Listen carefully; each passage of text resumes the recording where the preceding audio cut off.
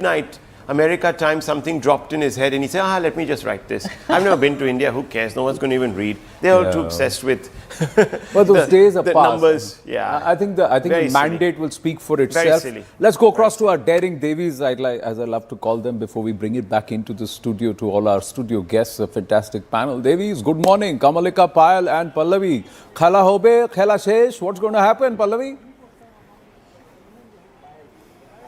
Well, I'm standing where the Khala Hobe or the Khala Shesh can actually possibly take place. I'm here at Suvendu Adhikari's residence. It's kind of sleepy and very, very quiet here. He should leave around in an hour or so. He's going to head for a mandir, I'm being told. And then, of course, he's going to go to Bhavanipur. Nandigram, more or less, he seems to be very relaxed about. I mean, last time round, he did a completely paltano at 2021 when he defeated Mamata Banerjee. So I guess he's trying to do that. I remember I spoke to him on the day of polling and he told me what happened in 2021 is going to happen now in Bhavanipur. But I think the whiffs and winds of change is something which we often picked up from the ground. But I know it sounds very cliche, Anand, but people are not talking. That silent voter is what both the sides are going to look at. There is a sense of fear, there is a sense of wariness, and no one wants to actually tell us openly who they're going to be voting for. But when I talk about fear, it is much less than what it was in 2021 because the presence of the central forces and the fact that they're going to be here for another 60 days. And also the fact is that the election commission, kudos to them. When we went to the polling stations, we saw how cool and how well organized it was. So there was that fearlessness, hopefully, possibly could bring that change in Bengal. Payal Mehta, the future is everywhere, but can you smell it in the air? Are you breathing in the winds of change? Well, in fact, Anand, to begin with, I was sitting with some BJP leaders till past midnight, but there seems to be no sense of panic in the BJP camp in comparison to Mamata Banerjee. Probably had a sleepless night, worrying about, which assembly constituency there's no electricity or probably which EVM is being tampered as well. On the other count, BJP's foot soldiers have been on ground. People who have been participating in the elections, organizing the elections, have been very much there on ground. They've had all their meetings. Party top leadership, Anand has told the party leaders on ground to make sure that they train the workers physically, emotionally, mentally and also legally. So therefore, this time around, in comparison to what we saw in the last election, where, workers were probably left to die, if I may use that term, this time around, they've been told that if somebody hits you, hit back in equal force. Yeah. Don't worry, we have your back covered. So that's the kind of emotion that you see. And this is actually a calm atmosphere right now at the party headquarters here in Kolkata. Now, BJP is alleging, Kamalika, intimidation. Arjun Singh is saying this intimidation is unacceptable. So muscle flexing is already begun. See, this time, one thing that is a big takeaway from the election is definitely a very much free and fair election. Now, obviously, since last night, we have been seeing in one place, Arjun Singh has made certain claims. On the other hand, Mamata Banerjee herself is awake. I'll just try to show you if I can. This is the lane, this is the narrow gully through which we can reach Mamata Banerjee's residence. And here it is written, Bhavanipur, Hridoy Jure Shudui Mamata. Which means in Bhavanipur, it's only Mamata, Shudui Mamata. But let me tell you, definitely, there is a tension in this camp because she's the incumbent, it's the incumbent government, the Trinamool Congress is in power. So definitely holding on, will it be a fourth time or will it be a poribarton? Khala kondi ke hobe, which side the Khala has taken place, as Pallavi was also pointing out, that whenever we reached out, we went for the coverage, there was nobody who were actually saying that on which side they have, like that, jo andesha hota hai, that we have not got. Look, so let's not it's a very, very exciting election. It's no a 2020 No one, match Komalika, is going to put their cards on the table today till at least 11 o'clock because, everything is so contentious, fractious, they could be challenging every vote that registers on the EVM. 11 baje, you're being very, very generous. It's a long day. It's a long haul both in Tamil Nadu and in Bengal. It's going to go. Speaking of Tamil Nadu, you've got something interesting here. Oh, so these banana chips. Yeah, so who's going to go banana over this chips? We're going to wait and watch and see that. She's got sandesh also. So, पर उस संदेश का संदेश क्या है ये मैं आपसे पूछना चाहता हूँ. कि हम तो मिष्टी खाएंगे. So the biggest debate is actually banana chips are from Kerala or Tamil Nadu? Yeah, so Kerala, undoubtedly. Absolutely. Yes, so no one state in South India can take monopoly over banana chips. I think we all. Rasgulla is from Orissa or Bengal? Yeah, God, is that even a debate? Here, two states, guys. Counting numbers this morning. Two states. Counting votes, not calories this morning. Okay, let's get a sense. Let's get a sense of from our panel. Dr. Raman. Dr. Raman, viewers, knows every constituency on both sides of the fence, Kerala and Tamil Nadu. I had an impassioned message from him late last night, and I absolutely, this man I respect totally, because the guy who knows Tamil Nadu like the back of his hand is this gentleman here. Thank you, Ram. Dr. Raman, what are we going to be... sitting in his is a nice, comfortable office in Chennai. As some people would like to have a go at it would say. People keep saying sitting in an AC room. Yes, exactly. I want to continue. I know. Sweat. It's the best avishkar of mankind, I think. Air conditioning. But right? let me ask you, what do we have to look at in the first hour to see, okay, now there is some change happening on the ground? What part of the map, what do we have to look at? What typology? I'll be looking at two things in Tamil Nadu. I'll be looking at an area called the Kongu Belt and seeing what's happening there. If the AIADMK holds that belt, then they have a very good chance. Kongu Belt, is Kongu it? Belt. That's Coimbatore, Tirupur, Western Tamil Nadu. That's Western Tamil Nadu. Second, obviously, like everybody is interested, what's Vijay going to do? Is Vijay going to register few leads in constituencies in and around Chennai? Now those are the two things. So you're not giving him anything beyond the Chennai region? Honestly, Rahul, I can't see that happen. I mean, I'd be amazed if it Aman did. was there in a different avatar. Yeah, he's traded the lungi back to the trousers. Yeah. Yes. No, or the veshti actually. Not So from the veshti to the trouser, have perspectives changed? See, I would cite an anecdote, Rahul. I was in Kanchipuram and I went to this very famous sari shop, and I was speaking to the shopkeeper, a few customers, and everybody was saying a DMK is swinging back, MK Stalin is coming back. And there was this very shy woman, her saleswoman, who was showing me the sari, and I asked her, put her the mic, and she said Vijay. Oh. So the entire shop turned towards her, and I saw later one shopkeeper saying, why are you saying Vijay? So I think... Then she said, no, Vijay for DMK. No, Vijay, she said Vijay is... See, what I saw in Tamil Nadu, and I may be wrong from Mr. Sumantraman Singh, but I think I saw the fan voter of Vijay, especially the young voter, especially young women, I think rooting for him. Have these fans actually turned political voters at the end of the day? For Vijay remains to be seen. But I also believe that there is a strong anti-incumbency in Tamil Nadu. What is going for the DMK is that this anti-incumbency is getting split between the NDA and Vijay. Okay. I believe that Vijay will be hurting the NDA, not so much the DMK. In the end, the whole bill of delimitation coming, and that whole lifeline which was that oxygen which was given to Stalin in the last 1 week of the campaign, I think went in his favor. So you spun on your axis basically. Once you gave the veshti up for the trouser, you spun on your axis. That's the best thing to do at 7 a.m. Rahul. There's a very important factor you need to consider in Tamil Nadu, and that is vitamin M. Vitamin M flows. In the last few days, it's flown in almost, I would say, more than 2/3 of constituencies. 1,000 on one side, 1,500 on the other side. They won't make a difference. What will make a difference is some constituencies have seen 3,000, 5,000, 6,000 per vote. No, but that vitamin M is consumed, and then what comes out that is what maybe a totally different. Let's ask G.V. Narasimha Rao. Good morning, sir. Good, bright, early morning. You're still smiling, which is a good sign. Hope you will keep smiling at 1,300 hours this afternoon. Good morning. Certainly there is going to be good news today. And two battleground states, West Bengal and Tamil Nadu, are counting today. And certainly there are winds of change evident in both the states. I don't think we need to wait until 1 o'clock. By 11ish, I think you should be able to, because I hold this opinion, people are not giving sort of indecisive verdicts. They are giving... But sir, then why is the state unit so indecisive? You know what they're saying right now? They're saying, listen to me, you know what they're saying? They're saying, we welcome Vijay into our grouping. Kushbu Sundar has said it. So are they like, but even at the halfway, are they here? No, at the CNN News, at the CNN News 18 town hall, Annamalai also was quite charitable towards Vijay. He said, I quite like Vijay. And in fact, behind closed doors, Vijay has said that Annamalai actually inspired him in the 2024 campaign. Maybe Kushbu Sundar wants to act take in the a plunge. movie. To take the plunge. They are a film fraternity. They are all good friends, and they've all. Does she speak for the party?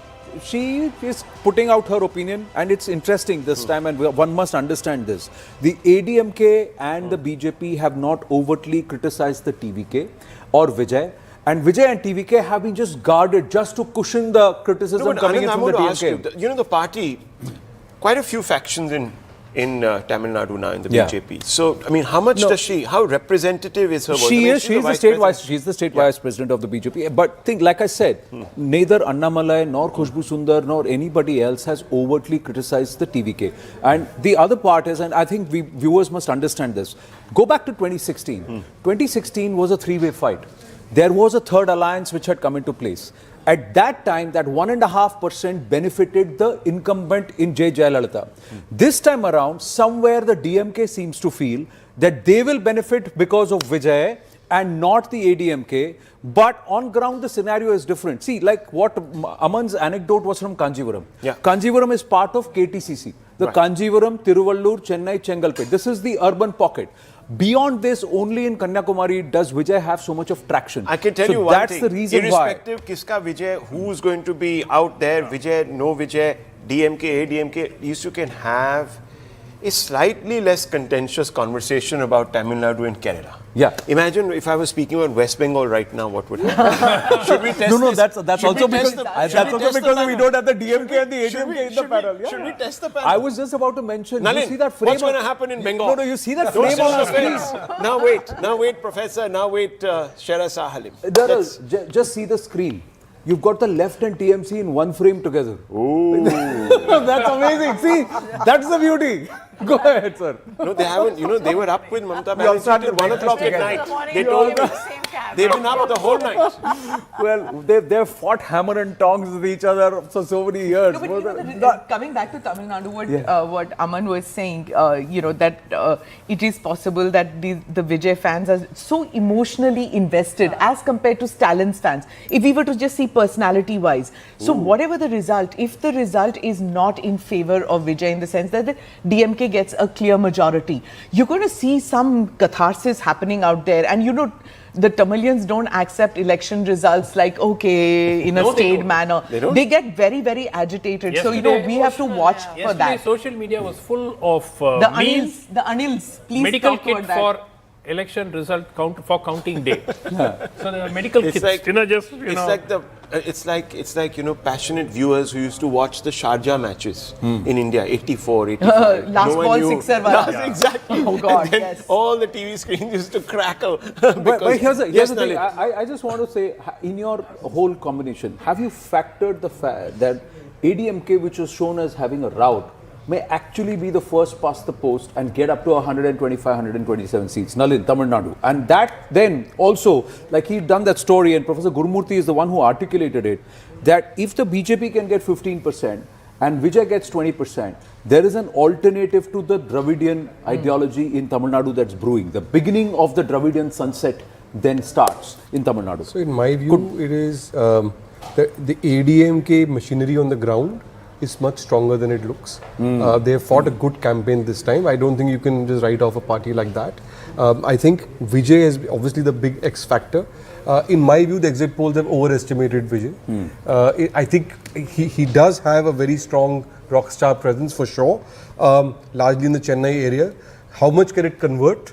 We'll see. Let's see what happens. The money control editor is already speaking about sunset clauses. Yeah. No. I You can take I'm so curious money to go control, and but see not what vitamin M out of it. No. The serious point I want to make here, Rahul, is that Vijay is going to hurt both parties. And neither side is sure which side he'll hurt more. Money. We don't know. आपने पैसा कहाँ लगाया? I also think that at the senior level of BJP, Poly market. Vijay is not, there is a lot of discomfiture about this guy. $28 million. I know. Can you Sitting abroad, betting on Indian elections, and India doesn't get a share of the pie because we are such a nanny state, we will ban everything. But I'll tell you something. And then rethink. Can you imagine the guys who are making money on this election sitting abroad, currency conversion they closed? Yeah, I know. They must be saying, aaj 2-4 rupees or gir jaye, rupee. Because it's a natural thing to bet. Okay, right? time for a break. After that, no break, viewers. No break till 1300 hours at the very least, and neither for you. Please get seated. Be ready. It's going to be a real ride. It's going to be a lot of fun. Short break. We're back.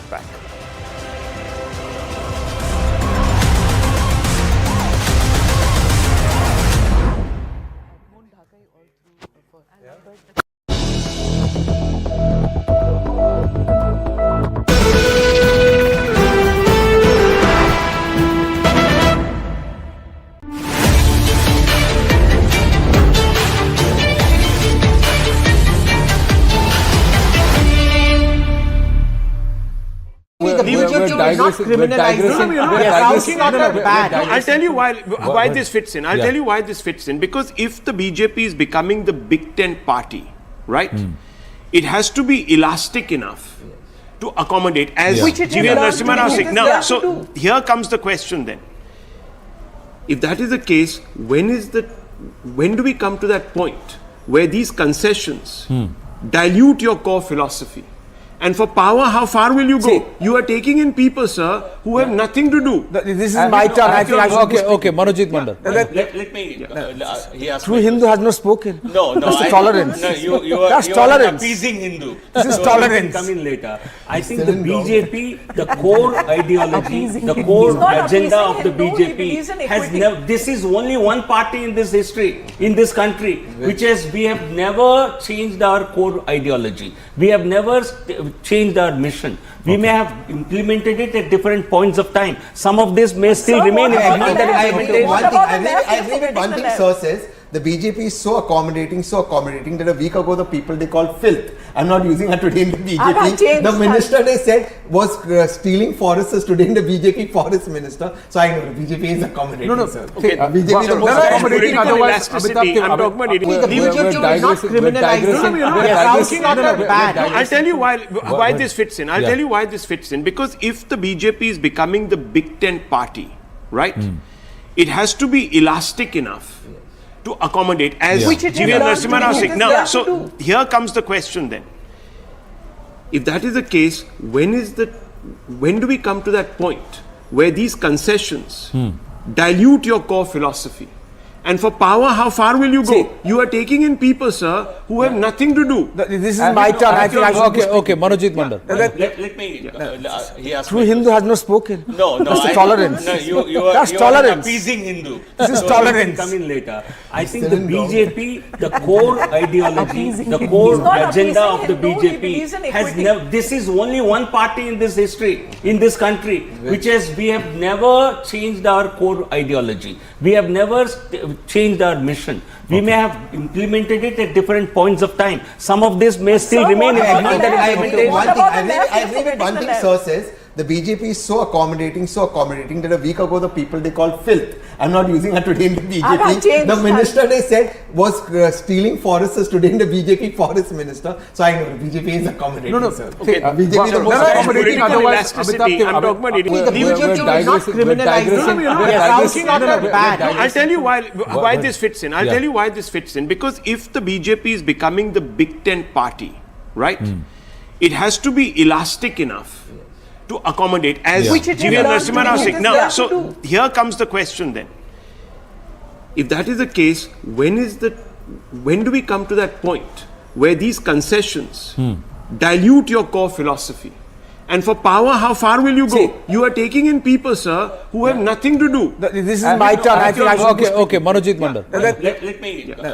He asked True Hindu has not spoken. No. That's tolerance. No, you That's are tolerance. appeasing Hindu. This is tolerance. Come in later. I think the BJP, the core ideology, the core agenda of the BJP has never. This is only one party in this history, in this country, we have never changed our core ideology. We have never changed our mission. We may have implemented it at different points of time. Some of this may still remain. I agree with one thing sir says. The BJP is so accommodating that a week ago the people they called filth. I'm not using her today in the BJP. The minister they said was stealing forests today in the BJP forest minister. So I know the BJP is accommodating. Sir. Okay. BJP is the most accommodating. Otherwise, I'm talking about it. The BJP is not criminalizing.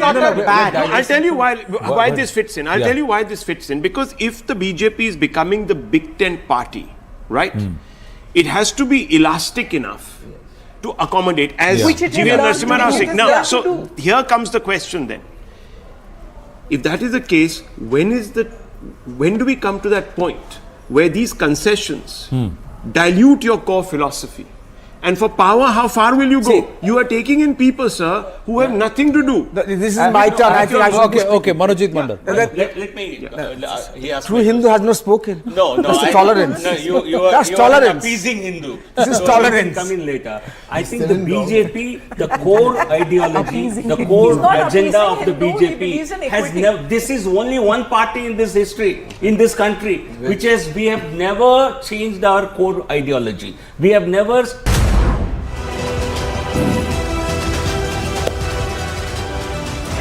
Namaste, Jai Hind, Vande Mataram. It's the battle for the states and it is result day live. This state, viewers, is going to decide the story, the direction in which the political discourse is going to move the south of the Vindhyas ahead of Lok Sabha 2029. And there's another state that's not yet started plotting that is going to discuss the entire national discourse altogether, because the implications of who takes Bengal will have national dynamics too. I'm Anand Narasimhan, and with me, I've got the top view, the bird's eye view, but down on ground, marshalling the resources, the man on the phone continuously while he's also telling you hello and welcome is Rahul. Naam to suna hoga? You know what I'm just hearing? And I had actually forgotten this, and this can add a complete new dynamic. That the postal ballots in Bengal will be counted at the very last. Smita Prakash, at the very last. Okay. So, this is Payal Mehta giving me this big input. She's always got her ear closest to the ground. What is going to happen? Khela shuru hobe. That is interesting. Professor? TMC probably is expecting that they are not going to do good in the postal ballot. Probably because of some dissatisfaction among the employees because of DA and other cases. But I don't think that's going to be the case, because Mamata Di, towards the last of moment, I think, cleared all the dues for the employees.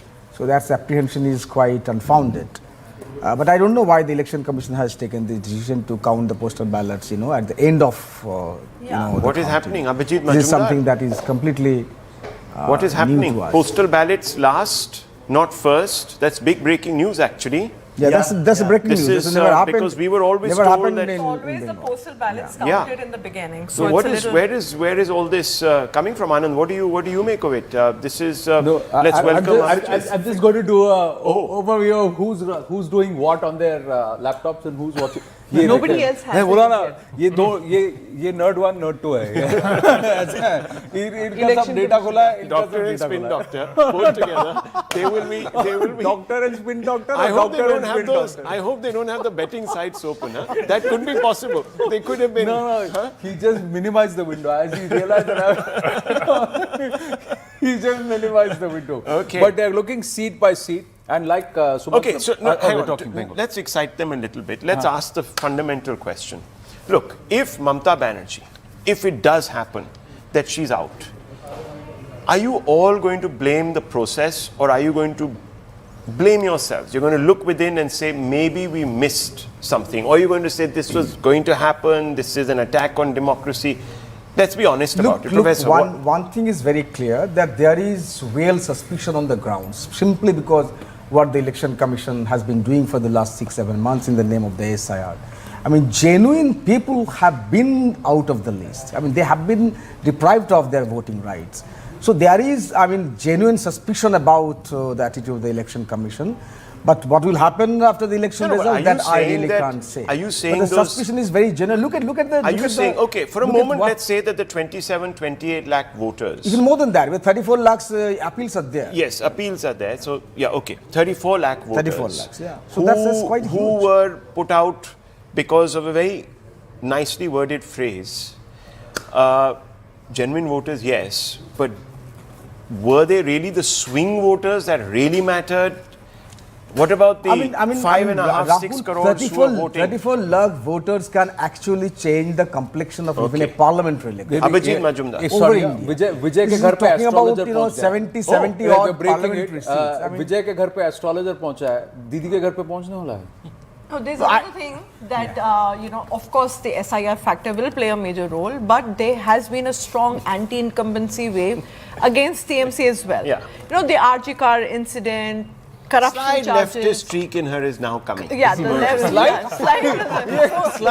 She's the person who says left may not be there as a political party, but the left movement is not there. In a way, thanks to election commission. System thanks to election I'm very worried about Kerala. Playbook bhi I'm hamara hai. very worried about Kerala. Okay. Mr. Bhagat, who hasn't had... This is a big drama day, no matter what. If TMC, it's existential for TMC. So not really. Not really. It is. You're writing... Look, I don't saying that a party will have You see, 43%. Mr. Bhagat, But why are you saying that? what I'm saying is this, that before the results, or quote-unquote results for the exit poll, there was no way. Okay, Professor, let him speak. No, he's saying something else. Existential. You might even win. Yeah, he asked me a question, I answered. It's but it's point. I think it's existential because once the BJP arrives, it's like Hotel California. You can check in and they never, BJP has been there since they never leave. 2019. And once they get a grip on the state, like they are not going to let go in like next term TMC comes roaring back. It is over for TMC. I am telling. I'm sorry. It's not. I don't shoot Just the messenger. give him your hanky right now. No, and It happens in and I Karnataka think and it also might be existential for AIDMK because if the Vijay wins, what are they going to do? If you believe the exit polls, some of the exit polls, the most So we believe our exit poll.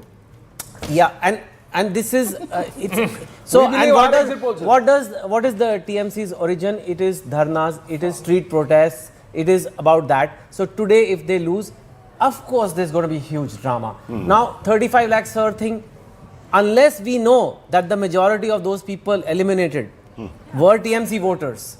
Like, at least give me some proof, right, that out of 35 lakhs, 30 lakhs are Muslim, That is something. I think probably you have not followed Those it 35 properly. lakh voters are not out on the street as much as Mamata Banerjee and her team is. And also the turnout has gone up tremendously. Okay. So those were Abhijit, plug before we voters. bring in the... आपके right में बावजाय. The thing is that, again, anecdotally, I'm just back from Kolkata, Bengal flood. I didn't see much of a, anger or, even people complaining about SIR. In fact, they're pretty happy. What are you saying? No. He's giving his anecdotal thing. Tamil Nadu, lots happening, huh? Yeah. Tamil Sai Soundararajan has just now said that EPS will He take met with oath. people who didn't. Oh my you God. didn't So meet that them. means she has given a thumbs up to she's given a thumbs up to CNN News 18 vote vibe exit poll projection. She said EPS will take oath as CM. EPS will take oath as CM. Prime Minister will attend. That is what Tamil Sai Soundararajan is saying. Tamil Sai Soundararajan actually candidate from Mylapore. It's a Brahmin heavy area, but she is she's a non-Brahmin face who's been fielded from there. And the ADMK has put its might and muscle to ensure that this time around she doesn't face the reversal that she faced the last time around. Let's go across to Rohini. Let's go across to everybody. Purnima Murli is at the DMK office. Purnima, who's tracking the BJP? Oh, Rohini Swami is at the AIDMK office. Rohini Swami, good morning. Tamil Sai Soundararajan saying it's EPS who's going to... Good morning to all of you. Who's going to swear in? Are you... Whereabouts are you? What's happening at the AIDMK office? I am at the headquarters of the AIDMK. Yes, absolutely. And that very place that used to see so much color and slogans, and you can see here already that the supporters of Jayalalitha, of MGR, of ADMK already at the party. There's this conversation that I just overheard saying that Chennai is right now seeing quite dull weather, the sun hasn't risen. And that is an indication that the sun, which is the emblem of the DMK, will not rise in Tamil Nadu today. And that's quite interesting to see how it is happening here. So, one of the interesting things also here is that the ADMK is pretty confident because of the NDA alliance that they have. And they also feel that when the TVK factor does exist here, they do feel, and we had this interview with Khushbu Sundar from the BJP saying that the doors of the NDA are open for Vijay at any time.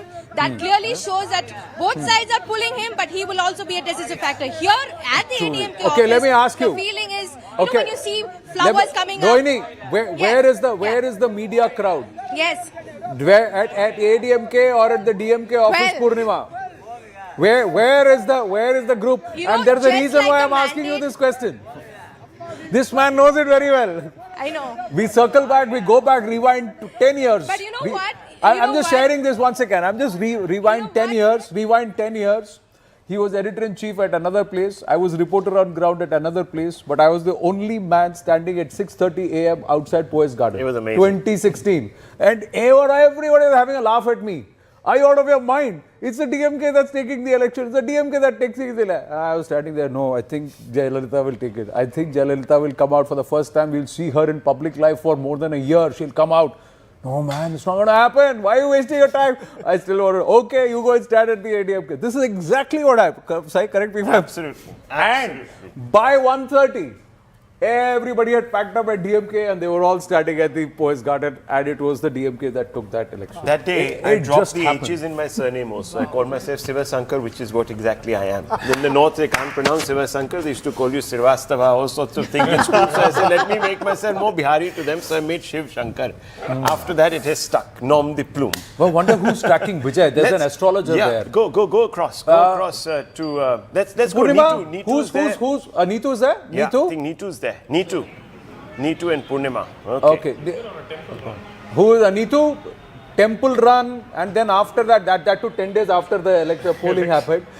Neetu's in Kerala, but we'll come to Kerala in a bit. Purnima, you've been tracking both Vijay and also DMK. You also got EPS to speak to you. So what are you doing? Who are you backing on ground? Or are you just trying to say, okay, we'll play neutral to everybody?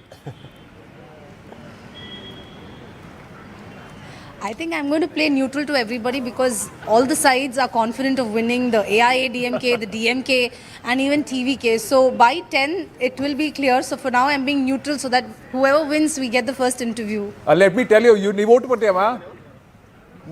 Vote putiya. Did you cast your vote? Purnima? Let me just say, Yes. whoever you yes, voted for is winning.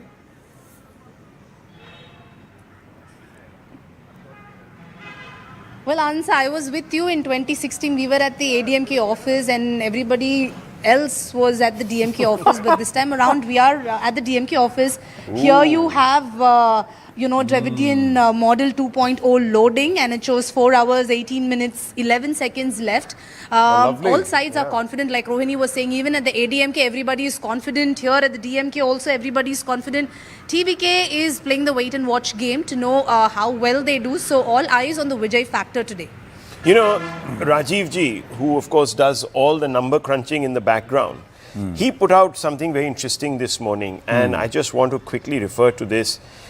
It's not just about Vijay being kingmaker, will he be a headline maker? That's really what we're looking at, right? The person who can actually capture the national imagination. Now, only 4 out of 19 regional parties like the TDP, the AAP and a couple of others went on to win a third of the assembly seats on debut. So this is what he's up against. 4 out of 19. He'd be the 5th out of 20 if he does so. 1 in 5 regional outfits have ever managed this. But they all had some form of, maybe not NTR, but others had some form of already either political, a run-up, a movement. He's out of the court. Yeah.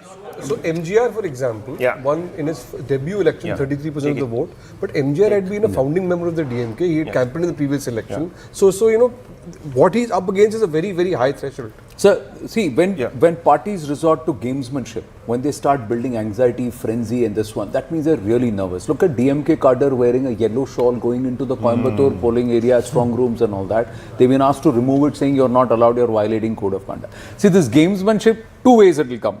One, you're very confident and then you try and flout, or you're doing it for the party. Or the other one, you're really nervous, especially if you're the incumbent. What are we seeing there? What are we seeing? Those are the EVMs and they are now, well, it's going to be time. Let's quickly have a quick look at 2 things. Anand, come, let's have a look. Let's have a look. Let's go straight across We've to crunched the a lot of numbers. So we've crunched a lot of numbers. The TVK factor, since we're talking about Vijay. Okay, now one of the things in Tamil Nadu is that you cannot break into the 30% vote share segment just by being a Johnny-come-lately. Even if you've been working for the last 3-4 years on ground, it's not easy because Rivayati parties themselves don't have more than 27-28% of their own vote weights. they have to stitch up alliances. The ADMK is more than 15 alliances, parties. DMK is again 12 to 15 parties, local parties. That's how the alliance stitch up. Now, in the KTCC region, this is the 37 seats where Vijay did a lot of campaigning and he finds a lot of support. K is Kanjivaram, T is Tiruvallur, Chennai and Chengalpet. So this region constitutes 37 seats. Now, if TVK gets 20% vote share in the ratio that he's pinching 50% from the DMK because it's an anti-incumbency mood, and 30% from the ADMK because support will erode from either side, and of course 20% from the others, that is the smaller regional parties and these coalitions. This is how the construct is. The ADMK's vote share comes down by about 6%. The DMK's vote share comes down by 10%. TVK is at 20% because obviously 20% vote share. And the others come down by about 4%. So you're saying TVK could come up to 20% if this is the ratio in which he's splitting. Correct, well, but 20% doesn't translate into seat share gains across the board. Oh, right. So across Tamil Nadu, you need to average 35% vote share. Dr. Aman, your thoughts on this? Yeah, first of all, the reason why Vijay will take more votes from the DMK in this region is simply because the DMK has more votes in the region. Yeah. This is a stronghold of the DMK. 36 out of 37 in 2021 went to the DMK. Correct. Combined. Correct. Right? So any damage that Vijay does here, this is a region where the AIADMK, particularly the Chennai component of 16 seats, has very little to lose. Whatever they gain is a bonus, but they're not betting putting their eggs in the KTCC basket. They are putting it in northern Tamil Nadu, they are putting it in western Tamil Nadu, the 1 year belt and the Kongu belt. These are the two regions where they want to make gains. So that's, look, viewers, it's fascinating because a lot of times we think issues matter a lot, but in Tamil Nadu, caste does matter. Caste does matter. A huge role. If you have the time, I'll just go across to the wall and magic wall and then just show you this whole construct. Yeah, let's go to check. Yeah, all right. Oh, so let's just quickly walk across and we just cut across onto the right across. Brilliant. Brilliant. That's the magic wall coming up. So here in 2021, if you were to see, and we look at the filters, and I'm going to look at the 1 year belt, but first the rural seats. Now, if you look at the rural seats, beg your pardon, Tamil Nadu. Yeah. So Tamil Nadu, we've got the 1 year population greater than 30%. Now, if we look at this, viewers, oops, I think just get this right, one sec. Oh, wow. Yeah, all right. So overall, the DMK had 159 seats. In this, if I look at just the 1 year belt, let's look at the 1 year belt. The 1 year belt itself is 69 seats. In this, and this is this region outside of the KTCC region. So this 1 year belt, 69 seats. This is where the alliance of the PMK, the different factions of the DMK come into play. Caste influence. Caste influence, highly, the 1 year caste. Okay, now this is the 1 year. Yes, you're saying, Sumatra. The point here, Anand, is this time Vijay is believed to be taking a lot of the SC Dalit vote towards him. Typically what is the contest in the 1 year belt seats is it's a contest between the 1 year community and the Dalit are on the opposite side. Correct. So if the Dalit vote traditionally which goes to the DMK gets taken away by Vijay to some extent. And the second part, last time there was a complete counter consolidation of all communities against the 1 years because they were given 10.5% reservation by the previous AIDMK government. That's not a factor this time because it was struck down by the court. So the PMK plus AIDMK, they are expecting to take at least an additional 15, 16 seats here. Now, what happens is it's only a 2% vote share that shaves or that separates the DMK. This area traditionally closes the election. Correct. Right. So that's what one has to watch out for. That bellwether. So that's why I'm saying even the pollster who gave a runaway victory to Vijay, Axis, Pradeep Gupta, gave the ADMK 42%. Now, if you give the ADMK 42% out of 69 seats, and you're splitting the other votes between the DMK and the TVK, 25, 26%, that means he's walking away with 50 seats here. So you can't make a seat share projection of 32 to 32. Was only 22 seats. So how can that be? The other part. I'm just a lot of things didn't add up there. Just looking at the Kongu belt, this Kongu belt is also the place where the Gaundars are very strong. The Gounder population greater than 30%. The Gounder leader and also the tallest MBC leader currently in Tamil Nadu is EPS, Edappadi Palaniswamy. Edappadi Palaniswamy comes from Edappadi, and this region is where the ADMK will want to take gains. They lost, they still dominated in 2021 despite not getting a mandate Vijay with a cut 1% across plus. caste? That's the question that we have to ask. Is he a factor that is larger and therefore very unifying in some ways? See, most pollsters, Rahul, and to our viewers have said that he is targeting the 18 to 29, 18 to 35-year-old, perhaps unemployed youth who are coming there. They're largely from the backward caste. They're also the crypto Christians, the Dalit Christians who have also converted. That's the lot. That number does not go up more than 21% of the whole voter base. Should we? So that and Christian voters don't decide more than 15-20 constituencies in Tamil Nadu. There's no point in saying he's taking a lot of GVL Narasimha Rao is also there with us, factor. patiently listening into this, psephologist by training. GVL Narasimha Rao, what is wrong with the math in the axis projection, and what do you think is the math on the ground right now? I think you're on mute, sir. I think you're on mute. If you could just unmute yourself. You're on the move. Yeah. Sorry. Yeah.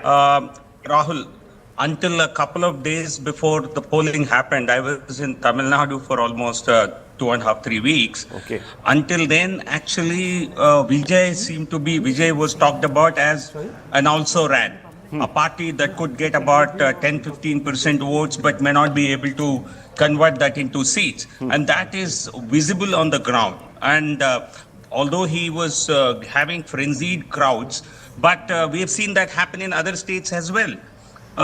Therefore, but post polling, after the polls happened, there has been a strong buzz in the state that, everybody has voted for Vijay. So the real question is, as a pollster, let me analyze this. Is it a case that a lot of DMK and more so for ADMK, and when they came out and were asked in the presence of family and friends, they named Vijay because that's what most people would want to hear. Right. That's what their family members would want to hear. Is that the case, or is it a case of impulsive voting? Okay. That impulsive voting will it actually get Vijay 31-32% vote share across the board, because he's fighting alone without any alliance for him to have that kind of seat share. Can he influence the other part, sir, is that if you look at the Christian influence seats, that's about 71 seats. Bulk of those votes went to the DMK. There is actually a 14-15% gap between the DMK and the ADMK. So this is not a place where the ADMK will hurt. Are we talking about 20% plus? Yeah, more than, not even 20% of the population.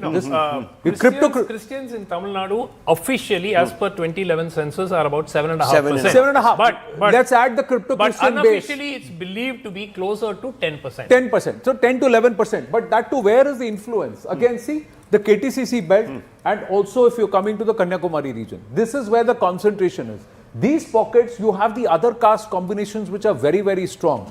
But if he's going to pinch the Christian vote, he's not hurting the ADMK. He's going to hurt the DMK. The moment he hurts the DMK in this vote belt, which has actually helped them and showed them up. See, 62 of these seats they won because of the Christian influence vote. Anand, that if he somehow wins, then I don't know who will be the bigger headline maker. No, the fact is, see, Vijay, will it be the pollster who read it right? No, also, if Vijay gets the story is not even about Vijay coming to power. The story is, if, like you said, and like Professor Gurumurthy said, and I'll attribute it to him. The story is, if Vijay gets more than 15% vote share, there is a BJP which got a standalone vote of 15%. A Vijay gets a standalone vote of 15%. There's a churn. There is a churn, and there is a need for moving beyond the traditional Dravidian ideologies. That's what I'm trying to say.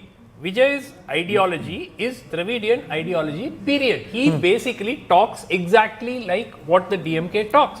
So that is again a problem, because he says my ideological has that enemy actually is the BJP. percolated on ground? Look, all of that now doesn't really matter, does it, viewers? No, Analysis will come Power has always been transactional in Tamil Nadu. DMK and the BJP have gone together. So ideological rival makes no sense once the results come out. Ideology let me goes go for a across to toss. Shivani Gupta, and also quick chat with Keralam, our Keralam reporter there, because that could be a hung. That could be Neetu will tell us perhaps there's going to be hung. But very quickly, Neetu first to you, because you've been waiting out there. Thank you very much.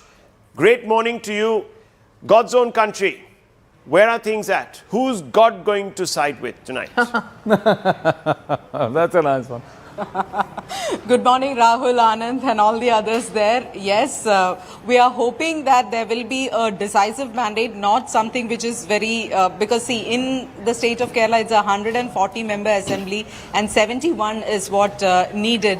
In Umman Chandi had once ruled the state for 5 years with just 72 as a mandate. So that time there was a huge joke that was said by then leader of opposition V.S. Achyutanandan stating that if somebody goes to the bathroom and inside the assembly, if there is a no confidence motion has brought in, then this government can fall. So everyone is hoping that it's not a situation like that. Whoever wins get a decisive mandate. But on the ground, I'll tell you, it's a very close fight. It's a very tough fight between the LDF and the UDF. Because the margins, whoever wins, I don't think it is going to be huge unless there is a huge silent wave or a silent trend which we have not been able to witness on the ground. Now, a couple of factors. One is basically the fatigue factor against this government. This government has been going on for the past 10 years and Pinarayi Vijayan has been the Chief Minister himself for these past 10 years. Yes. So, Kerala is a state which has not really given this kind of a 10-year term for any front. They had always alternated between the LDF and the UDF. 10 years, one government, one front, one person ruling has kind of had the people have a fatigue factor. But if you look at the Congress is hoping they will be able to make a win this time because for them it is a do or die situation because in a state like Kerala where they have the organizational strength, if they can't come back to power, then what? Now also the BJP and the NDA can just also hold be your a thoughts, factor Neetu, here on that point that they- you're making, the Congress point, very, very important point, viewers, because the Congress is hoping that it's going to do well in Assam and in Kerala. What if it doesn't end up winning in either of those two states? The Congress will really be out, wouldn't it, of the equation? Absolutely. Now, out of this entire 140 seats, I've just plotted 2024 Lok Sabha, how the Congress performed or how the LDF performed in the LDF strong seats. And interestingly, viewers, the UDF actually got about 3% more vote share. Wow. It went up in So 20. are you saying and that they won even 35. And these are all, if I were to say, these are all traditional places where the LDF has always held sway, especially North Kerala. And look at the dent the UDF has made in North Kerala. So if they are able to consolidate on this, whereas UDF has largely held its position in its 27 strong seats, the UDF 27 strong seats, if they are able to hold, and if they are able to repeat this performance here, or improve upon this performance, they are well past or well close to the 70 number which they want, 71 So let me quickly seats. run past some of these facts. Yeah. Again, Rajiv ji has been bombing us this morning. He says Central Kerala, not North, shows the biggest surge this election of voters. So Central Kerala, Ernakulam 5.8% upwards, Alappuzha 5.1%, Kottayam 4.8%, all central and south districts, not Malabar. So Malabar voters didn't really come out in those numbers. See, if Malabar didn't come out and vote in large numbers, then the left has a problem. See, because this region is been an LDF strong region for a long time, except for 2024 when the shift started happening. And there has been a huge amount of fracture and fragmentation within the Kannur seat itself and in that region itself. And Central Kerala, again, look at this. This is where the UDF started making dent into the LDF stronghold. So what does it mean? If a large number of these voters have come out, who are they voting for? The left? They the are moving away from the left and they are voting for the UDF. See, the UDF has gone up by 3% here.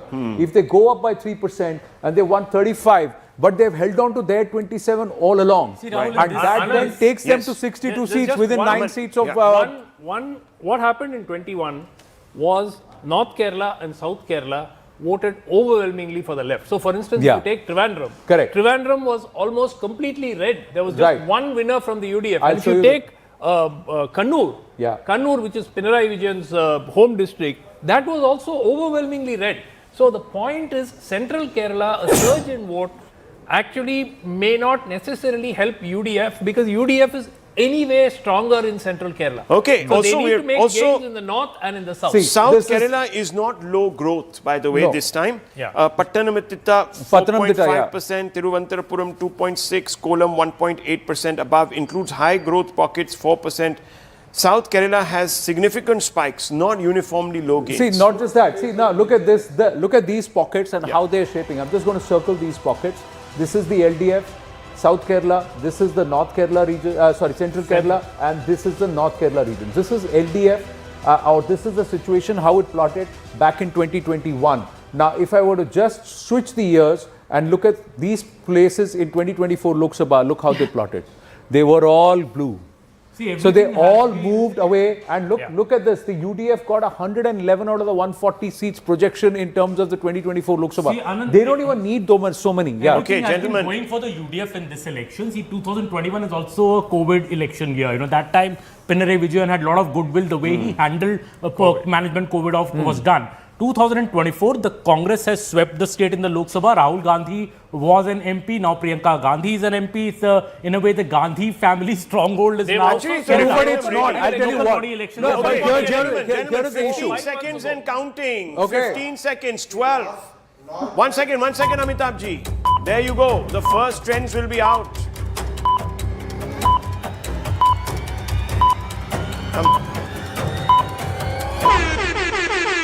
Whoa, that's it. The buzzer has gone. Any moment now, the trends will start rolling in, viewers, and we've got some very special facilities. Yes, we've got the live result hub. Let's go straight across to Shivani and she can take us through the live result hub. Viewers, we must tell you that the strong rooms will open at 8 a.m. The polling agents will go in, and after that the results will start coming in. So if at 8:01 you're starting numbers, so you're seeing numbers across some screens, then you have a problem there. But let's go across to Shivani to understand this better. Yes, Shivani. A very good morning to all of you. This is our live results hub, and of course it's 8 a.m. Strong rooms are being opened. We're getting visuals of that, and our live results hub is also buzzing now. We've got all of the 4 desks of the 4 states plus Puducherry alphabetically. So right in front of you right now is the Assam desk. I want to go across to Pranjal here, who's handling the Assam desk. Pranjal, by when do you think the first leads will come? Any moment. The moment at 8 o'clock, it's already 8 now. Yes. The postal ballots counting has begun. Yes. We should get the results within 5 to 10 minutes. The first leads. You know, so this is the kind of preparation that has gone in for our live results hub. This is available nowhere else. Here, Pranjal and his team has the list of all the constituencies across districts and each of the votes polled. So every vote polled in every constituency is written here on a sheet. They're going to tabulate this. But interestingly, you guys were talking about postal ballots being released last, the numbers being released last in states like West Bengal. I have Hemant here. He tells me even in Tamil Nadu, the postal ballots may be counted, but their results or their numbers will be released last. Now, why is that, Hemant? Why this difference this year? Sir, the Election Commission just wants to keep the postal ballot because earlier the postal ballot counts when they announce earlier. Okay, some leads beginning to materialize. Look up on top, viewers. Just a minute. Shivani, you'll need to go straight across to the Bengal counting center because let's just hold Bengal up there. So we've got the first leads coming here and here. Yeah. We've got this desk here. So from Falakata, Subhash Chandra Roy, candidate, TMC leading, Deepak Burman of the BJP trailing, West Bengal, Kalchini, Alipurdwar, Kumargram, all of these 4 leads have come. BJP is leading in 3 of them as of now, and the TMC is leading in 1 of them. Let's just go straight across to the magic wall. Just stay with me. Let's go across to the magic wall. So you have constituency number 11 and constituency number 10 and also constituency number 12 where the BJP is actually leading. These are the first results that are coming in. In fact, they are trailing in one of the seats which they were holding. North Bengal is supposed to be their forte, their strength. There is more. There is more happening here. BJP leading on 4, TMC on 1. 5 out of 2. Now remember, 293 viewers because Falta, which saw a lot of drama. We're not going to have a result come out of Falta. There's going to be a recount in another 15 days there. So, and if it's a close election, then even that one place matters a lot. One place matters. Look, 5 out of 293 leads are already in. 293, remember viewers, we're going to constantly tell you is because Falta is not in the equation. Tamil Nadu is seeing 1 lead come through. There it is up there. It's for the DMK right now. Very early days, viewers. Very early days. Assam, 2 out of 126 there. Let's look at Assam. About a couple of leads coming in from Assam there. There you can see 3 leads now. BJP, well, a little ahead on 2 there. on 3 there actually, and that means that they've picked up 2 from last time. So these are From 2 the seats. Congress, yeah. I think There it's a are 2 strong seats. showing opening constituency number Yeah. 39, 37 and 52. Yes. This is where Central Assam and now Upper Assam also now plotting one more lead. So One that's more. where So that's where the that's where perhaps this is Himanta Biswa Sarma's century making moment. Will he cross 100? That's the big question. It's not about whether or not he'll win this election, but it's already plotting in favor of the BJP. Let me Assam. just very quickly brief our viewers about the screen architecture. We've got our big gurus sitting right there, and you're going to keep hearing from them. There's the digital guru right there in front of you, the magician. He's going to be working the wall, and I'll be looking at the broad trends and going straight across to Anand. Anand is going to do most of the talking because viewers, you're going to see those numbers being plotted right on his map. And we've got Amitabh, of course, who's there with us, our pollster, psephologist, fingers crossed. He must be today a little sweaty under the armpit. So Assam, the first plotting you- that's come in for Congress. So Are early you, days, very, very early viewers. These are all leads coming in, and also some of these places in Assam and all open up. These are not TMC's bastions, but still looks TMC. How do you know? Relax, calm down. TMC is a bastion in itself, it says. BJP is losing 2 seats right now. Yeah. So I Look. think that's where you have. And that's the North Bengal fortress of Look, the BJP. let me just 10 leads coming through. Look at this, Even look at this. split. BJP down on 2, TMC up on 2.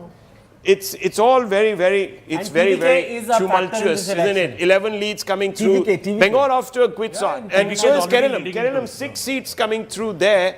4 for LDF leads, UDF 3 leads there out of 140. Tamil Nadu 7 leads coming through. DMK 4 up but 3 down actually in the big score. So 4 leads, 1 DMK, TVK 2 plus 2 leads obviously So everything. TVK right now is getting more than the ADMK combined. Assam at the bottom also showing leads. 14 leads coming in through Bengal. Kerala 8, Tamil Nadu 8, Assam 10. Yes. Yeah, Assam 10, and in fact Tamil Nadu, very interesting that all the 3 parties have now broken onto the leaderboard. But interestingly, if we go to Assam is plotting across, and some of these strong rooms, postal ballots being counted, early days right now. These would be a handful of leads that are coming in. But the BJP seems to be following the trend that it will run away with the election. Very important point that Anand is making. Viewers, remember, according to... 1 second, please. Listen to this. This is very important. Viewers, according to Payal Mehta, the postal ballots in Bengal will be counted last. This is not true of the other states. So other states are reporting postal ballots. Let's not get too excited. Tamil Nadu, which is last, or the declaration of the postal ballots which is last, because what happens is it's happened in 1 or 2 occasions that the numbers are released later in the past, simply because the verification process is being done with more scrutiny. Well, viewers, look, it's all up there. Kerala is interesting that the LDF and the UDF are plotting almost equally, and the LDF so far has not lost ground, and especially North Kerala information that's coming through right now, 1 seat in Central Kerala, there is a certain level of retention. And open the West Bengal map. Look at what's happening here. 23 which is leads. showing at 23 leads coming in from West 23 Bengal. leads, Let's just open and see where this coming in is. from West This is Bengal. neck and Let's neck look at right West now. Bengal, TMC, West Bengal is largely up plotting. Yeah. Just outside the greater Kolkata region, Trinamool Congress plotting here, but then you have North Bengal. This was phase 1. Largely the BJP seems to be holding sway or leading here, but it's very critical that the BJP get to close to 90-95 seats. Right now, if they don't dominate this, then there is no way they're going to have any inroads here, and it's a Trinamool Congress which is walking away. They're holding, no one is gaining This is anything not at enough. anyone's expense. Nobody is gaining anything. They're just holding their ground, and this is not enough for the BJP, because the BJP had 55 out of the 77 seats that it was defending in this phase itself from 2021. Yeah, Aman. Which are coming in from the BJP are mostly from phase 1 of the election, which is anyways, one of their strongholds. They're expecting a big jump. Vijay is leading on Perambur seat right now. So Vijay now, is ahead the in TVK, Perambur. if you look at Tamil That's what Nadu, we're being told. Big breaking news. Tamil Nadu, there are now, this is all yellow. So if you're seeing yellow, this is all DMK. This is the Chennai region, largely the DMK. You have got some of the ADMK plotting, not much of TVK. TVK is plotting here in this pocket towards the, again, part of the KTCC belt and towards the Kanjivaram side. This is where TVK is plotting a bit, but EPS largely in also Chennai, leading. it is the DMK. EPS also leading, Udayanidhi Stalin also leading. So as of now, these are very, very early days. One would not want to worry about Udayanidhi Stalin or EPS from their own core constituencies. That's going not. It's about some of the other giant killers. Is the TVK going to be able to upstage some really strong stalwarts within their own caste combinations in these seats? That's what's important. Anand, interesting. Yeah. 2 leads. The Two BJP leads. is picking Bengal. up at the cost of the TMC. Bengal. That's 39 leads coming in out of 293. Remember, it should have been 294. These leads are coming. There is one towards in phase 2 constituency 287. This is where perhaps the lead that the BJP has pinched from the Trinamool Congress 2021. All this was always all through the Trinamool Congress. You can press on it and see. It's the Trinamool Congress bastion. So these early indications suggest that all that, viewers, all that talk that the BJP is not in the game in Bengal, perhaps is premature. Now, 3 leads. It's leading 3 at the expense of the TMC. It'll be interesting to see what these seats are that are actually changing hands. So as of now, we're not getting that data. It's not plotted. It's just the constituencies. North Bengal region. There is also some gains in North Bengal. If we look at the 2021 leads, North Bengal, this was all Trinamool Congress. Right now, if you see, it's the BJP. So I'm just going to plot. Amit Shah says area, North Bengal this area and this area. And first phase 110. That's what he said. He had said that's not going to happen. That's not going to happen, says if you look at Professor 2026 right now. Vote has said 93. See, the BJP is actually pitched this area. So in North Bengal, this was Trinamool Congress back in 2021. The BJP is actually made inroads here. Trinamool continues to hold here. Here again, the BJP has made 10 some of the inroads. 12 MPs come from North Bengal. Let me tell you, the conversion rate, now 4 leads. Yeah, 4 leads. Four See, leads again, the this is BJP. plotting. So this conversion rate is what we're going to be looking at, viewers. 42 out of 293 leads. See, this is a lot of them, lot of the conversions for the BJP North Bengal. See, I've just circled this 1, 2, 3, 4 seats here itself, and all of them seem to be going to the BJP right now. Now, see, this is all coloured saffron. So a quick snapshot, and I'll come across to all of you. Quick snapshot: 27 out of 140 leads in Kerala being counted. The LDF gaining 1. That's big. Assam 21, 126. BJP up 2 in Assam, expected here. Tamil Nadu viewers, 17 out of 234 leads coming in. DMK down on 2, TVK is up, so he's getting perhaps seats at the cost of the DMK. That's what we are saying. The early trend. That's early the trends, Dr. Raman. Early trends. TVK picking up at the 2021. You'll wait. It is the DMK. He's waiting. He's not going to get excited. Veteran of many elections. Yes, Anand. No, there is no palpable anti-incumbency wave in Kerala. So I have a feeling the LDF would retain its You would position. want to retain, but there is actually there is. If you have to travel to Kerala, there is a strong anti-incumbency against.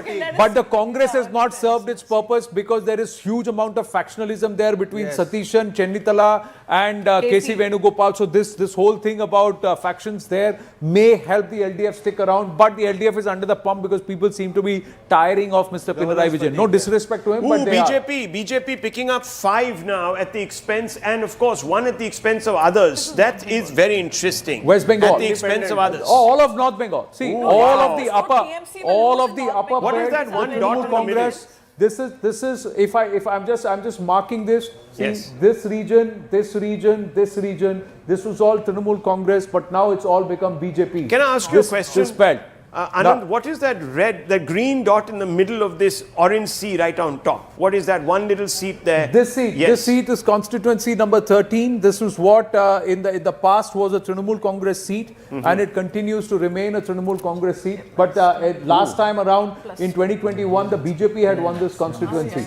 So right now, this entire belt into this right region, at the bottom. Yeah, 2018, 17, 1, and these constituencies now, if I were to just quickly go to 2026, you will see that they have now become part of the BJP. So this is where Himanta was also campaigning in spite of elections going on in his state. Yes. He came down to North Bengal and he was campaigning here. They threw the kitchen sink at this election. Yes. Let me tell you, they threw the kitchen sink, and 110 said Amit Shah. We've said 93. Amitabh. 88 to 98 we've said, so midpoint is 93 of course. 93. And only West Bengal is not postal ballots, but all others are. That's right. Correct. So In Kerala, only 2.45% of the total votes polled were postal ballots in 2021. In Assam, it was 0.6%. And the Middle Eastern and Tamil Nadu, voters, 0.8%. the Middle Eastern They've voters not have back. not come this time for Kerala. So those let's chartered have a flights quick haven't look. come. This is a big leaderboard. That's a quick one. There you see C. Joseph leading. C. Joseph. C. Joseph Vijay leading, viewers. Vijay for C. Joseph. That's what it is. Edappadi Palaniswamy leading. Not unexpected. Stalin leading. All of these big shots leading. No upsets happening right now. Senthil Balaji, gentleman under the pump a little bit, leading there. Let's see, viewers, if anti-incumbency is going to hit him. He'll be one of the prime candidates. Himanta Biswa Sarma leading. This gentleman is staked his entire reputation. Gaurav Gogoi, a lot riding on him, because if he doesn't shine, he is going to fizzle into oblivion. Let me tell you that. Another scion bites the dust. Okay, Nishikant Pramanik. There it is, leading West Bengal. Nishit, yes, Pinarayi Vijayan. Another Vijay, viewers. Will it be his Vijay? No one knows. All leading right now. Satishan, all of these guys in the mix. All the horses out straight from the turnstiles. In gallop mode. BJP in gallop mode, viewers. 7 leads. Mr. Anand Narasimhan. Where are these I'm leads just coming? tracking Kerala. As 7 I'm tracking leads. Kerala, we see that the LDF and its alliance, so the entire LDF grouping, is showing strong starts, both in all in North Kerala, even in Central Kerala and in South Kerala. Can I ask you a question? So all 3 regions, If a large number of people, and with a little bit of delight, I think, the editor of ANI mentioned this. Oh, these guys didn't show up this time to vote from the Gulf. Did they send postal ballots? No, they haven't. That's just it. So why wouldn't they do that? Exactly. Because I think till the last moment, everybody was hoping that these, the people that I spoke to, they were just hoping that somehow these chartered flights would fly again. But not only because of the high airfares and the lack of aircraft which were available to bring in the flyers. Those were not just the only reason.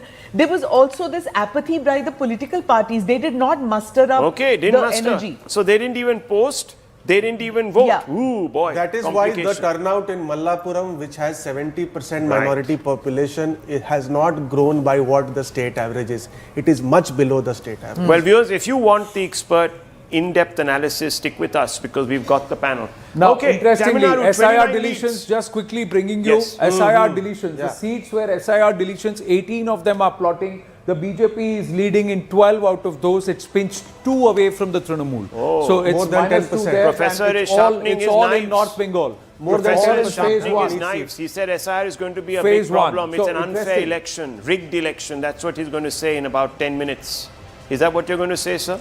No, I think this is too early to early. But He's still in the North too Bengal, I early think, mode. is neck and neck. Mr. Bhagat. North Bengal will be neck and neck. It is early. Definitely. It is early because you've seen these trends reverse. There are a lot of postal ballots. But things will change. But it's along the lines. It looks like the BJP is getting Assam for sure. Right? That's out of the way. You guys are not showing Puducherry, but I can see that they are getting that as well. Puducherry, we should talk for 2 minutes at least. Yes, we will. We will know. Go ahead. I think Tamil Nadu TVK is a factor. There is no Prashant Kishore type thing happening. He's a factor. Doesn't look like he's going to be sweeping though.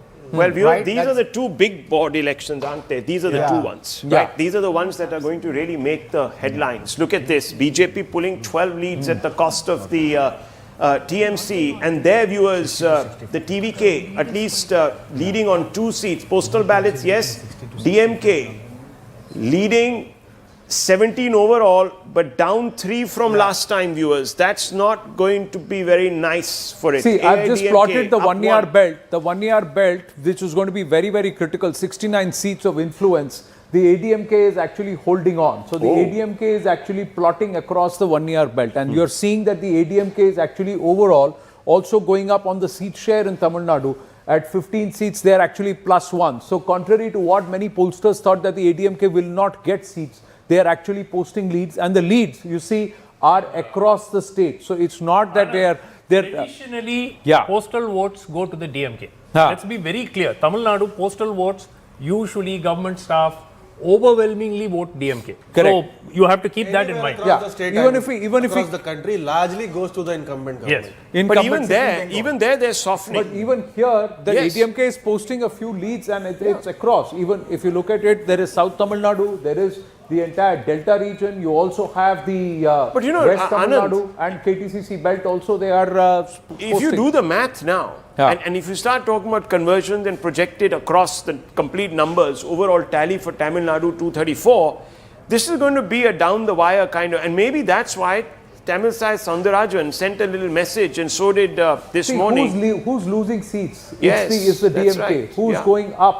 Yeah. It's the ADMK and the TVK. But TVK is starting from zero. Zero. Yeah. So their overall base is zero. So they will come, the seat share or seat conversion for them is going to be far more difficult than for the ADMK, which will start now gaining slowly. Let's have a look at West Bengal viewers. Stronger. 80 out of 293. So we're around the 1/4, isn't it? If my maths serves me right, somewhere there, 81 out of 293 leads. Wow, it's really racing ahead.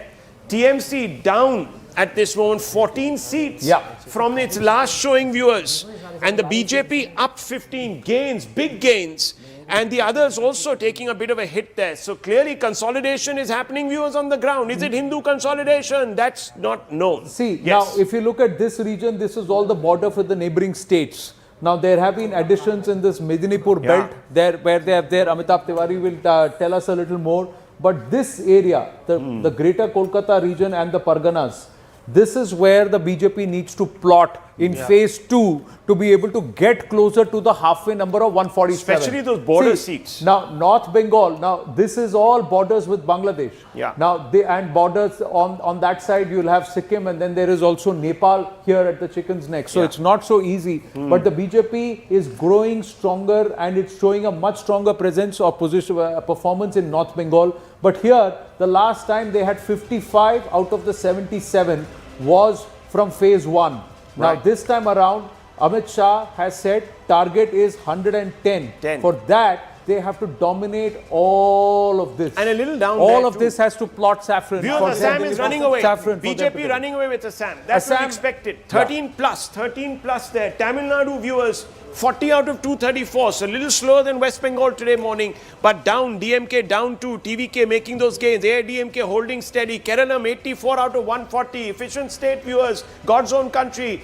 Who is God going to bless? Will he bless the atheists or not? Let's have a look, viewers. There it is. LDF down 7. Down 7, viewers. UDF has gone up by 10. See, that's right. interesting. The NDA plus NDA 2. is showing leads. Yes. The NDA is showing also leads. So I think the closest election at the end of the day will be Kerala. By the end of the day, I think Kerala it will be the closest one, the neck-to-neck fight, because LDF is not out of the game. God is very decisive. He doesn't sit on the fence. may not be in Kerala. Doesn't sit on the fence. No, so there is one seat for the NDA leading in North Kerala. Kerala is going to be this close. It raises a lot of question marks about Rahul Gandhi and the Congress, because this is a state which is always where power is oscillated, except for last time. If even after missing the bus last time, this time also it remains so close. It's a real problem. Congress, Nalin, has this remarkable quality of snatching defeat from the jaws of victory. You know, Kerala is a state where the Congress should win hands down, like Himanta is winning in Assam. But still, if the fight is so close, shows that the Congress has really I think even Congress have a look at this. 104, 293, a third of the seats, viewers. More than a third of the seats we are seeing trends emerge from. And there you can see the BJP picking up 16 from last time. Are we still going through North Bengal? Yes, we're still. Let's have a look. Anand will plot the map on Bengal. It's getting closer in Bengal now, because also the loss of 17 let's seats. look at the women vote. Let's look at the women vote. Yes. In the women vote in Bengal, higher poll turnout, where the women have come out, higher women population. The BJP is leading in 9 out of the 13 seats that are plotting as of now. 293 seats overall, 13 seats, and wherever women voter turnout has been higher, more women. The first phase of elections? No, it is across. We are looking at across. We are looking at across both phases. The counting centers, the data is coming. I'm going to go across to Shivani. Shivani is there with us. Shivani, what are you plotting in the hub? Yes, so I'm focusing on West Bengal for now. I just want to show you the Kolkata 11 out of 11 seats leads are with us now. And interestingly, BJP is leading currently on at least 7 of them. So 7 out of the 11 Kolkata seats, mind you. BJP showing a lead, Baliganj, Shatarupa.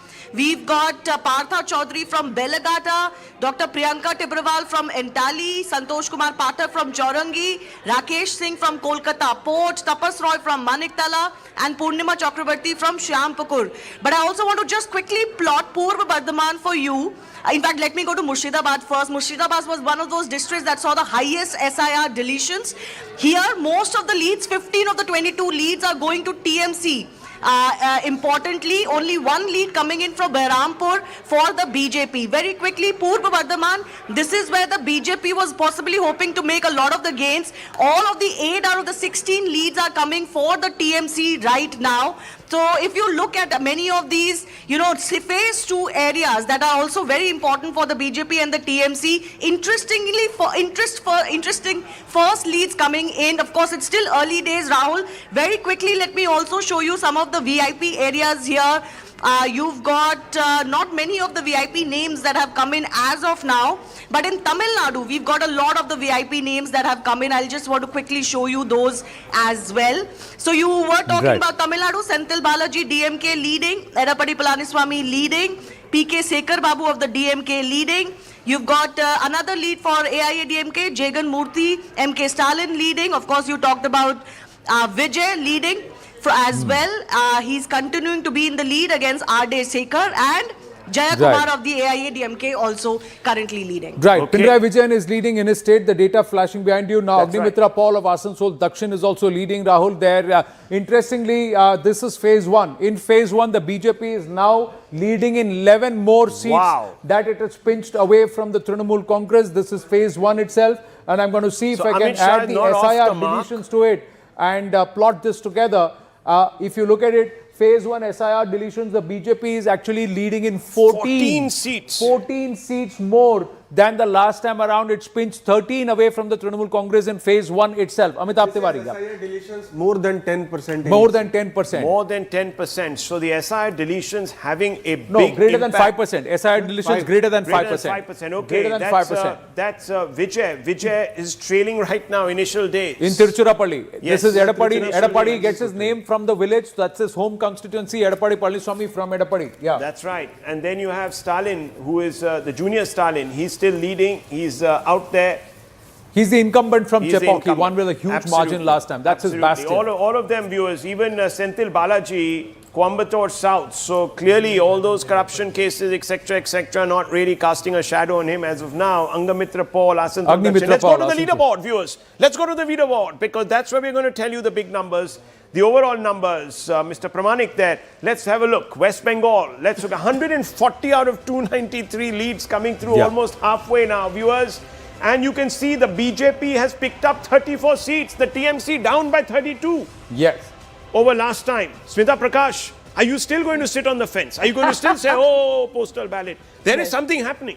Sitting on the fence does make the posterior a little uncomfortable, but I would still prefer to do that right now. You can come and stand with me here. No problems. Look, Tamil Nadu. Interestingly, Bengal phase 2, the BJP is actually pinched to 22, leading on 22 seats over the Trinamool Congress in phase 2. Now, this is a tough one. And if I were to just add phase 2, and if I were to just add the SIR deletions here, we'll actually see that the BJP, again, SIR deletions greater than 5, the BJP is actually plus 23 in terms of the change. Overall, leading 6 and 4, that was the story in 2026. I think there is, but overall, in phase 2, let's just refresh this and have a look at it. Phase 1, SIR deletions is having an impact. Phase 1, if you look at it, the SIR deletions, overall leads, I'm just going to show. This is what's the impact. 15 minus 4, BJP leading in 18, where the SIR deletions greater than 5%, and this is across Bengal. Both phases put together, this is how the data is plotting. First time Anandana leads, TMC has taken, seat count is more than the BJP in the No, seat count is more, but the point is that the BJP is neck and neck. The BJP's tally last time around was 77. They are already at 75 leads. That means they're gaining a lot of ground. They're gaining a lot of ground. SIR is... SR is the man of the match. We have all predicted. Now, see, the BJP is leading in 27 seats that it's pinched directly out of which it is pinched 25 from the Trinamool and 2 from the others. The others, if you were to look at it, are the left, of course, and the Congress who've been now plotted in the others. Congress is plotted separately, so clearly the left is the one that is ceding ground. Are you getting the no, data? as of now, Murshidabad, we are not getting the data. Doing? Huh? How is Adit Chaudhary doing in Murshidabad? Adhir Ranjan Chaudhary, at this point, we'll track it, but we're given to understand at this point, Adhir Ranjan Chaudhary is not tracking. Adhir Ranjan Chaudhary, the moment the details come, we put it out. This SIR deletions greater than 5%, this only we have, only you have, nobody has across these channels. So no channel has the SIR deletions being actually tracked. So let's try and track the SIR deletions a little more aggressively. Even the women voter turnout, nobody else has been able to get hand of this data. The BJP is actually gaining 4 seats, plus 4 seats, 18 and 15. That's the lead. Out of the 33 seats in the SIR deletions, impact where SIR deletions are greater. This is the impact, and largely we're seeing it in North Bengal and some dents which are happening even here in phase 2 towards closer to the greater Kolkata region and the border areas. This is where perhaps we'll have let's some quickly dents have a quick look at the leaderboard again. 177 plotting out of 293. Those are the trends. TMC down 25 seats now. BJP up 27, though the TMC is still ahead overall, but it's losing. So the conversion ratio is down, viewers. That's going to worry the TMC. As this election drags on, that's going to worry, because this is at least a quick dipstick in the mood of the people. And there, of course, Tamil Nadu viewers, 43. Down 3 is the DMK. Not as bad as one was thinking. It is not really a wipeout. Things are tight. AIDMK down 1. TVK up 4. Kerala viewers, Kerala, the Assam is a no contest right now. The Congress is floundering. In fact, it's the BJP that is picking up. So it's even doing better. Pro-incumbency wave. And is the delimitation here a factor? Keranam viewers, LDF down 11, UDF up 16, NDA also up 2. These are leads from last time. It's still neck and neck. It's still neck and neck, but this is not a trend that the LDF will be feeling comfortable with. Sarah Shah Halim, the left might be staring at marginalization in Indian politics, may not get themselves on the leaderboard in the larger sense of a government. From the left parties, if Pinarayi Vijay loses now. No, nowhere in the country. If that happens, it will be the first time since 1971. 1971. Wow, viewers, that's going to be history in itself. So, only in Jadavpur University. Just an interesting factoid, all 3 Congress turncoats in Assam are actually leading. All 3 Congress turncoats who joined the BJP, they are all leading currently. Wow. So even in central and upper Assam, all 3 Congress turncoats are leading. In fact, very interestingly, the BJP is actually leading even in the Muslim majority seats, where you're seeing that the BJP has got leads in just 1 seat. It's trailing in 1. But seems like in the Muslim areas, the Congress has gained 2 seats. So this is the but this pocket itself has become smaller. This pocket has become smaller, but areas where there has been a higher turnout in Assam.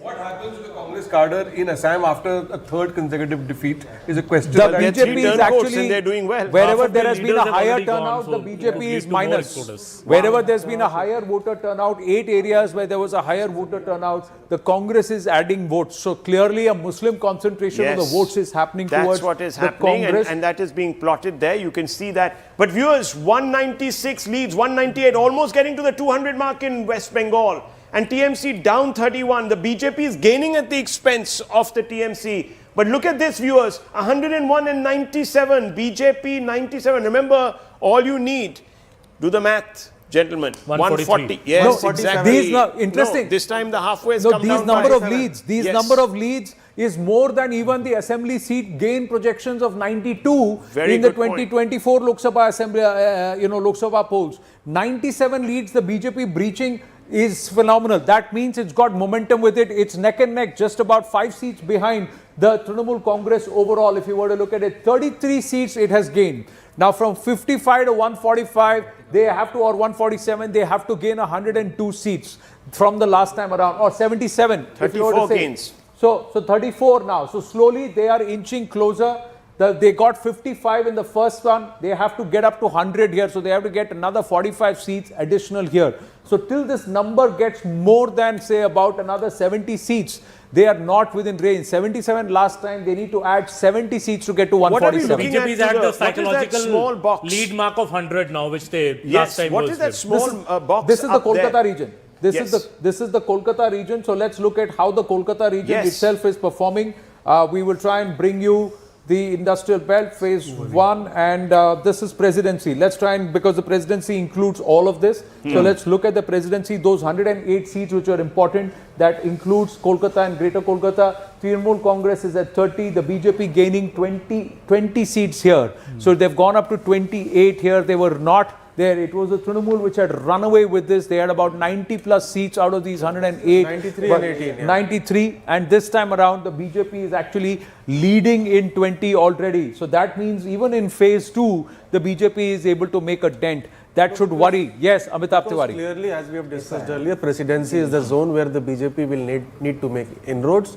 SIR deletions, corruption as a big issue amongst the urban middle class, the RG car being the epicenter of discontent amongst women. I think these might be helping BJP to gain some seats here. Of course, early trends, so we'll have to see whether these trends crystallize or not. Even in the urban seats, even in the urban belt, the BJP has actually gained 18 seats. The urban seats were where, even in this largely Kolkata region, we saw huge voter turnout, 20% plus voter turnout in some of the key seats when we tracked the VIP seats. And now we are seeing that Trinamool is actually trailing in 18. The BJP pinching +7, +18 there. So 27 out of the 41 seats itself, the BJP is showing leads. At 100, the BJP never has had this lead. It could have never dreamt of such a lead also. Even leads. These are not results, viewers. These are just leads. But even in the early trends, all for them trends, to lead very early is trends. phenomenal. You know what the trends. time is? It's 35 minutes past 8 o'clock, viewers. And we are already frothing. So, calm down. Let's take a deep breath. Rahul, this Things will change. plus 33 that you're showing, it has to go to plus 71 or 72 to be in a comfort zone. Because that's how much they have to convert since last election to go past the halfway mark. So it's a very tall ask from the BJP, and everybody has worked towards that goal. If you're betting, guys, listen to Smita Prakash. Things can change. Okay, 206 leads coming in, viewers. BJP up by 33 over last time. These are trends. Remember, early days, 35 minutes into counting. Tamil Nadu 76, 48 down 7. DMK down 7 over last time. It's the TVK picking up 8 seats. The AIDMK is still holding steady. The numbers will look, viewers, for you as nothing's really changing much. 48, almost at the 50 mark. The DMK is holding on, viewers. It's holding on. Dr. Raman, what's going on here? You weren't expecting this. Anti-incumbency, you said. The EVMs have been opened 2 minutes ago. 2 minutes ago. So therefore, I would reserve judgment. So are we saying these are... No, postal ballots. Postal ballots. Postal. But can I ask you a question? Are we saying that the postal ballots and the way the people sort of vote, because you were saying right now that, you know, DMK gets a lot of those votes from postal ballots and all that. Is it a... incumbent gets most of do the postal ballots also give you a dipstick of the voter mood or not? Except in Bengal. No, nothing. He says I nothing. don't think postal ballots give you a Bengal is significant... events. But Bengal is not postal ballots, viewers. Bengal is seats. Those Interesting. I've just the overall Bengal. I've just marked out the south of South region Bengal, where largely it's phase 2. Now this is how it plotted, largely green, very little saffron print. When it comes to the 2021 Vidhan Sabha, overall the BJP had only 77 seats. Now you see how this whole map is color-wise actually changing colors. Now this is what happened in the 2024 Lok Sabha in this region, viewers. If you look at it again, you see the imprint of saffron going up. Now finally, if you look at the current plotting right now with leads, if you see, they are largely only improving on what they have been able to do in the Lok Sabha elections. The BJP is actually consolidating its presence in this region. This is largely phase 2, which is the weakest of the BJP, strongest of the Trinamool. They were dominating in nearly 93 to 95 of the 108 seats in presidency. Over 142 seats, they were dominating about 120 seats. That's how strong they are. I just want our viewers to have a look at this. This is the map of West Bengal, viewers, from last time to now. And there you can see big changes there. We're going to, I think this is not reading quite right. This looks a bit like, yeah, okay. So you can see that, viewers. Here, 137 is where, this is a particular area. We haven't updated this right now, but that's TMC at 106, BJP at 100. We're coming back to this map in just a little while because I'm also seeing a lot of Assam there. No, at this stage, no. The 2021 leads. Okay, the 2021 leads were 137 and 167, and now this time around they are 100 and 100 and okay, 104 and 100. Let's go back to that map. That was an interesting map. Just to have a quick look at that map. Here, viewers, this was at the same time during the counting that you were seeing this figure. Say no, in 2021, you ignore the map. The data at the bottom, Rahul, 2021, 137 and 67 and 2 at this stage out of these seats. That lead right now is looking at 104, 102. So we've crossed all of that. Yeah. Okay, we've crossed all of that. Viewers, okay, let's go back to the leaderboard. Yes. Yeah. Now here, if you look at Assam, it's the BJP and Himanta Biswa Sarma strongly heading towards 90-95. That's the projection at the Vote Vibe CNN News 18 exit poll projections, because he's already plus 18, 9 of which have been pinched from the Trinamool, from the Congress party. 3 of them have come from the others. And then you also have the AIUDF, which is losing, AUDF, which is actually losing 6 seats to the BJP. So clearly this is the impact of delimitation. Amitabh Tiwari. AIUDF is getting decimated, but the interesting part is that the gains of AIUDF are accruing to BJP. So it is doing well in some Muslim-dominated seats as well, as we have seen. Are those seats now Muslim-dominated from the last time around because of the delimitation? That's the other big question, and that delimitation actually helping the BJP's cause in these seat gains. But have a look now at Bengal right plus now. 18. The information that these are actually postal ballots. Are you sure? Please cross-check. That they're not being announced for sure. Okay, anyhow, let's park that thought. What are we seeing? I'm talking about Bengal. 293 viewers. Those are the leads out of 293. Remember, one election is kind of countermanded, and that's going to take place later. That's the Falta Assembly constituency. So we're going to have to wait for that to take place in about 15-20 days. But the TMC is down 38 in these early leads. The BJP gaining neck and neck. Yeah, it's neck and neck, obviously, on the big leaderboard, the big numbers. But these are the trends, really. If the TMC is losing ground, now, as Smita Prakash said, they have to lose phenomenal ground, because remember, viewers, they had a phenomenal lead. They were plus 200, the BJP is at 77. This is not going to, exactly. This is not going to get them. This is not going to get them a majority. See, even this, Rahul, I think in the early leads, if we see, I think the BJP is performing phenomenally well in West Bengal, as Anand was saying, not just in North Bengal, some sprouting of saffron in the area where the BJP really wants to perform the phase 2. But I just want to inject a little caveat there. If you remember what Vote Vibe told you, viewers, Vote Vibe's Amitabh Tiwari said it's going to be a close contest. You may not see those dramatic 200 plus numbers on either side. Though I have reservations about that. I do believe, viewers, that Bengal is going to be decisive, whichever way. But fundamentally, viewers, anti-incumbency is there. It's a shadow, isn't it? Anti-incumbency is not just a shadow. The other part is, see, look at where are the gains happening. The gains are happening as of now. The leads are plotting across. See, all of this region, the North Bengal region, Siliguri and all of that, Jalpaiguri and all that region, it used to plot a lot of Trinamool earlier.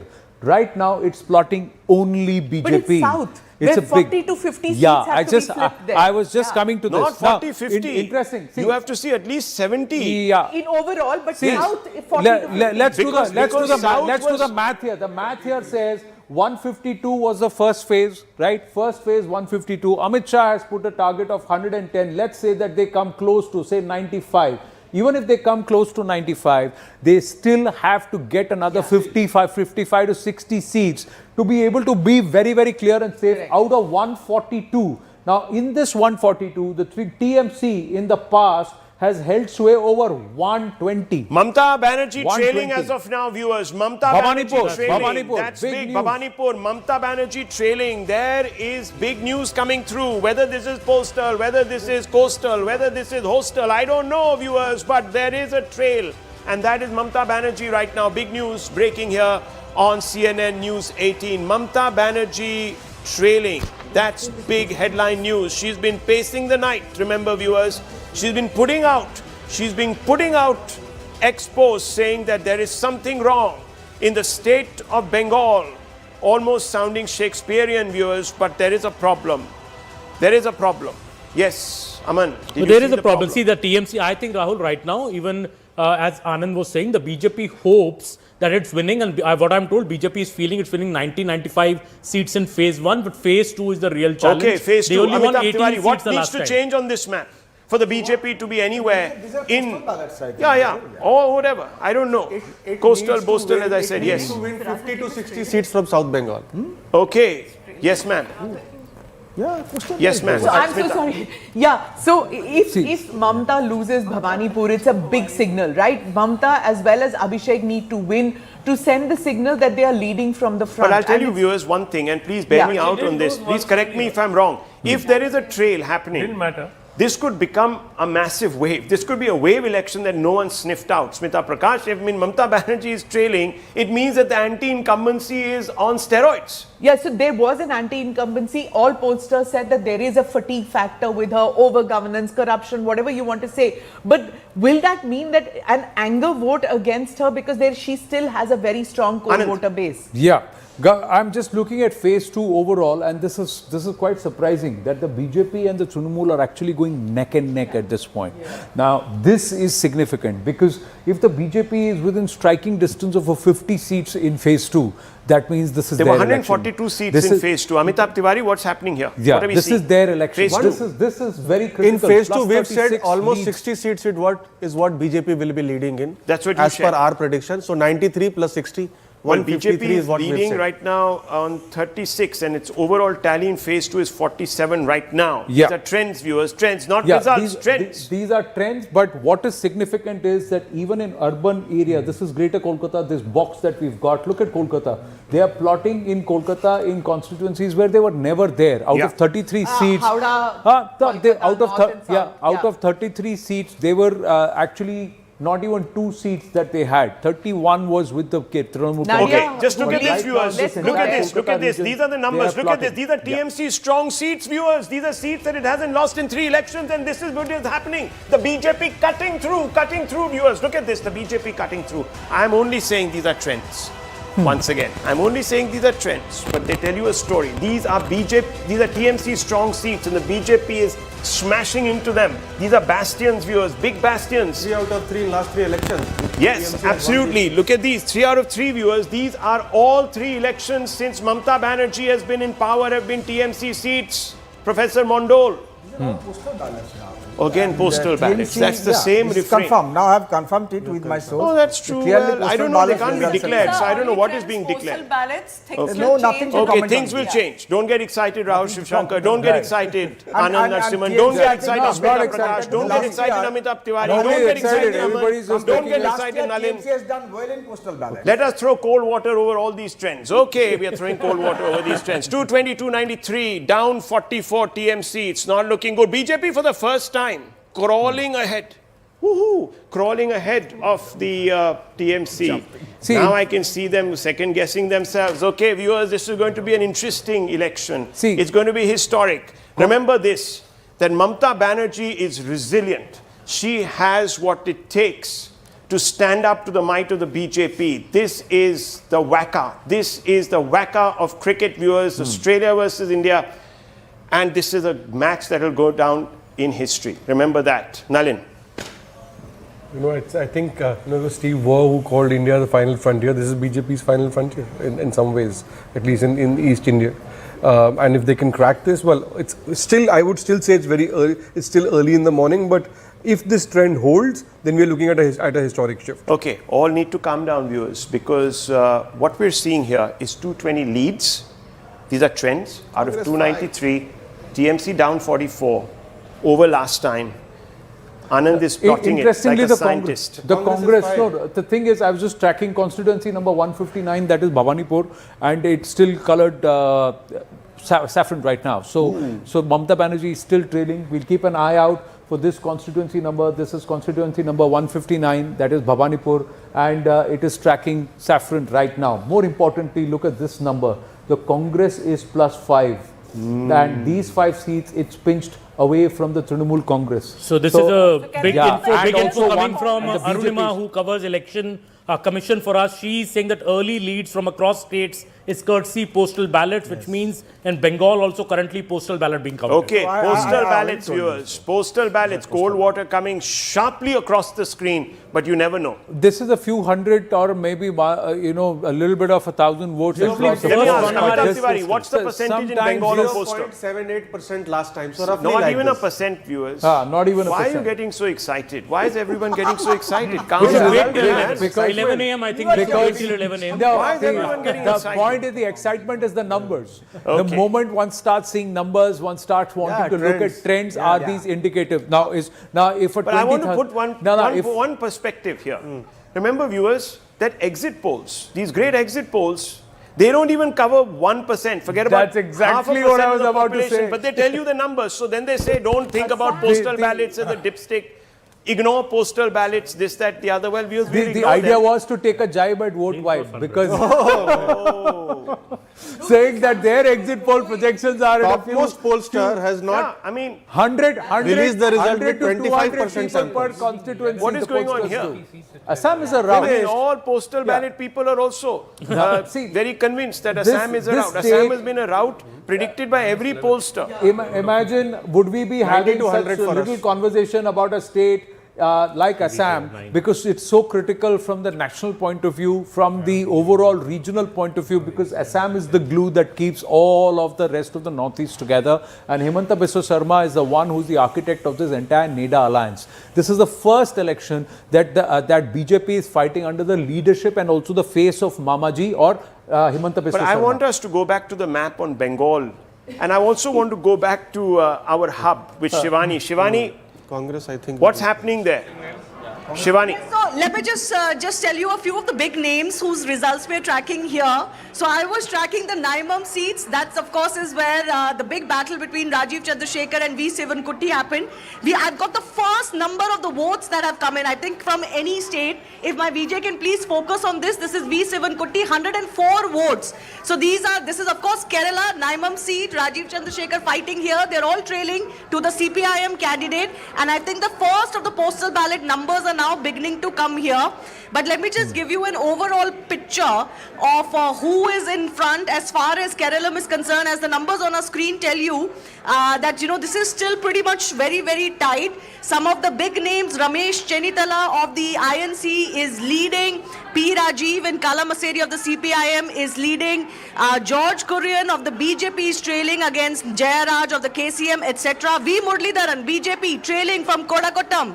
Kadambli Shiran Surandran of the CPIM is leading. So some of the big names, how much damage can the BJP really do here remains to be seen. But let me get you the big West Bengal numbers now. Some of the big numbers are Madan, you've got, all right, I had Dilip Ghosh, the trailing is not coming yet. But Adhir Ranjan Chaudhary of the INC trailing from Behrampur. That's the big one that has come in. Agnimitra Paul of the BJP is leading against the TMC. You've got Suvendu Adhikari still very much leading against Mamata Banerjee from Bhavanipur. What are the other big names? All right. We've got Jyotipriya Malik of the TMC not tracking right now.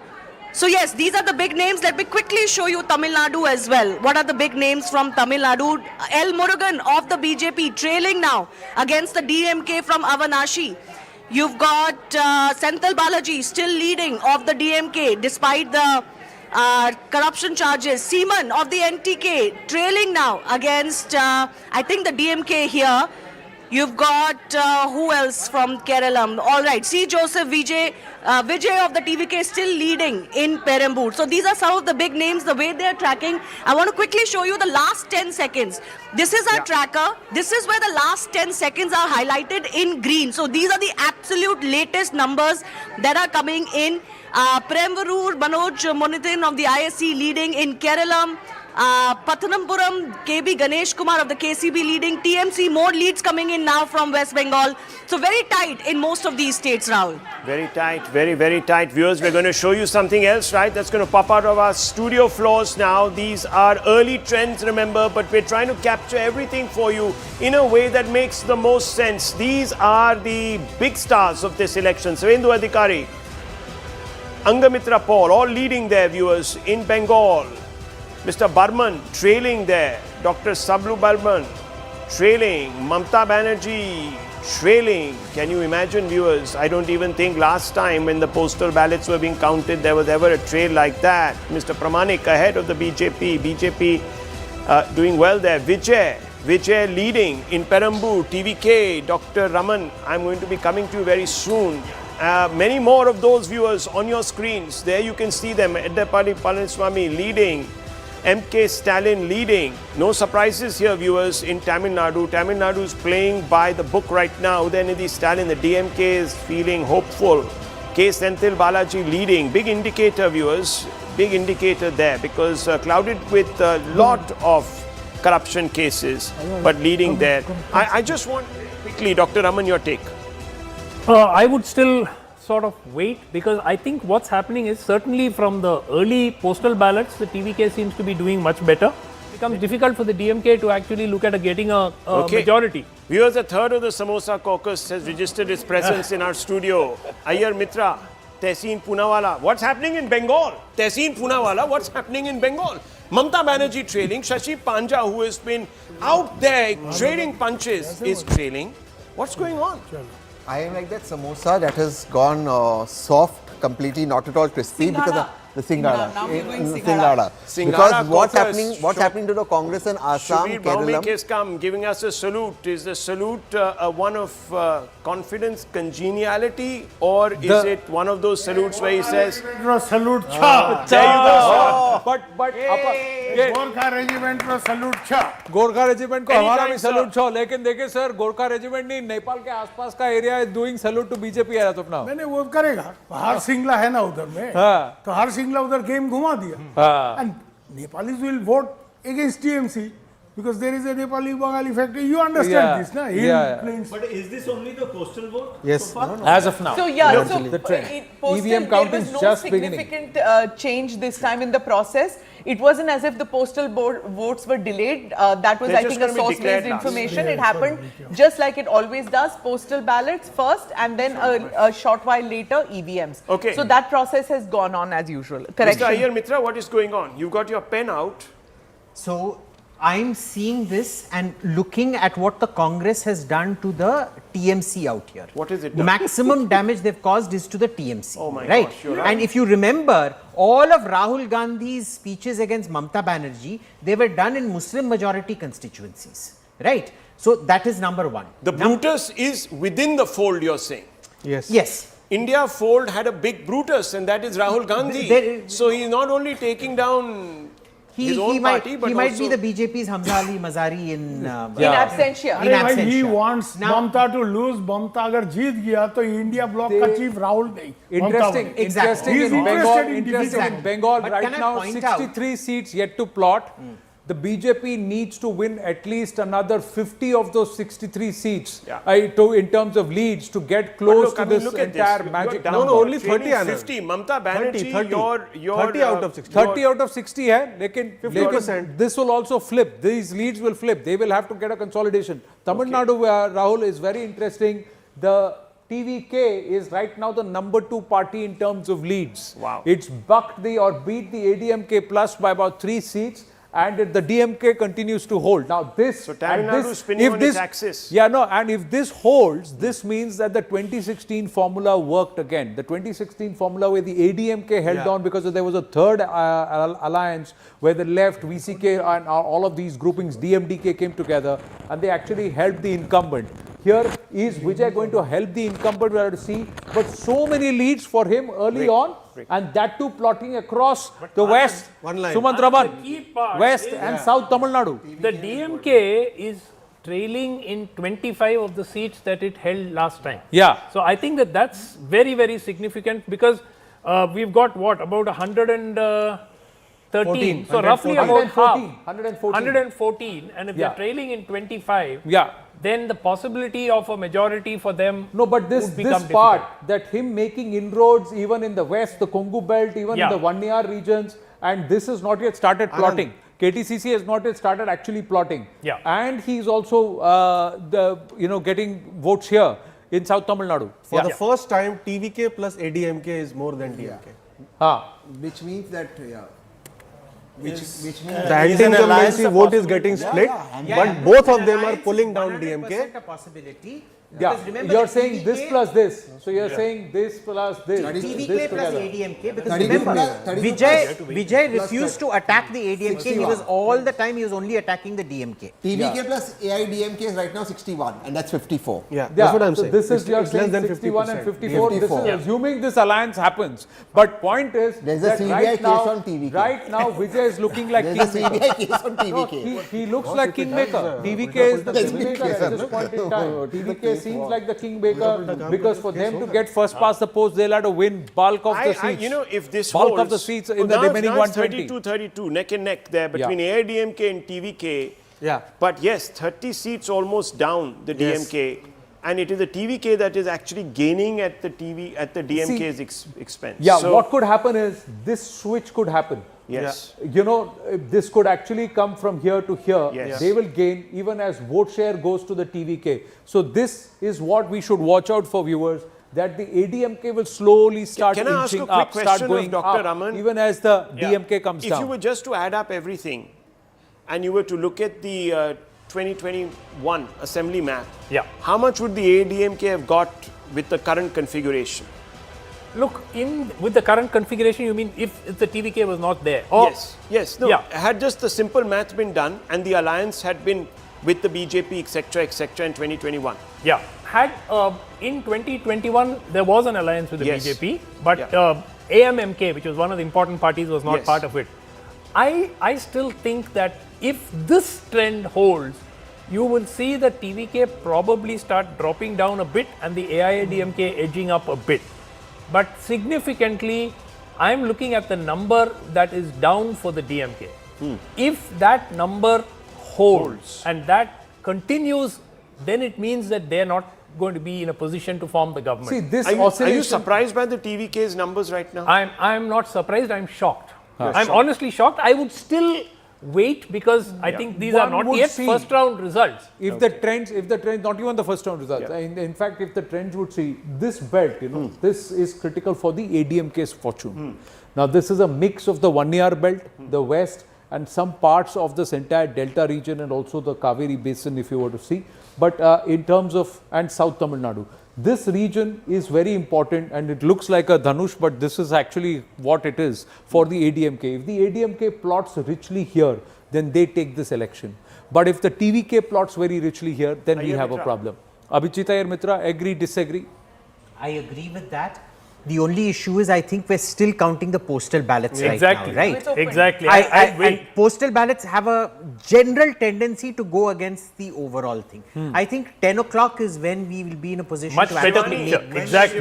because this is mostly government Okay, servants. viewers, just look at these. Look one second. Look at these numbers, viewers. On my right are the numbers. Look at these big conveyor belt coming through, viewers. These are the numbers that we're seeing. West Bengal at halfway. It's wow. You couldn't have called this tighter election. No one would have anticipated this. Right now, vote vibe seems to have the vibe of West Bengal. Look at those numbers. Let's look at the other one. Kerala coming out through. Right next to me, the conveyor belt is shoving it all out, viewers. There it is. Oh my gosh. This is, again, one of those elections, viewers, where things are looking uncomfortably tight for everybody. But you have to say that right now, the UDF is doing pretty decently in Kerala. Let's have a look at the next one, Assam. Assam is, it's looking like a sweep. It's a very quick off the tracks, halfway through already there for the BJP under Himanta Biswa Sarma. 68, that's the number. And to win, you need 64. So he's comfortable. He's probably already, viewers, going to be out there at the BJP headquarters in Assam And let's go across to Nabila. Nabila, hi, good morning. Hi, good morning. Before I actually get to the trends, I would like to show our viewers why CNN News 18 live coverage is a cut above the rest. This is the live results room where we do the number crunching. You have a team of nearly 225 people who are seated right here with our sister channels, of course, exploring this place where number crunching is done with live data coming in from our reporters, nearly 50 of our reporters who are currently on ground giving us live data. And this is exactly the space that we're exploring, and the first results are out right from here. So whatever you're seeing on our screens, it's all coming from here. And if I could give you a quick look at what we see. Kerala. Oh, right, she's back. Okay, you're back. Yes, go ahead. All right, as they say, column decides Kerala. Here you see for column, looking at it very closely, LDF is leading 5 in column. So that's a huge, big lead for the LDF. Assumption was that the UDF is going to be coming in Kerala, so we are going to see what time will tell. If a quick look, we go into Tamil Nadu. If I take you through some seats, VIP seats, early leads showing in here. MK Stalin on the lead in Kolattur for the DMK. We also have Joseph Vijay in Perambur who's leading, but the same Joseph Vijay is trailing in Trichy East. So Vijay is trailing in Trichy East, but he's leading in Perambur. Edapadi Palniswamy on his part is also on the lead of the AIDMK from Edapadi. So this is early results coming in on the tally here of the TVK. As far as DC here, looking at the DMK here, overall numbers for the DMK in Tamil Nadu is showing at 54. And for the TVK, it's showing at 43, AIDMK at 35. So whatever said here, TVK seems to be leading on multiple fronts. 43 is very good lead early hours, surely. A quick look at also West Bengal, if I could show you what we're seeing here in West Bengal. Overall, TMC is leading in 109 seats in West Bengal and BJP at 119. So it's a neck and neck fight in West Bengal, surely. The left 0, Congress 5, which is fairly good for the Congress in West Bengal. But a quick look at the district-wise look for West Bengal. If we could look at Bhavanipur. I'm going to try and get Bhavanipur here. Okay. Bhavanipur is still saffron. So Bhavanipur. So let's look at Kolkata. A quick one. Looking at Kolkata here closely. Kolkata, we are looking at 3 for TMC and BJP 8, which is again a TMC bastion. But BJP is leading by 8 seats in Kolkata. Nabila seems to have turned the BJP's luck around. Now, Nabila, they'll want you on air for the whole day, actually. Interesting. Tehseen Poonawalla, what's going on? Again, too early. You'll make all these excuses, SIR, unfair elections. Come on, man. Own up to this. This is a trend. This is an established trend now. Something is changing, and Rahul Gandhi is the one who has turned out to be the Mir Jafar of Bengal. Plus 10 seats where the SIR deletions Mir Jafar are of greater Bengal. than 5%. I mean, look at this, viewers. The Congress One second, Rahul, I seriously object to this language, Mir Jafar. He should not run his political party, or what? Have I called him that? No, the TMC called him that. I'm only quoting the TMC can say whatever they Why want. can't I quote the TMC? Did Rahul Gandhi ask? Is it a copyright? Did Rahul Gandhi ask Honorable Mamata ji to No, I'm asking you, sir. Why can't I quote the TMC? No, this Mir Jafar language and all, I don't. It's not my language. I'm talking about the TMC. I think if Mamata ji would have not been pampering Humayun Kabir and Shahjahan Sheikh, she would have been better off. It was Yusuf Pathan. Where did Yusuf Pathan come from? Defeating Adhir Ranjan Chaudhary. So I think these are not language to... TMC should not use this language in politics. What can I do about the TMC? When the TMC says things about Mr. Modi, you cheer from the background. When they say things about Mr. Shah, you are excited about it. I want even that 109 plus 5... Right now, India Alliance is not there in Bengal. There is no India Alliance in Bengal. Nice. India Alliance. No, but there is no India Alliance. Viewers, this is the crunchiest, one second, crunchiest edge. The crunchiest edge of the samosa is Tehseen Poonawalla. Let me tell you this. He'll peel off. He'll break off. Okay. Let's look at this, viewers. Here it is, reads and results. Just look at the map. Look at the map of 2026. This is an area where the BJP has come creeping into, which is not what the TMC would want. They don't want the BJP anywhere there. They don't want saffron in these lovely, beautiful, verdant green spots in the heart of presidency zone. They don't want it, viewers, but it is happening. Now, we can close our eyes and say it's early days, and I agree, it's early days. But viewers, these are early trends too. And what do they tell you? That the BJP is actually right now leading, and Mamata Banerjee is in the red. Can I point out something? Yes. Anand bhai. In fact, all Medinipur. The 24 Parganas are largely not counted, and that is a huge, that is about 63 seats. The other edge of the Samosa Caucus is speaking. Okay, Smita Prakash, let's go to the heart of it. The heart of the samosa is Smita Prakash. That's true. Yeah, Smita so Prakash. She's the aloo in the She's samosa. the aloo. Did I say that? I'm going to be here in your channel regardless of who wins or loses. In Samosa mein aloo? So, Okay. yeah. So I think we've got, like we were saying, that they've got to split, they've got to turn around 50 to 60 seats in the southern area, the strongholds, the Parganas that they've got to change. They've got to change the Bhadralok to get them to vote. Kolkata, Hooghly, all these areas. So once Anand can show us whether that flip is happening. I'm actually tracking the if constituencies. that Let's flip go. is happening in South Bengal, that's where look we've at got to Medinipur. watch. I was just looking at the data, and it's very interesting constituency-wise data if you were to see. In all the border areas, look at this. The BJP is actually +6 already. 27 seats out of the 48, even in this Medinipur district. Now this Suvendu's is area. Huh? Suvendu Adhikari's area. Suvendu Adhikari's core area, and Medinipur was one of the regions where we added 31,000 voters to the voter list, even in the SIR deletions. But look at, and if you just look at how they have done, how they were doing the last time around. So 2021, what was the presence here for the BJP? It was only 23 seats and the Trinamool was 33. But more importantly, there was a 3% gap in the vote share. As of now, if you look at the 2026 performance, vote share data is not yet out. But if you look at the seat share gains, the BJP has jumped up 6 seats to 27 seats. The Trinamool's actually slipped 21 down by 6 seats. So clearly, the border regions with Jharkhand, Bihar, that Chhattisgarh, this region is now plotting. It is increasing, and the Trinamool footprint is going down. Out of these 48, if the BJP can win 30, then automatically it gets into pole position. It's a structural breakthrough, not just a mild swing. Now we saw Medinipur. Let's just quickly track. Let's just quickly track the other filter. Sorry. I'm just going to look at presidency zone. This is the other important zone for the BJP, where because the Trinamool Congress, it has a strong fort here.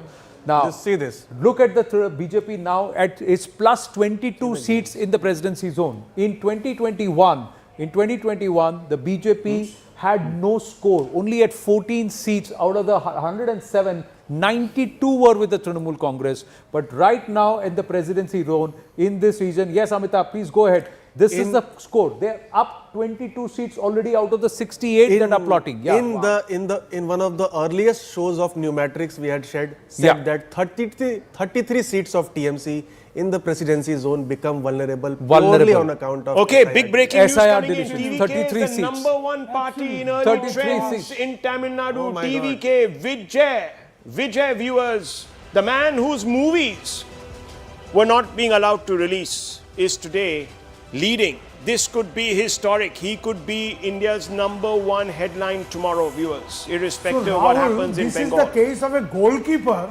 coming out and scoring a goal against the opponent. This is not even a fullback. Using football terminology, which I am comfortable with. Stick to the military analogy. This is a goalkeeper who is coming out. Let's switch to the military analogy. No, not scoring one goal, sir. It's a hat-trick. Vijay. The goalkeeper coming out and scoring a hat-trick. That's what's happening. That's what's happening. This is mixed metaphors now you're talking about. Okay. I'm more into football than cricket. I so know I'm he's using mixing football it. metaphor. But actually, We don't only know. one exit poll said that. Only one exit poll said that, stuck their neck out, and they could also be the heroes of today. They could be. But they said that the DMK, very early days. But they said that the DMK would be right up there, because obviously they were hedging their bets. You see, people were very scared of the DMK. Let me be honest. I speak the truth, viewers.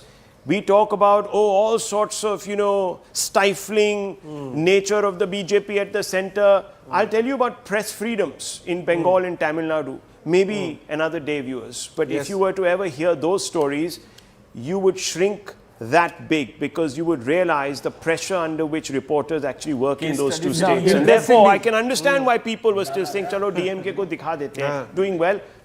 No, but if you look at it, interestingly, we've just zoomed in on Chennai. In the Chennai region, the only color that is currently plotting is the DMK. As of now, TVK is not plotting here. If TVK starts plotting in the Chennai region, KTCC belt, that's where then you would start saying that the TVK is going to really get seat shares, because this is where they have to make a dent.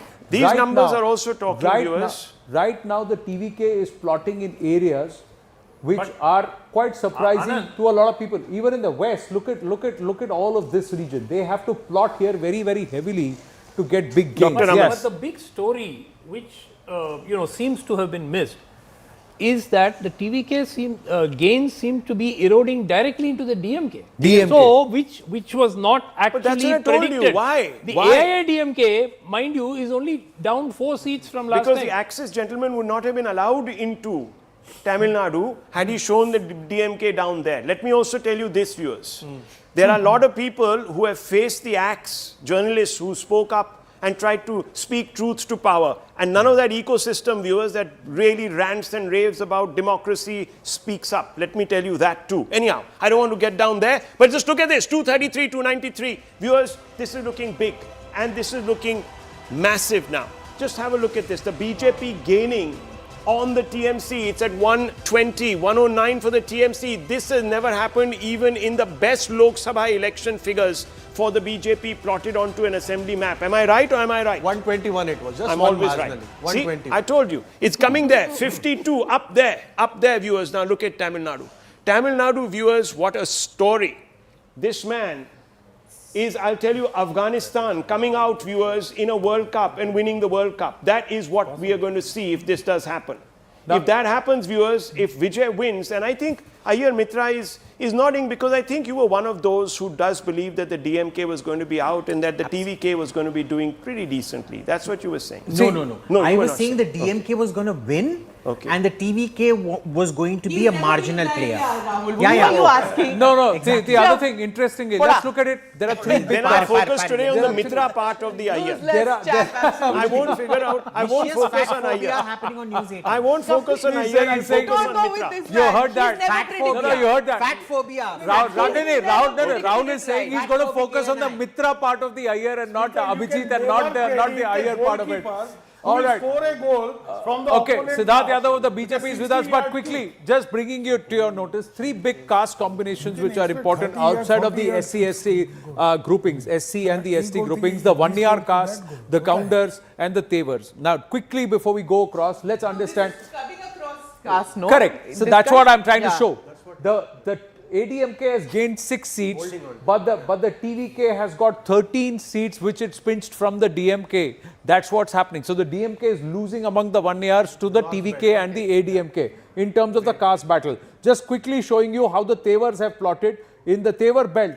In the Tevar belt again, the TVK is +7 and it is pinched 2 seats from the ADMK, 5 seats from the DMK. So even among the Tevars that Vijay has been able to make an inroad. I just lost it. What you are saying is that if it is pan caste, that means in Tamil Nadu you're actually seeing now gender, Gen Z, all of them have pushed aside the Dravidian model and they pushed aside the caste model. EPS is a counter, okay. The counter grouping, TTV, Dinakaran, Tevar grouping, all of them had come together to form these caste groupings. But ADMK is -5 seats and the TVK has gone up by about 5 seats here. So even in the caste groupings, the TVK is cutting across caste and able to make breeze. For 30 seconds, I just want to make one important announcement here. I know early doors, viewers, 139 out of 140 leads in Kerala.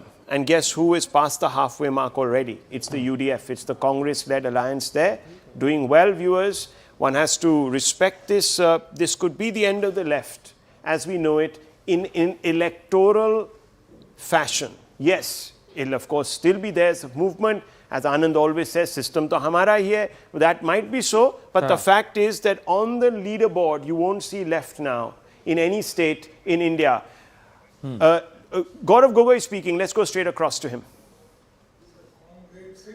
नतीजे का इंतज़ार कर रहे हैं और अंतिम round तक हम लोगों का जो फीडबैक हमको मिला है वो वोटों के द्वारा उसका जो उभरेगा उसके हम नज़र रखेंगे। हर राउंड पे हम नज़र रखेंगे। पूरे प्रदेश भर में हमने विभिन्न प्रकार के ऑब्जर्वर्स हमने भेजे हैं ताकि कहीं भी अगर किसी भी राउंड में किसी भी क्षेत्र में कोई भी अगर कमजोरी दिखती है प्रशासन की तरफ से तो तुरंत हमको वो इंफॉर्मेशन, वो जानकारी हमें मिलेगी। सर, अब तक के रुझानों में पूरे असम से क्या अपडेट आपके पास है? देखिए अभी तो Well, Gaurav Gogoi there putting on what is known as a brave face, viewers. He's saying we're going to wait till the last ball is bowled, and of course he has every right to do so, viewers, because as you know, early doors. I just want to give you a sense of perspective. One second, sir, one second. Sense of perspective for viewers on the Election Commission website. Let me tell you where things stand. It's very, very important, viewers, that you understand. We are getting these numbers from our own result hub, which is directly connected right now to the Election Commission. But let me tell you what the Election Commission website is saying. Out of the 126 seats in Assam, the BJP is leading on 2, the Congress on 1. So it's only plotted 3 seats as of now. In Kerala, viewers, out of 140, it has plotted about 14 seats. So it shows the UDF in the lead on 7, CPM on 4, CPI on 2, RSP on 1. So all the left parties splitting it equally. Puducherry, AIDMK ahead on 1, only 1 lead is shown. In Tamil Nadu, viewers, out of 234, only 3 leads they are showing. And EC in Bengal, viewers, out of 294 is only showing 1 lead. 1 lead. That's where things are. That's what it looks like right now on the Election Commission website, viewers. So if you were to go by this, we could be spending 24 hours. It's going to be a long day. It's going to be a long day. It's going to be a long day because counting is going to be slow. Yeah. What's happening in the Bengal and Tamil Nadu? What's happening in Bengal and Tamil Nadu, viewers? You're going to get leads and you're going to get trends, but these will all change. By the time we get to 3 rounds of EVM counting, it's going to take time because each counting center, there are representatives from all ends who are going to challenge every single vote being counted on the ballot box, and it's going to take time. It's not going to happen easily. And the margins of victories are going to be very close. Possible to go to Nabila? Just let's get a sense from... Yeah. Okay, Nabila, over to you. Yes, the live action is very interesting to watch here with all our sister channels also number crunching at the same time. I've been told there are nearly 50 people who are trying to do their job, picking information from our reporters who are right where the counting centers are and updating it on our systems real time. So if you can expect any numbers to be accurate, that's right here on CNN News 18. But I would like to break some bad news. At least early hour trends for the BJP, the NDA in Kerala, not looking very impressive. If I could just show you here, Thiruvananthapuram is a place where the BJP and the NDA was really hoping to make a lead or break into, but doesn't seem like they've managed here. In Thiruvananthapuram, we're looking at the LDF at 8, leading at 8, and the UDF at 6. Another place that the NDA was really hoping to crack into was Palakkad. Palakkad also, we are not really seeing the NDA at this point looking shown anywhere. It's in fact a big 0 here in Palakkad. The LDF at 6, the UDF at 6. Wayanad, if I go to Wayanad, it's of course a place where you're looking at Congress MP there. Wayanad, we are looking at LDF leading in 1 and UDF in 2. So doesn't seem like in Ernakulam. Let's take a look at Ernakulam. NDA again in Ernakulam 0 and UDF 11, LDF 3. So that's the disappointing part. As much as we see the BJP gaining extensively in West Bengal, it seems like in Kerala, at least as of 9 a.m. or 9:15, 9:30, we're not looking at a lead. Surendran continuing to hold North Kasargod. That's constituency number 1. K. Surendran continuing to hold there, and the only other seats that plotting is constituency number 28, and this is again, that's where they are plotting. The BJP is the NDA's lead, constituency number 28. If you were to look at this, this was won by T. Ranish of this is Kozhikode South, constituency number 28, and it was run by T. Ranish the last time around. So these are the only 2 seats where the NDA is showing some kind of a lead, and both seats are with the BJP as of now. So Kerala continues to be a bastion in God's own country. Those who claim to be protecting the interests of the gods of Bharat, they are not able to make an impact. So hard as it is, but that's true. Siddharth Yadav of the BJP is with us. Siddharth Yadav, quick question to you. Good morning. Jo latest trends don't think like South is going to be very, very favorable to you, except for perhaps Puducherry. It looks like Vijay is going to steal the show and the rug from under the NDA's carpet in Tamil Nadu. BJP may be sweating it in Bengal, but it's quite tight. Good morning to all your viewers. South has always been a tough ground for the Bharatiya Janata Party, but we have managed to work very hard on the ground, appeal to the voters. The kind of vote share that we are going to get in Kerala is going to be unprecedented, especially for a party like Bharatiya Janata Party, who's very, in the early days in a state like Kerala. The seats might not be that much, but I think our hard work will pay off in the vote share that we get. Tamil Nadu, we are still going to wait it out. The kind of trends that we are seeing, I would not deny it's surprising, and it's something that we all have to watch out for. But these are early trends that have to come out. The Bengal trends that you are showing, Tamil Nadu, U plus V, we U are very plus confident. TVK, NDA plus TVK, ADMK plus TVK, right now is 127. So, सरकार बन रही है आपकी. We'll have to see. खुशबू सुंदर said we are happy to work with Vijay. No, there might not be a question of any alliance, and the NDA might be able to form that government on its own. अभी तो सारी सीटें विजय खींच के ले जा रहे हैं. That's what is looking like it. And that's why I said it's a bit of surprising, trend that we are seeing. Okay, let me ask you, what's your number? What's your projection, Siddharth? But I wish to answer on Bengal. What's your projection, Siddharth? We got more news coming quickly. Yes. What's your projection? For Tamil Nadu or for Bengal? Both. यही तो बहुत the story of today is both these states. Ji. For Bengal, BJP is going to form a government with Prachand Bhahumat. No question at all, no question of sweating, nothing doing. When the results are going to happen, I'm very sure the counting is going to be slow, but the kind of desperation that we have been seeing from TMC in the past 4 or 5 Bengal, days, Prachand the kind of Bhahumat. narrative building that has Tamil Nadu. Tamil Nadu, tough ground, but we'll form the government. अच्छा, रेंगते पार कर जाएंगे. Collision की ADMK plus, NDA और NDA plus TVK. No, NDA. Okay. The AIDMK plus BJP. Let's see how many in our studio are willing to believe that. Rahul Shivshankar, you have an update. You wanted to share something important. I just want to say, and we're going to pull those numbers out, that on YouTube, viewers, we're leading right now. We're up there, #1 channel on They're right YouTube. behind you. You got the number. Right, there we go. That's it. That's the worm. That's the green. Green for go, viewers. Yeah. And we're there at 181,000 views, live, concurrent data. It is thank you to the viewers and of course a panel where we ensured that their presence you is were very strong. You have to weigh in your this influence. You have to weigh in your social media influence, all of you. You were anticipating. इसलिए sweets रख दिया. There you go. We can say that for a fact. Let's hope so. Fingers काम crossed. करो, अपना phone निकालो जरा एक photo low and then please put it. वो देखो selfie ले रहे देखो. Never ever second guess the viewer. And never ever second guess India's voters. So let's work for them. Let's work for their respect. Let's go back now to the numbers, viewers, because that's what it's all about, isn't it? And we are going to look at BJP. Bengal. Story is Bengal. This is the story. These are just the two stories. That's why we put them up there. These two big states, Tamil Nadu, West Bengal. Look at our viewers. TVK 77, TMC 108. 108 down 60. Mamata, is she still trailing? Mamata Banerjee is still trailing. Or is that still the last No, she's postal leading ballot? now. Mamata Banerjee is on the lead. Mamata Banerjee is lead. She is leading now. Bhavanipur. Suvendu Adhikari, let's hear from him. Let's go straight across to Suvendu. Bhavanipur is green now. Suvendu speaking.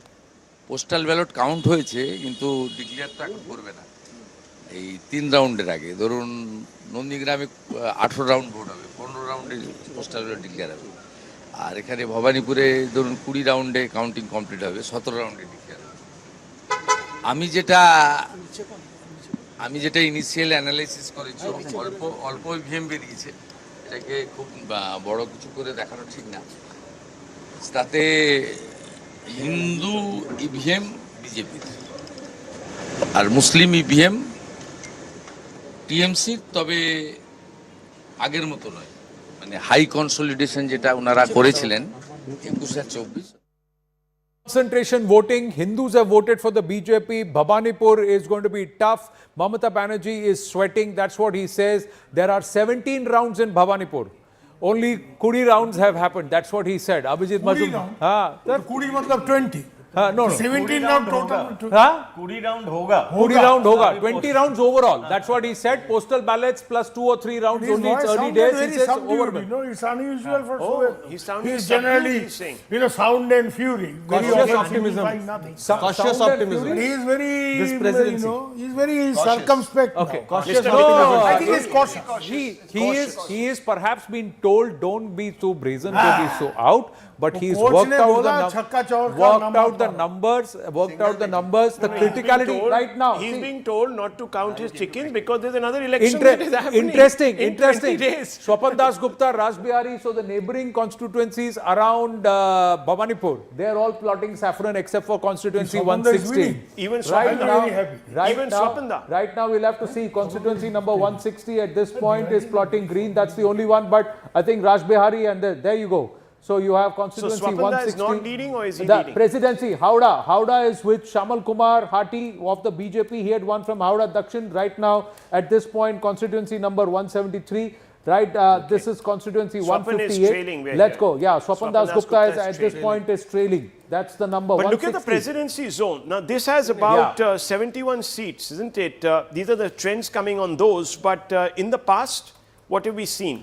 Now, presidency zone, let's look at it. 32 seats, the BJP is up plus 23. At this point, the presidency zone, the last time around, 2021 elections, in this presidency zone, the Trinamool had 92 seats. Should we go across to Nabila and check with her and ask her how many rounds have taken place in Bengal? And there was a 15% vote share differential. This is 15%. Changing this time around. Look, the SIR has hit the presidency zone the hardest. Let's look at the SIR. We're going to have a look at that. Just quickly go across to Nabila as Anand plots those numbers. Nabila, how many rounds? Right. Rahul, if you look, I couldn't quite get your question. How many rounds? How many rounds of counting in Bengal? Can you go across to the Bengal desk and figure that one out for us? Right here at the Bengal desk. If you could take me through how many rounds of West Bengal? Which way is the Bengal? Oh. All right, I'm trying to get to him. Rahul, she's lost in the gargantuan labyrinth that is the vote hub. Even I would West be Bengal, lost there. Are you on West Bengal? Yes, ma'am. Yes, can you tell me how many rounds have we done here? Ma'am, how many rounds? I'm sorry. Yes, how many rounds of counting so far? Okay, ma'am. So अभी इस वक्त BJP lead पे चल रही है and TMC is actually अब क्या है टैली थोड़ी होल्ड पे आ गई है थोड़ा स्लो हो रहा है लेकिन देखने वाली बात है कि Tamil Nadu Get the camera on this side, please. Yeah. तो तमिलनाडु ने काफी क्या बोलते हैं अचंभे करने वाला रिजल्ट यहाँ पे दिखाया है तमिलनाडु ठीक है आप मुझे वेस्ट बंगाल का दिखाओ open West Bengal gate to the VIP seats let me have a quick look. Is Mamata Banerjee leading in Bhavanipur? Yes, she is. Suvendu Adhikari is standing from the same seat. Okay, so that he's trailing. Nandigram mein Suvendu Adhikari is on a big lead in Nandigram. Okay, and give us a little constituency wise breakup. Go to Kolkata. Let's see Kolkata. So far in Kolkata we're looking at no, give us, okay, so this is Kolkata where we're looking at the BJP leading in nearly 8 seats. Wow. All right. 1, 2, 3, 4, 5. Yes. Big numbers. 6, so we are coming back to you, 7 Nabila. seats, BJP Let's leading get in a Kolkata. sense of how many rounds have taken place. We're coming back to you in about 5 minutes. Get a sense of how many rounds in Bengal have been counted. And we're just coming back. Anand is plotting away. Yeah. I was actually tracking Greater Kolkata, although the seats are very similar to the presidency zone, but these seats also plot some of the other regions along with the main Kolkata region. And in Greater Kolkata, the BJP this time has gained 31 seats, viewers. If you look at 2021, and this is very interesting, in Greater Kolkata itself, the BJP was at 9 seats. The Trinamool had 98 seats. Now, it's very similar if you were to look at it from the presidency zone in Greater Kolkata. But if you look at it, if you look at this large box, this was only Trinamool in 2021. All of Kolkata was only 2021. Wow. Now, if I just move to 2024 Lok Sabha, it will be interesting. You will see the BJP making inroads into Kolkata. Now, right now, if you look at 2026, look at the footprint that's gone up. Wow. Now, this footprint, if you were to map it with the voter turnout in some of the VIP seats, so that was all green. Is all they were all They were all green. Look, this is a 20%. This place, all these seats, Rahul, have seen an average of about 20% up in the vote share. 19%, nearly 20% vote share jump up, turnout in terms of turnout, voter turnout. This is the power palette What is this, viewers? This is a massive spectrum. What is this spectrum? Here are the seats that have always been swing seats. And there, viewers, you can see a majority of these now opening up or leaning towards the BJP. Here you can see this. This is a whole bunch of BJP seats now, or at least those which are leaning towards. These are trends, as I'm telling you, viewers. These were BJP mild. The BJP is holding on to its mild. So all those seats that it won by small, yes, almost all of them, the BJP is holding up. Look at the TMC mild. This used to be a whole green swath, and it's being slowly dented here. There are about 10 seats that have opened up in the TMC mild. So on the marginals, viewers, maybe this is where the SIR has taken huge hold, and that's a problem. The TMC strong is a story, viewers. Now these are seats that have been won twice consecutively, 3 times consecutively, and you're beginning to see them being ripped. There are these shards which are coming through. Look at this. This is a whole swath of saffron blocking up. Now, these are the seats where, in fact, if anything, the TMC needs to sort of really be hit, because if it's not, then it's going to be a very tight election, like Vote 5 had predicted. You know, margins will come into play and so on and so forth, and it could be a long day. So it's going to be not one of those elections that is over by 10:30 in the morning. But this tells you really a lot in one snapshot, that this election, the BJP is definitely in the race here. And it perhaps will fancy even winning that race. Because as of now, viewers, 2 or 3 rounds, we are being told, the BJP is at 124. It needs about 25 more seats to be just across that halfway mark, to be in the vote vibe range, right? See, I'm just looking. Yes, 29 more seats for the BJP. Things can change, viewers. Mamata Banerjee and her party, she's a fighter, let me tell you. She's got that spirit, and it's not going to be easy to dislocate Mamata Banerjee. That's why this is one of those matches, viewers. It's one of those contests that you can't call till the last ball. Yes, Anand. See, I'm just looking at Greater Kolkata and the urban seats, and just zooming in on Kolkata. 17 seats that the BJP is plotting. Overall, in the whole Greater Kolkata region, there are 36 seats up. But in these 17 seats, a bulk of it is also coming in, also in the Kolkata the Uttar. And here, there you go, Kolkata Dakshin, and this was a Trinamool bastion. They have broken in, they are taking lead. All the adjacent constituency, they are leading. Here they are leading. Now this is Bhavanipur. This is all around where Mamata is contesting. All around, except for constituency 160 and 154, it's all BJP. It used to be 11-0. Yeah, Kolkata. I was just coming to that. Howrah 16-0. This block used to be 11-0. 11-0 to the BJP. 11-0. This block used to be 11-0 to the Trinamool Congress. This is TMC. Yeah. Now at this point, you're 1, 2, 3, 4, 5, 6, 7, 8, 9, 10, 11. This seat, they are active in 11 seats already. They are leading. You know, viewers, this is clear bonus. If this is breached, if this part is breached, TMC is in trouble. Yeah, they are in trouble. The strongest stage of TMC. Because ये हावड़ा हुगली, कोलकाता हावड़ा हुगली, अगर आप इन regions को लोगे, कोलकाता हावड़ा हुगली को लोगे, तो 33 seat होता है, Amitabh? Howrah is 34, yeah. 34. Howrah Hooghly 34. अगर आप इन regions को लोगे, कोलकाता हावड़ा हुगली को आप लोगे, regions को आप, let's just look at it. यहाँ पर आप urban seats को ही पकड़ लीजिए, और यहाँ Kolkata, Howrah, Hooghly, the urban seats, if you look at it, this is where the urban seats got across, and this is the It used to be 41-4 in favor of TMC. This used to be 41-4. This is 30-15 right now. ये 41-4 41-4 से ये 30-15 This is the story. Very major flips of the election. 41-4 to 30 to 15. A googly in Hooghly. 15. Yes, a googly in Hooghly. Look at the difference. Googly in Hooghly. Big googly. Can you play with a straight bat, Anand? Let's ask. Plus 22. Shubir Bhaumik, were you expecting this? This is the deletions, but look at the voting percentages, Rahul. The rise, the spike in voting percentages in just Kolkata. Bhavanipur 25% spike in voting percentage.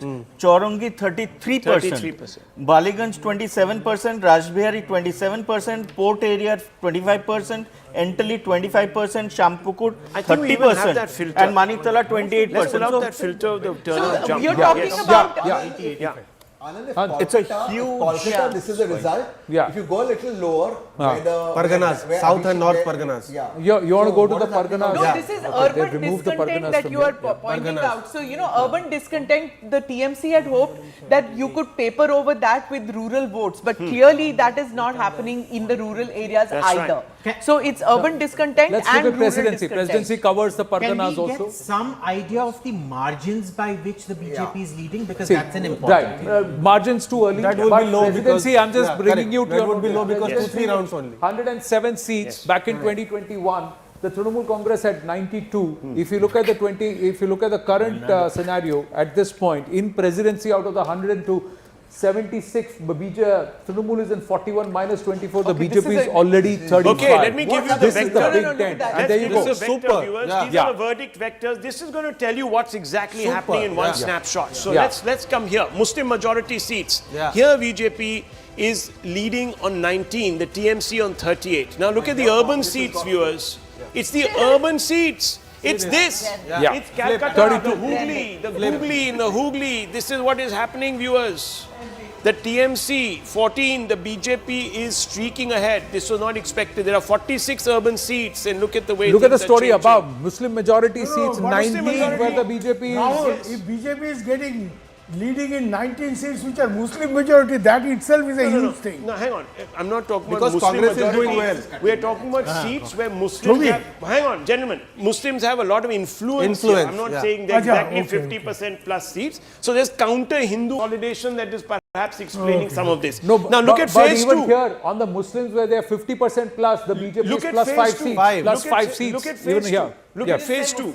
Look at phase 2. In 107. Dominant. Excuse me. 50%, One second, dominant. Gentlemen, 50% gentlemen, please. plus. Let's focus on this. BJP winning in 19? One second. Gentlemen, and the only one lady, unfortunately, in this whole group. Can you believe it, viewers? I self-identify. Here, phase 2, 107 of these phase 2 seats. 35 seats up. 49, 35 seats up BJP. Yes. 35 seats up from the last time. 34 of which the pins number from the here Trinamool is Congress. 49.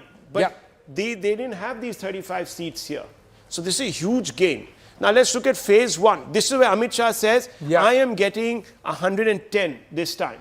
This is phase 1, viewers. He's up at 81 right now. This is the BJP, and I don't know the gains in phase 1. Can you tell me gains the in phase 1 is 24 24 gains. He's at 81 right now. Will 81. this go The higher? target is 110. Will these numbers for TMC soften? Don't know. Rural seats, viewers, I mean, this is neck and neck. It's a story. This is a story in itself.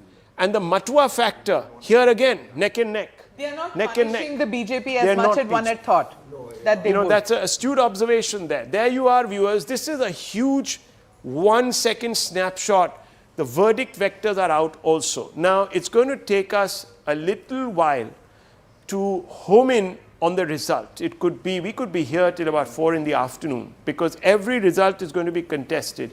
But also, viewers, if the numbers are really running away in the BJP's favor, you'll see the TMC, This is interesting also. their resilience waning very quickly because the TMC supporters, the ground workers might think it's all over by the shouting and then they won't have much to really talk about. But these are the numbers, big numbers, viewers. Yes. Many would say that because of SIR deletions, the Matuas are upset. But the BJP is actually leading in 3 more seats from the last time around, even in the Matua areas. So clearly in South and Western Kolkata and of course towards the South, even in the Parganas, there are leads that they are actually plotting. That's the Matua factor. Trinamool is actually -4 here. So there is a story that's building of a Hindu consolidation. When a Shuvendu Adhikari comes out and says that there is a Hindu consolidation, there's a reason why he's saying it, because even in his own backyard of Medinipur, you look at the impact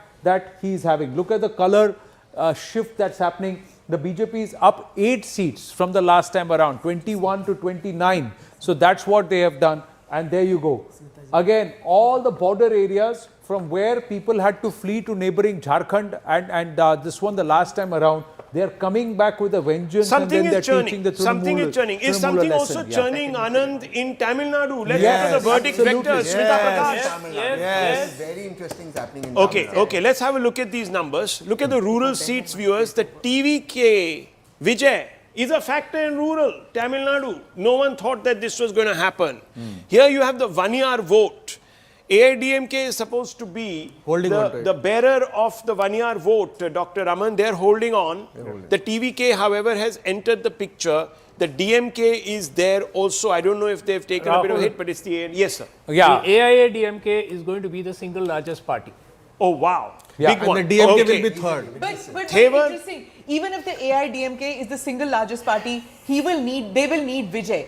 Will Vijay take a second back seat? Will he allow an AIDMK chief minister, or is it going to be Vijay? I don't think you're right. I don't think he will. Because if he does, in the rural belt, ADMK is actually consolidating itself. It's actually growing. It's grown 2 seats, 29 seats. Now, in this rural belt, as of now, 76 seats are showing the leads. Right. Rural belt has 90 seats overall. And in these, it's not going to be easy for the TVK to make a breach, although they have broken into 22. But if the ADMK holds on to rural and gets at least 35 seats here, they are in line to become not just the single largest party, but maybe first past the post. Let's have a look at Banyar's. They could edge closer to the majority mark. See, probably, definitely more than 100 is a possibility. AIADMK. He always said that look at the 1 years.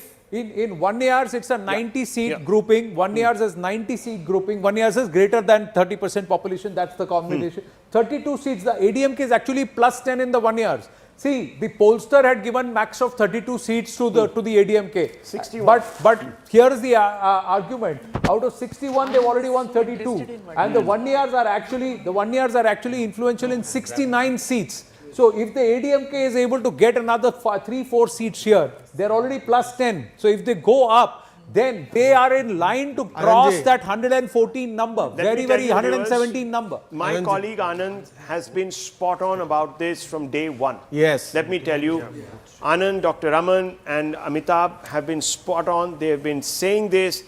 The other charlatans, viewers, have been talking all sorts of nonsense, spinning like tops on an axis, because they got carried away. Yes. Currying favor. Here we don't curry favor, viewers. We tell you how it is. ADMK has already exceeded the tally projected by the pollster in just the 1 year seats. Even, see, 1 year seat, that's what I'm saying. They won 32 only 1 year. And they projected a 42% vote share. In 1 year itself, they can win at least 40 seats. But that's what I'm saying. Because in the interest of modesty and in the interest of accuracy, let's tell the viewer that, yes, caution. I know the TVK is doing spectacularly well, but most of these are very early leads. Yes. So they could drop as this goes on. But it's still a remarkable let's not forget, There's no doubt in Tamil Nadu, Caste, as of now, has not reached a point where they no longer relevant. I'll come to the urban seats in a bit. Just quickly looking at some of this is the overall number, just looking at the counter seats. Counter seats, why? Because Edappadi Palaniswamy is a counter. And he's the tallest of the MBC leaders. As of now, the ADMK is showing -6, the TVK is plus 14. Seats are being pinched more from the DMK. So the argument that DMK will not lose seats is flattened. Here, there will be greater consolidation in favor of the ADMK as the rounds progress, and the seats will actually translate to the ADMK. So the Gounder, 1 year and also the rural seats together will take the ADMK past the 110 mark. That's the assumption. Let's go back to Tamil Nadu verdict vectors, because I want to now focus on this flank, where there are 3 important stories to be told, viewers, filters. So that's the urban seats. Here you can see the TVK, as was expected, doing well. This is really the cosmopolitan bunch of the Tamil Nadu electorate, and they are pushing ahead. We'll break down that for you on that Chengalpet and Chennai where the corridor. KPCC will get into it. Where are they actually pinching the seats from? Urban Tamil Nadu, they're pinching the seats from the DMK. Because that's where the DMK had numbers. But the pollsters were giving DMK seats in urban Tamil Nadu also. The whole argument. Yes, we discussed this other day because it didn't make sense. And when you grill the pollster, he was floundering. I understand that, but it's not about one person or 2 viewers. You know, this is a difficult game. Let me tell you. It's difficult to get the vibe correct. And people do attribute motives which are wrong. But anyhow, I just want to get across to the. Look at Chennai. Yes, see, Chennai again.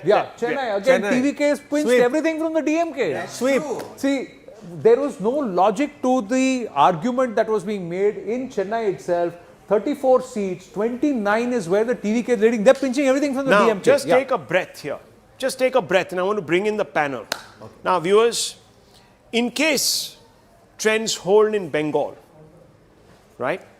In case they hold in Tamil Nadu, what is happening to the India bloc, viewers? The I is falling, the N is falling, the D is falling.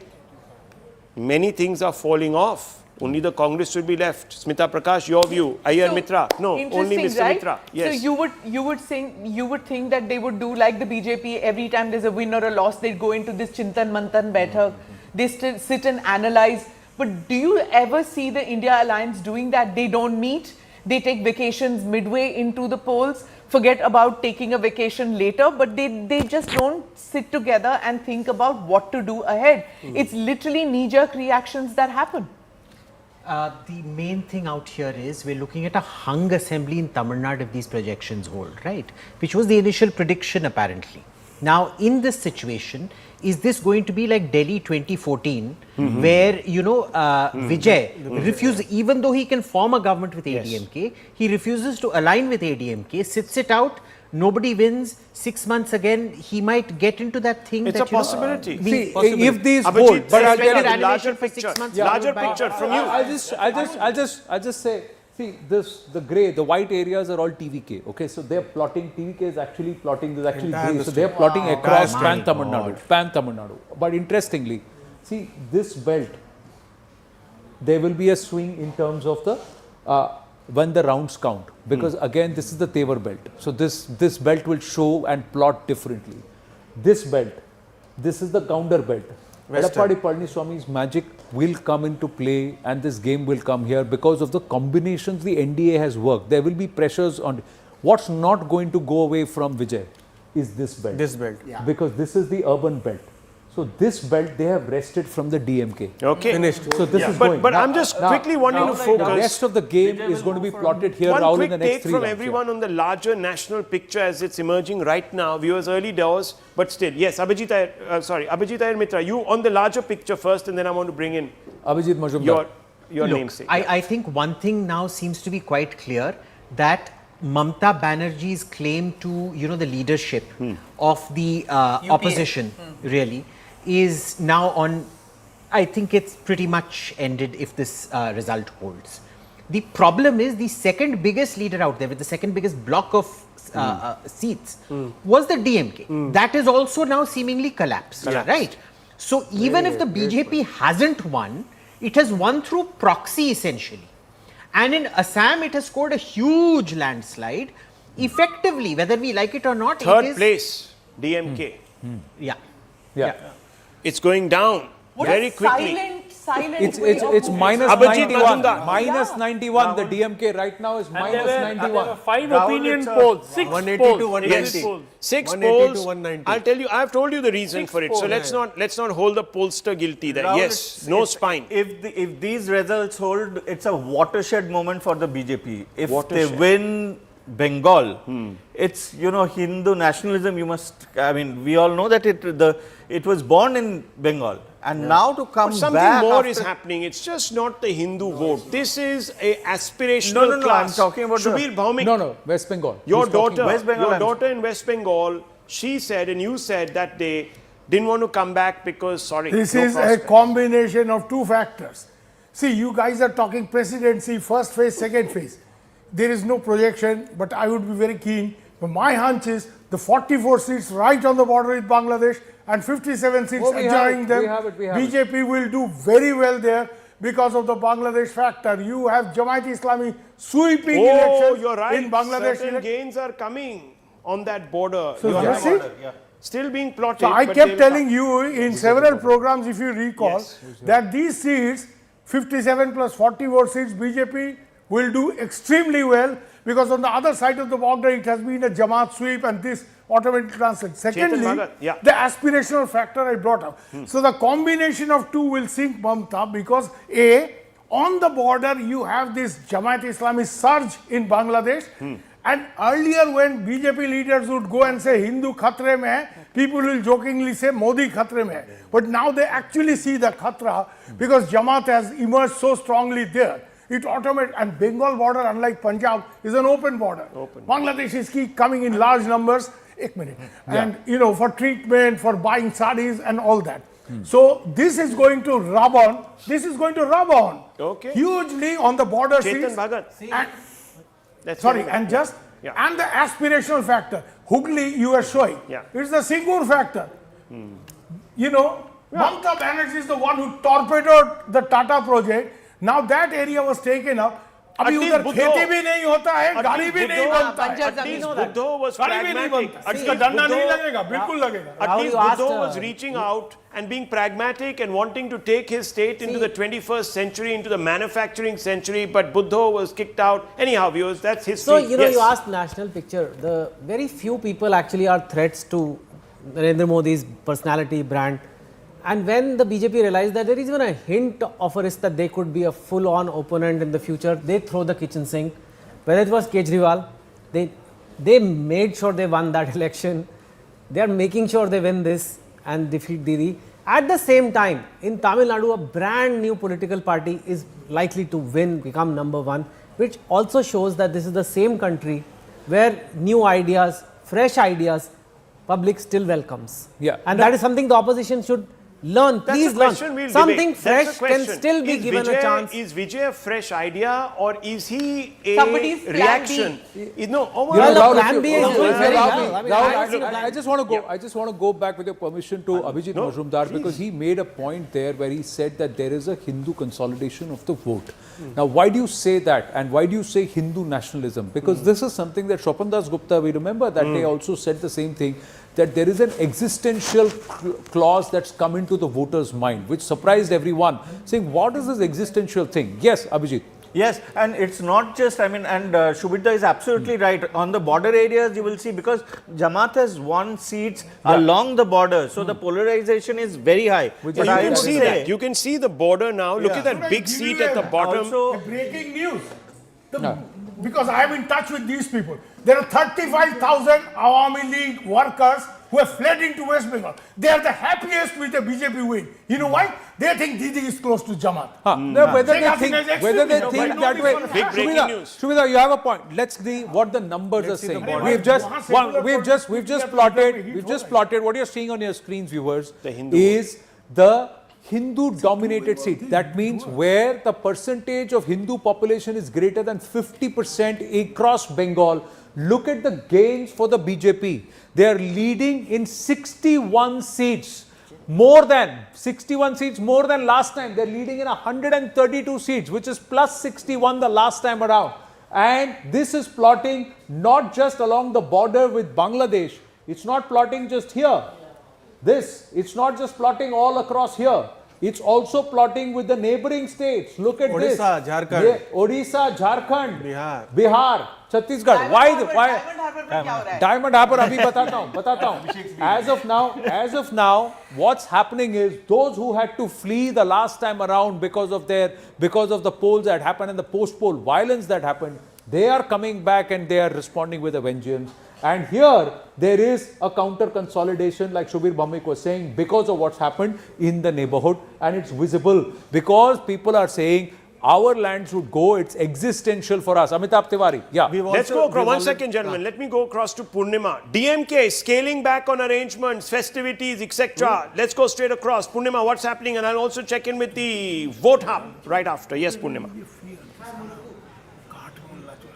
Well, if you can see, this is the mood here at the DMK office. Initially, it said Dravidian Model 2.0 back and loading, and there was the Shamiana here that you can see currently being removed here. There were over 100 chairs placed for the cadre. All these are being cleared. You can see these are signs of DMK slowly giving up. There was Shamiana, there were chairs, all these being removed, cadre being asked to disperse from here slowly, and all the arrangements and preparations that were underway since morning, they've all been put on hold. They were also planning to set up the stage on the other side. That is also currently being removed as we speak. So this is the kind of development that's taking place at the DMK office after early trends are not surely in favor of the DMK. These are all currently being removed as we speak. Big one. Well, it's a big development there, and see, that's because the DMK is minus 88 seats in terms of leads. But big story in Bengal, the BJP right now just 7 seats short of the halfway mark in terms of leads. just 7 seats short of the halfway mark in terms of lead in Bengal, leading in 140 seats plus 69 seats from the last time around.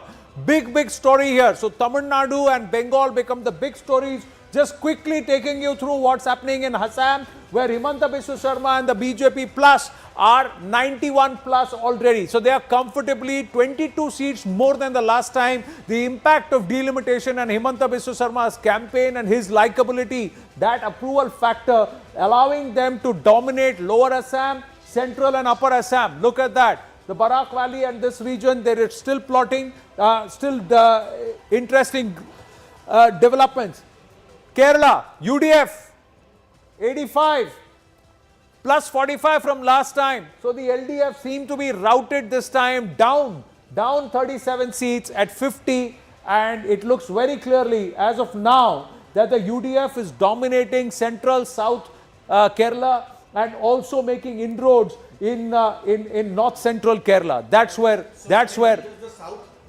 that is the Hindu the majority. South. This is the Hindu vote. Yeah. Now, surprisingly, it's consolidating against the left in favor of the UDF. One would wonder why. Perhaps this is also because there is a huge amount of no anti-incumbency. No, the Sabrimala issue. The Sabrimala issue. At The 10 o'clock in the Sabrimala morning, issue. viewers, Sabrimala issue, sir. At Sabrimala 10 issue. o'clock in the morning, I want you now to focus on some big numbers, viewers. It's 10 o'clock, 2 hours into counting. This is a snapshot. West Bengal, 256 out of 293 leads. Remember, 1 seat countermanded the election. So from 294, it's come down to 293. What are we seeing? We are seeing the BJP inches away from the halfway mark. Huge story.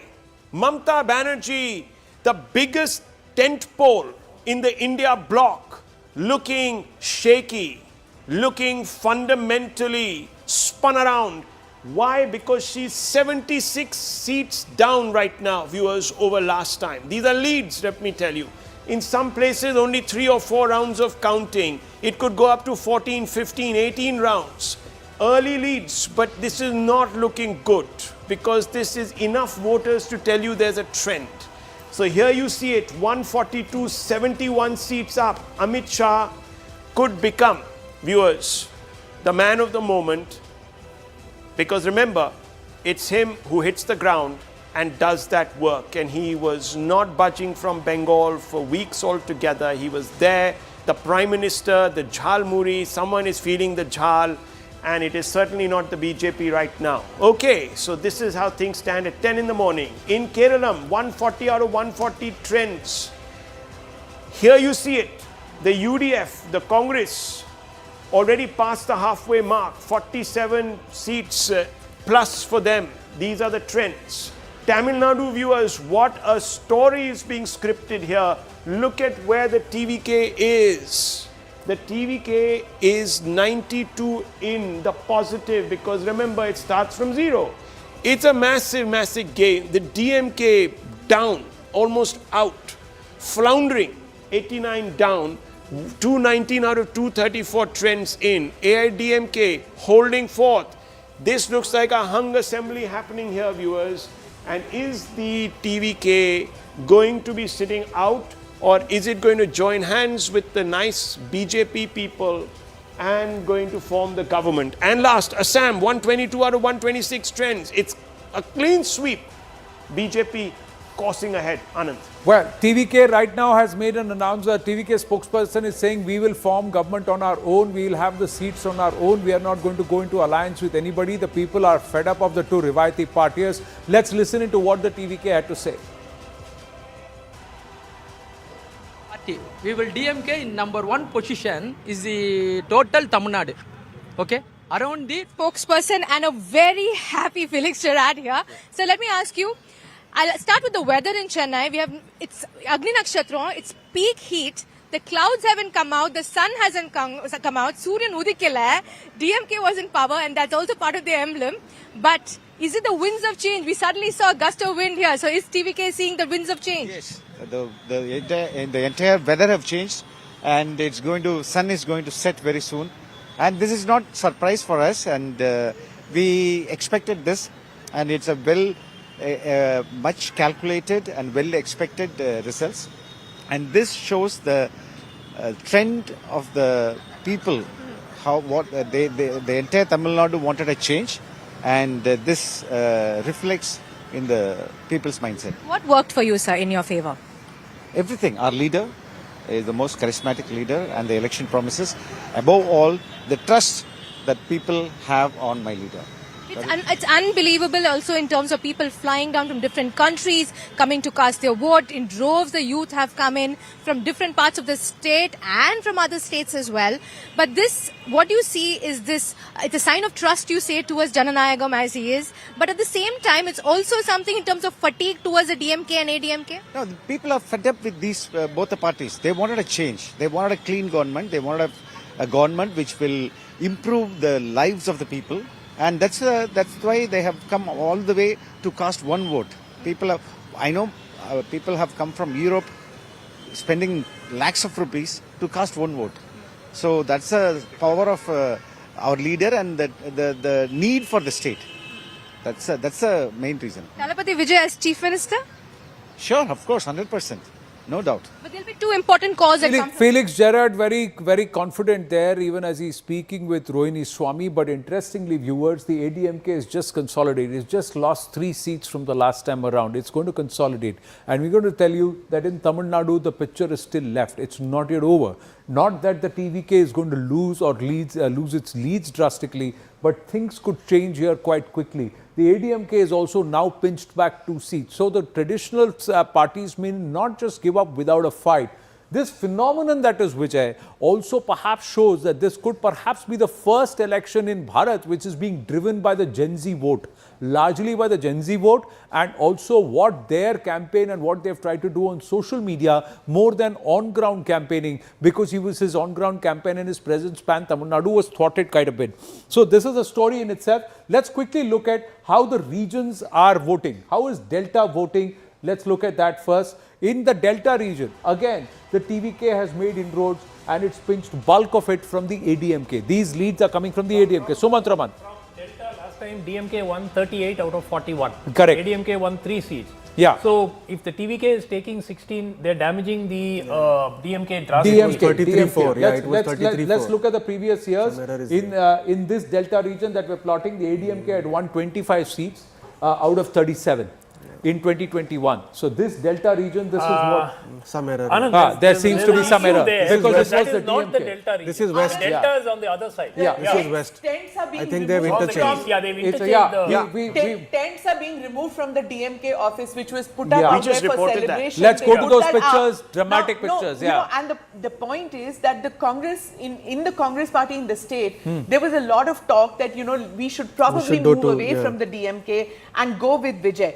Talks had initially begun out there, but the old guard who had the years of the leadership of the Congress said no, that's not possible, because look at DMK, they are bankrolling our campaign. Everywhere they were giving them money to contest the election, they were providing them the crowds, they were providing them the plastic chairs. Chairs, very important in elections, because you have to pay in advance to the tent walas to give those chairs. Because those chairs are broken or somebody take them away and all of that. You're talking about lakhs of chairs across the state, right? And all that money was being given by the DMK to the Congress. So penny wise, pound foolish, they decided to go with what is available rather than put their ears to the ground. And as Rahul was pointing out, where was the local media? They did not see the signs at all that there was such an anti-incumbency going on. So who muzzled the media in the state out here? Or did they self-correct themselves that better we will ask all those questions once the dust settles and the results settle. Yes, Sumantraman. Had the Congress gone with TVK in hindsight, after 1967, who knows, they might have been back in power. Right. Salem Dharnidharan is with us. Vanakkam. What do you think? Smita Prakash is saying. Kursi ki baat hai. Plastic chairs. So, kursi ki baat hai. What Smita is saying is very important. Alliance making. So, if the Congress has screwed up alliance making in Tamil Nadu, big alert. One seat. BJP passed the halfway mark in next to the Bengal. halfway mark. Yes. Let's go to Bengal very quickly. Sanam Dharanidharan also here with us. Good morning, sir.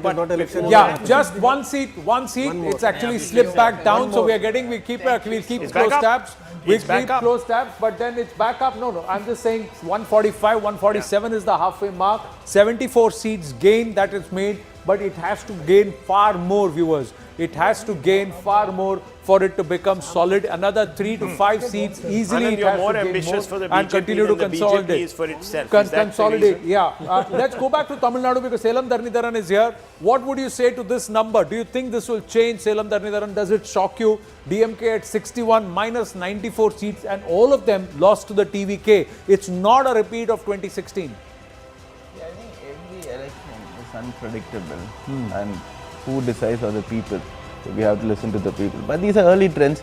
Maybe we can say in conclusion by 12 o'clock or 12:30 what will be the trend. But if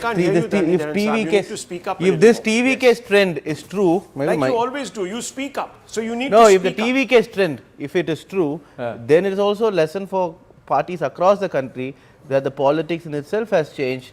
Then maybe the belief in grassroots or the big conferences, or maybe there is that belief, right, is wrong. And the fact is the politics is now more on social media and more about the young people. And if you look, let me not speak as a spokesperson, but look at the percentage of parliamentarians under the age of 40 in the country. What is the percentage? Less than 5%. Emmanuel Macron became president of France when he was 37 or 38. Right. And has anyone become any? So the thing is, it's so did the DMK not read it? Did the DMK not read it? No, then what about BJP? Or was did the BJP DMK not read denial?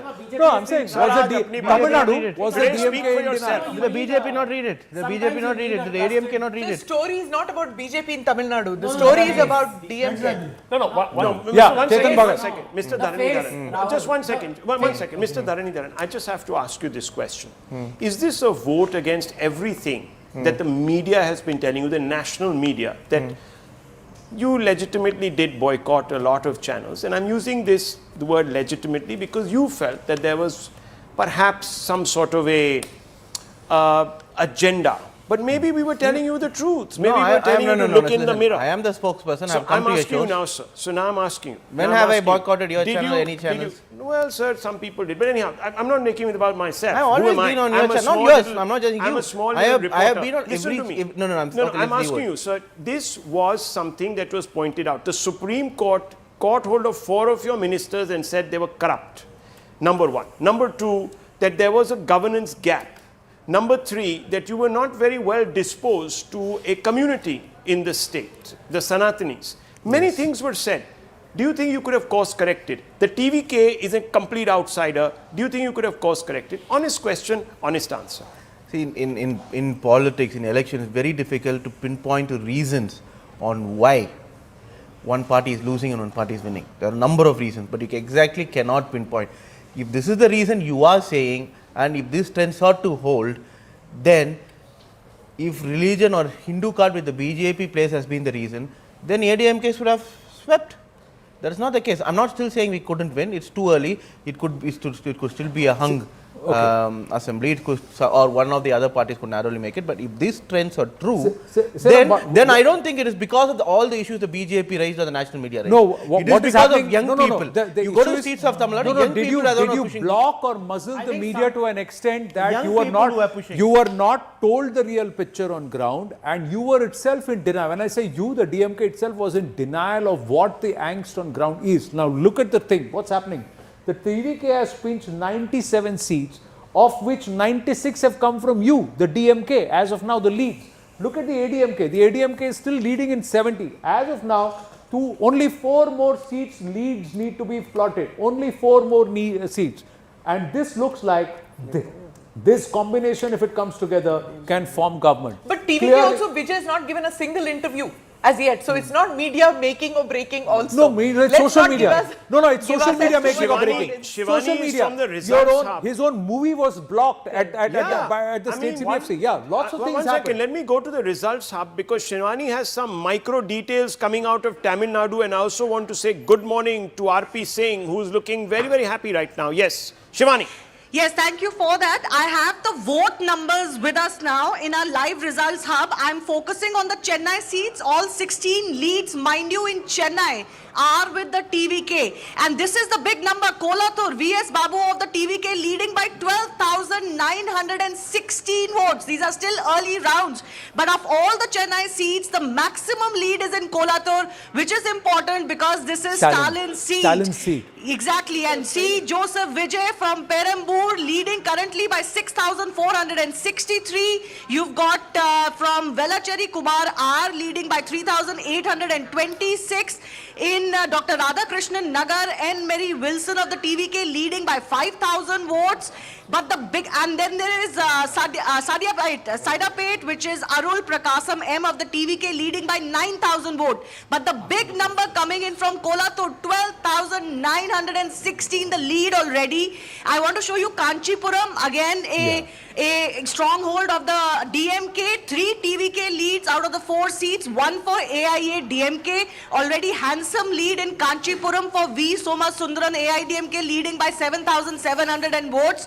Tiruvallur, again a previous DMK bastion, currently 3, 4, 5, 6, 7. 7 of the 10 leads are TVK, only 1 lead for DMK, CPIM, AIA, DMK leading at others.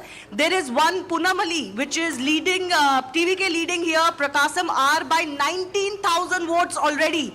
So Okay. these are early trends, but really strengthening in favor of the TVK in even strongholds of the DMK in Chennai and KTCC region. Well, remember, viewers, that the TVK right now is about 20 short of the halfway on One its own. point. Yes. Why yes. is it even more remarkable, Rahul? 90% of the people of the state in 90% of the constituencies don't know the name of the TVK candidate. Yeah, Okay. They have Nalin. no clue who this they is are. exactly Nalin no. Mehta. This They is still exactly voted for what them. happened with the Aam Aadmi Party in Punjab. That is The incredible. अब लगेगा झाड़ू. आप में यही हुआ था पंजाब में. Same thing happened. This is what we were saying on exit polls. They didn't have people at the polling booth. It doesn't matter when chemistry works. When it Okay. happened with Gen Z, sir was saying, Gen Z, you can't just sometimes your legacy becomes your baggage. Yeah. Gen Z wants freshness. You can't just say, "Chalo yaar, ab Gen Z ko manate hain. Let's do an Insta post and the Gen Z will vote for us." They are not stupid people. They have brains. So what does the Gen Z want? Gen Z wants jobs. Firstly, I think prospects. it's again and again come that they want a face they can trust. And who wins that trust? Usually. Okay, big let me news, say, sir, just behind one you. second. Big news behind you. Bengal, BJP 149, clear of the 149. halfway number, sir. Whoa, in terms of viewers, lead. Big there are some development. people- 150, leading in 150 as of now. 150, Bengal, big lead. This one. Yeah. I've come to this for many elections to this studio. This is the only election of the states where you don't show any mithai shots. Is it a very North Indian thing, the laddus and all?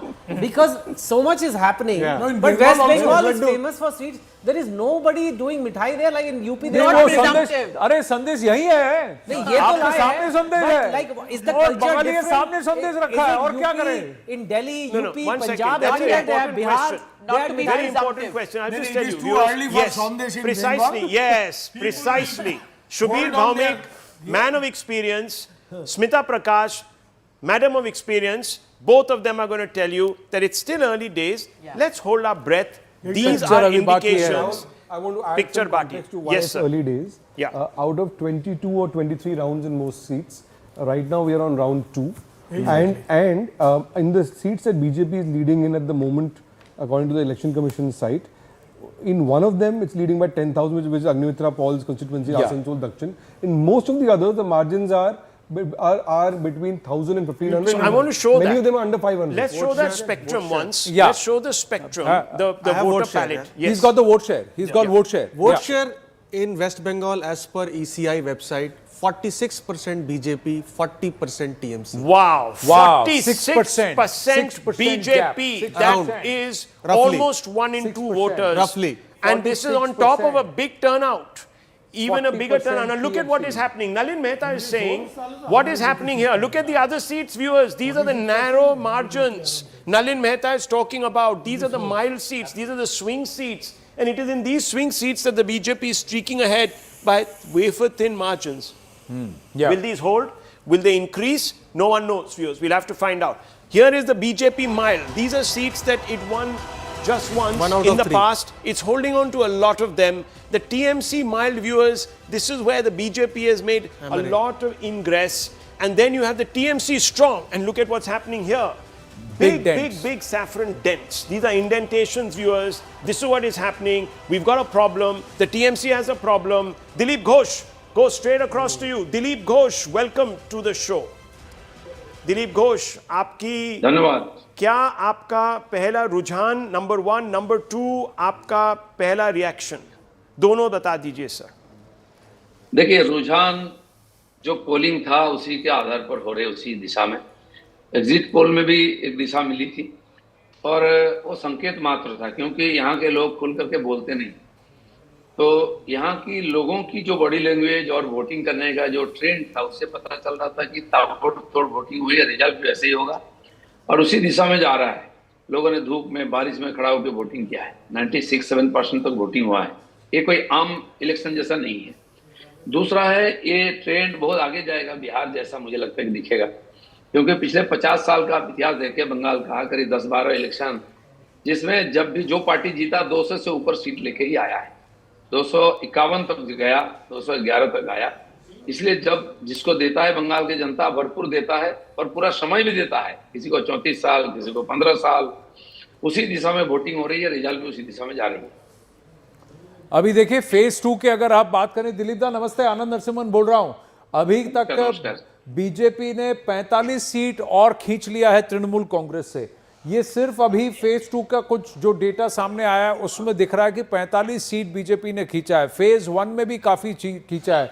और अगर आप देखें south में जहां phase 2 में week हुआ करता था तृणमूल बीजेपी, वहां इतना ज्यादा कैसे डेंट लगा रहा है? इसका क्या फैक्टर है, क्या रीजन क्या है? एक कोलकाता और आसपास की जिला, नदिया और उत्तर दक्षिण 24 परगना, हावड़ा, हुगली, ये जिला में 100 सीट है जिसमें हमारा कमजोरी था जी. उसको हमने सुधारने का प्रयास किया. और तथाकथित भद्रलोक यहाँ रहते हैं, ये कांग्रेसी गढ़ था. सीपीएम ने भी बहुत ज्यादा परिवर्तन नहीं कर पाए. हमने उत्तर बंगाल, राढ़बंग और जंगल महल में पिछले बार शक्ति बढ़ाया था और फर्स्ट फेज में वहां चुनाव हुआ. वो हमारा कोर इलाका है जी. लेकिन दूसरा जो टीएमसी का कोर इलाका, सबसे ज्यादा जो 91 लाख वोट माइनस हुआ है ना, फर्जी वोट इसी क्षेत्र का. उनके सारे बड़े बड़े नेता यहाँ से जीत के आते थे और 40, 50, 60, 70, 80 लाख तक, 80,000 तक वोट माइनस हुआ है जो फर्जी वोट. और टोटल फर्जी वोट उनका जो वोटिंग होता था उसका 10% एक फॉल्स वोट से आता था जी. और करीब 10-20% लोग जो वोटिंग करते नहीं थे बंगाल में, उन्होंने भी इस बार लाइन में खड़ा होकर वोटिंग किया. ये सारा हमारे तरफ आएगा जी. तो आपको लग रहा है एसआईआर और जो वोटर वोट करने नहीं आता था या आती थी वो अब बाहर आए हैं, तो ये जो नहीं करते थे वोट, क्या हिंदू वोट हुआ करता? दिलीप दा जरा रुकिए, शशि थरूर कुछ कह रहे हैं केरल के बारे में. मैं वापस आता हूं आपकी ओर. 10 seconds, we're going to have Shashi Tharoor basically making his first response. I think Shashi Tharoor, of course, was campaigning aggressively this time in Kerala. So we'll go to Kerala moment it is ready. Yes. Dilip Ghosh is ready. It's ready. Okay, Tharoor is ready. Let's go. अब आप लोगों के लिए आगे की क्या situation रहेगी और आप लोग क्या कोशिश करेंगे केरल स्टेट के लिए जो यहाँ और कुछ एक्स्ट्रा दे पाए? देखिए, हम लोग परिवर्तन की पार्टी है. हम चाहते हैं कि 10 साल के इतनी बुरी तरह की राजनीति चले हैं इस सरकार की तरफ से कि इसको एक बदलाना और मेरे ख्याल में नए तरीके की राजनीति ले आना बड़ी जरूरी है. बार बार ये सवाल आ रहा है कि सीएम कौन होगा, क्योंकि आप खुद एक एमपी हैं. इस विषय पे बाहर कैसी भोपाल के लगे हुए हैं. इस विषय पे हम अभी बात नहीं करना चाहते हैं. चुनाव के रिजल्ट आने दीजिए. खरगे साहब जो कांग्रेस अध्यक्ष हैं वो किसी को भेजेगा जीते हुए एमएलए के साथ बात करने के लिए. उसके बाद वो लोग उनकी राय दे देंगे, फिर हाईकमान तय करेंगे. ये है हमारे कांग्रेस की नीति. तो मुझे क्यों पूछ रहे हैं? Shashi Tharoor still in wait and watch mode, but saying that this is essentially a great mandate. Assam, of course, didn't work out for the Congress party at all, viewers, but it's West Bengal, which is a big story. Let's go to Bengal. Dilip Ghosh is still with us. Let's just plot the votes from the higher women population. Dilip ji, यहाँ पर भी जहाँ पर higher women population का है वहाँ पर तृणमूल कांग्रेस ने वोट खींचा है, ये कैसे हो गया? देखिए, अभी शशि थरूर जी भी परिवर्तन की बात कर रहे थे ना। नहीं, बीजेपी ने, मैं माफी चाहता हूँ, बीजेपी ने 15 सीट वहां भी खींचा है। तो दीदी तो जो महीना भत्ता दे रही थी, काफी लोग कह रहे थे कि महिलाएं नहीं छोड़ के आएंगी, पर यहाँ पर भी बीजेपी ने 15 सीट ज्यादा खींचा है पिछली बार से। बंगाल में जो परिवर्तन हो रहा है वो कोई एक सेक्टर से नहीं है, महिला, युवा, फिर लेबर, फिर वो किसान, ऐसा नहीं है। पूरा बंगाल परिवर्तन चाहता है। इसलिए आप देखिए, कल परसों से डायमंड हार्बर फलता से महिलाओं का जो स्टेटमेंट आ रहा है वो कैसा दयनीय है। लोगों को 15 साल से वोटिंग करने नहीं दिए हैं और 8 लाख वोट से वहां जीतते हैं उनके भतीजा जी। आप संदेश तालिका याद करिए, महिलाओं का वो जो हाहाकार था, कुछ बिहार में माननीय गवर्नर गए तो उनके पैर में पड़ के महिलाएं रो रही थी कि हमें बचाइए इन दरिद्रों से। ये हालत है बंगाल की महिलाओं की। और 1500 रुपया देकर उनका मुंह बंद करना चाहते थे ममता बनर्जी, तो उन्होंने पैसा भी लिया और बीजेपी को वोट दिया क्योंकि परिवर्तन चाहिए। पैसा भी लिया और बीजेपी को वोट दिया क्योंकि परिवर्तन चाहिए। पलटानो सरकार हो रहा है कि नहीं? आपका कोई स्कोर? बीजेपी सरकार निश्चित जानिए, और मैंने जो बोला, बंगाल की जनता भरपूर देता है, छप्पड़ फोड़ के वही देने वाले हैं जी। अमिताभ तिवारी हमारे साथ हैं वोट वाइब के, जिन्होंने कहा कि बीजेपी को 153 सीट मिलेगा, अभी रुझान 152 पे है, तो वो आपसे कुछ पूछना चाहते हैं। दिलीप जी, जो ये महिला वोट के लिए आपने कोई स्पेसिफिक स्ट्रैटेजी बनाई, क्योंकि महिला वोट जो है वो ममता दीदी का स्ट्रॉन्ग होल्ड पॉइंट है सर? बिल्कुल, उन्होंने 1500 दिया तो हम तो बोले 3000 देंगे, तो अन्नपूर्णा भंडार देंगे। देना अगर जरूरत है उनको देंगे हम, अगर खाली वोट के लिए नहीं देंगे, हम उनकी जीवन में सुधार के लिए देंगे। युवाओं के लिए भी हमने रखा है कि हम भी आपको 3000 देंगे जब तक आप कमाई नहीं करते हैं। 50 लाख युवा बंगाल से पलायन कर चुके हैं केवल कमाई के लिए, रोजगार के लिए। वो अपना परिवार के साथ रहकर जीना चाहते हैं, वो मौका हम देंगे। अच्छा, ये सुबीर बॉम्बे हमारे साथ हैं। आप जानते हैं कि वो क्लासिकली लेफ्ट हैं, लेकिन आपसे पूछ रहे हैं आप बंगाल के लिए राइट क्या करेंगे? क्या इंडस्ट्री को वापस लेकर आएंगे कि नहीं?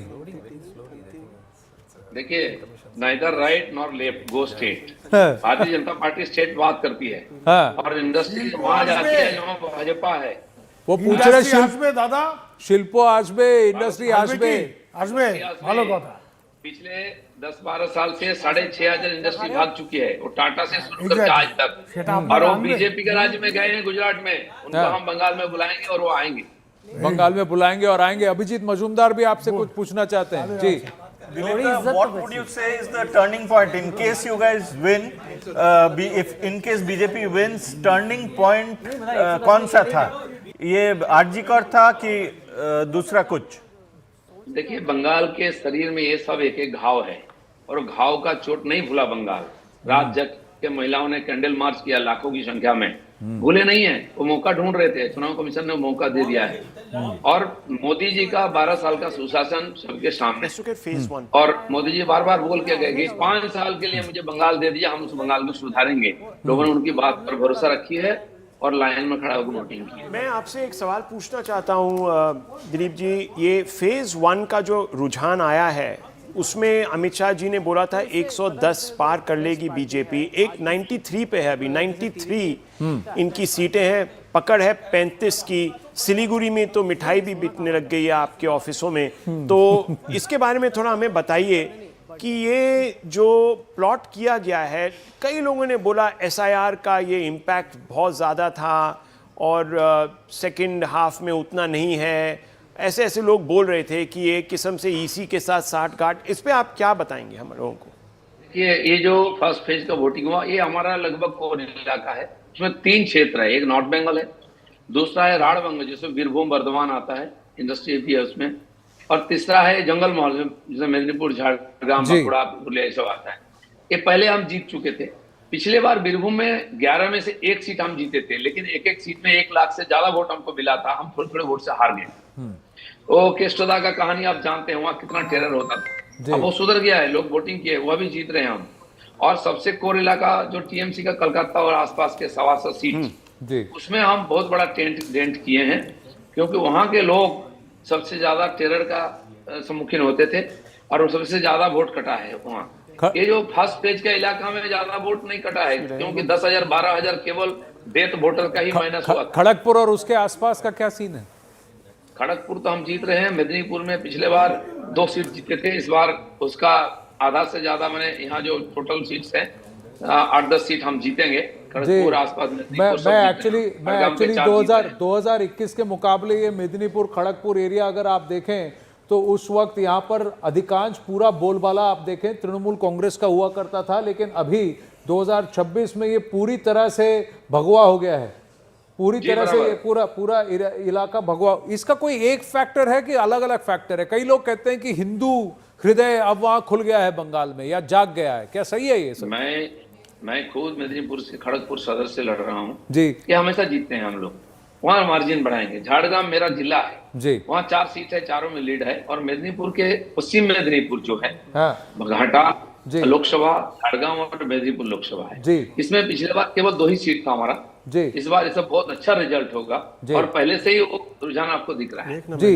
अभी आप पिछली बार से 15 सीटें ज्यादा है मेदिनीपुर में आपकी।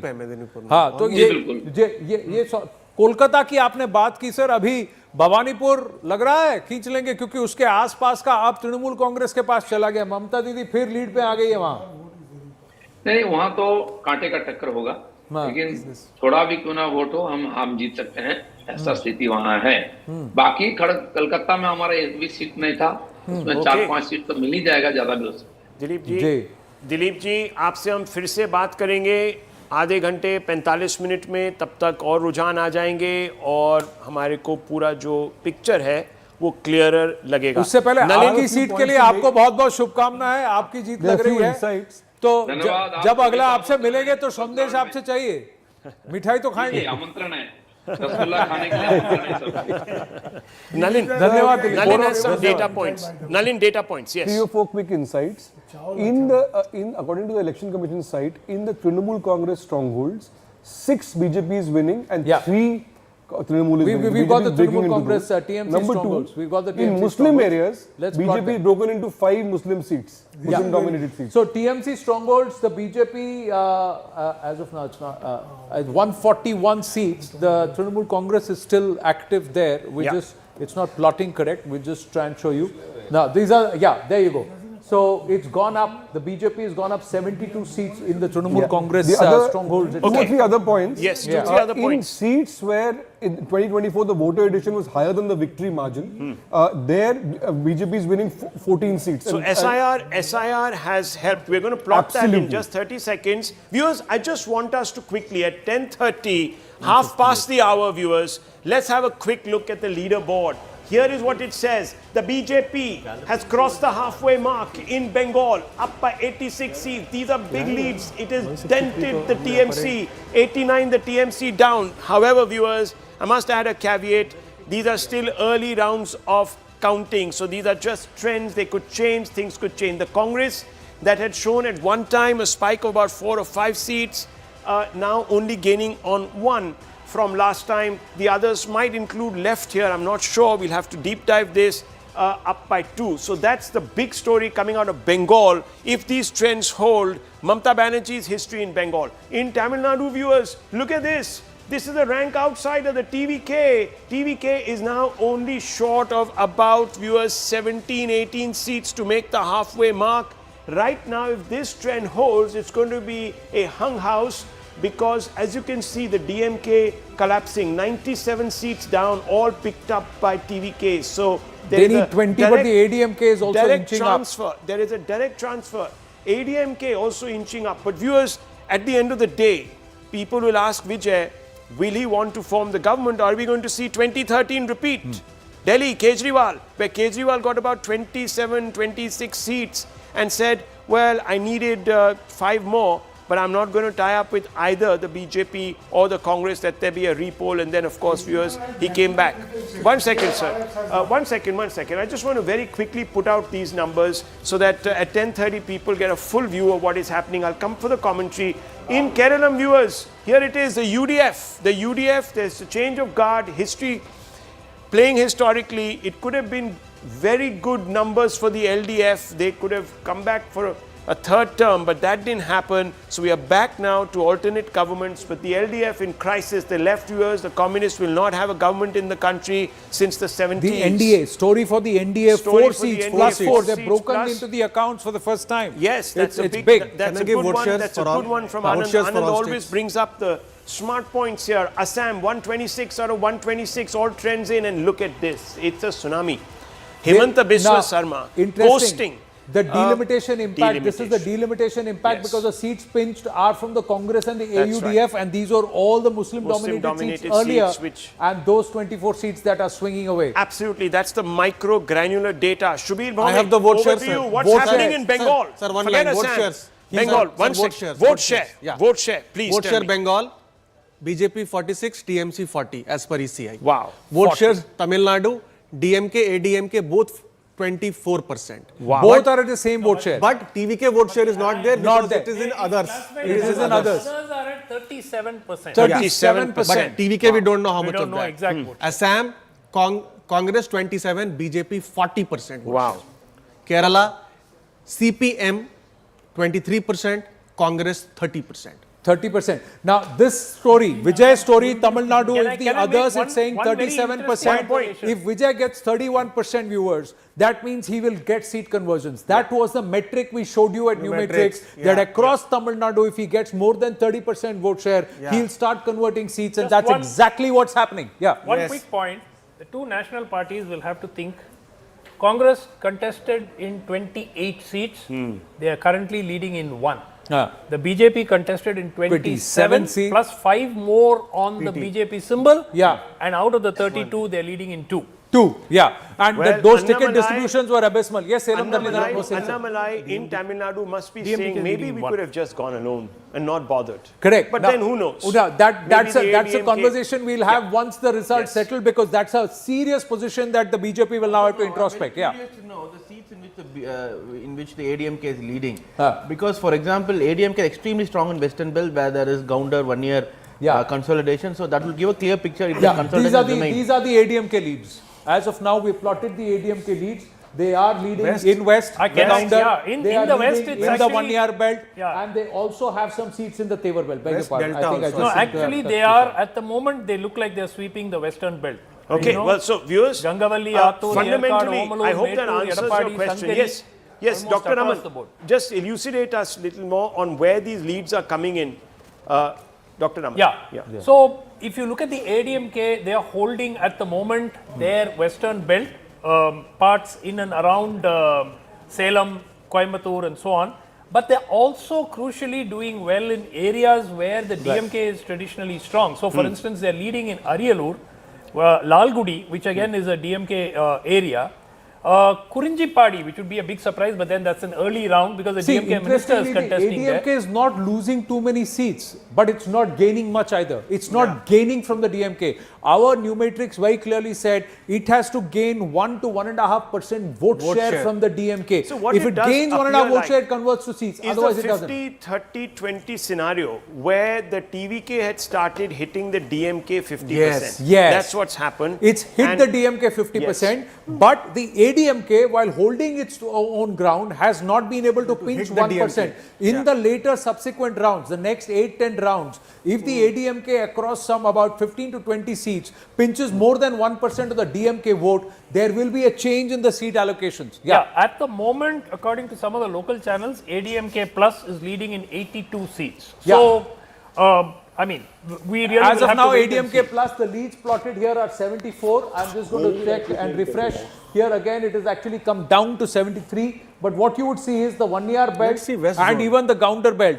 Let's see the Western zone. West and towards the northwest regions, they are still plotting only 1-2 seats for the BJP out of 27. So their performance has gone down. So this addition or 1 plus 1 does not make 11. That's very clear. what we should do in just about a minute or two, viewers, is we're going to show you on West Bengal all the big number explainers that we have put together. So we're going to show you the spectrum, we're going to show you the palette, we're going to show you a large number of very tailored dynamics that we have got into the mix. Look So at let's that start number firing behind them. you. It's gone up to 166, Rahul. This is racing away. This is racing away. This So is the vote vibe number. Yeah, this is our axis. No, our poll. our range was Our- 163. yes. 153 was the median point.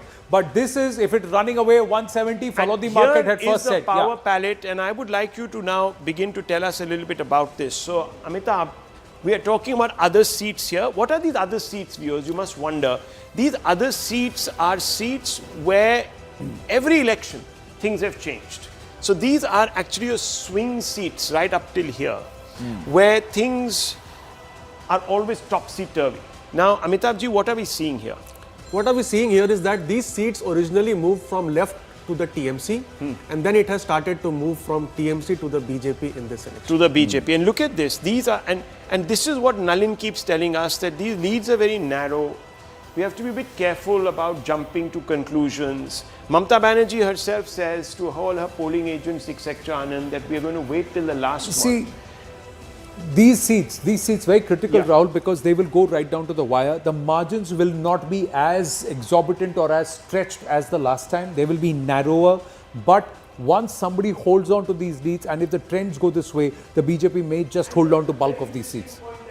Build on that Anand has made. Remember, viewers, the BJP is coming from gaps of 20 to 15% in some seats. In some seats, So if it has closed these gaps, it means, and some of them are high turnout seats. What does it tell you? Let's go back to those. I just want to show you those. Where are they? Yeah, that's it. Just keep it there for a second. No, it's got refreshed because they added one more seat. Okay, so that's interesting. So viewers, what I'm trying to say is that this is also where the SIR played in. So these are tight contests. And if the BJP is sneaking ahead, it's going to be difficult for things to reverse. So that could also be something that we need to. Here, BJP mild. These are seats that have swung. I mean, the BJP has won and lost one out of 3 times. One out of 3 times. It is holding on to them. And it is holding on. You can see this swath of saffron. The TMC mild. This is a big problem for the TMC. These are seats that it won 1 out of 3 times, losing them quite a bit. This is where SIR deletions could have also had a dent and an impact, and a Hindu vote consolidation would also have an impact, along with the TMC viewers, you can think about SIR, but these are seats that the BJP has wrested from the TMC. These are bastions. 3 elections out of 3 the TMC has won, and sometimes with margins of 25% in excess. So SIR here is not. This is a sentiment reflector. So Rahul, if you put a number on that, that's there are 38 TMC stronghold seats. Out of those, BJP is winning 19 of them at the moment. 19 of them, viewers. 50-50 now. Stronghold seats, varying degrees, and the BJP is beginning to look at this. Well, there are celebrations that have started, Rahul. Look at this. Yes, celebrations have also started. Pile is live. Pile is live with the celebration. Let's go across to Payal. Payal, celebrations going on. Tell us a little bit more. What's happening there on the ground? Well, at the BJP office here in Kolkata, celebrations have just about begun. You can see one person celebrating with that Kamal fool, which is grown full bloom, and of course that's a huge matter of happiness for them, for the kind of struggle that the party workers have really seen. आप मुझे बताइए ये जो Bharatiya Janata party के कार्यकर्ताओं के लिए ये जो ट्रेंड दिख रहा है ये कितना इम्पोर्टेंट? ये श्यामा प्रसाद जी के लिए इतना भारतीय जनता पार्टी के लिए ट्रेंड है. बंगाल का श्यामा प्रसाद मुखर्जी हर व्यक्ति को जानना चाहिए. श्यामा प्रसाद मुखर्जी के चरणों में प्रणाम है मेरे. श्यामा प्रसाद मुखर्जी के जीत है, जय है. श्यामा प्रसाद मुखर्जी के जय है. आप दिन में सेलिब्रेशन करने का क्या प्लान है? सेलिब्रेशन करने के लिए मेरा प्लान है, पूरा नतीजा आएगा उसके बाद सेलिब्रेशन करेंगे. These are initial trends, Rahul. People are playing it very carefully. In fact, I was sitting a short while ago in a place where the top leaders of the BJP are sitting with the state leaders, monitoring the entire result. Jhalmudi has distribution has already begun, but like any other party, they want to be careful and see the trend before they actually come to any conclusion. But it's been a long drawn struggle for the Saffron party and a complete turnaround fortune. And there are multiple people who deserve credit for this. That is for later. But I can tell you for a matter of fact, the person who's sitting cool as a cucumber right now is Bhupender Yadav. I just met him a few minutes ago. There is no fret on his face. He's completely smiling. He's not even watching the results on TV, just waiting it out and keeping everybody under, around him also. You're getting into Zen mode, but what's the conversation? There is breaking news coming in. And Payal, on that point, I want to quickly exchange some views with you. The woman voter is clearly speaking, and she's speaking from a place of anger. She wants to be heard. Why? Rekha Patra and Ratna Debnath are both leading. RG Kaur, victim's mother, and on the other side, viewers, Sandesh Khali. You remember that? The women are speaking. And I want to ask those TMC women MPs today who refuse to speak up for these ladies, what will they have to say? They're the first to shoot their mouth off, viewers. They were silent when their own women, compatriots, were being violated in Bengal. Shame on them. Yes, Payal. You know, when women decide to make the change, they make the change really happen. You've seen it election after election. Over here, a woman chief minister turns around and tells the women that don't leave your house after 7 o'clock. A shame on that kind of narrative which is coming forth as well. And women have shown the way. I've been speaking to various leaders in the party. And there was a lot of argument, remember Rahul and Anand, that she's giving Lakhi Bhandar 1500 rupees to women. They are with them. But over here in this election, women have shown for them dignity matters the most. As of now, they're not going to fall prey to any money. Payal, as of now, 35 women-dominated seats, or where there were higher women population and turnout, BJP is leading in 27 out of those. So plus 17 more that they have taken away from the Trinamool Congress this time. So there's a very strong message that's gone on ground. So yeah, they may be guarded and muted. What's happening in Kolkata? What's the sense around Bhavanipur, Rashbihari and the nearby areas? Diamond Harbour. Shwendu Adhikari has said Mamata will be defeated in Bhavanipur. That's the sense of the BJP. Said, so let's ask Payal. She's on ground. So what's your inside detail? Let me tell you. Let me tell you, day before yesterday when Shubhendu Adhikari was speaking, he says he knows exactly how to irritate the hell out of Mamata Banerjee. He said, I know how to birakto karo her as well, and that trend really continues. For Mamata Banerjee, who never stepped out of her house till about 5 o'clock, was forced to be on the streets. Shubhendu back in the lead. Shubhendu back in the lead in Bhavanipur. Yeah, go ahead. Please complete, Payal. Yeah. So that's the sense with which Shubhendu Adhikari, remember, this is the big TVK at 100 mark, viewers. Many people big historic. Stay on with me, Payal. TVK at 100 mark. BJP at 117 Bengal. BJP at 117 Bengal. Viewers, this is going to be, as I told you, a decisive mandate in Bengal. I've been saying it for the last few days. Whichever way it was going to be decisive. Either the TMC way, it would have been decisive. The BJP, it would have been decisive. But Vote Vibe got it right here where it came to Bengal. Now, I just want to go straight across to... one second. I just want to go straight across to Shivani, who is there at the vote hub, to get a sense of how many rounds have been counted, what's exactly happening on Bhavanipur, because that's where Shubhendu Adhikari is in the lead. All right, let me get you Bhavanipur very quickly. I am tracking some of the VVIP constituencies, that we've got going on. So if we search from our Bhavanipur is 159. Here. All right. So Shubhendu Adhikari is definitely leading. Let me try and get you the vote numbers here as well. We'll try and search for Bhavanipur, but can I just ask our friends here to give you a number of how many votes or rounds have happened? So there are still early rounds that are currently going on. Let's go across to our senior colleagues here who would have a better idea of how many rounds have happened. How many rounds have happened so far? अभी तक जो second round और किसी seats में third round भी हो चुका है. हाँ. बहुत सारे सीट्स में बीजेपी आगे जा चुका है. बहुत सारे सीट्स में तृणमूल भी आगे जा चुका है. Okay. So there is only the second or the third round going on as of now. But yes, leads are consolidating. The number of votes that are now coming in from some of these states. Big news coming through. Big breaking news. We are hearing from our sources that Prime Minister Modi will be at the BJP headquarters at 7 p.m. So the BJP thinks that they've got this election in the bag. They've got Assam in the bag. Viewers, there could be massive change in Tamil Nadu. The India bloc has been slapped across its face, unfortunately, viewers, in this election for it. And they are not going to be, they're going to be smarting. They're going to come out saying that there is a lot wrong in this election. But the fact of the matter is, viewers, some introspection will be required. The next big election is Uttar Pradesh, and that is where the Samajwadi Party will be on the block. And now, viewers, there is a big churn nationally that might also be happening in Indian politics, because the BJP looks like the dominant pole in Indian politics now. And we showed you something in the very beginning. I don't know who's going to form the government in Tamil Nadu. Even if it's the TVK,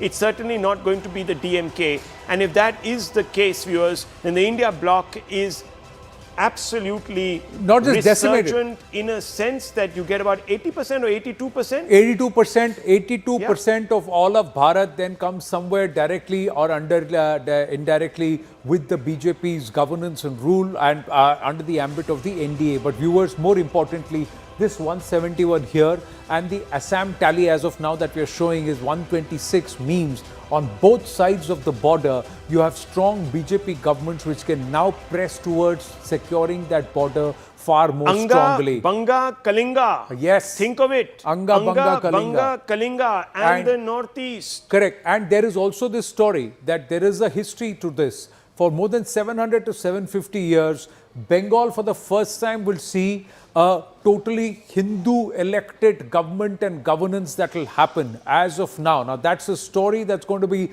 pushed by the BJP very strongly, that it's a Hindu consolidation of the vote that's powered them to this level. The professor is looking worried. These are leads, I think, and still I think majority of the rounds are still to be there.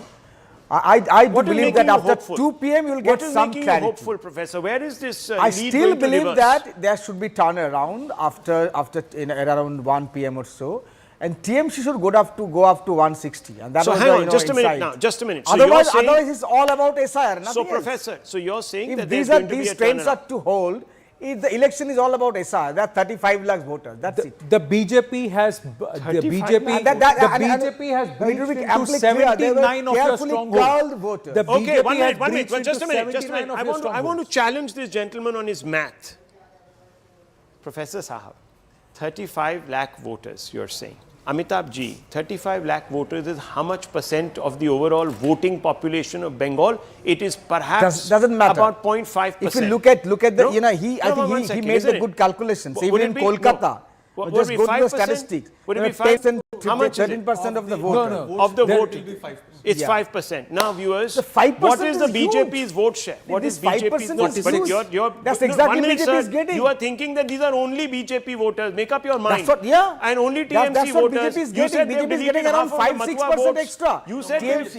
No, but you also said that Till now they have said that. You also said that a Thirty-six large gone. number of these are Matua votes. Now there is also, let's also look at that's the, because- no, 1 minute. There is also an absolute number, Manojit Mandal. You have to say after the SIR deletions, the overall voter base to whatever it came down, the absolute number of voters is 23 to 27 lakhs more than what they voted in 2021. So it's not just the deletion, sir. These 27 lakh additions have also perhaps not voted for you. That's one part. The other part, those who are part of this SIR, of the voter list, have also not voted for you because the vote share gap between you and the BJP right now is 6%, sir. Whether It's they have 6%. whether they have voted for TMC or not, I it's want too us early to see. say. I But want if they us to did not see. vote for TMC, then they are. See, now I want you to see. 1 second, Look at Professor. your own strongholds. Out. 79 of your strongholds have been breached by the BJP already. They are leading. Plus 79, they're leading in 83 of your strongholds out of 145 seats, 150 seats of your strongholds. Could be. So- Let us wait So, till 2 your p.m. strongholds are being breached. At least That's what I'm 50% trying of to the say. round should There be are two things. counted. no? Gentlemen, 1 second. Not Let's even 50% of the 2024 Okay, Professor, rounds. 1 second. I want us to see, viewers, the palette as well as viewers, the larger reflection of the spider basically on Bengal, because we'll get a sense really of where these numbers are coming for the BJP and where they're also coming for the TMC, because that will give us a very quick assessment of this. Now, the challenge for the TMC viewers, and this is just going to plot, there it is, plotting away. The challenge for the TMC is that some of its strong seats have fallen. These are bastions. It has not lost in 3 elections under Mamata Banerjee. Here you can see them all the way up till here, big breaches. And then you have the TMC mild, viewers. These are seats that it won narrowly once out of 3 terms. Those have been breached. The BJP has held on to its mild and its marginals. And the other seats, viewers, these are swing seats, are showing a lot of, look at these big chunks of BJP. Now I want you to see the other big graphic, which is a spider as we call it here. The big stronghold, if you just stay with this, now the strongholds come from the presidency zone. Yeah. The BJP has breached 36 plus in the presidency zone. Look at South. Look at this region. So it would never see a gap of 25 to 27% in some seats. This is not SIR only. That is Kolkata. We've not even come into Kolkata, where if you look at the Kolkata numbers, look at this. all around Bhavanipur. 159 is Bhavanipur, 158 is BJP, 160 is BJP, 154 BJP, 170. My gosh. This is all Kolkata, closer Kolkata region. This is the not Uttar, SIR. Kolkata, Dakshin. Then you This have is not Rashbihari, SIR. your This Howrah, is anger. Hooghly, all of that. Look at this. Howrah, Hooghly also is plotting. Gee. Two-thirds of SIR deletions came from the Hindu community. Yeah, 2/3 of the SIR deletions came from Hindu community. There you go. That's the anecdotal evidence. And then he's saying it is. But let's show the spider, please. Let's show the spider. Sir, right How now many TMs are not viewers- voting for TMC. Consolidation, counter consolidation, 10% is happening. Yes. Yeah. Because I've been quiet for a long time and you have missed me. Yes, we have. Let me say, A, these are early rounds, but morning shows the day. So the trends are definitely worrying for TMC. Let's face it. Number two, if SIR had not happened, it would be all about anti-incumbency. Do you realize this? Yes. Mamata Banerjee would be putting a defensive bat like Sunil Gavaskar and defending her fortress.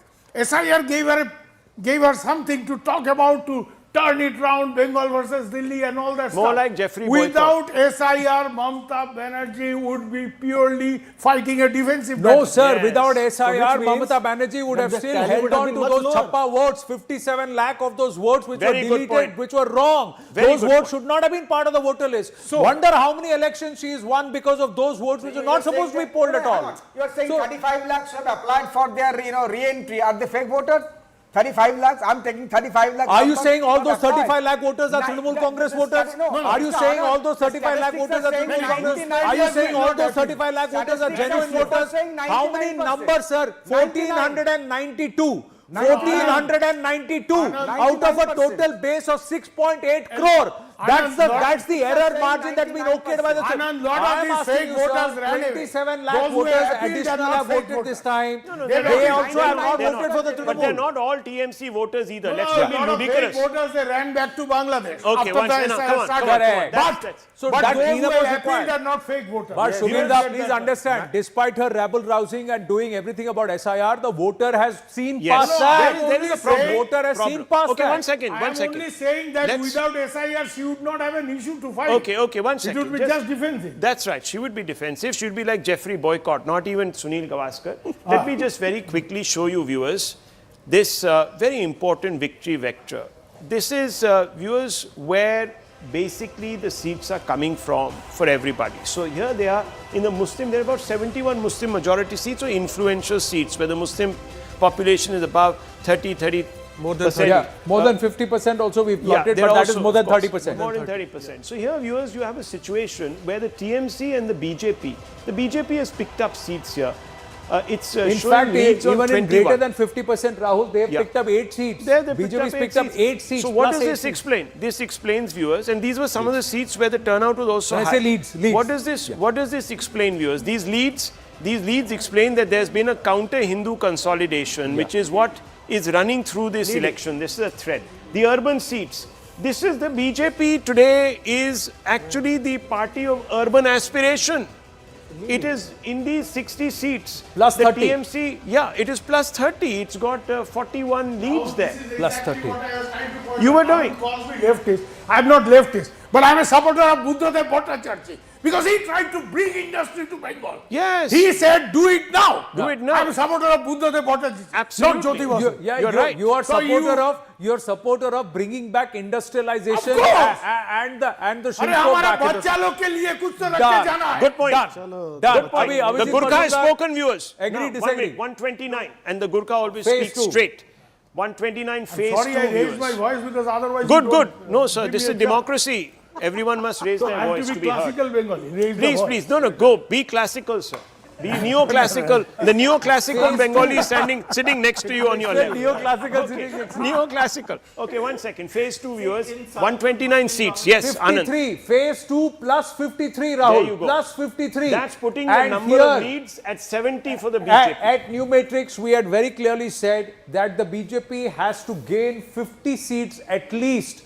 When we were working this, at least 50 seats to Now- get into contention, to get to that number, and they have They are plus 53 in terms of leads in phase 2, and that's a big dent that they've Can we made now go in a to the- place where they never thought they could get votes. Absolutely. I mean, that tells you, viewers, that this is the Flog over batting, aspirational you need Hardik classes. Pandya there. This is Shubir Bhaumik's class that is speaking today in Bengal. Perhaps even the Bhadralok are speaking in Bengal. No, it is not me. Not It is you. people like Go my back. daughter. Go back who to have the- to go to Bangalore to get go a back job. to the- go back can't to get the a verdict. proper job in Calcutta. Yes, They are precisely. You can get it out of him who he's voted for. No, Not no, so no. easily. Mathua- But yeah, Mathua factor again. I would maybe 47 still vote plus for 15 my seats, good Rahul. friend Mathua Bika. plus 15 seats. I Plus could not 15 get a seats chance, is the I was Mathua. So the Mathua vote is also not gone away from the BJP. TMC is It's down. actually moved towards. And Mamata Banerjee said that the Matwas will come out and punish the election commission driven BJP for depriving them of their votes. Guess what has happened, viewers? So they have been given the CAA assurance. 47 leads.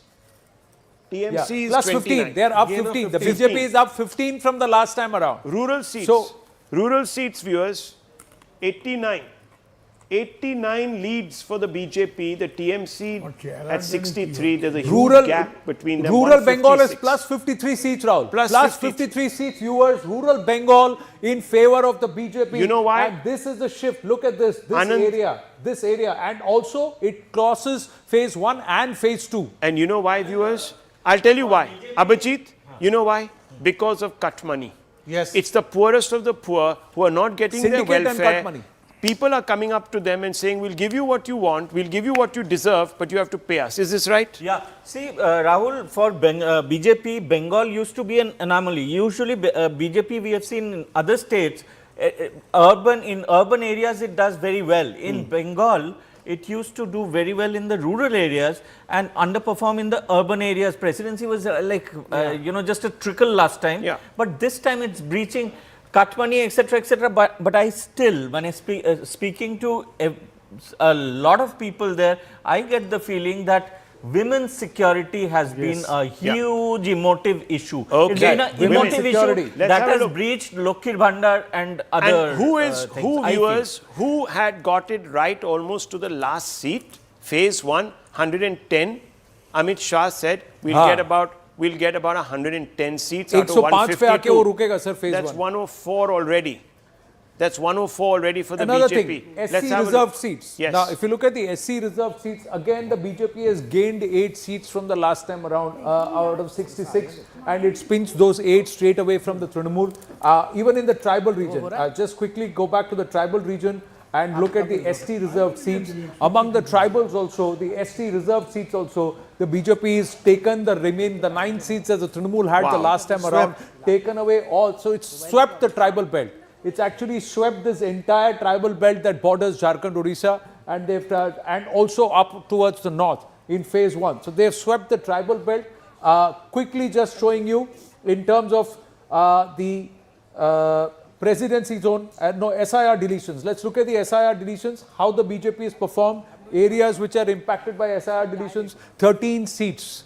13 seats that have been impacted by SIR deletions, and they have gone additionally towards the BJP in terms of the leads. So quite significant. Now, Professor, Charu Pragya is with we've us, given you an entire, this is the fingerprinting of the election result on every area, whether it is dented by SIR or not. Mamata Banerjee is feeling a blowback.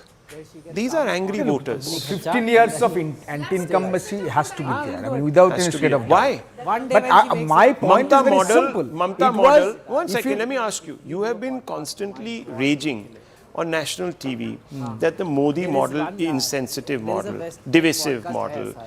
It creates rancor. It elucidates all sorts of base instincts. But these are sophisticated urban Bengali voters voting for the BJP. How can they be voting for Thug party, as you've said? It is a model that is divisive. It is proven beyond reasonable doubt. So are you saying, again, I'll raise are the you question saying about that how many minorities were given tickets for. Are you saying Bengal that the Assembly genteel intellectual This is the filter that he class wanted. in Bengal? The filter that he wanted, border regions. Look at the border regions. Border regions. It is there, very much. Important. Now, let's look This at. reminds me of Jyoti Vasu. What he said, in 97, I am backing Sheikh Hasina. Hey, I am backing Sheikh Hasina. Jyoti Babu told me in 97. I am backing Sheikh Hasina. You know why? Otherwise, They will come there. They meaning Jamaat Islami. He showed me the beard. See, now this and is. if they come there, ওরা ওখানে চলে আসবে, এরা এখানে চলে আসবে. Means translate.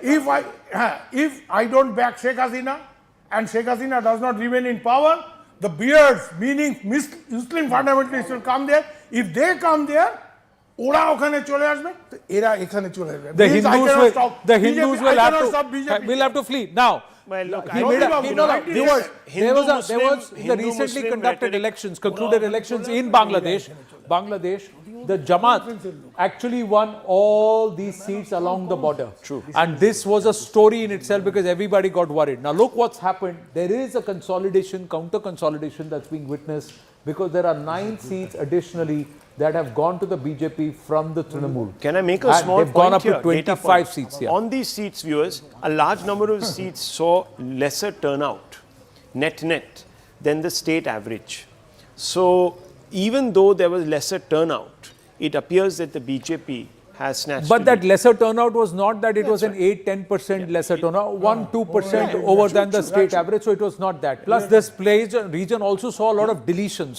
Plus, this SIR bogey, the SIR aspect has made forced a lot of people to also turn, quietly go back to where they came from. That also has happened. Let's now just change the conversation because the other big historic election that is plotting, viewers, is look at this. TVK is very, very few seats now short of an absolute simple majority of its own. Simple majority rather, viewers. 217, 218 is what it needs. It's about 8-9 seats. No, 117 they need. Halfway mark is 117. Yeah. 234 is a strength. 11 short of that halfway mark, which would give them a simple majority. That would be an absolute. They seem to have pulled the entire vote from the DMK. I want to bring in Vivek Narayan on that point. Vivek, coming across to you, did you see this happening on the ground, number one? Number two, if you did, where do you think it went wrong for the DMK? Mr. Dharanidharan is here. He doesn't seem to accept the fact that there was anti-incumbency substantially. He's putting it down to something very different. What's your take? No, I never said anything like that, no.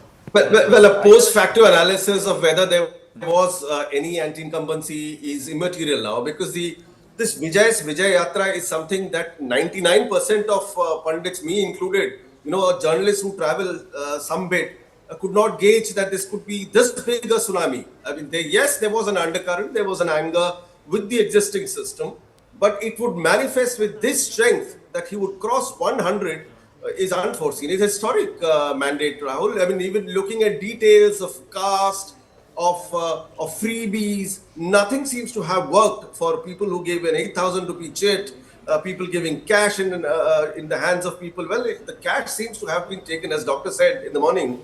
The vitamin M was taken, but the vote went for Vijay. So that very clearly is what we are hearing. And the thing is, Vijay would get 20% vote was a general feeling. Yeah. We also said that the minute it is over 26, it could go anywhere. Now he seems to be getting 36% of the votes. And that is mostly from DMK. Yeah. Yes, AIDMK has done not so bad if you ask me. From previous 66, they have gone to 77. 77. They're actually +2, Vivek. But Anand here, just quickly wanted to ask you, where is this vote for Vijay coming from? Is this a new dynamic that's happening, or could this change because it's still too many early rounds? What's your understanding? By round 9, round 10, could things change? New voters decline. Vivek, can you hear me? Anand here. It is unlikely to go whichever ways. I mean, if you look at campaigning of Vijay, it's interesting. He only did 16 days of campaigning. So there was a very strong undercurrent, which the government misread. Through campaigns, through flex boards. Tamil Nadu. You cannot. Was this pan Tamil Nadu? Absolutely, it is pan Tamil Nadu, but would be more, as we all knew, it would be more centered around urban, semi-urban areas. But even in rural Tamil Nadu, I mean, Pulatur, if Chief Minister is trailing, that is very, very bad. It's a trend. Yeah. It is the rejection of an existing system, whether it be West Bengal, whether it be Dharmadam, Kannur district. Yeah. The CPM leader, the stalwart, has fallen. I mean, he's trailing.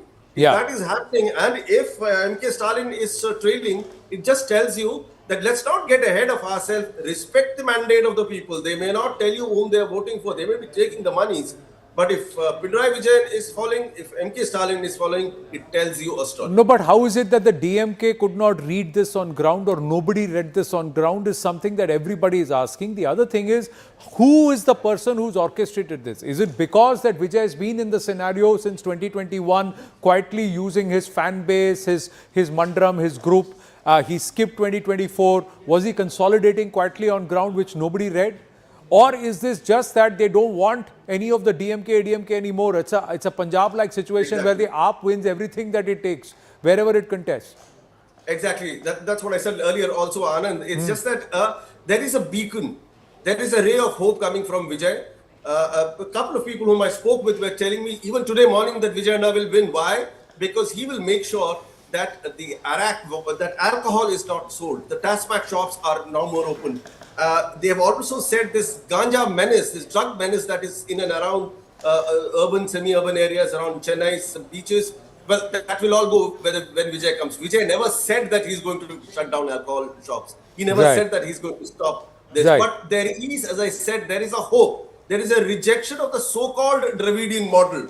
Which existed till now. That is a paradigm shift. Right. Because many would say that Vijay has largely idolized or taken a leaf from the Dravidian model and just perhaps repackaged it. That's what many would say. But yeah, there is an alternative vote to ADMK plus and DMK plus that stands out. Quick question on Keralam. We'll go to Rohini, who's outside Vijay's residence in just a bit. Keralam, again a shocker. They have done, the UDF seems to be doing an LDF number on them again, giving it back to them. The last election, it was the LDF that won and took 90 odd seats.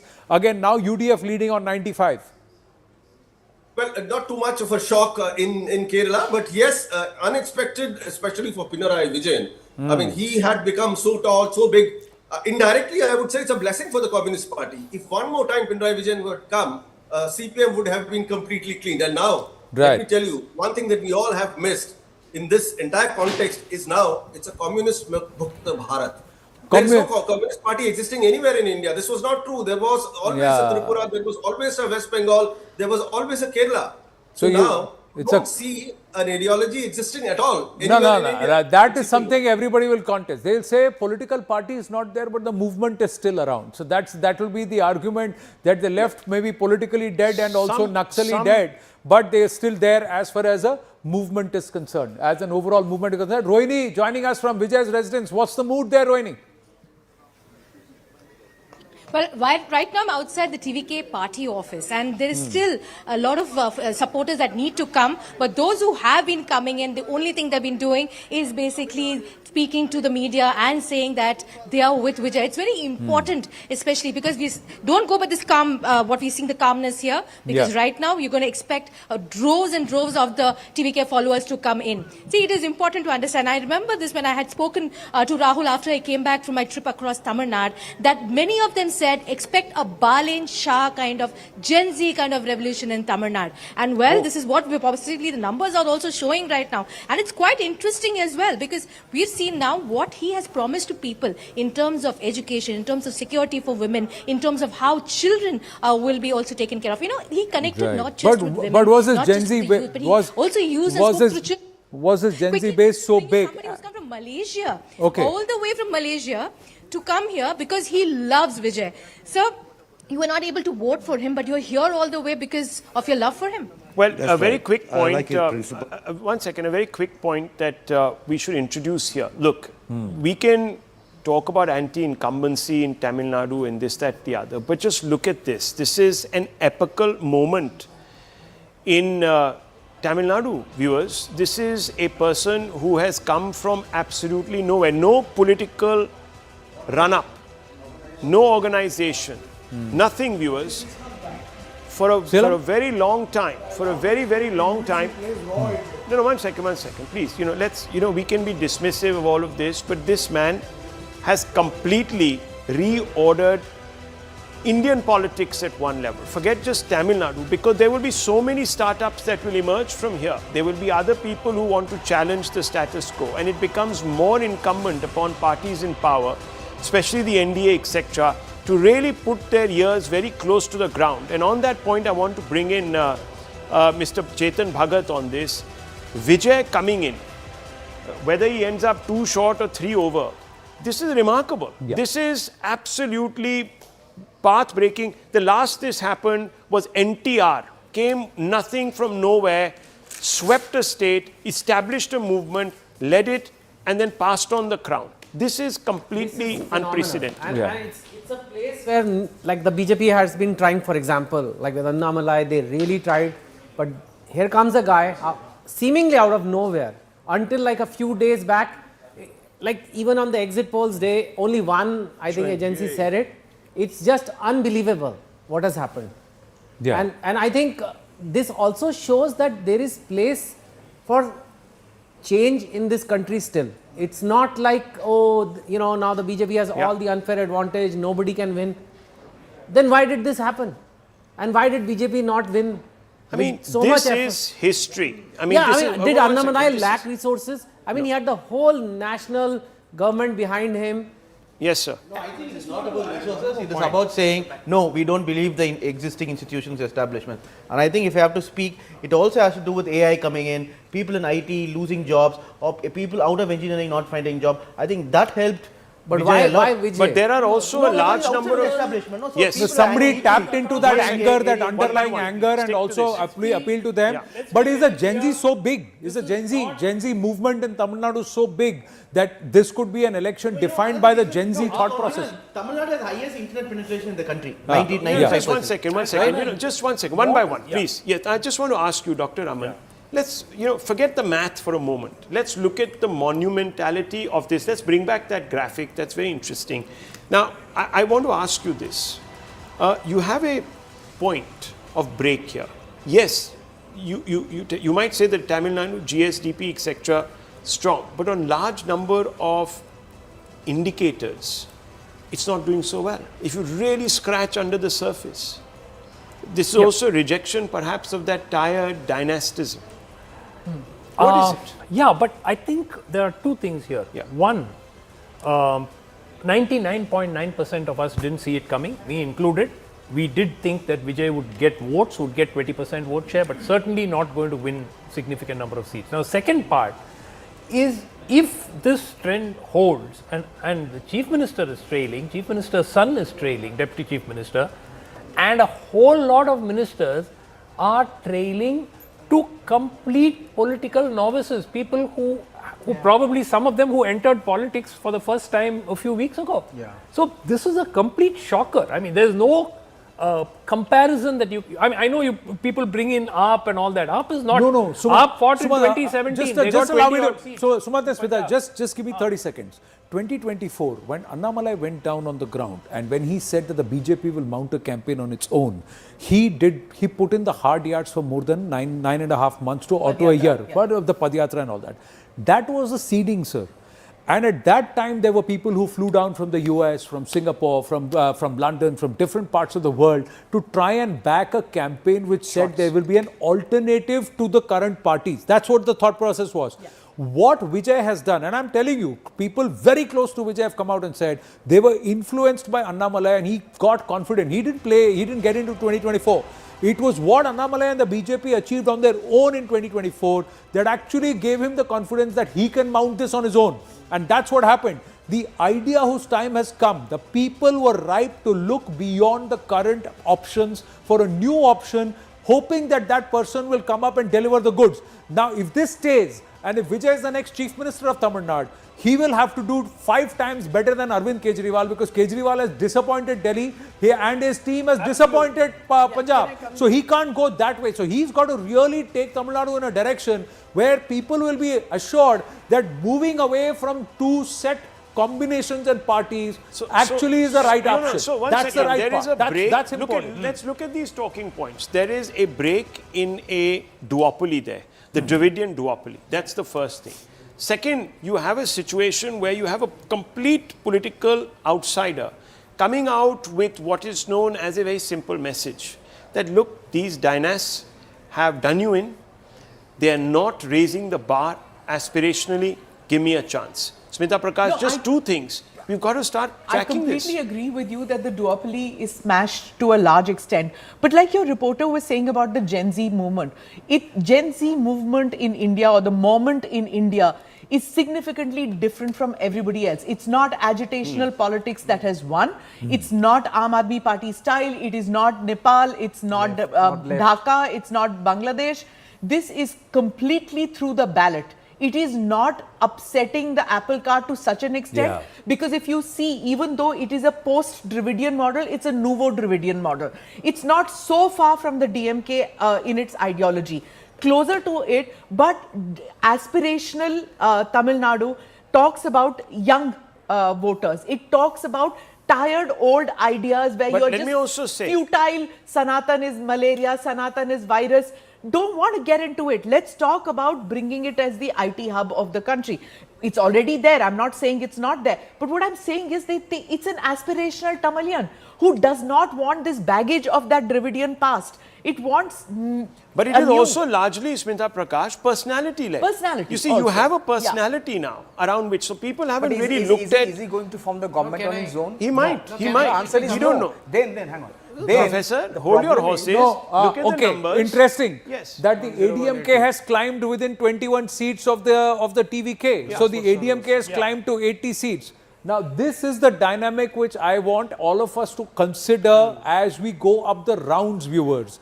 Because if there is an anti-incumbency vote in Tamil Nadu, and if there is a coalition which is being led by an MBC leader very strongly, you cannot discount the ADMK to be there. Why? Another reason, Vijay did not attack the ADMK. ADMK did not attack Vijay. We may have a situation where the two of them may be very close to the post, but neither of them will get past it and it could get a little hung. And that's the scenario where right now we got the update that Vijay is talking to all the candidates. These are the celebrations. Look at the celebrations in Vijay's home. Let's play out these visuals. The question is that, is he going No, 1 minute. Let's cut to these visuals full frame. These are pictures that we are getting from Vijay's home.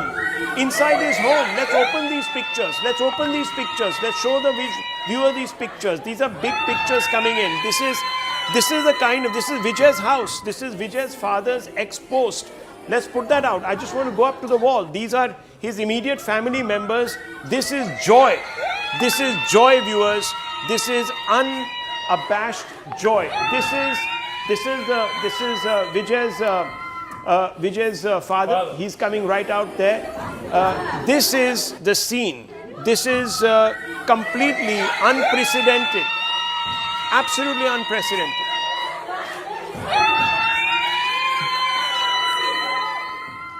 No, but I think there's one more point which I wanted to add. So if you look in 24, ADMK got 24%. BJP-led alliance had 18%. And we got about 47%. So our 47% got to 24%, 23% election. But BJP alliance is 18%, which is not basically for BJP, but basically for no for ADMK and DMK. Correct. That has also completely gone to TVK, and there's no vote transfer from that anomaly. No, that's okay. What I'm trying to tell you is 18% was a case to show that there is a 18 to 20% vote share which does not want to vote for the ADMK or the DMK. Now Vijay has worked that. He's not only tapped into that, he's also tapped into the DMK sentiment and said, okay, I'm going to pull away from the DMK also. He's the first one to go after Stalin and call him uncle also. He was the one who said, I'm ready to take you on politically because I think you're old and I am new. I am the next option. See, he was doing it smartly. So the more interestingly also, apart from money, caste equation has not worked. He has not given any consideration to caste equation.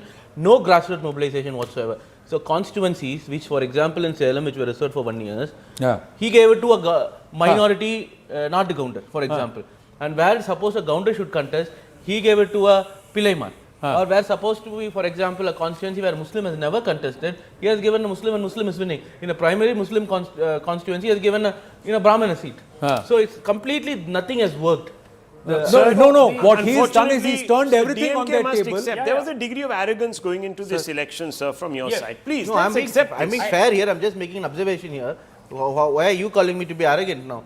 No, he's not calling you. He's saying that the DMK approached this election from a position of arrogance to say, nobody thought he's going to happen. That's what. Nobody thought. There were people saying on the exit poll day, they said play this reel that day. he is not even going to win his own seat. Ah. There were people saying. Correct. I think one of the things that the DMK missed doing or didn't do was to take honest criticism. Yeah. They felt that anybody who criticized that party was either a Sanghi, the labeling would be called a Sanghi immediately.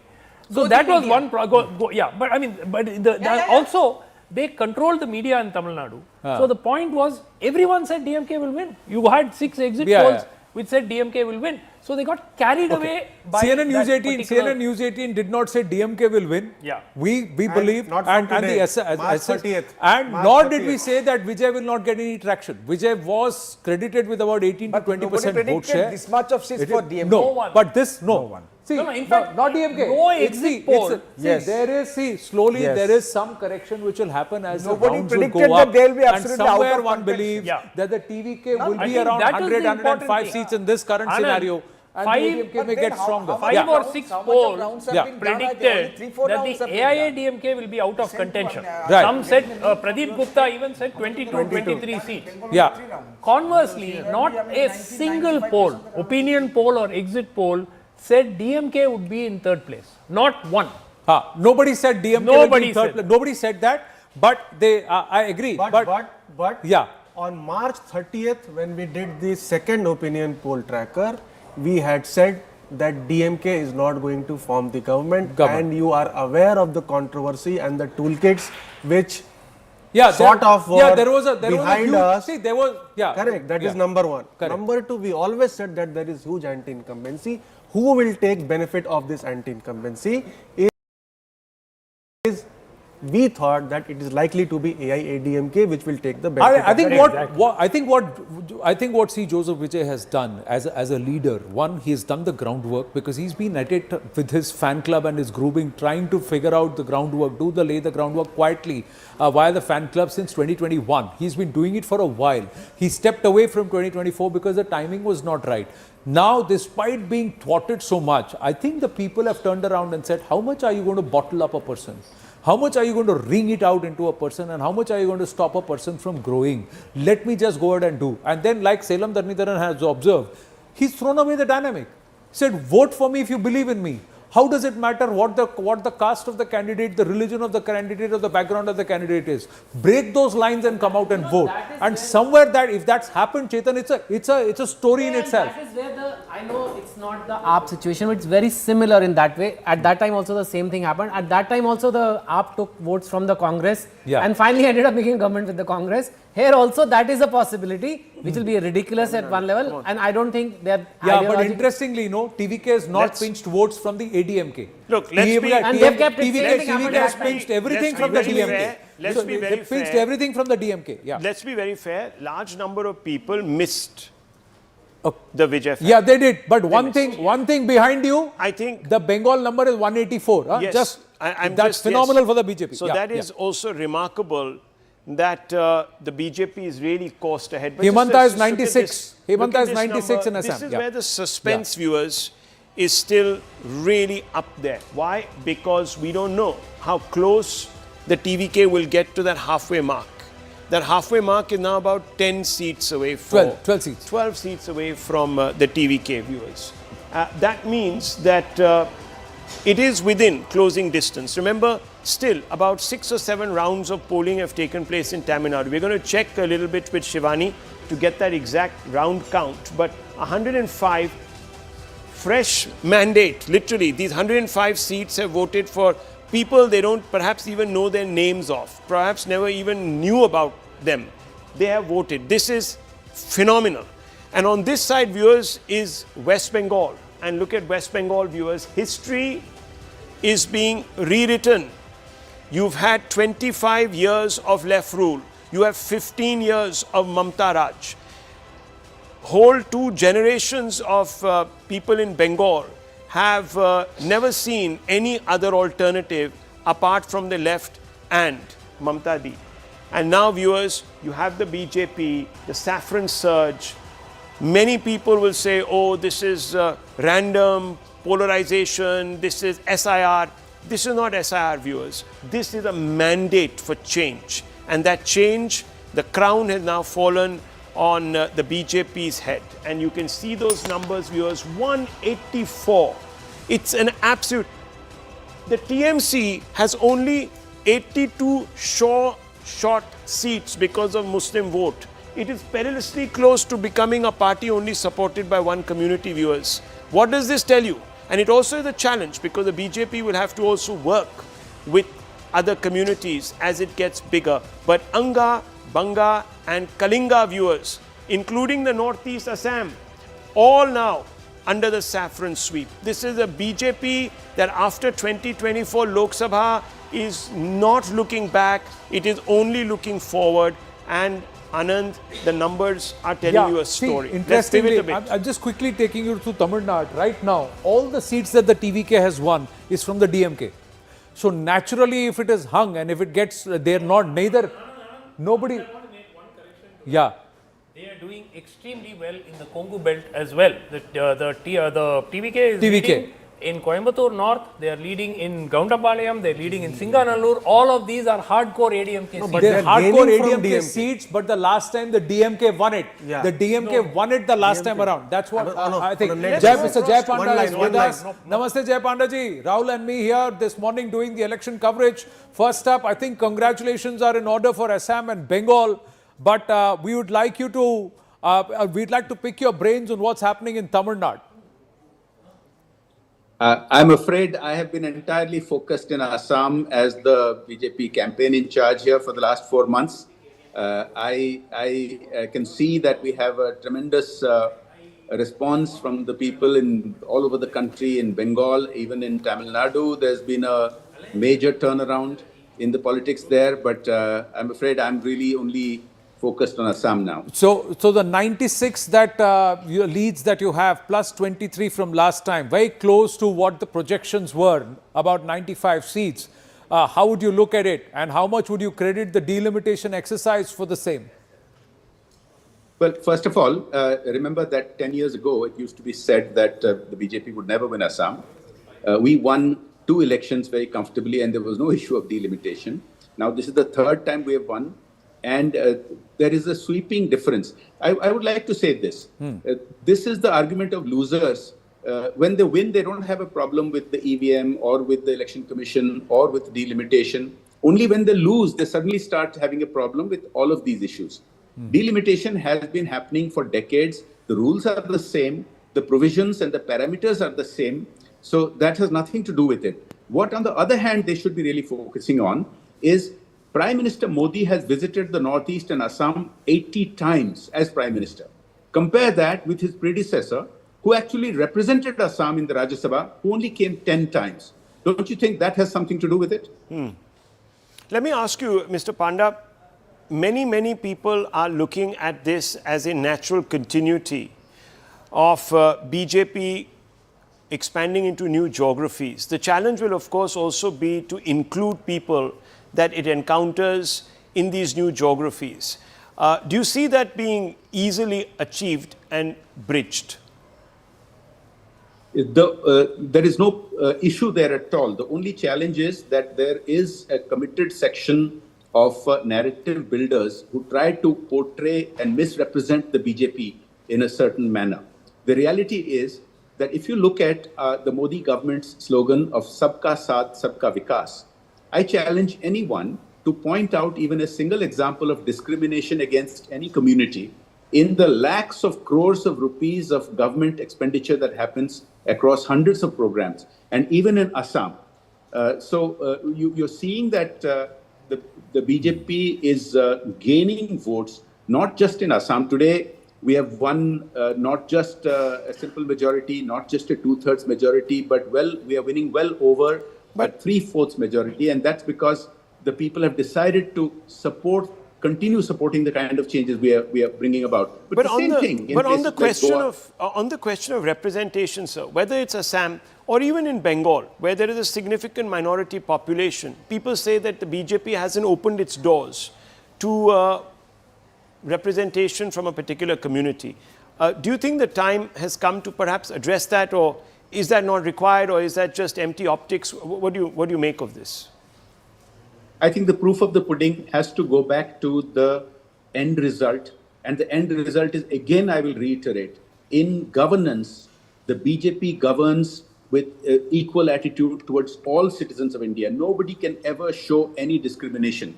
Now, the question that you are asking actually begs another question, which is appeasement politics. Now, we are very clear that the results of the way we are governing is equally fair to everybody. But the alternative to that, the vision that the Congress has been spelling out, today's Congress is almost an exact copy of the Muslim League of the 1940s. And see what it did in Assam. I want to point something out. At the time of independence and partition, a section of people decided they were not Indians. They didn't want to be Indians. They broke away. They formed a separate country. And the part of society that represented 11% of Assam at that time is today 38%, and not through natural means, through entirely unnatural means of those people who decided they were not Indian, forcing their way back across the border illegally and illegally occupying lakhs of acres of land. And that is simply not going to be acceptable anymore. The people of Assam don't accept it. And that is what is changing in Assam and Bengal and other places. Jay Pandaji, if we look at it right now, the Muslim majority, or where the population of Muslims is greater than 50%, 30%, the Congress has actually taken 16 seats more. The BJP has lost 11 seats in terms of ground. How would you read that? Do you believe there is a story here that somewhere the Muslims have now decided they will never vote for the BJP, and is that healthy? Well, first of all, it confirms what I just said, is that the Congress has become the current version of the 1940s Muslim League. And if you look at Assam, who are they competing with? They're not competing with the BJP or any of the other parties. They're competing with the AIUDF, which is an unabashedly Muslim party. Now, but I don't agree with you that any section of the society has made up their mind not to vote for the BJP. I was just saying this a little bit earlier. We couldn't have won in Assam if we hadn't started winning the seats directly and through alliances of many, many different communities, including tribals, including other minority religions. The same story in Goa. You're beginning to see the same story gradually opening its account in Kerala. So the BJP is expanding its appeal all across. And in Assam as well, there is a clear distinction between people who have lived in this country for hundreds of years, irrespective of being of any faith, and people who left and became citizens of another country. There are distinctions. So Mr. Panda, let's just look at the national implication. I'm sorry, I'm just pulling you out a little bit because you have a great view and are a keen student of political theory also. I want to ask you this because going into this election, there were 2 or 3 geographies where the BJP had been pretty much written out of the equation. One was Bengal, one is Tamil Nadu and Kerala. Now, even in Kerala, if you look at this, if you look at these numbers just behind me, in fact, may I just bring them up to you. The NDA has got 2, and we'll have a look at the vote share also. We'll go into that vote share. You have in Tamil Nadu, of course, with the AIDMK, you still haven't really lost, though people could argue that perhaps you could have gone it alone. But it's in Bengal where you have Anga, Banga and Kalinga, all 3 lining up, including the Northeast. This is a massive shift in just the last 5 years. In fact, not even the last 5 years, in the last 2 or 3 years, of course, you've been working your way upwards. The India alliance has really caved in here. You have a reversal in Bengal, you have a reversal in Tamil Nadu, you have a reversal in Assam, obviously a complete wipeout in Assam. Nationally, how does this change the picture, sir? Well, I see you're quite right in your description of this situation. I see Bengal and Assam in a different situation because they are border states and they have faced the brunt of this massive illegal immigration and forced replacement theory, if you will, in the Indian context. On the other hand, what we are seeing in Kerala and Tamil Nadu and Puducherry can be seen a little bit differently. In Kerala, I think at the local elections, the BJP has started increasingly making its mark and doing well. Now, when we progress to state level and national level elections, there are different dynamics at play. In Tamil Nadu, I think the big story is the turnaround and the resentment of the people against the incumbent government is very, very clear.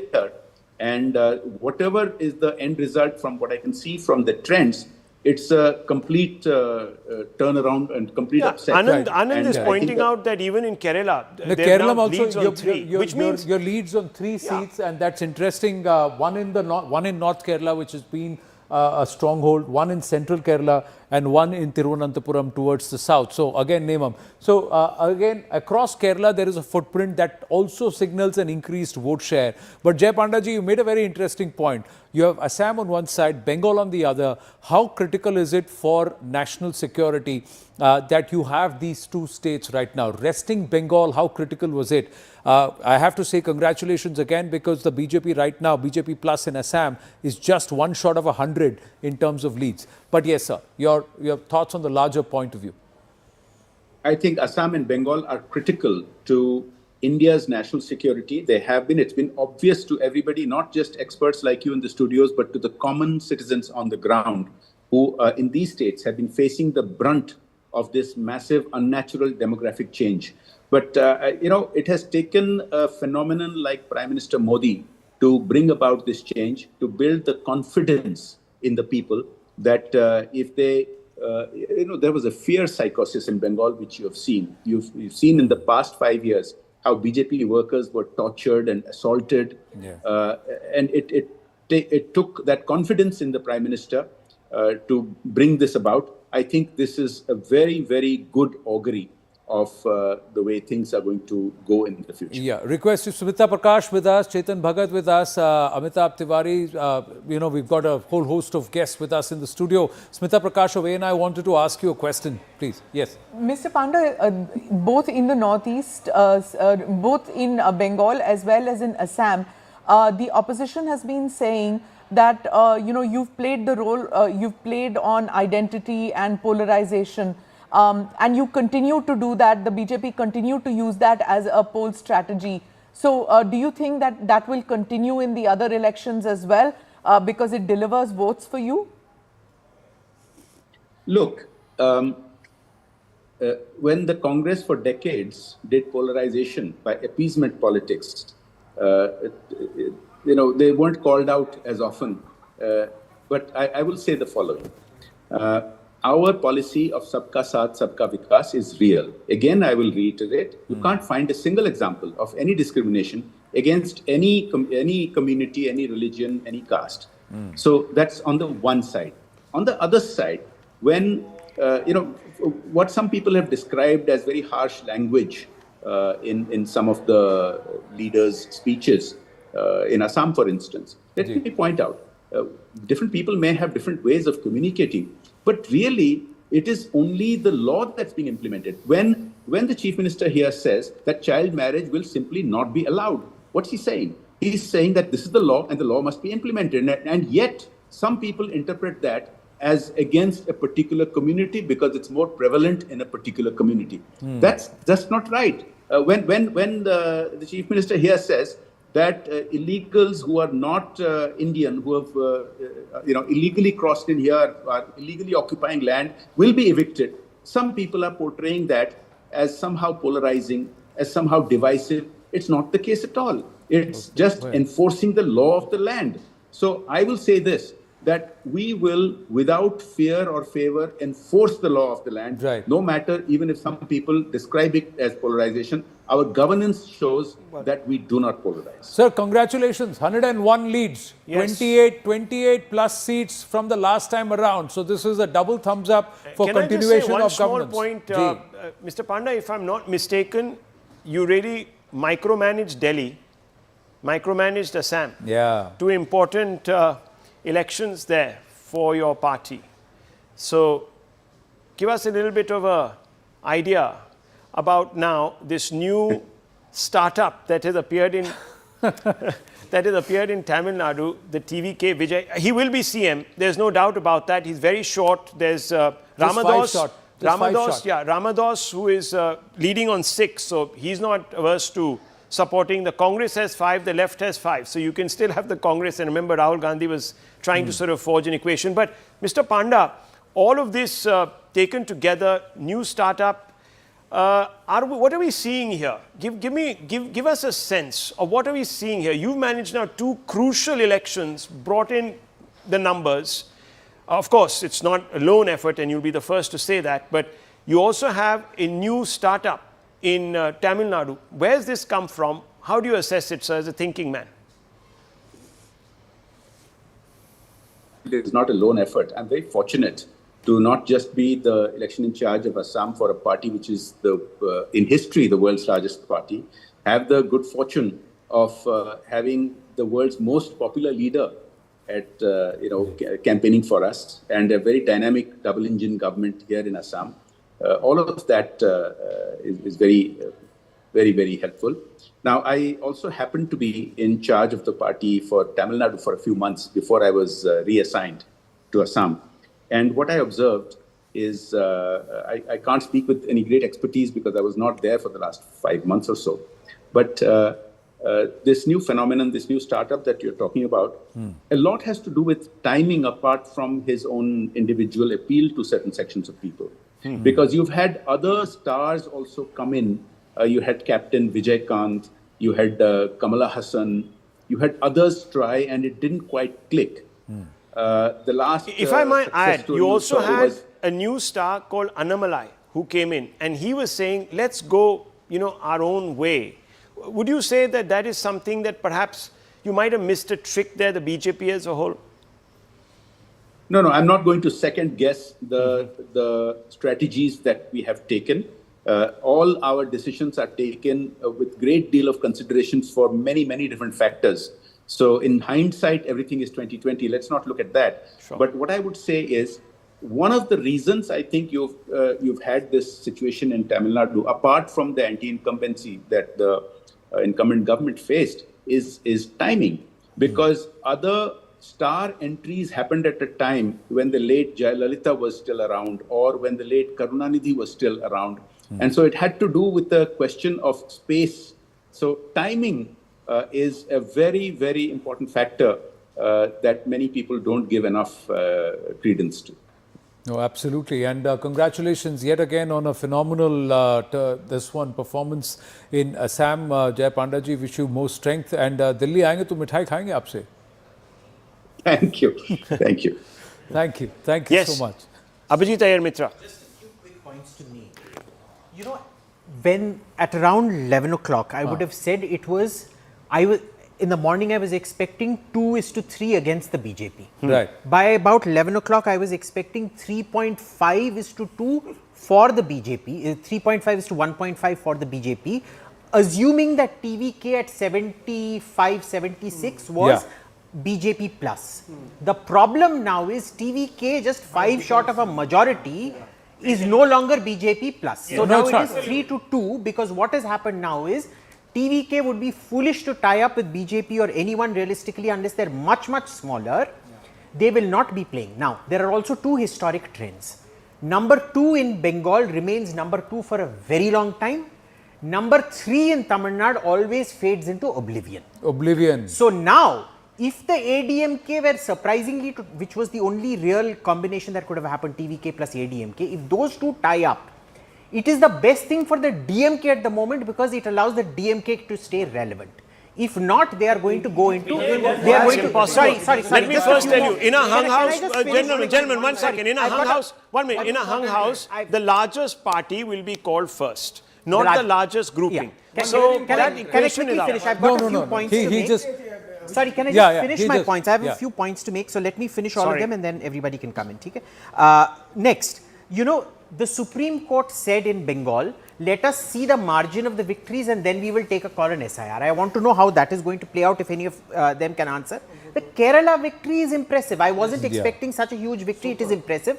My issue now is, and it's a specific question for Tehseen and possibly Sumant Raman, is that this was, the Kerala Congress is ridden with factionalism. There are at least 3 main factions. Now, this has empowered K.C. Venugopal very, very significantly. Does that mean it is the end of factionalism in Kerala, perchance? No, how this is not empowered K.C. Venugopal. This election, if it is won for the UDF, is won on V.D. Satishan. The story in Kerala, the story in Kerala is V.D. Satishan. Is it the story in Kerala is V.D. Satishan. Had they been Decision struggling, will be taken in then Muscat probably. this kind of a runaway victory is V.D. Satishan. Look, clearly V.D. Satishan. The thing is, K.C. Venugopal is close to the. No, he may be leadership. close to anybody. He If the takes UDF credit for and a the lot of Congress has things. won well, the credit only goes to V.D. Satishan, and his approval ratings were the highest, even closer to Pinarayi Vijayan. Sorry, One very important trend. Huh. BJP has cracked the code of pro-incumbency. Assam, Puducherry. In all other states, the governments are suffering huge anti-incumbency, huge. BJP likely to win big if these trends hold. TVK winning in Tamil Nadu, and even the UDF winning big in Kerala. Let's quickly, viewers, as we hit the noon mark, the high noon mark, as they say, let's have a quick look at the numbers now as they stack up.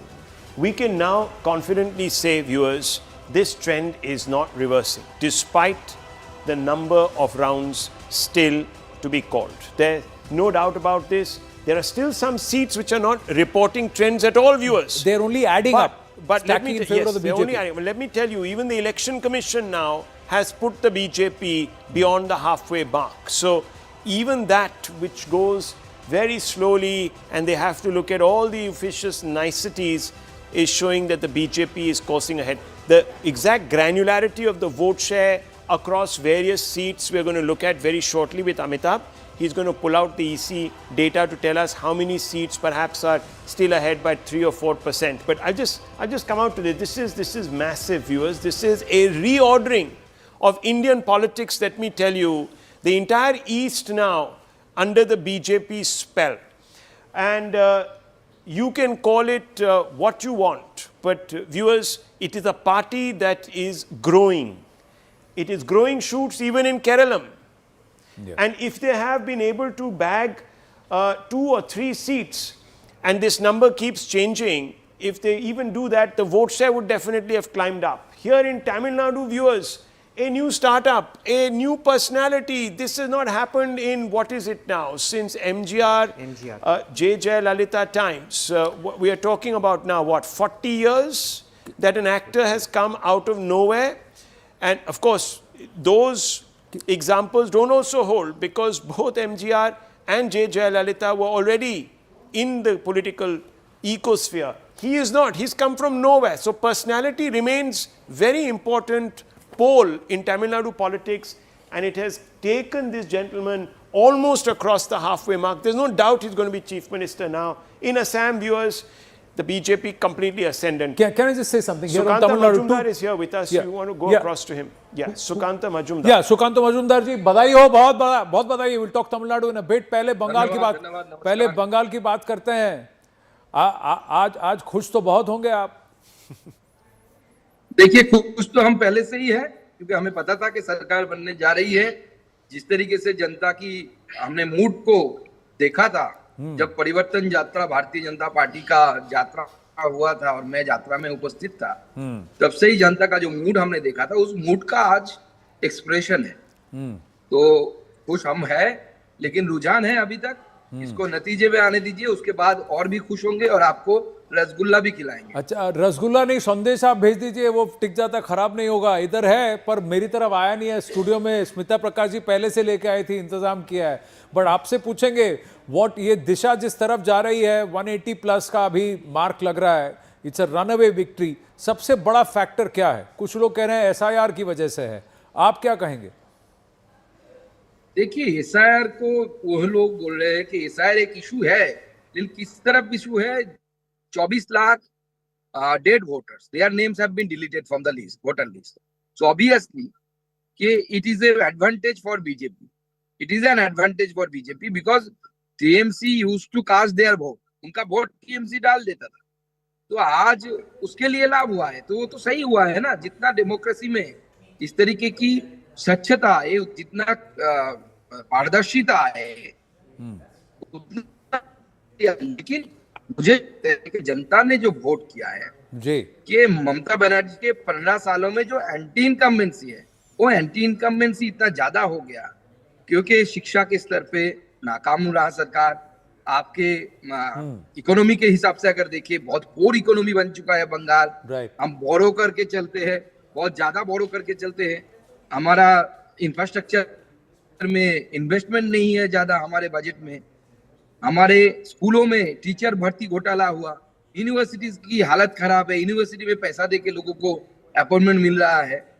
और जिस तरीके से law and order, महिलाओं के ऊपर अत्याचार, RG कर, संदेश खाली, एक के बाद एक घटना जिस तरीके से सामने आया, वो पूरी तरीके से दर्शाता है कि total failure of Mamata Banerjee and her administration. Shukantu ji, last time BJP won Nandigram but lost Bengal. This time you may be winning Bengal but losing Bhavanipur. What will happen then? मुख्यमंत्री कौन होगा? देखिए, मुख्यमंत्री के बारे में मैं सिर्फ इतना ही बताऊंगा कि हमारी पार्टी की एक नीति है, उस नीति के अनुसार पार्टी बैठेगी, हमारे विधायक दल बैठेंगे, पार्लियामेंट्री बोर्ड है वो बैठेंगे, बैठकर तय करेंगे। और जहां तक भवानीपुर की बात है, आप धैर्य रखिए। भवानीपुर में लास्ट खबर तक शुभेंदु दास से जो मेरा बातचीत हुआ, वो 8000 वोटों से पीछे थे। वो सारे मुस्लिम इलाके खत्म हो चुके हैं, अभी हिंदू इलाके में घुसेंगे, बस खेल खत्म ममता बनर्जी का। आप ये क्यों कह रहे हैं कि हिंदू का वोट बीजेपी को पड़ा है? ये क्या मुस्लिम का वोट टीएमसी को और हिंदू का वोट बीजेपी को, ये क्लियर बाइफर्केशन है क्या शुकांतु जी? क्लियर बाइफर्केशन है, पिछले वोट से ही ये बाइफर्केशन है। इस बार इसका थोड़ा उलट हुआ है, मैं आपको बताता हूँ। मुस्लिम वोट भी 100% टीएमसी के पक्ष में नहीं पड़ा। मुस्लिम भी इतने खपा है, कितने दिनों तक मतलब खराब एडमिनिस्ट्रेशन, उनके ऊपर अत्याचार, मुस्लिम नेताएं आम मुस्लिम लोगों के ऊपर अत्याचार करते हैं पश्चिम बंगाल में। तृणमूल के मुस्लिम नेताएं कब तक वो सहेंगे? जहां पे कांग्रेस स्ट्रांग है, कांग्रेस को वोट किया उन्होंने। मेरे इलाके में एक बूथ में तो मैं देख के आश्चर्य हो गया, मेरे एक असेंबली में, मेरे कॉन्स्टिट्यूएंसी के अंदर कुर्बानपुर बोल के एक बूथ है जहाँ पे मुस्लिम मेजोरिटी बूथ है, वहां पे बीजेपी लीड कर रही है 200 वोटों से। So you are saying that this is across segments. My final question, is this going to signal the return of Bhadralok and business to Bengal? Yes, Bhadralok, return of Bhadralok's politics and the investment and industry. So all these people, we are welcoming them. We are ready to welcome them. Please come to West Bengal. No tolabaji, no extortion, no law and order failure will happen. कड़ी हाथों से हम उसको मुकाबला करेंगे। BJP के भी नेता अगर एक्सटॉर्शन में जुड़ेगा, उसके खिलाफ भी हम कार्रवाई करेंगे, हमारी सरकार कार्रवाई करेगी। शुकांतु जी, बहुत बहुत बधाई हो, मिठाई यहाँ पे भेजिए। धन्यवाद। Well, look, new beginnings in Bengal, viewers. New beginnings in Bengal. Generations have come and gone, and they haven't seen a BJP government there. This is Prime Minister Modi and Amit Shah's moment. Now, I just want viewers to remember what Amit Shah has said, because clearly he is going to be the person who is going to have to come out and acknowledge this great victory, because he has been the architect of it. The only person who believed, and this is what he said. And I just want to play this out.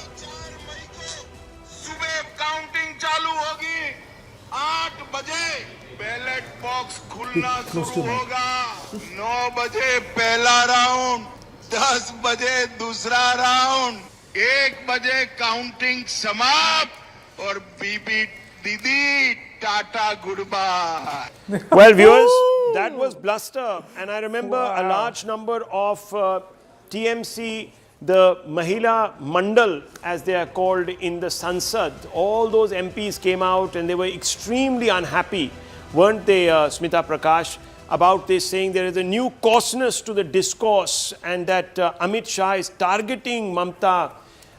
In some sense, this is undignified.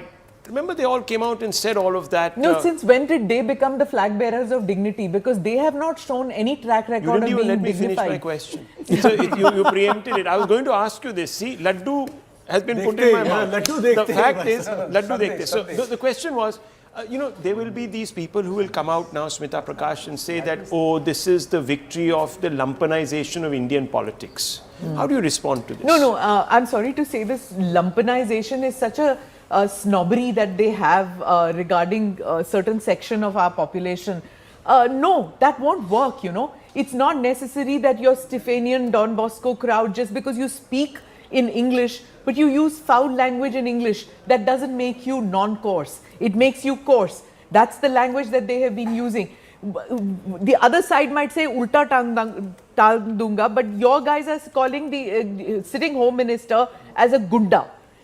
Used really foul language against the prime minister.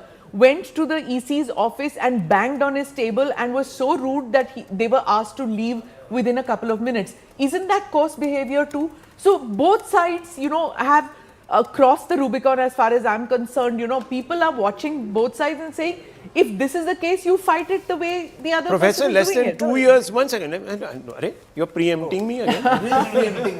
Everyone is preempting me. Do you know what question I'm going to ask you? Less than 2 years after Mamata Banerjee, Mahua Moitra, Sagrika Ghosh, so many of these elite MPs came out and said, Modi is finished.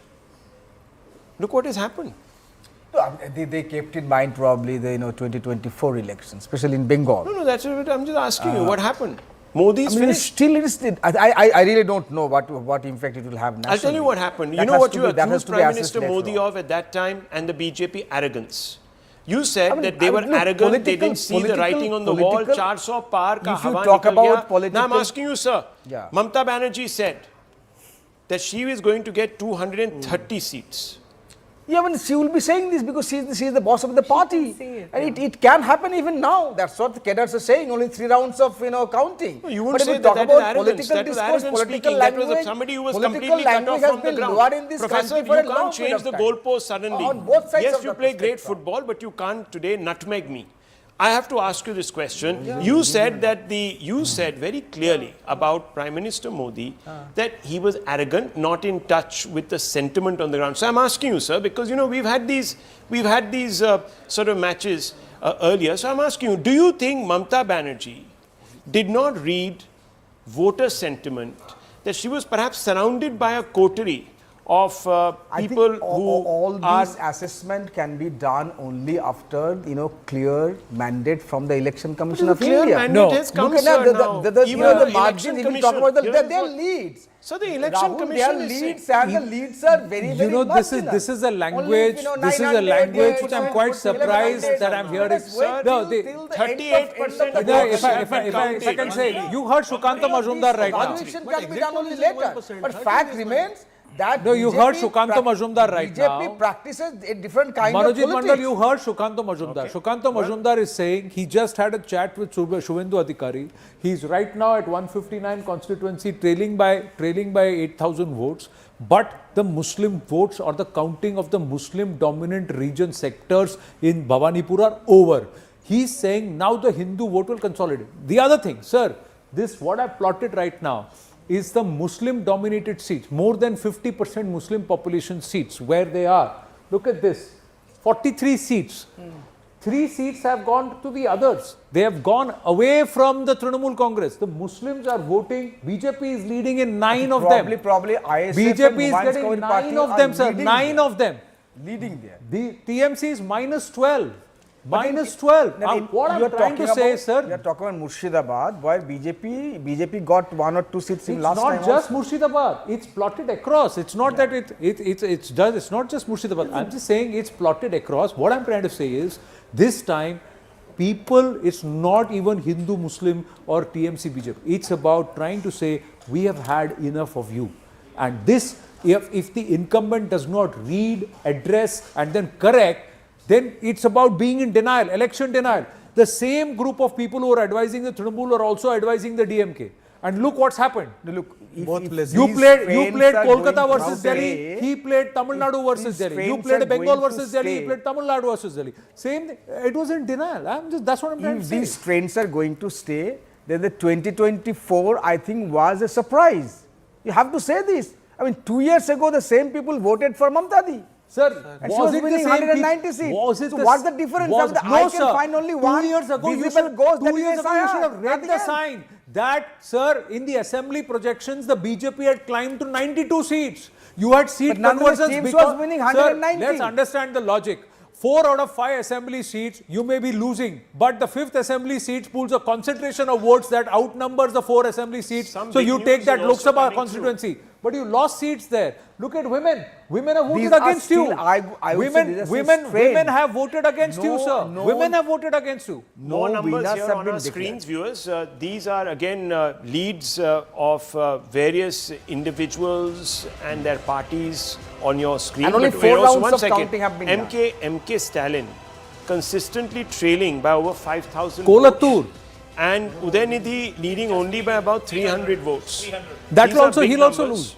lose. See, Let's have a look at that. in Tamil Nadu, There's also, viewers, there is also now an unassailable lead that the EC seems to be putting out. 167 leads. This is the BJP strike rate also on the screen right now, Rahul. BJP strike rate, that's right. 87% in Assam. 87% in Assam. Let's look at the other states and let's see their strike rate there. This is now coming to the point where, viewers, we are seeing this is Tamil Nadu. This is AIDMK 34%, but look at TVK, 50% strike rate, viewers. The DMK is struggling, 24.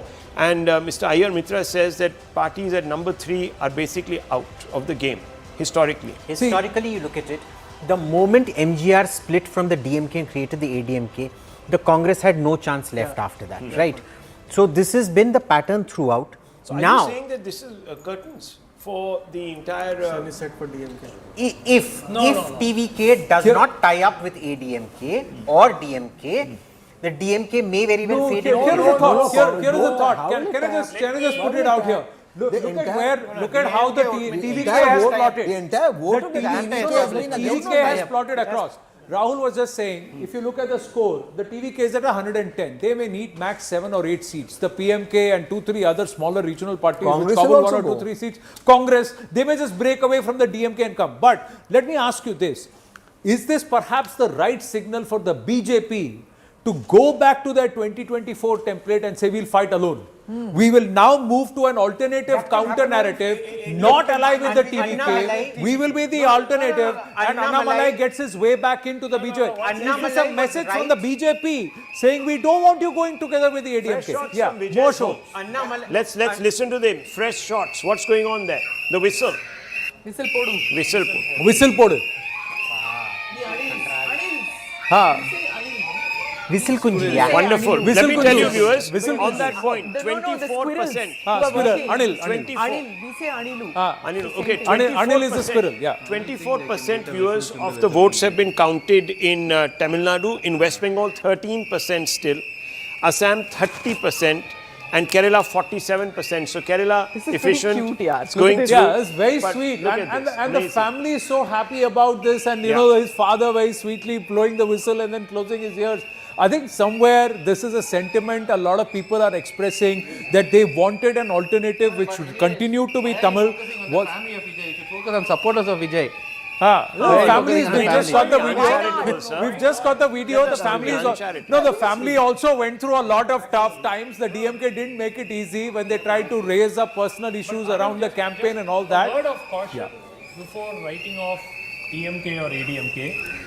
Both are extremely strong cadre-based parties, and I think the difficult part of the work for TVK actually starts now, because they've made, they've raised hope sky high, and nobody really knows even what they stand for, and how is their delivery going to be is going to be a huge challenge. That is exactly my point, Sumantraman. My point is that because TVK is going to be raw, they have to start from the ground up. Life's not going to be easy. DMK, ADMK, two entrenched parties will have to recalibrate. Is this the right opportunity for the BJP to realize that ADMK plus BJP did not translate? It did not exponentially become a 60% market share, vote share. That's how the numbers are actually looking. Now look at that broad swath. Let's just pull that out. Yes, there you can see it. Look at this. This is the huge, big change that has taken place. That's the TVK viewers almost getting to that halfway mark. Earlier, of course, it used to be the DMK. And you can see the smaller hemisphere inside was 2021. And now look at the new wave. And the DMK had 159 the last time around. They are down 55, so they are minus 104 seats already. The ADMK did not do well. They were 75. They are minus 7 right now. But the TVK has even breached into the Congo belt. So the TVK has split castes. It's thrown open the dynamic. I'm just saying, is this the right time for the BJP to say, let's go it alone, let's be the other counter to the TVK and then will that work? No, for BJP, I was just I already told you in 24 they got 18.5%. That was not BJP, the ideology. That is the third front, non-DMK, ADMK front. But that has now completely evaporated. So ADMK's vote bank counter 1 year has remained. Some of vote bank has gone to Vijay.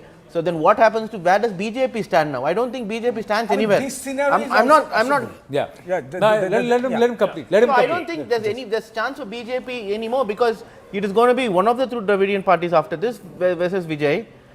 But where is BJP stand here? I don't see where BJP stands anywhere. Just add to this. See, the thing was, the time to go it alone, jab akla chalo re, you have to keep at it. You can't do going alone in staccato like this. There was a vacuum at that time for a third party going it alone. Now that third party has been filled in by Vijay. Yeah, that's it. Right. 34% It has been filled in by of the Vijay. vote. Now 34%. that vacuum isn't left. So it was a huge tactical mistake to not keep at that. My dear friend, sir, this is the first time that you have a single party. Yes. I think in 6 decades, is it? Someone else In 6 decades that you have, Anand, in 6 decades that you have a single party sweeping out the coalitions in Tamil Nadu. Look at that vote share, 34%.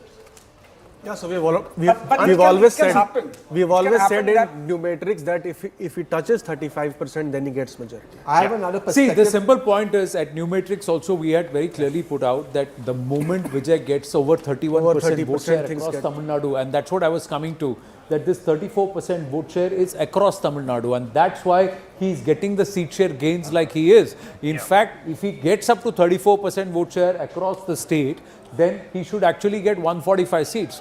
That's our projection. If he pinches from both the DMK and ADMK, right now it's not a 50-30-20. It seems to be that he's pulling everything from the DMK, and that's why his seat conversions are lower. So if you want to pull more votes from the DMK or more pusher, then this seat count will actually go up further. That's what will happen. Also in urban. I mean, Anand, rural, sorry. He is hurting. Sorry. Yeah. Just one thing. Whether this is possible or not, ADMK minus BJP goes with TVK. Is there any possibility of this kind? ADMK minus BJP goes with TVK. See, I'll tell you what, post-poll, I'll tell you one more thing. It is very clear that these are pre-poll alliances, but the ADMK, had it been a single largest party, it would have formed government on its own. But the ADMK right now doesn't need to actually go. It doesn't gain because the TVK will not yield ground. The TVK will break alliances within the DMK and also ADMK, the smaller parties. See, this is 13 parties here. There are 14 parties here. They will be able to make it. They will be able to make it. See, look at the ADMK. In the ADMK breakup, if you were to see, PMK has 6. Hang on, if Congress See, PMK has 6. the nationally there will be different kind of It impact. doesn't matter. It's very transactional. It doesn't matter who they are with. No, there is no. This is no. There is no. Bondage or bind. It's not binding on any of these allies to stick around. So PMK is 6. Okay, PMK is 6, and then you will have the DMK here. The DMK plus also has Congress, which is 6, CPI has 3, VCK has 2, DMDK 1, CPM. Any one of them can decide that we will back you. We don't want anything. We'll back you. Give us some mayoral positions or some other this one. We don't even have ministerial berths. He will get those numbers. The CPI actually making a difference in Tamil Nadu. He needs only 20. He needs only 20 seats to be comfortable, right? 7 seats to get halfway, 8 seats to get the majority. Now, 6 seats from PMK, 6 seats from Congress. Both sides are trying to say we will back you. 12 seats, 122. He's comfortable. He's just sitting there saying, This is not it settled. However, if TVK slips below 100, as the rounds accrue, the ADMK goes up. Minus BJP. At that time, if both of them are at 80, 90 odd seats, as the round count goes up and if the ADMK picks up steam, the TVK slips a little. That's when this conversation will be taking place. Otherwise, it's highly unlikely. Unless there is a conversation which is happening at the highest levels, a call goes to them and they take a larger call that we want to be in government here and we want it to be an NDA, quasi-NDA grouping. That's a different story altogether. But that depends, because we had Jagan Mohan Reddy. Jagan Mohan Reddy ran the government, but he was supportive and the NDA was supportive of him. Will that be a scenario? We don't know. But as of now, TVK doesn't need anybody's support. The smaller parties can help. The smaller parties can make that. It is almost finished. Smaller parties can make that number. Just quickly bringing you up to speed on what's happening in Bengal. Well, remember what the Prime Minister had said. The Prime Minister had said after Bihar, when he was at the BJP headquarters, the time was about 7:45 in the evenings. He said, Ganga. Bihar se Ganga. Ganga Bihar se Bengal behti hai. Do you remember? Do you remember that, Smita Prakash? Yeah, because when he was there, when Amit Shah was there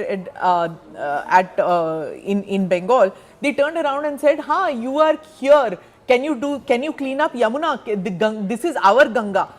Ganga Ma is not anybody's. Let's play that. It is everybody's." Let's play that soundbite, viewers. Remember those words, prophetic as they were, and I'll take reactions from our panel right after. Yes. Ganga ji यहाँ बिहार से बहते हुए ही बंगाल तक पहुंचती है।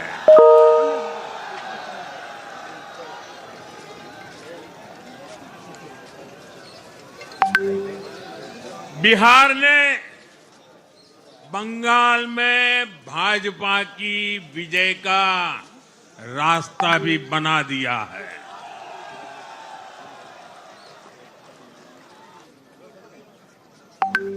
Just go straight across to... Okay, well, there we go. There we go. Let me bring in Mr. Bhagat on this. Yes. All this talk is going on about how BJP did all these unfair things to win in Bengal. Tell me something, what was TMC famous for? What was TMC famous for? If you ask a person, were they known for good governance? Were they known for attracting investment into Bengal? Were they known for enforcing law and order? Or were they known for totally the opposite things? Now, whatever you might say, there are chief ministers of the BJP which tend to build a name for themselves, right? In Assam, same thing, right? The Northeast was so sick and tired of governments that came and did nothing. So maybe the people of Bengal have said, let's give them a chance at the state level. I mean, it's not, it could be as simple as that people are just tired of TMC being known. Whether it's bad PR, maybe TMC has done a lot of good work, I don't know. But definitely the image is, law and order is not there, Gundagardi is there. Who puts up a big plant in West Bengal? And if nobody puts money in West Bengal, where will the jobs get created? How many jobs will the government give? So these are real issues. TMC at some point, in so many terms, at some point they had to say, you know what, we're going to lift Bengal. Why is it still a low per capita income state, despite such intellectuals and such educated people coming from there? Why is Bengal so poor, so backward still? Whereas you see states, all other states are coming up. Yeah. So I think that it's as simple as that. People want a government that works. And what is the West Bengal government known for? Be honest, put your hand on your heart and say, what is TMC's reputation? What are the first few words that come to mind? Okay, let me ask Saira Shah Halim, are you surprised at the result that has come through from Bengal? Mr. Bhagat right next to you is saying, what was the TMC government known for? Fine, a few welfare schemes, but... See, it is a little startling. I was expecting TMC to win by a very slim margin. However, this has been really overwhelming. We didn't expect this kind of a debacle, because all said and done, for whatever Mamata Banerjee might be all about, I don't appreciate the corruption and everything that goes on in TMC. However, being a pragmatist, I expected Mamata Banerjee to win by a very slim margin, but this has been something else. I see. Listen. What were the redeeming points? The redeeming thing is that the people of Bengal vote very differently. They generally keep the BJP out. For what? They keep the BJP out because it dabbles in communal politics all the time. It's always about Hindu-Muslim, because the idea is that you need to fight about core people issues. What about unemployment? If that's the case, why is the Communist Party and the left today, why is Bharat a communist Mukt Bharat today? If the left was the one only talking about people's issues, and the BJP is now at 82% of the population is under NDA or BJP-led governance. Because we really can't fight against big money, big capitalism and communalism. But however, there's still people out there who believe in integral, inclusive India and the fight in power or not would continue. But inclusive and corrupt and inefficient and with no law and order. I agree there is lawlessness. I agree there's an anti-incumbency. I agree that there are corruption, debacle in Mamata Banerjee's regime. But as a pragmatist, I thought she will win with a very slim Now, how margin. are you being pragmatic if you didn't read the current on ground? My point is, on ground, everybody in Tamil Nadu read that there is anti-incumbency. On ground, how is it that you didn't read that there is anti-incumbency in Bengal? Okay, we may have got who the eventual victor, pollsters may have got who the eventual victor will be, not ADMK, like but the TVK. In this case, how is it that after all that's happened, you living in Kolkata didn't read the anti-incumbency on ground? I did read, but however, we can't dismiss the SIR factor. We can't dismiss that lakhs of people have got disenfranchised, and that was paying havoc in the electoral debacle and the result that we are witnessing today. We cannot negate the lakhs that have been disenfranchised. That is a very, very prominent factor. Right. Yes, there was major corruption in the TMC regime. I mean, education ministers have been caught with teaching. Can I remind? Can I go there, please? I just want to go and let's look at some of the graphics. Can I put one question to Mr. Bhagat? Can I remind Anand that BJP piggybacked on Mamata Banerjee and entered Bengal? Don't forget. I think we got Suvendu Adhikari speaking with us. She called RSS a patriotic Dada, we got Suvendu Adhikari speaking with us. Can we just listen to him? Yeah, let's listen to Suvendu Adhikari. How do you become a pragmatist? जी हमारे साथ हम इनसे बात करें दादा initial जो result है trend आप कैसे देखते हैं बीजेपी के सरकार अच्छा ये बताइए कि अभी क्या भवानीपुर ये थे शुभेंदु अधिकारी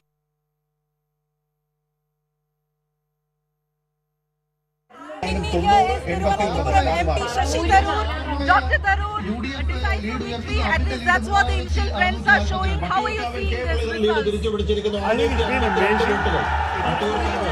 An amazing lead for us. We were expecting a win, but this is an even bigger margin than we had expected. The way in which the people have come out and voted, and did you expect this kind of a margin? It's still an hour or two to go. I don't want to count all my chickens before they're fully hatched, but the emerging trend is unprecedented in recent history. And for example, there are 50 seats that the CPM has never lost since 2001. Today they will lose some of them. It's amazing.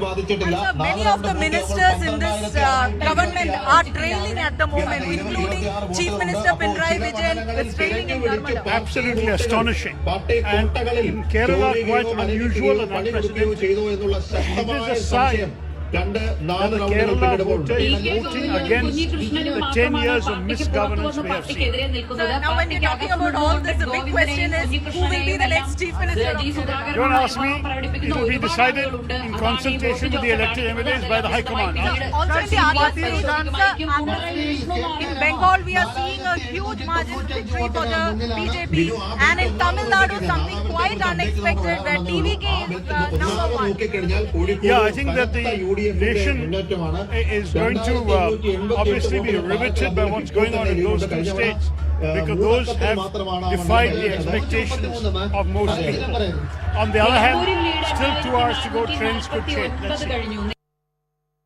Prakash, it has been, initial trends are showing 90 plus for the Congress. How are you seeing this? Did you all expect this kind of a victory? We are expecting just like that. And in Kerala,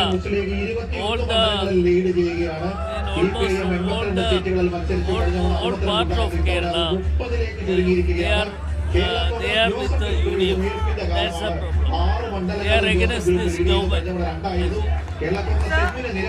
Many of the ministers are trailing at the moment, including Chief Minister Pinarayi Vijay in Dharmadam, which is a left traditional stronghold. How are you seeing that itself will, you can see that the government will come back the government with the UDF. UDF will come back. There's no doubt. Did you all expect this huge victory this time? Yeah, we are expecting this huge victory. Sir, the question in everyone's mind is who will be the next Chief Minister of Kerala if Congress? So that we will decide later. Not now. We will decide it later. AICC will decide. You're at the KPCC office here. We can see how the workers are rejoicing here. 90 plus.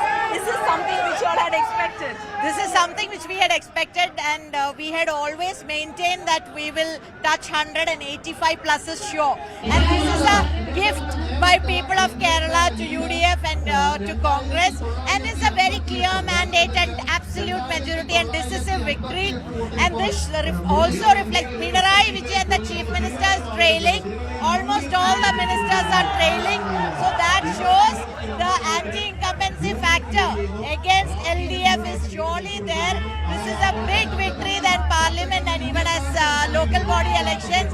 So we are very, very excited. As you can see in the party headquarters, the celebrations have already begun.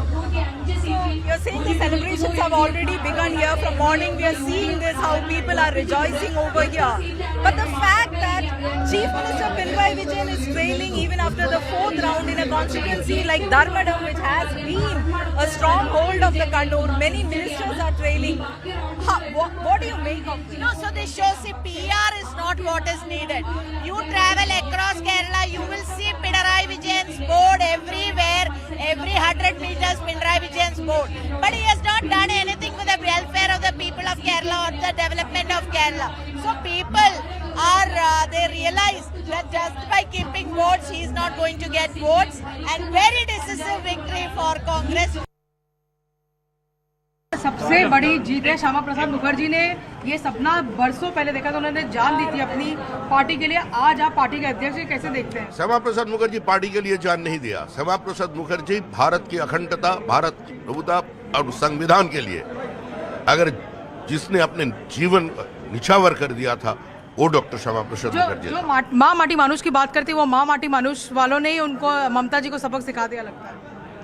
हम इस समय कुछ नहीं बोलेंगे, जो कुछ बोलूंगा बाद में बोलूंगा, 2 बजे का बाद बोलूंगा, और जो बोलूंगा सच सच बोलूंगा, सच के सिवा कुछ नहीं बोलूंगा। अभी वहाँ श्रमिक भट्टाचार्य जो कहूँगा सच के सिवा कुछ नहीं कहूँगा, वो अदालत के लिए तैयारी कर रहे थे या फिर शपथ ग्रहण के लिए तैयारी कर रहे थे, we don't no.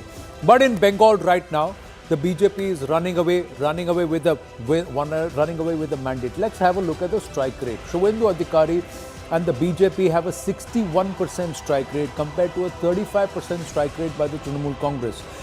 The Congress party at this point not showing much because there aren't any more leads left.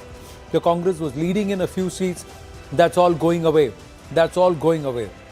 Let's look at Kerala. In Kerala, the UDF besting the LDF, yet again returning a fantastic strike rate of 71% under VD Satishan, who emerges the tallest Congress leader. And then you have Pinarayi Vijay and the LDF. Look at that anti-incumbency and the tiredness, the fatigue with Pinarayi Vijay, 28%. Will this at least get the left to revamp in Kerala? We'll have to wait and watch. The NDA under Rajiv Chandrasekhar will perhaps take consolation in the vote share they get, but this is not how the BJP would have wanted to pursue their agenda in Kerala. Assam, again, Himanta Biswa Sarma and of course the state in charge of Assam for the elections, Jay Panda, was speaking with us. An 89% strike rate. Look at that. The BJP is at 100 plus leads right now. 3 figures in Assam, and that too bucking anti-incumbency and how they've perfected this formula. Gaurav Gogoi is only going to find his future in doldrums. One wonders what will happen with Mr. Pawan Khera now, because Himanta Biswa Sarma has promised that post the elections he's going to come at him with a vengeance. AUDF against 7%. Let's also quickly look at the Tamil Nadu strike rate, and this is where the big surprise is, viewers. The surprise is with Vijay and the TVK, and of course the decimation of the DMK. This has surprised a lot of people. Nobody thought the DMK would be slipping so much to 24%. Much more was expected out of Edappadi Palaniswamy, and of course Vijay coming in and surpassing all expectations. Let's try and also look at the halfway mark. Just Let's also look at the halfway mark in Bengal, and the BJP far over the halfway mark, doing phenomenally well. Here come out the conveyor belts, and look at that, the BJP led by Suvendu Adhikari and of course the other leaders who got the combination right and riding on this anti-incumbency. Some confidence given by the presence of the central forces, the SIR, all of that adding to this phenomenal performance by the BJP. 181 leads, still counting, many more rounds to go, but the BJP believes they will only consolidate these leads. Okay, these go out, and let's bring out the next set of the conveyor belts, and this, let's look at Tamil Nadu. This is a person who hardly campaigned, but that campaign was so hard that he's just beaten everybody else black and blue. That is TVK and Vijay. Since 2021, he's been laying the ground via his fan base. They tried to block his movie release. They tried to block his rallies. But his earliest rally was met with tragedy. But somehow, he has been able to keep the hearts in his favor, the emotions in his favor. And that impulse to give somebody different, somebody new a chance, puts him in pole position to form government. With whom, how, we'll see as the dust settles. Assam again, if you go the halfway mark and straight through, in fact, more than 3/4 of the mandate has gone to this one man, Dr. Himanta Biswa Sarma. And how strong has he emerged as a leader? He is the one who got the NEDA alliance together. He was the one who actually, with Sarbananda Sonobal, wanted to become stronger. And he's only going to be far more stronger now. He is the Devendra Fadnavis of the East, if you were to say, for the BJP. That's what he's been able to do in terms of the BJP's fortunes in that region. And let's look at Kerala. And finally, V.D. Satishan should be the face of the Congress party in Kerala. Not a K.C. Venugopal or a Ramesh Chanitela, because it is V.D. Satishan who's driven it for the UDF alliance along with some of the other allies. But it's the Congress's only remaining bastion. And viewers, it is now a communist Mukt Bharat. Yes, you're talking about the vote shares, the turnout. I have to say, vote wipe directionally got 3 out of the 4 states right. So I commend you for that. Yeah. This is according to PTI till 12 o'clock. Shubhendu Adhikari is leading Nandigram only by 662 votes, and Mamata is leading Bhavanipur by 17,000 votes. That's till 12 p.m. 12 p.m. First so rounds of I think last when this one was speaking, Shukanto Majumdar, I don't know if you heard him. This is according to PTI. I quoted PTI. He said he spoke with Suvendu Adhikari, and he said that at that time the lead was about 8,000 votes for Didi, and that the other rounds which... I'm talking about Nandigram also. Suvendu is leading by about 662 Nandigram votes. is one, but Bhavanipur. I'm talking about Bhavanipur, where he said that Didi is leading, but I will catch up, and he was confident that once the... Now Didi is leading by 17,000 votes. This is which round? How many rounds? Didi is leading by 70,000 votes after third round. 6 rounds. Third round. Huh? 6 rounds, 19,000. Who? Mamata. 6 rounds. Yeah. Gaurav Gogoi is trailing by more than 13,000 votes. Gaurav Gogoi. But Anand, like... and Pinarayi is only winning by, leading by 3,000. was Didi's man. Okay. We'll come back to the northeast in a bit. Let's go to the south. Praveen Chakravarti is joining us. He's a very, very strong face, popular face of the Congress party also. And let me ask you, Mr. Praveen Chakravarti, did you expect the TVK to perform the way they have? They've come out and done a Vaibhav Suryavanshi on everybody. Yes, I am a cricket fan, so I'm glad you brought out that analogy. But no, I mean, did I predict this sort of, seats and this way? No, absolutely not. Okay.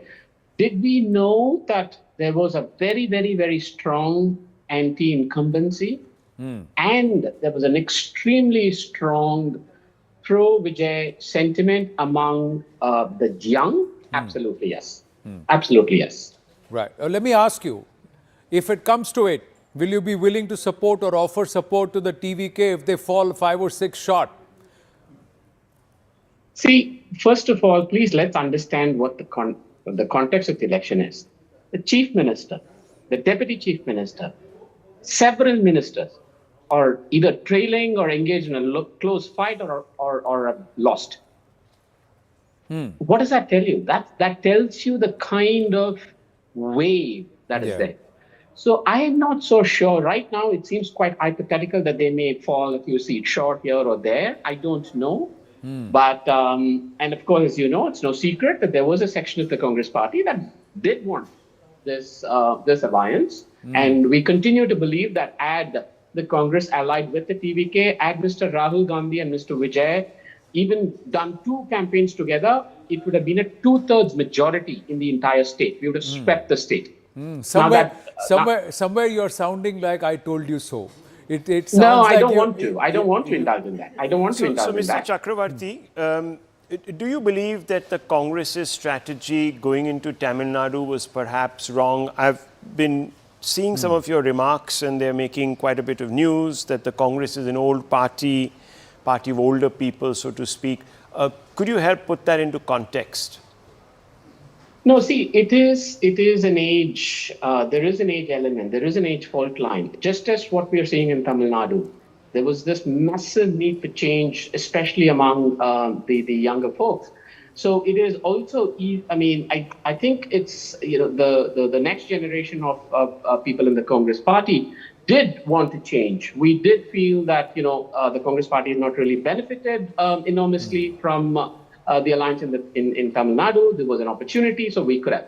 Having said all of that, we stood by whatever the decision the Congress leadership took, and it is what it is. Are you suggesting? And I don't want to say I told you so. If anything, it's salt in the wound. No, it's salt in the wound for us. Of course, this is an important statement that you make, a salt in the wound. But I want to ask you, was there a split on the strategy that you would adopt for Tamil Nadu within the Congress? We heard that there were conversations that were going on. Rahul Gandhi was perhaps very keen on an alliance with Vijay.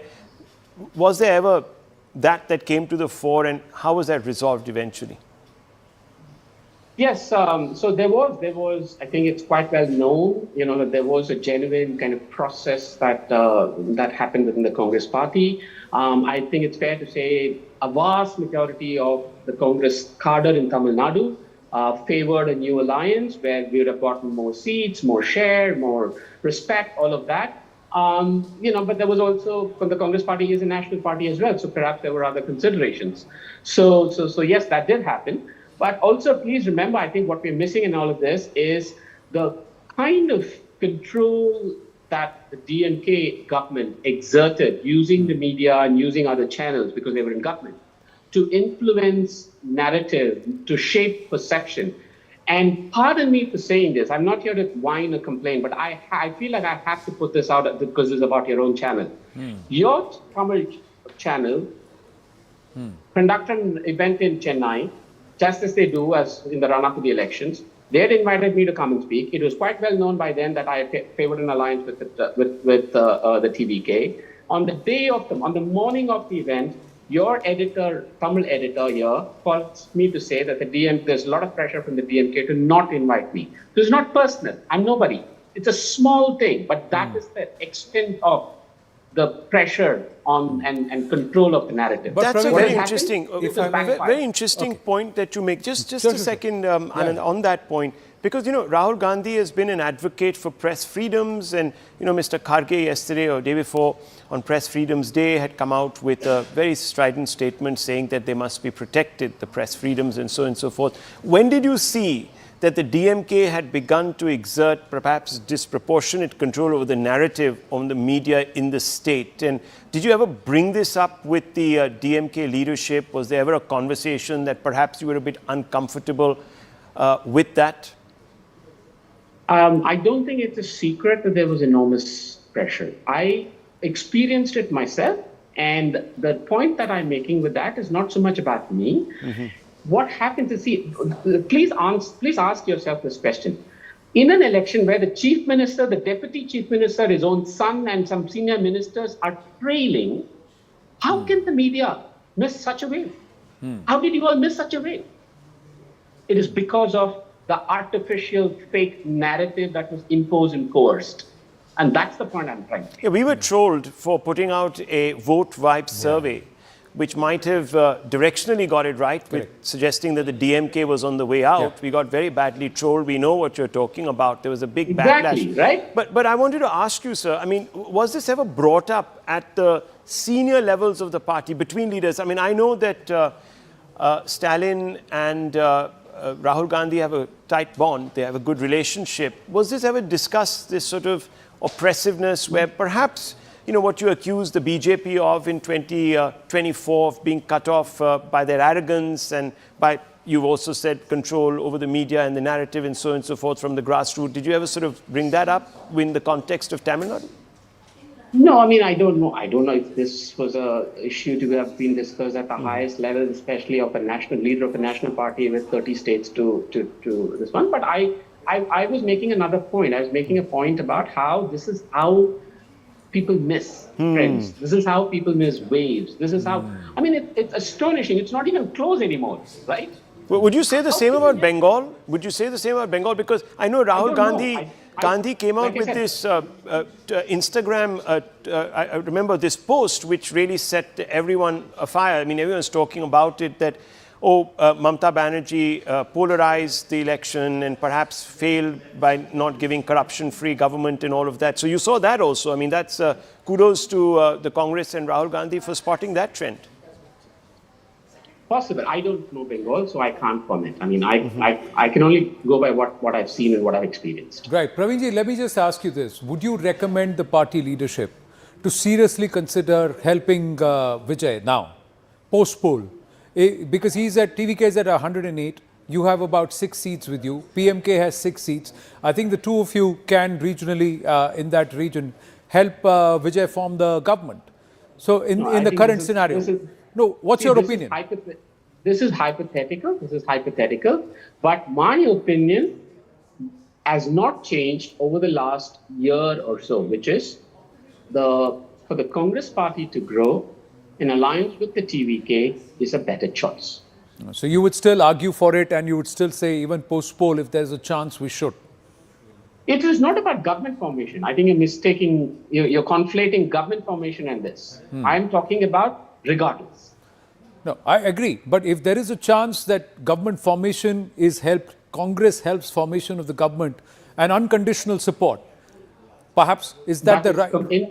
That's entirely up to our leadership. I mean, I'm sure they will ask for our views and opinions like they did last time for the alliance, but ultimately the decision is with the leadership.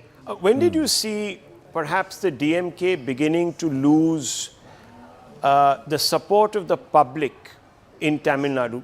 Was this apparent to you maybe a year or two back in time or new phenomenon? No, so what is the history here? I mean, please understand, in its 50, 60-year history, the DMK has never won a re-election.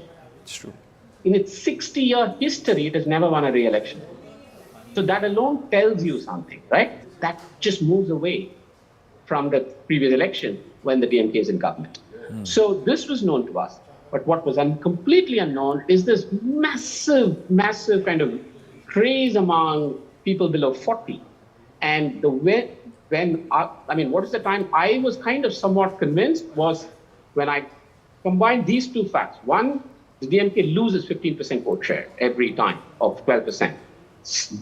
Number two, there is an astonishing 70, 80, 90% of people below 40 telling me that they want a change. They're tired of the two old parties and they see this newcomer and they want to give him a chance.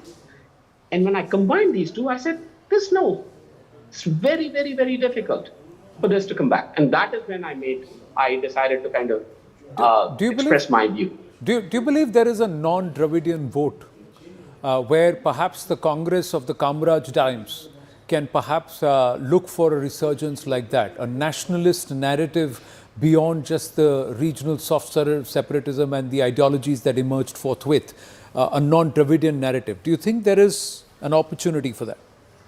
That's a very good question. And I do think there is. I do think there is a growing, especially again among the young. Among the young, there is also a question of, they're not so much into the whole language or, the traditional Dravidian politics. They're much more open-minded, they're much more broad-minded, they're the social media generation. So, and I think that is actually will grow even more, in my view. And that certainly will be a section of voters in Tamil Nadu. So the national narrative is a possibility. The alliance with TVK or support to TVK is a possibility. Growing Congress on its own is a possibility. How is it that all of this was not seen by the national leadership? What was that one compulsion that you couldn't convince the national leadership about ahead of the elections, when you could read all of this? See, it's fair enough. I think we make decisions. It's fair enough, like I said, sometimes when older leaders like Mr. Chidambaram also kind of weigh in very, very strongly about continuing with the status quo, perhaps that takes a little bit more precedence and weight over someone like me. And I think it's fair enough. But like I said, it is a missed opportunity, but hopefully not forever. Right. So you're saying Mr. Chidambaram's opinion weighed more than yours. You think perhaps the leadership will be more open to reason now, given how things are playing out? See, again, it's not about me. It is not about me. It is about understanding the pulse of a changing India, of a changing Tamil Nadu, of a changing state, of changing states. It's understanding the pulse of the demographic change. When you have 41% of the electorate in Tamil Nadu below the age of 40, and 90% of them are saying that we need a change. Right. Will we see, Mr. Chakravarti, will we see a youngsters versus oldies battle within the Congress now at some level? Is there now a tension, really? See, listen, it's a democracy. I think democracy is about contests, about multiple ideas, multiple views. So I know you all would like to sensationalize, you all want to pick on one thing that would... No. It's not any of that. I think to be... And Ashwani Kumarji is actually listening to this conversation. He is, and I'm going to just bring him into this in a minute or so. But Mr. Chakravarti, let me ask you the larger picture. Just for you're a thinking man and you have a larger perspective, and we respect that. And I want you to cast your eye across now the palette. So you have a situation where in Assam, the BJP has done fantastically well, or at least looks to be thumping home to a big victory. In Bengal, there's a changing of the guard there, historic as it is. 2 generations have only known left and TMC rule. That's changing. The India bloc suffering a bit of a setback in Tamil Nadu, but you've come back very strongly in Kerala. The left losing a government for the first time perhaps won't be in any geography in power in any shape or form. What is all this presaging? For the Congress party, you mean? Yeah, for national politics and the Congress party.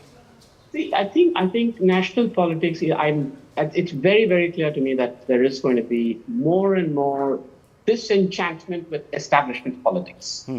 And I think gone are the days when we can continue to kind of dwell in the past, rest on our past laurels, on our past glories, and say, oh, this is a continuation of that trend. It's not. It's gone. I think and that is the one thing that we're seeing very clearly. And I'm a diehard Congress person. I'm a Congress loyalist, and that is what I want my party to actually come to terms with, to get ready for this change. I actually do believe we have an opportunity in Bengal to rebuild with a radical new kind of vision and a narrative that will suit the changing politics. Right. Praveen Chakravarti, thank you very much. We've got Ashwani Kumarji with us. He's very keen to make his point. So let's do that. And then we'll also have Mamata Banerjee reacting. We'll play that out after we speak with Ashwani ji. Yes, Ashwani ji, thank you for your patience. Your thoughts on this, what Praveen had just said? Well, Praveen has spoken about a lot of things, concentrating on DMK generally. But of course, there's no doubt that there is a massive political churn in the country. And the Grand Old Party must now ponder why it is unable to see this churn and take corrective action. So that's for them to decide. But I can tell you on an overall basis, these elections signal a tectonic shift in the consciousness of the nation. BJP is clearly and decisively today a dominant pole of the Indian politics, with Prime Minister Modi as the dominant leader. And there's no denying the fact that the mandate in favor of the BJP in Bengal and Assam have a lot to do with the Prime Minister. However, what is clearly very, very significant is the massive vote obtained by Vijay in Tamil Nadu, which means that there is an assertion of political will by the younger electorate. Women and youth have clearly determined the course of these elections. And that is the constituency which has moved away decisively from the Congress party for the moment. Kerala is a stand-alone example. Kerala, for the past several decades, has fought its election on the basis of the strength of the ideology propounded by each party and the organizational structure. Prudent distribution of tickets by the Congress in Kerala, grassroots work done by its local leaders, and a significantly stronger organizational structure explains that result. But overall, this is a vote for change. Overall, this is a vote for recognizing that the political consciousness of the nation has undergone massive shift. Sir, good points there, but I have to also ask you that this is also the BJP now establishing itself also as a pro-incumbency party. So there is that too, and of course there is the reaffirmation of the double engine. You might have seen that in Assam, but also that was one of the leitmotifs of the Prime Minister's campaign in Bengal. That look, Bengal has slipped down the growth numbers, and we've seen those. And the BJP is the party to take you into the next century, into redefining Bengal itself. But on the other hand, you have Praveen Chakravarti talking about a vote against the establishment parties. That seems to not reconcile in at least two geographies. And Puducherry, don't forget that there also the NDA has done very well. You are right, Rahul. You are right in the sense that BJP has been largely able to duck the anti-incumbency factor in its favor, which means that is what I keep telling my friends in the Congress and elsewhere. Please recognize the truth for what it is. Obviously, somebody has done remarkable work somewhere. And you can call it part polarization, but certainly part development. Assam is a case in point. Now, the kind of mandate that the BJP is receiving, the kind of vote share that the BJP is gaining could be on the basis of polarization. I'm not disputing that. But there's also an element of some delivery on the ground. And you must recognize that. But let me tell you that I've always said this. Congress had 6 decades for itself. That was the time of the Congress. This is, for some time now, going to be the BJP's moment in the politics of this country.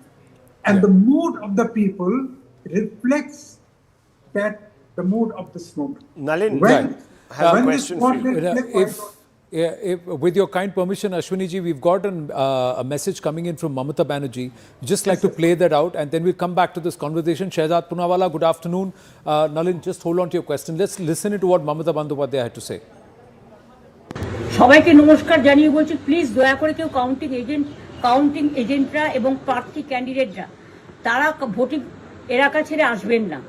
Strong রুমে যেখানে counting হচ্ছে, মানে সেন্টারে, সেখান ছেড়ে কেউ আসবেন না। এটা বিজেপির প্ল্যান। প্রথম 2-3 রাউন্ডে আমি কালকে থেকেই বলছি যে ওদেরগুলো আগে দেখাবে, আমাদেরগুলো পরে দেখাবে। এবং অনেক জায়গায় 2-3 রাউন্ড কাউন্টিং করার পরে প্রায় 100টা জায়গায় কাউন্টিং বন্ধ করে রেখে দিয়েছে। এবং কল্যাণীতে ধরা পড়েছে 7টা মেশিন, যেখানে কোনো মিল নেই। এটা টোটাল ফোর্সফুলি সেন্ট্রাল ফোর্সকে দিয়ে চারিদিকে তৃণমূল কংগ্রেসের উপর অত্যাচার করছে, অফিস ভাঙছে, জোর করে দখল করছে। এসআইআর নামে আপনারা দেখেছেন ভোট লুট করেছে যাতে যে সিটগুলো জিততে পারে। কিন্তু এখনও এমন 70টা সিট আছে, 100টা সিট আছে যেগুলো আমরা এগিয়ে আছি, সেগুলো বলছে না। টোটালটাই মিথ্যে নিউজ খাওয়াচ্ছে। আগে ডিআইসিও এই খবরগুলো দিত, কিন্তু তাকে কালকে চেঞ্জ করে দেওয়া হয়েছে। টোটালটাই ইলেকশন কমিশন নিজের ইচ্ছে মতো খেলছে, এবং সাথে কেন্দ্রীয় বাহিনীকে নিয়ে। এবং আমাদের পুলিশরা টোটাল মাথা নত করে কেন্দ্রীয় বাহিনীর আন্ডারে কাজ করছে। সুতরাং আমি আমাদের কাউন্টিং এজেন্টদের, আমাদের সমস্ত পার্টির কর্মীদের বলবো, অত মন খারাপ করার কারণ নেই। আমি বলেছিলাম সূর্যাস্তের পরে আপনারা জিতবেন, 3 রাউন্ড 4 রাউন্ড কাউন্ট হলেও এটা 14 রাউন্ড থেকে 18 রাউন্ড কাউন্ট হয়, তখন আপনারা জিতবেন। ওয়েট অ্যান্ড সি, ওয়াচ, আমরা সবাই আপনাদের সাথে আছি, আপনারা কেউ ভয় পাবেন না, নিশ্চিন্তে থাকুন, আমরা বাঘের বাচ্চার মতো লড়াই করে যাবো। Mamata Banerjee there, Shehzad Poonawalla, Ashwini Kumar, and to our viewers in Bangla coming out and saying only 3 to 4 rounds have been counted yet. Don't lose heart. She's alleged that the Election Commission and the forces are deliberately slowing down the counting so that the mood can be morose, and to delay the counting so that, and she's telling the counting agents not to leave the counting center. She's also saying there will be 14 to 18 rounds of counting in each center, and when that counting happens, we will win. So continue to hold your energies and your spirits, keep your spirits high. After sunset. Okay, as of now, the vote share. Let me bring in Shehzad Poonawalla on that comment. Yes, I'm coming out to you also, but Shehzad Poonawalla, yes.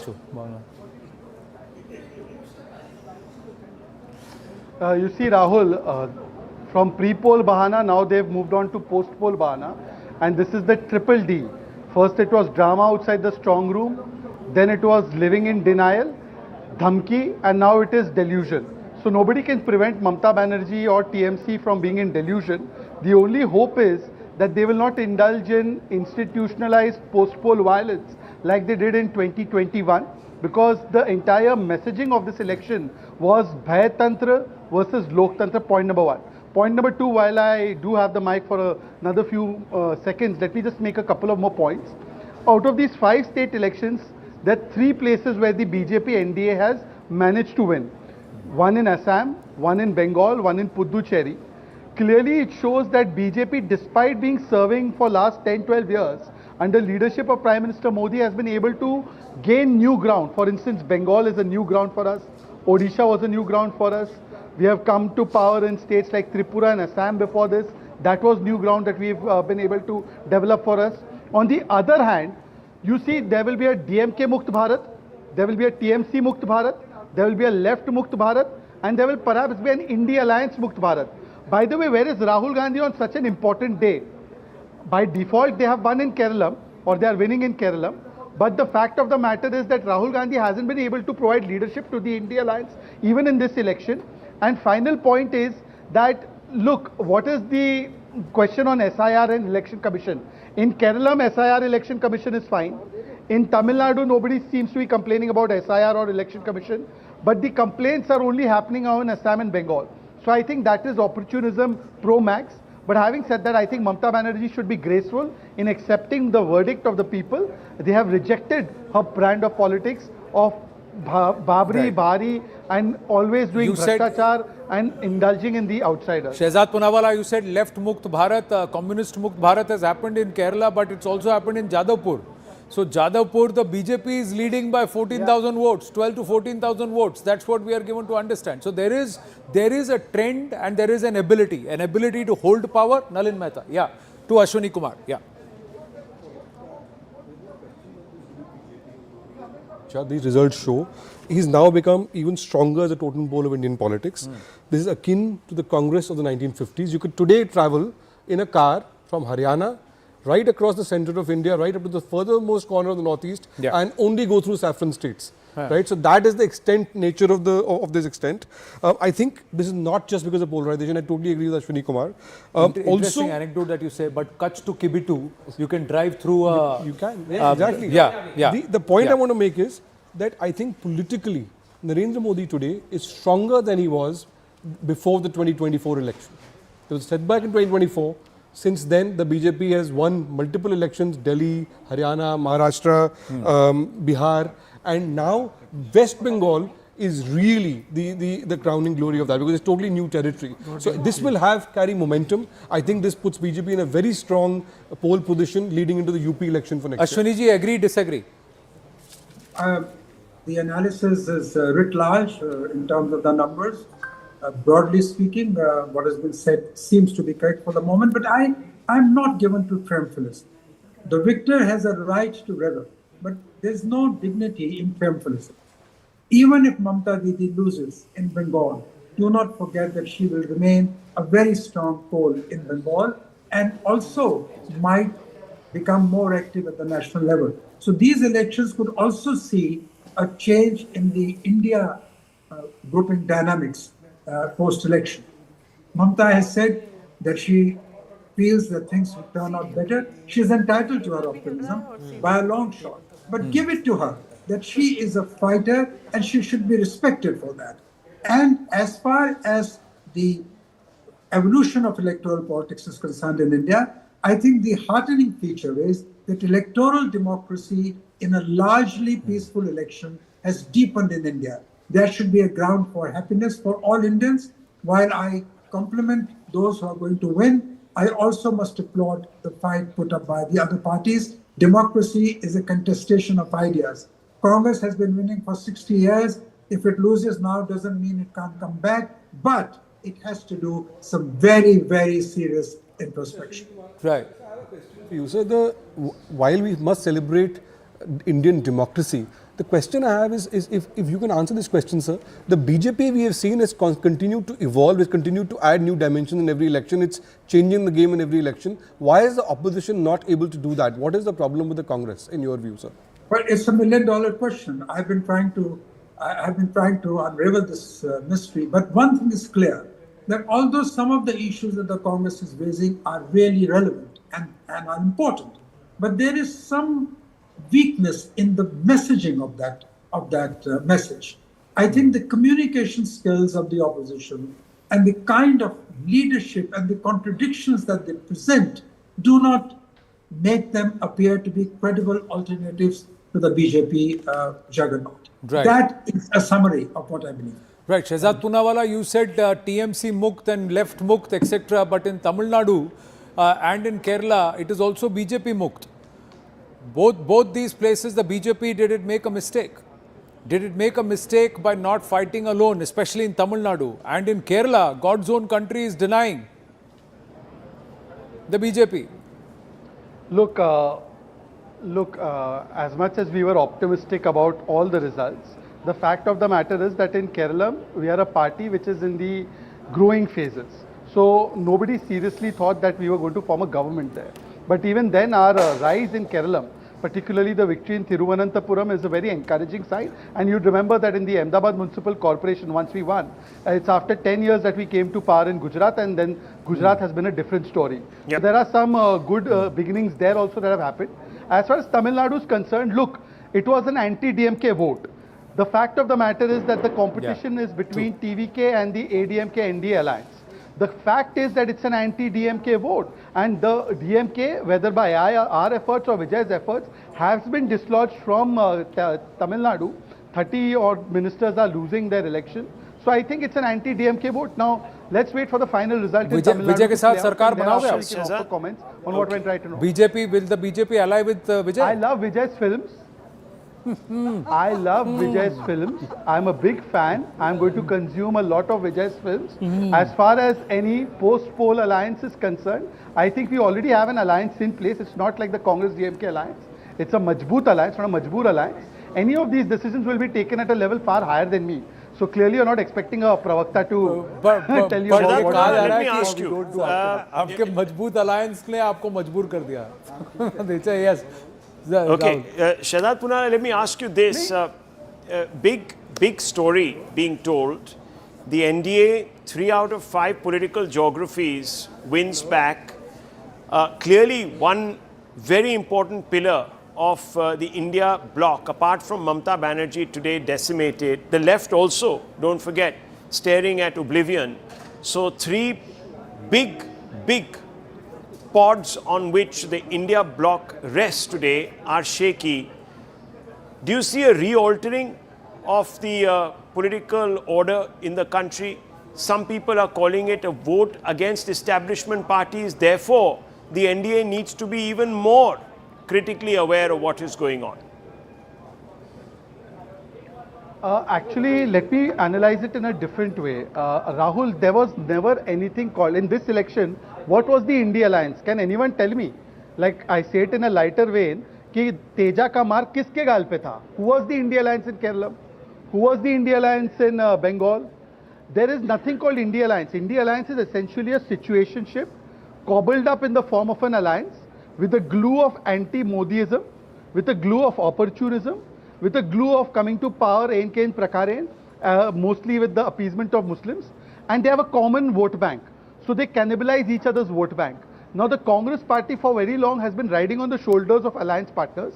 Now the Congress will see this as an opportunity. Now DMK is gone, TVMC is gone, and left is gone. Now let me become the sole custodian of this Muslim vote bank, and therefore the Congress itself will be orchestrating the Pinddan of India Alliance today. You wait and watch, the Congress itself will do the Antim Sanskara of India Alliance. Well, viewers, it's a big turn of the tide.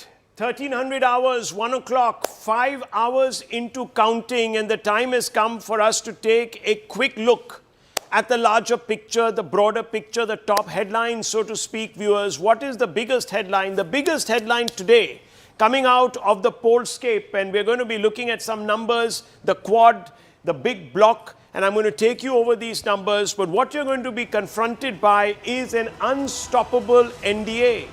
Just about 22 months ago, the NDA looked rickety. It had, the BJP had fallen short of the halfway mark, 32 short of the halfway mark, or 33 if you want to be exacting of the halfway mark, viewers. But then look at what's happened. You have the NDA now going from strength to strength. It's not just this round of elections, a referendum, where in 5 geographies it has picked up 3. Puducherry, the biggest of them all, Bengal, and it has strode back into power in Assam. And look at these numbers. Look at West Bengal, viewers. The TMC falling below the 100 mark now, 115 in the deficit from the last time in 2021. The BJP coursing ahead. It's a complete reversal of the numbers almost. And here you have the others. The Congress also finished not opening its account like it did last time. The others maybe some of those are the IUDF and other parties. I'll have a quick look at that. Kerala, viewers, and this, of course, in Bengal, viewers, the result is coming on the back of a phenomenal vote share.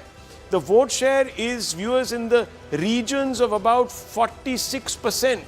That is huge in a state that was supposed to go down to the wire. And I'm being told that the TMC is struggling to remain at the 30. So complete reversal.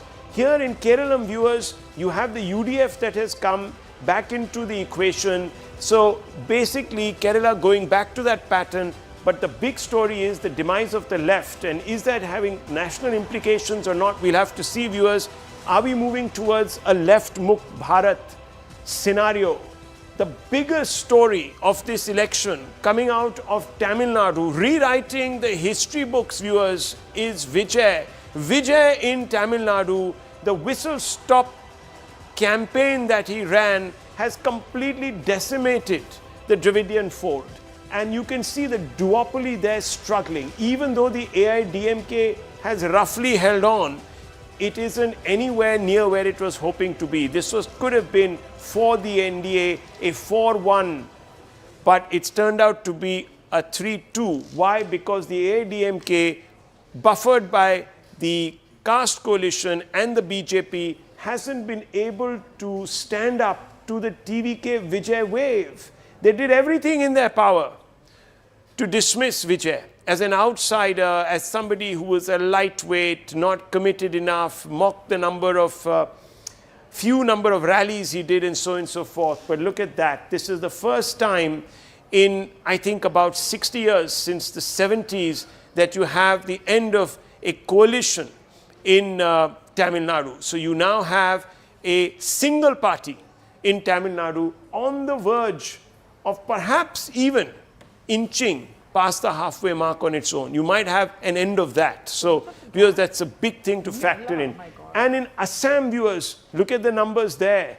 The BJP establishing itself yet again as a party of incumbency, as a party that comes back because it works. Anand, these are some of the big numbers. We're also going to deep dive this data, but West Bengal, we're going to pull out the palette. But yes, yeah. take phase us through two, the minutiae. as we cue the palette, phase 2 viewers, 59 seats, and Amitabh Tiwari is here. We had this deep dive on New Matrix and said that this is the most vulnerable phase for the BJP. Out of 142 seats in this phase, 140 are plotting currently. Look at this. 59 seats, plus 59 seats. That's what they have pulled away. And that's where this has taken them close to 190. And if I were to compare that with Amit Shah's number of phase 1, and if you look at that number of 110, look at how they've plotted phase 1. They've crossed Amit Shah's 110. They're leading in 111. Yes, plus 53, yeah. How they can get 110. We have done in New Matrix. Yeah, we've done phase the 1. New Matrix, and we will try and break down that number. So some very quick updates on Yes. Bengal. Swapan Das Gupta leading from Rajbihari after 7 rounds. Massive lead for Humayun Kabir from Rejinagar. Remember, he's the one who exited the TMC and said the TMC let down Muslims. Adhir Ranjan Chaudhary trailing from Bhavanipur right now. So, and that's a race that is going down to the wire. Let me tell you that too. Adhir Ranjan Chaudhary is trailing there, but that is also a narrow one. So just about 4,000 is the difference. But anyhow, that's the Congress's big hope. Let's go and look at the palette here, the Bengal palette. Let's have a quick look at that. Let's open this up. Here it is, viewers, the spectrum that we always put out. Let's try and open this up. Now, what do we see, viewers? We see the TMC strong. We see the TMC mild, the BJP mild and other seats. These are the swing seats. And look at this. About an hour back, Anand, we were looking at these swing seats and we saw much green here. Yeah. Look at this. It's a complete orange. These swing seats have gone completely. Now, these are some of them that were affected by the SIR, no doubt. But these are also the seats, viewers, which were always indecisive. So they went this way, that way, this way, that way. The BJP definitely now is the flavor and the mood in these particular seats. The BJP mild, the BJP doing very well to hang on to its own seats. And that's, you can see that here, this entire swath of saffron. The TMC mild, viewers, the TMC mild, big problems. A lots of greens been completely interdicted by the saffron. So this is the TMC mild. These are seats that it has won twice out of 3 times. And then here is the TMC strong. Just look at this, viewers. Still holding on to some of these seats which are more of the minority dominated or the Muslim dominated seats. But the rest of them, the Hindu consolidation, this is the result of that. Look at this, viewers. The big shards of saffron. Even there, Rahul, if you see, the dark green are the strongholds with the heavier margin. That's right. The moment it is lighter green, that means the margin of victory or leads at this point is not very heavy. It's not very strong. The other thing is, that part was largely dominated by the presidency. See, there are only 2 or 3 these are the ones bars. that he's talking about. These dark greens, viewers, are where the vote share was exceedingly high, 25% plus. Here the vote share, even though they won them 3 times, the vote share was still lesser. This is the current plotting. In these 97 where they have, because 97, right? So the current plotting again in this stronghold bar, this whole bar was a TMC these could also stronghold. turn, you're saying. Yeah. Well, viewers, are we seeing 200 plus coming up? We don't know. See, look at this. At the 106 presidency seats, out of which 108 to 106 are plotting, the BJP has snatched 41 more than last time. Wow. So they had only 15 the last time. So they've snatched 41 more. And now, these, because of the SIR, in any case, have become tight runs. So you don't know what's going to happen. Not just the SIR, the higher percentage of voting that has happened. And early on in New Matrix, we had said that if they can take 40 seats, this was what SIR created, 33 seats which were Damadol. Let's have a look at they've gone 8 better. They've gone 8 better. Viewers, let's have a look at the vote palette now. This is the voter palette coming up next. Let's go to the next one, the spider. Let's get to the spider. Let's have a look at that. That's the viewers. This is the one shot, the verdict vector, the one shot, and it tells you where things have turned or where things are headed. Here, the Matwa factor. Remember, viewers, many people were saying that the Matwas were angry with the BJP because the SIR dented them and had created a great deal of egregious blowback. That hasn't happened. The TMC had about 30 seats lead a little while back. That is now vastly moving and biased towards the BJP. 62 leads there, viewers. Rural seats, 95. Who can have thought this could have happened? Yeah. Here it is, the change. And this is women voter driven. Let me tell you this. Women voter driven because a large number of rural seats had seen many more women voters out there. Here is phase 1, viewers. Remember what Amit Shah said? I'm getting 110 plus, and people laughed. And look at that, the BJP has 113 leads in phase 1. That phase 1 was 152 seats, and look at that, the BJP at 113. Here, viewers, the Muslim majority. Here, viewers, is where the TMC is still holding on. These are some of the seats where the Muslims have more than 40% of the vote share.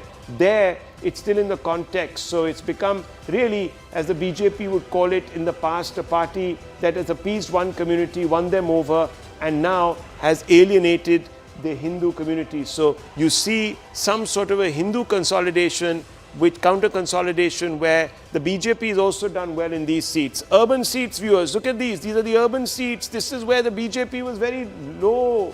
They weren't doing very well. This is the big story of this election. It's been a flip. And phase 2, viewers, the overall number for phase 2, look at that. The BJP coursing ahead in an area where it had struggled to break the 30 mark. Now you can see it's at 78, picking up 40 odd seats. See, the urban viewer you said, now if you look at urban, 31 seats that the BJP is additionally pulled, and it's pulled all of it from the Trinamool Congress. And this urban includes Kolkata, includes this region, and as of now. I want to make a point here. We had said before we started that BJP needs a 5% swing. That's happened. And it needs to break into the presidency area. In the presidency area, out of 106 seats, BJP is 156. Correct. Which is a gain of 41. Correct. That's where the real break of we just put out the presidency and look at how it is. No, the gain, it will just correct itself. The gain is of 41 seats, additional 41 seats. The BJP is at 56. The Trinamool Congress is at 48. And this plus urban Kolkata. Now, greater Kolkata or the urban region. And it's important to understand that urban region because the BJP was being pipped at the post in the urban regions because these 62 seats became very crucial just to get past the post. And here, 30 seats, all in the Howrah, Hooghly and Kolkata region. Now, if you have been able to catch this and breach this, this is significant. How is it that nobody could read that? Smita Prakash. Yes, obviously that, when the BJP went saying you will not have to pay cut money, there will be no corruption, the women voters can come out and vote freely. These kind of things, people bought into the speeches which were made by the BJP, and I think there is also this taking for granted that the TMC had that, you have no option. If you're a woman voter, you have to vote for Mamata. And these kind of things which many parties which have been long in the ruling positions take their people for granted. I think so here they made a mistake, and I don't frankly I can't believe the way the sweep has happened. I don't think any of us thought that in the second phase they'll be able to flip so many. As Nalin pointed out that it was such a tall ask. One of the things last time, and correct me if I'm wrong, last time when 2021 I was on ground, and what I saw was the BJP was trying, but it was not there. It was not present at the Pada level, nor was it present at the booth, and lastly, it was not able to provide the assurance of security what they gave if they couldn't deliver it on ground. This time, that 2.5 lakh CRPF and central forces deployment made all the difference. Booth to booth, man to man marking happening. Societies which were shut down being open. All that. Deshmukh also, yes, Abhijit, he's also joining us. Structurally, this was a much better level playing ground for the BJP because of the SIR deletions, because of the huge deployment of the forces, etc. Now, there are two things. Right. Chappa vote, we are surprised because the Chappa vote, because of the deletions and the deployment of forces had been dealt with, have been dealt with this time. And the Chuppi vote, the silent vote has actually been cast. So very few pollsters had a clue of the extent of dissatisfaction that is coming out. The Chappa vote and the Chuppi vote. Yashwant Deshmukh, namaskar, kasakai. Tamil Nadu and Tamil Nadu, Bengal. कहाँ focus करें पहले बताइए आपने कई अनुमान आपकी मर्जी जहां से भी करें फोकस तो मैं पहले यहाँ से करना चाहूंगा Rahul because I think first of all I was watching all the numbers and trends. Very few networks are actually doing the field work, I know, and yours was one of them. So congratulations for getting all the trends. Most of them is spot right. And particularly in Tamil Nadu, because I know many people will be looking at one side where TMK thing, but your your assessment that regardless of who is winning, one thing was sure that DMK is losing. That thing was like struck to me, and nobody expected that DMK will be number 3, only you. And that was something which will remain with me for a long time. So congratulations. that has to go to Vote Vibe. Amitabh Tiwari is also here. Namaste, Yashwantji. This is Anand also joining in. Yes, namaste, Anand. Namaste. Yeah. Congratulations, Amitabh. It's always nice to see fellow colleagues in polling doing well. That's a very nice thing to happen. So the congratulations goes to him as well.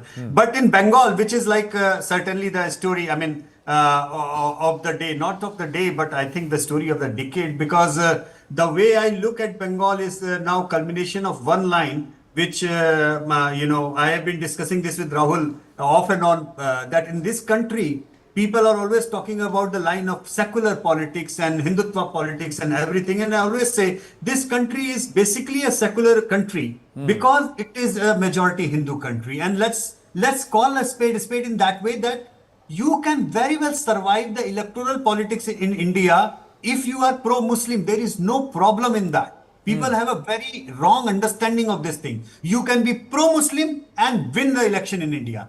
But the problem happens when you cross the line of narrative from the pro-Muslim to anti-Hindu.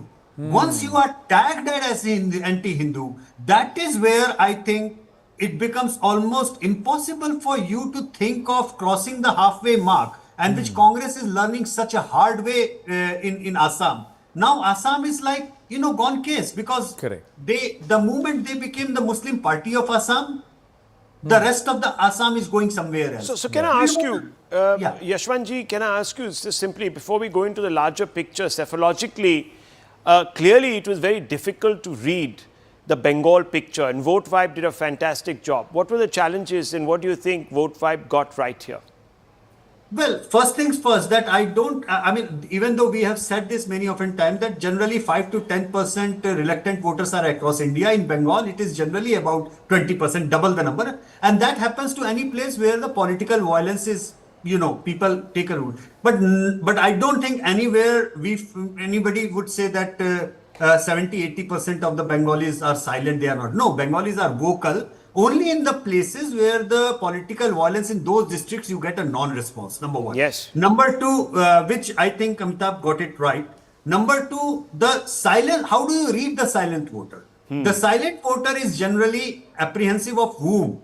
The person who is in power, where, post-poll violence, you will be attacked at if you say that you are voting anti-incumbent. So obviously there is a science of reading the silent voters. The science of silence voter globally says that people who are not willing to speak against the powers that may be go silent. Okay. So generally they are read as anti-incumbent. That's something which is very scientific and proven globally. Okay, Adit Kothari, political commentator, also here with us. Thank you, Adit, for waiting patiently. Your quick opening thoughts. So, if we see Bengal elections from 77 onwards, it doesn't vote for sort of hung assemblies. 77 June, there was a mass, recognition that, Congress was, it just didn't sort of align with the thoughts of the people. And as a consequence, 231 seats went to the left and the Congress was reduced to 20. Similar trends were seen in 2011 as well, where, the left was rejected and TMC was recognized as the people's mandate. 2019 was a similar anti-incumbency vote, but because of the mass chappa voting that we saw, the poll rigging, which I think scientifically, the TMC has mastered, we couldn't see those numbers translate into electoral politics. We couldn't see that sort of the sentiment translate into electoral politics. But 2026, I think, you've got to hand it off to the Election Commission. You've got to hand it down to Amit Shah, who, was relentless. He was persevering. He took 2021 as lessons learned, and they plugged all of the gaps that they identified in 2021 for 2026. So Bengal doesn't vote for hung assemblies. They vote for, mass change. And that is the trend we've seen in 2026 as well. And, Amit Shah was there for about a month. the kind of work that they put down, the kind of it's not just saw.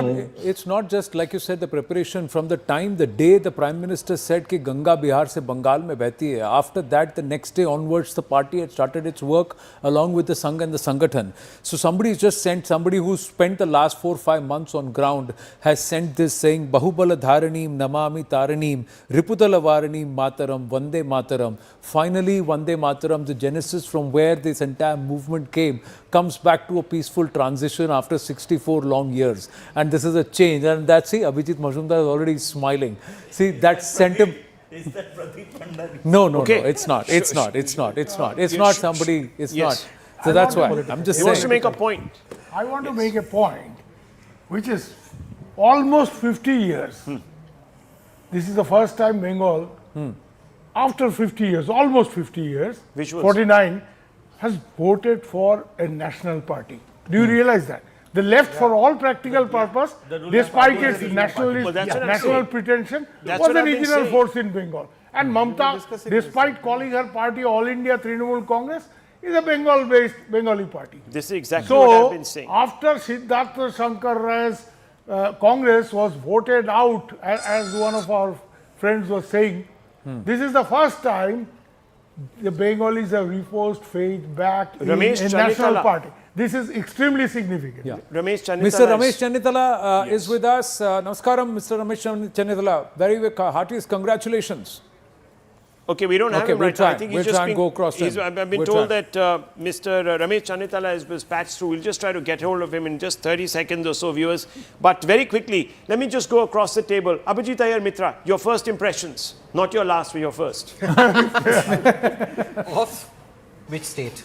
All, the overall picture. I mean, now the picture can be spoken about. The overall big trend. I do think in Tamil Nadu, it was a very significant own goal that the BJP scored, encouraging Vijay to go this way. And let's be very clear, the BJP did encourage him to go out and play spoiler.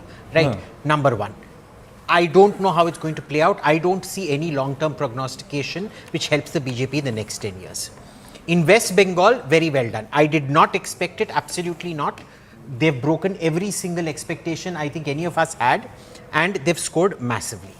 Okay, Kerala, one second, Vijay's father is speaking. We have to do something for the society, for the Tamil people.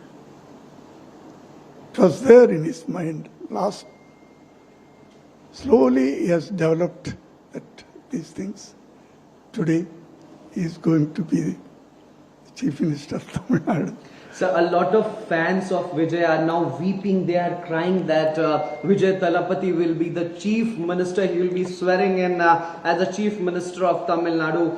He will be representing 7.5 crore Tamil people. So how do you see it? I can see your eyes with emotions now. No,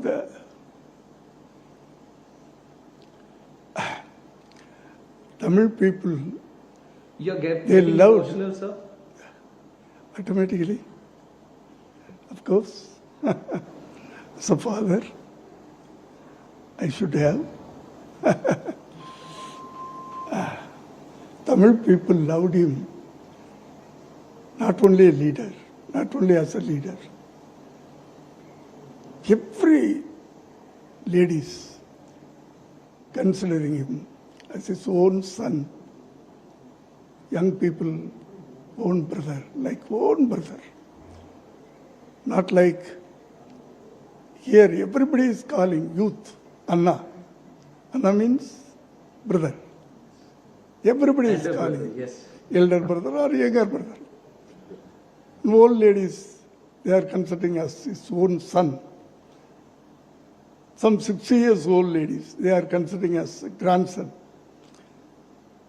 He has developed that relationship between the public and him.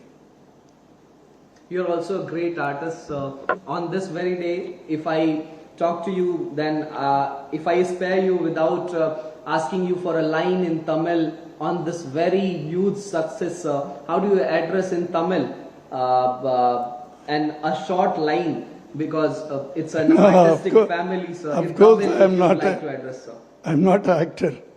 I'm a director. Definitely, sir. I'm a director. I have directed more than 70 films. You have also launched your son, Mr. Vijay Thalapathy. Yeah. That is my duty. I have done. He wanted to be an artist. I have done. That is my duty. But he has come up with his own talent and own what means trial, hard work, sincerity, discipline. Here in the Going straight across to Mr. Ramesh Chennithala now. Mr. Ramesh Chennithala, namaskaram. Congratulations. Fantastic win for the UDF in Kerala. Thank you very much. What would you attribute this victory to? See, we are very thankful to the people of Kerala. They have given a befitting reply to the misrule of LDF. And these 10 years, the life of the people has become very miserable under the CPM-led LDF rule. So, during the time of campaign also, as a campaign committee chairman, I can very well tell you, this was very evident. Even CPM workers and supporters were voted for us. So we had got a very spectacular victory by this. So our responsibility to the people is more, and one thing is very clear, under the leadership of Sri Rahul Gandhi, we planned the election campaign and the organizational matters properly, and we had given a united picture to the people, before the people. That is why people have given a good result to us. So we are very thankful to Sri Rahul Gandhi also for taking a lead in this election campaign. Mr. Chennithala, you have been in the hot seat in the past. You have been at the top of the Kerala leadership also. What happens next? Who becomes the next Chief Minister of Kerala? That the party high command, we have already told to the people that party high command will take the decision on this, and every party worker will go by that. Right. Congratulations, Mr. Chennithala. Thank you for speaking with us. Okay. Well, Mr. Chennithala, I've got 1 minute, sir. I've got just 2 more questions. Sorry, you are there with us for a time. If I may just quickly ask you, sir, which area do you believe that the Congress actually was able to hurt the left, and Mr. Pinarayi Vijayan is struggling at his own seat in Kannur? Yes, the people are very much against this government and the policies. People are fed up with this government. Even the Pinarayi Vijayan's misrule of the last 10 years is horrible. And this is the last CPM government in the country, communist government in the country. Even communist people are also against this government, but they didn't understand that. The autocratic rule of Mr. Pinarayi Vijayan led to this situation for the CPM. Rameshji, Mr. Chennithala, many people are saying that between Mr. Satishan, between you and Mr. K.C. Venugopal, there is a bit of a tussle as to who should get the hot job or the top job. Is that true, sir? See, in Congress party, there are so many leaders. Unlike CPM, they have only one leader, Pinarayi Vijayan. We have a galaxy of leaders, not only we 3 people, a galaxy of leaders in Kerala. So our high command will decide that who will be the chief minister, and everybody will accept it. On the chief ministership amongst all your leaders? Pardon? Who has the strongest claim on the chief minister amongst you, Mr. Venugopal and other leaders, sir? I already answered that question. There is no tussle. The party high command will decide, and all the party workers, we all will. I am a humble party worker. So, we all accept that. So who will be in the high command deciding? Is it going to be the Gandhis or is it going to be Mr. Kharge? Who exactly? See that our Congress president is Kharge ji, and the leader of opposition is Rahul Gandhi. We have both of them will decide what is the next step, and under the leadership of Srimati Sonia Gandhi, and they will decide. Who has the strongest claim, sir, to the chief ministership? Who has worked the hardest for it? See, the strongest claim is for the people of Kerala. Right. They had demonstrated it. That is all. Well, thank you, Mr. Ramesh Chennithala, for speaking to us. Thank you very much for taking the time out. We're going to take a quick break, viewers. At this point, we'll be right back with a continuing coverage of this dramatic, historic election. It's a midterm referendum, viewers, and the NDA has come out with flying colors.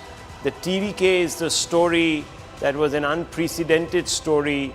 Some people are suggesting, viewers, that it is the kind of story that we haven't seen scripted since the 1970s, since NTR, viewers. That's where we're going back to in time. We're right back. Don't go away.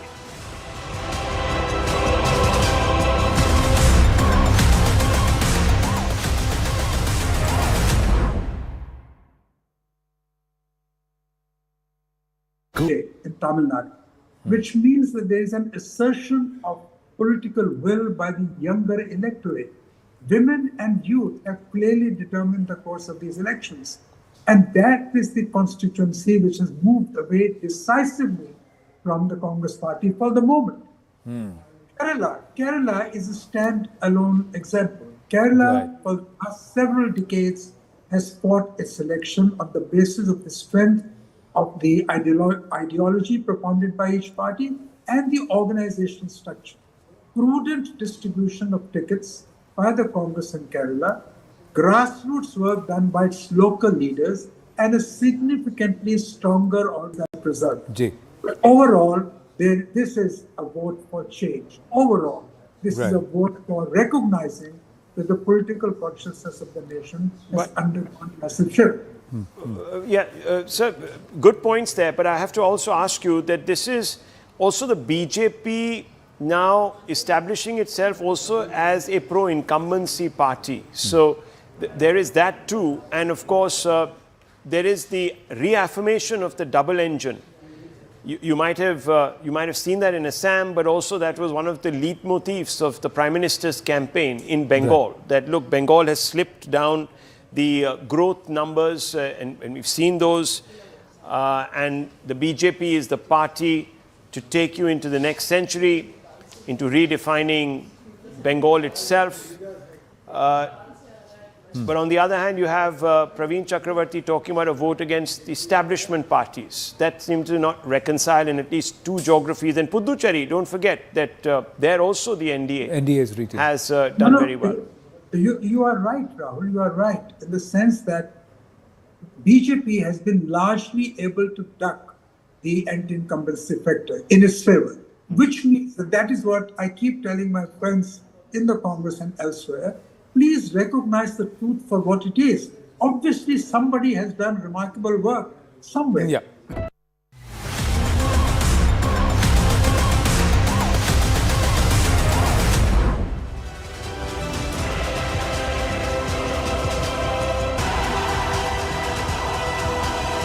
Well, viewers, the big story coming out of Tamil Nadu today, unprecedented, unscripted, and of course, viewers, completely uncharted territory. The TVK, led by Vijay, the irrepressible Vijay, the star, has captured the hearts of Tamil Nadu voters.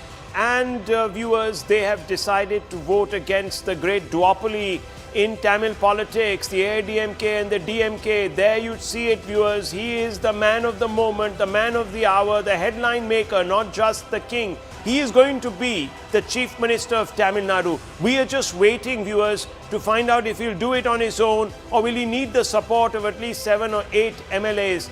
It's quite possible that he might fall back on about a handful of MLAs to do this, and those are easily found in this big soup of alphabets that is Tamil Nadu politics. You have several parties who will immediately peel away and abandon ship and will switch over. Ramados is one of those, viewers. He's got about 6 seats under his belt. There is the Congress party with 5. There is Left with 5. Let's go straight across to Vijay's mother's bite, viewers. The family is out celebrating. Listen to this. As a lot of people in Tamil Nadu has voted for Mr. Vijay Thalapathy to be the Chief Minister of Tamil Nadu, how excited you are? You are blowing the whistle here. What I can ask from you, I'm totally confused because the people of Tamil Nadu has given up a ballistic majority to Mr. Vijay. How do you see this, ma'am? I am so happy. She's not only his mother, she is the first fan of Vijay. First fan. You know, today he's so happy. From morning 3:30. Okay. The குழந்தைங்க ஆடுறது. Can you take this? They are going to dance. அதே எடுங்க. Take care of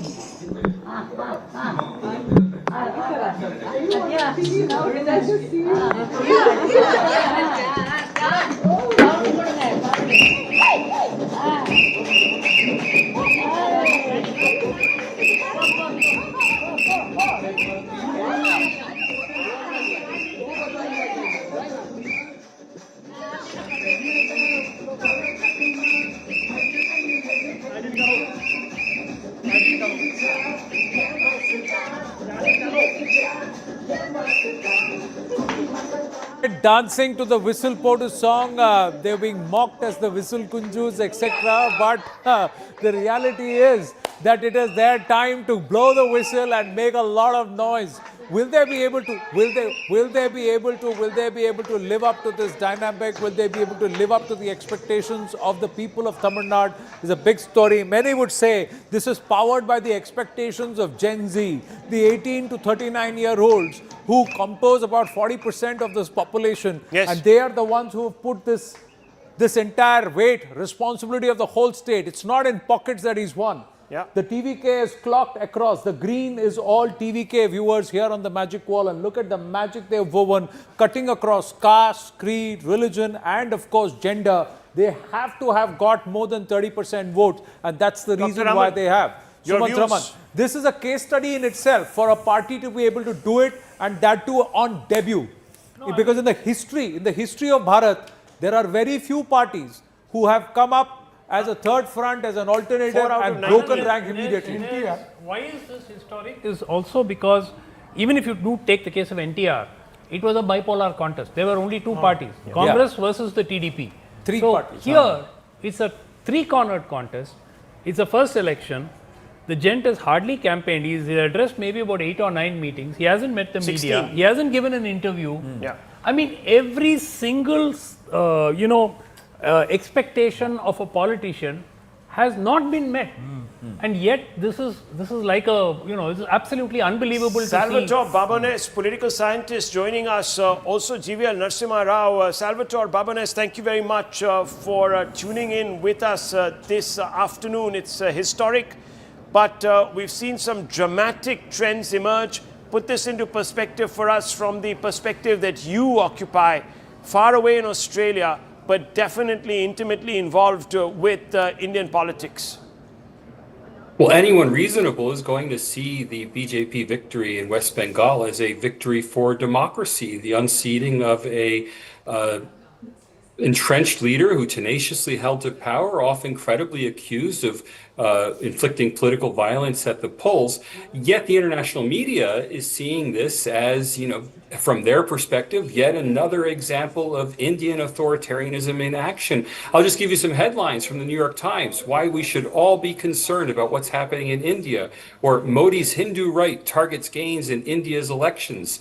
The international media is portraying the BJP victory as one that is a striking strike for authoritarianism in India, as opposed to knowing anything about what's actually occurring. So, are you going to write a counterpiece, Salvatore Babones, to those people who believe that the victory of democracy, a fifth of the country's population has gone to the ballot, and they have come out, and 9 in 10 voters in most states have come out to vote. And if this is being called as rise of authoritarianism, who are these people who are getting these mastheads and bylines and headlines? And why? Well, these are almost always people of Indian origin. So Indian coverage in the West is almost exclusively not done by people who are external experts on India, but by people who are themselves Indian, at least Indian in origin and have some skin in the game. They're trying to convince Westerners of their preferred narrative instead of offering a dispassionate analysis. The Election Commission of India has been cast in the international media as a politicized villain that has thrown the West Bengal election to the BJP by disenfranchising Muslim Indians. Now, that's simply not true. There's no evidence that that's occurred, yet that's the narrative that they're running with. Well, unfortunately, in our history, in Bharatiya history, the doors to our forts and our temples opened from the inside. So there are always those who will stab the country at the back. But the fact is, you've studied Bharat, you've written a book on dharma and democracy. So let me ask you, do you believe that any other place in the world can conduct elections the way they are conducted in India, in the most democratic and open manner, and West Bengal returning the highest voter turnouts? Is it authoritarianism or giving space for the voter to cast their mandate? Well, India is not the only democratic country in the world, but I think what we're learning today is that elections in India operate on the same basic principles as elections everywhere. So just take a look at Tamil Nadu. In Tamil Nadu, we've seen a non-politician outsider win a thumping victory over two extremely well-established parties because those two established parties were not offering voters choices of real choices as to a different political direction for Tamil Nadu. Now, you can look the same way at the United Kingdom and see how reform in the UK has been unseating Labour and Conservative parties, which have not offered voters choices. Now, again, no matter who you support, I don't support any of these parties. They're not my countries. The phenomenon is the same. When political systems don't offer choices to voters, if those systems are truly democratic, as India is, what we see is outsiders coming in and upsetting the political apple cart. No, and if a party like the BJP wins the election, then it is Hindu right and extremism, etc., Hindu nationalism. If a party like the TVK wins, that means democracy is flourishing. Nalin Mehta, Managing Editor, Money Control, with us. Salvatore Babones, Professor Babones. Yes, Nalin Mehta. How is that fair? I wanted to ask Salvatore a question. Salvatore, there are many in India on the opposition who are lamenting today as the death of democracy, who are saying, look, this is the end of constitutional democracy and so on. As someone who has looked at international indices, as someone who looks at Indian elections from the outside as a political scientist, what would you say to those Cassandras? Let's see the evidence. So there's a lot of talk about the Election Commission disenfranchising people. Now, the Election Commission of India has cleaned up voter rolls, in some cases by applying quite draconian rules to suggest that people are suspect voters. They're suspected of not being genuine voters because their cases look out of the ordinary. They don't look like they should look. For example, if a mother is 45 years older than her daughter, then we might say that looks like a case of possible fraud. Now, that may be true, and it is possible that actual credentialed citizen voters have been ruled out by the Election Commission of India.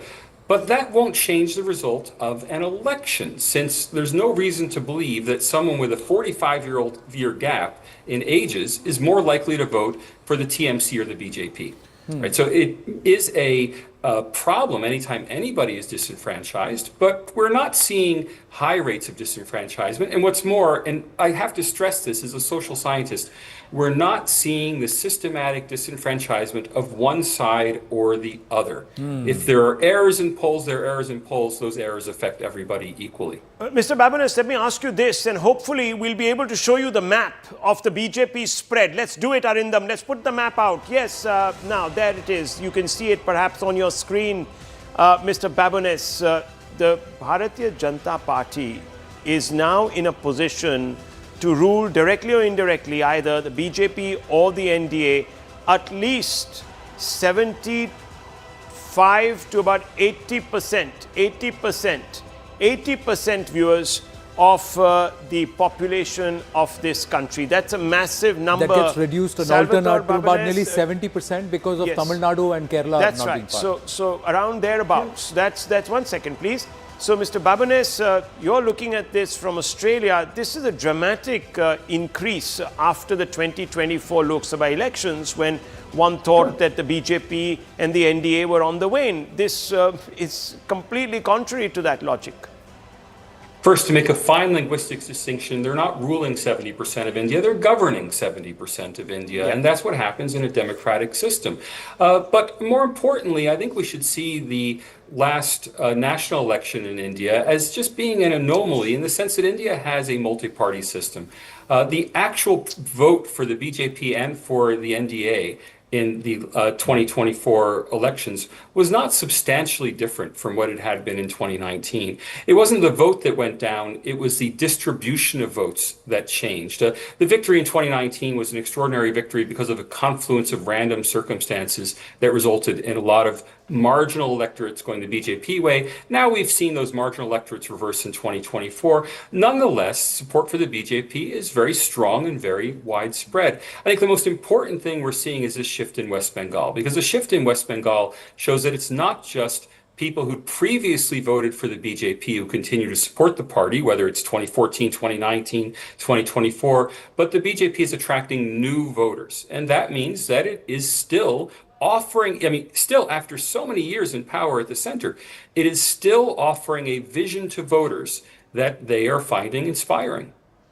Okay, there is there the footprint? Yes, Shobir Bhaumik. Yes, go ahead. In the neighborhood, well, we have seen elections in Bangladesh recently where the largest political party, which led the party to freedom, Awami League, was banned. It was taken off the elections.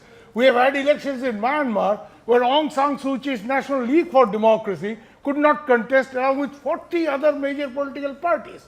And we have Pakistan, of course, where Mr. Imran Khan is in jail for 2 years and his party is in wilderness. And contrast that to India. What are your thoughts on that? I'm talking of regional realities, gentlemen. I don't think anybody should realistically be comparing to India, to Pakistan, Bangladesh, or Myanmar. The real comparison cases for India are European Union countries, North American countries, Australia and New Zealand. India has a very different population than Western democracies, but a very similar system. And for almost everything that happens in Indian democracy, whether for good or for bad, even things that people can criticize about Indian democracy are the same things that they can criticize about North American, European, or Australasian democracy. There's nothing particularly distinctive except for the sheer size of India and except for the relatively low income in India. But why does this not rub on to our neighbors? Who cares? Who cares about your neighbors? Forget about that right now. Shobir Bhaumik, we are not interested in what's happening in Bangladesh and the Gen Z there and whoever they're getting sort of pulled and pushed by. But just very quickly. No, that might be so. That might be so, sir. But we're not right now involved in those elections. Let's keep it fixed and focused on the story of the moment. The story of the moment, viewers, is this: that we have a new political entrepreneur who's broken through in an unexpected manner. And we have, of course, the NDA that is coursing from one victory to the other and doing very well. This was not supposed to be traditionally a cycle in elections where the NDA was supposed to do well. There was SIR overhang when many people suggested that India's polity had become a lot more unrepresentative. All of those things, viewers, are being smashed. All those things are being smashed. There is no ossification. The voter is choosing as he pleases. Tamil Nadu is a huge example of that. TMC losing in Bengal is a huge example of that. In Puducherry, viewers, in Assam, and even in Kerala, we still have an opposition-led government in Kerala. We don't have the BJP coursing ahead on the back of an SIR in Kerala either. Yes, no. Anand. So, like I said, that's the big question. The question, and for everybody, to whoever tries to get swayed by these kind of headlines written on international papers, one wonders what their actual motive is. Is it anti-Modi or is anti the voter of the country? When a voter comes out to vote, how can you turn around and say that this voter is actually, you're actually branding the whole voter as someone who's colored and etc. and does not have a certain ability or intellect? So we began in the morning with the New York Times story, yes, right? And Hillary Clinton had once said the basket of deplorables when she talked about a certain section of the population, American population, who were voting for Trump and not for her. She put down the voters and put down a mandate against what the people had said. You will find commentators today in India who will call this a vote against constitutional democracy, put down the entire exercise saying that, oh, the barbarians are at the doors of our states now. Now, these are influential commentators, so we should not even think that this influence will not work, because they work in an ecosystem of Western democracies which do not like the rise of a democracy like India. So that ecosystem which they inhabit, that echo chamber that they inhabit, will push forth these people, fund them, fund their movies which will run in film festivals, give them awards. Those people will find their shows on Netflix. It is this kind of a echo which will happen from those countries will happen here. It took just about 6 hours for those commentators in India to repeat what happened in the New York Times. So we should never ever think that these things don't work in consonance with each other. No, but Mrs. Gandhi did not call anybody Dr. basket Raman. of deplorables in 77. She accepted the verdict. So did Mr. Vajpayee. Exactly. There are many people who have done this, Tall who have leaders. gone back home and gone back to the drawing board and come back. Dr. Raman, yes. My point is again going about what the other side would say or the other side would do. Look, at the end of the day, the BJP and the right have now well over a decade and a half. I'm not even looking at the Vajpayee era. Now, it's well over a decade. Now, can you point to 3 particular states where they've been in power for more than 10 years and say that these states have made dramatic progress over the states that, you know, were being held back by all these regressive thoughts and so on? Unfortunately, some of the fastest growing states in India happen to be in the south. Many of them happen to be opposition ruled. Yes. So, my point is, this whole narrative might work at the elections, but, quite frankly, I want to make a point here. So, historically, that has been true long before BJP came to power. Yep. And that was true for Maharashtra and for Gujarat as well, right? The difference is that the reason why the BJP continues to win is that in the states in the north, which were so far behind, there's been a paradigmic shift in what's in the, especially for the poor, especially with the social welfare net. And that's where the difference has been. Exactly. You look at UP now, you look at UP now and look at almost all industrial statistics, UP has really moved up the ladder. Madhya Pradesh. In multiple levels. Bihar it was scary going out of the airport. Where identity politics works, where casteist politics works, where it's very easy to deflect the attention from core people's issues. And you know, like Karl Marx said, religion is the opium of the masses. You tell them to engage in religion. You tell them to engage in communalism and divide society on religious and caste grounds. Obviously, these guys are jobless, and you feed them a dream of religion. They will be absolutely fed on opium, and they believe this is the gospel. No, has Vijay? No, 1 minute. Has Vijay fed them an opium of religion, ma'am, in Tamil Nadu? No, so if Vijay wins, it's not a problem. No, if Vijay wins, if the Aam Aadmi Party wins, it's not a problem. But if the BJP wins by an overwhelming mandate, then it's a polarized campaign and you brainwash the voter. No, please, the left. No, this is the reason why. This is the reason why perhaps that the left is losing all relevance, ma'am, because you are not able to wake up to the fact you've allied with the ISF. That's not an Islamist party. The left allied with the ISF in Bengal. How are you going out and trying to be so charitable about all of Early this? on in the day, Smita said something very important, which is that, you know, if after every defeat and even after victories, the kind of brainstorming that BJP does, the kind of, you know, going back to the drawing board that BJP does, the opposition doesn't do, which is why we keep after defeat. No, opposition is like too many cooks. Okay, Viewers, that's the problem. We're going to be They taking can't a do short what break, BJP does but not before we leave you with these pictures. This is Vijay, viewers, a look back really on his rise and his politics.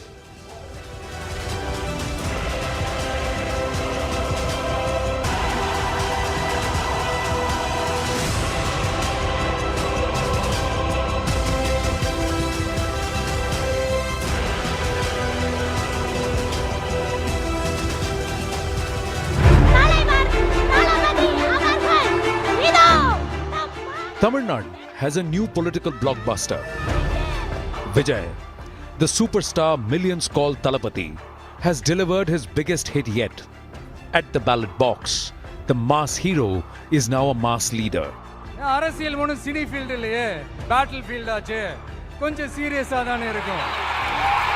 Not just a stunning electoral debut, he has disrupted Tamil Nadu's deeply entrenched political structure that has long prided itself on Dravidian identity.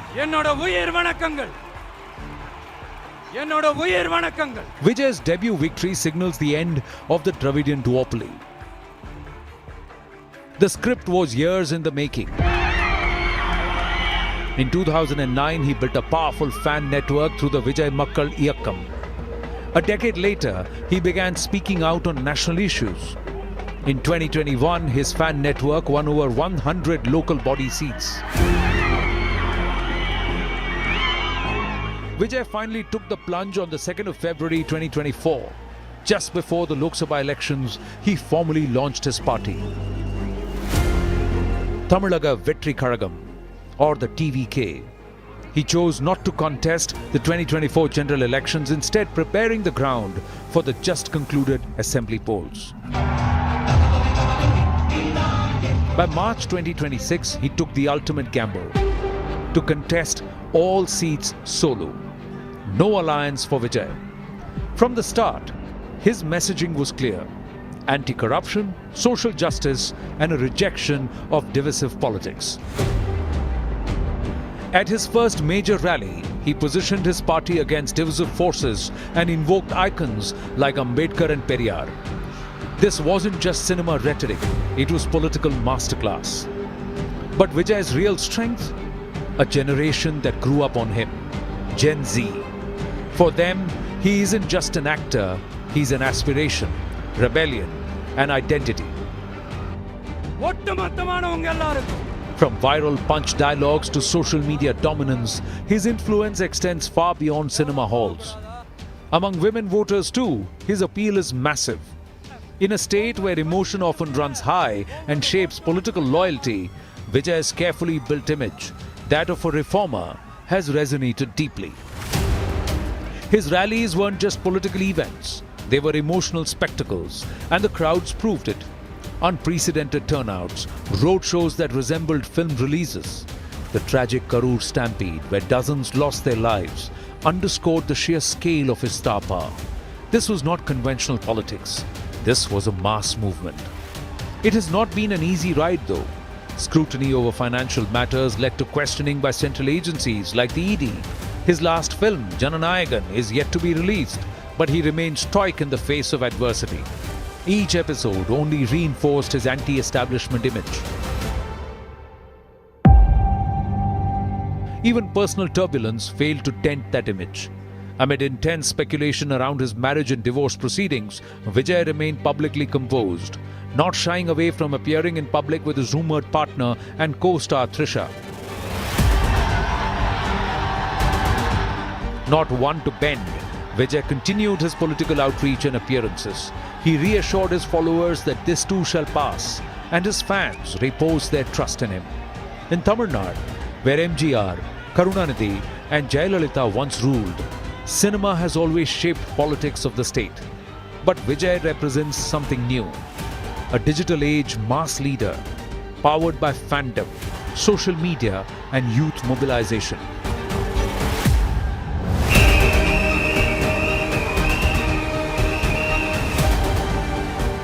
From first day, first show to his first political triumph, this is clearly Talapathi's biggest release.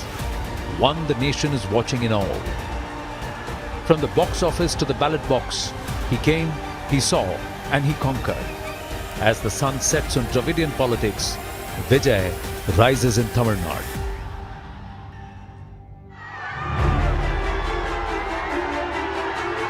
Big news breaking here on CNN News 18. Mamata Banerjee trailing.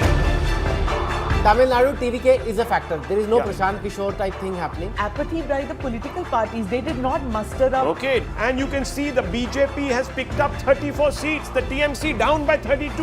Tamil Nadu postal votes, usually government staff overwhelmingly vote DMK. This SIR deletions greater than 5%.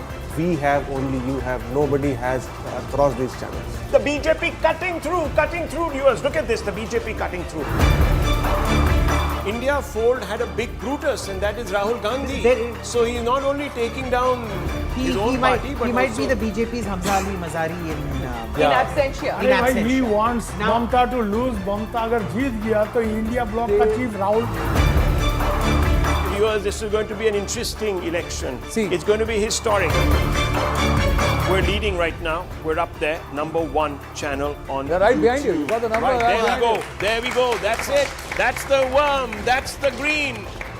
Green for go, viewers. And we're there at 181,000 views live.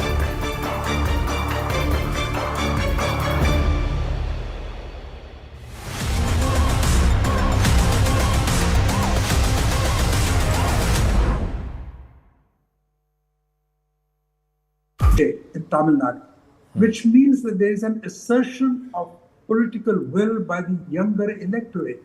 Women and youth have clearly determined the course of these elections. And that is the constituency which has moved away decisively from the Congress party for the moment. Kerala is a stand-alone example. Kerala, for the past several decades, has fought its election on the basis of the strength of the ideology propounded by each party and the organizational structure. Prudent distribution of tickets by the Congress in Kerala, grassroots work done by its local leaders, and a significantly stronger organizational structure explains that result.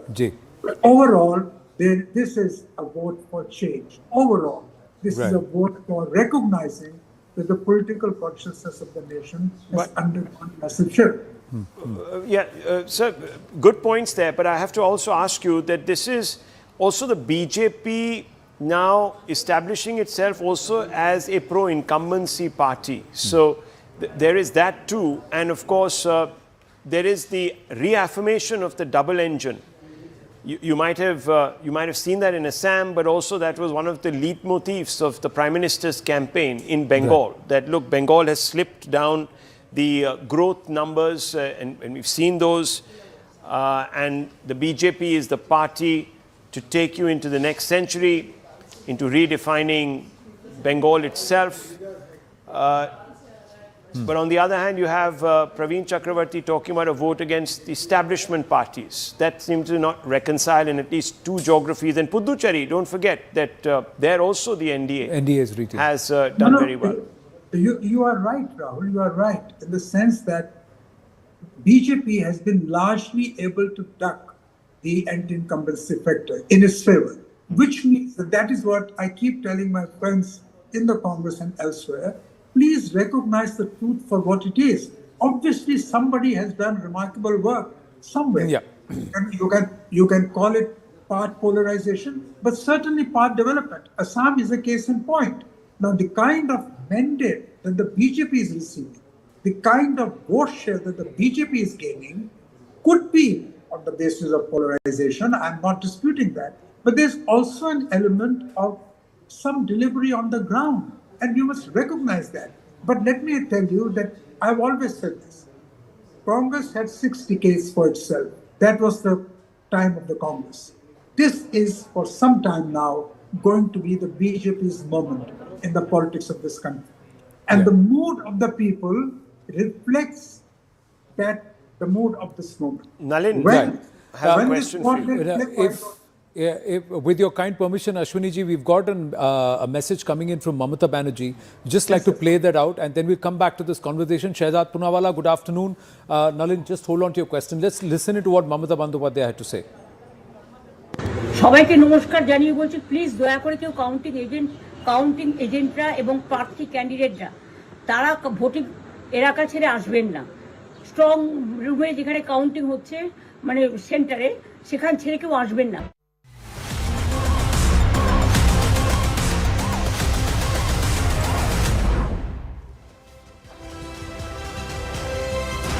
It's not just a win for the BJP in West Bengal. It has been a tsunami of sorts. 197 leads for the BJP currently on your screens. And who knows, maybe it touches 200. The TMC is still sounding a little bit of a contradictory note, saying that this election counting is too slow, EC is doing it deliberately, results will change. But now at 2 p.m. this afternoon on May 4 verdict day, it doesn't look like that. The lotus is blooming well and truly in Bengal, as one of the Bengal leaders of the BJP said before verdict day that there were some rains for a couple of nights. So there was what it calls kichad in West Bengal, and they said maybe it's a hint that the Kamal is blooming in West Bengal. I'm Shivani Gupta. Thanks a lot for staying with us here on CNN News 18. My colleague Nabila is also joining us. Thanks, Shivani. The saffron wave indeed. We're looking at BJP scripting history in West Bengal. It's moments from now when the election will be fully declared. We're assuming that the last rounds of counting is still underway, but that said, we're looking at the BJP extensively celebrating in places like Bhavanipur. In fact, in Bhavanipur, after 10 rounds of counting, Suvendu Adhikari gets about 29,007 votes. Mamata Banerjee at 41,138 votes. So it appears that Mamata Banerjee is leading in her very seat of Bhavanipur. Suvendu is trailing, but Suvendu could very well be the chief ministerial face, even though the BJP hasn't formally announced a CM face. When it comes to BJP, though, West it's Bengal. always a little bit risky to suggest who could become the next chief minister. Who knows? Maybe they pull off a Madhya Pradesh here or a Rajasthan here. But yes, he's not leading in Bhavanipur. I think that's important to establish. That's the breaking coming in on your screens. Mamata Banerjee is indeed leading in Bhavanipur. Suvendu Adhikari, though, is fighting from 2 seats, remember. So he could well be in the house, even if this time around in Bhavanipur he loses. He had beaten Nandigram, Mamata Banerjee last time around. But let's show you on our floor just how the assembly is looking as far as West Bengal is concerned. Who could have thought these numbers? Yes, the BJP was confident they would touch 160, and if there's a wave, they could go beyond 180. And I think their wildest dreams are coming to fruition in West Bengal, not without a lot of hard work though. This is what the assembly looked last time around, mind you. Look at the numbers for the TMC there and the BJP there, it was about 77. And look at the turnaround that has happened. Actually, the BJP is on course to reduce the TMC to the numbers that BJP had last time around within 3 elections, mind you. This is happening within 3 elections in West Bengal, 2 Lok Sabha cycles in West Bengal, and already BJP is the pole party. But this verdict is not just for a few issues. This verdict is a clear verdict for change. Everyone from all sections of society, even in phase 2 seats of presidency, people have voted overwhelmingly for the BJP. We also have some more updates now coming in. Remember, the other big state that we're tracking is, of course, Tamil Nadu. And before that, let's go across and show you just exactly how the power palette of West Bengal is looking right now. So this is one of our interesting graphics here on the wall. You see how much orange this has turned. This is to show you the power equations in the state of West Bengal. From a sea of green, it is now a sea of orange. So TMC strong used to be the dark green color, which is virtually wiped off. I can see maybe one stripe here, but TMC strong, seats that they were strong on, is virtually wiped off. Of course, the green is the TMC, the BJP now 197, others at 5. So the green you see is TMC mild. The orange you see is obviously BJP mild, because this is the first time they're winning in as many seats as nearly 197 now, as you can see, as far as the latest election leads are concerned. Let's also show you more to understand the switch that has taken place as far as West Bengal is concerned, the power palette.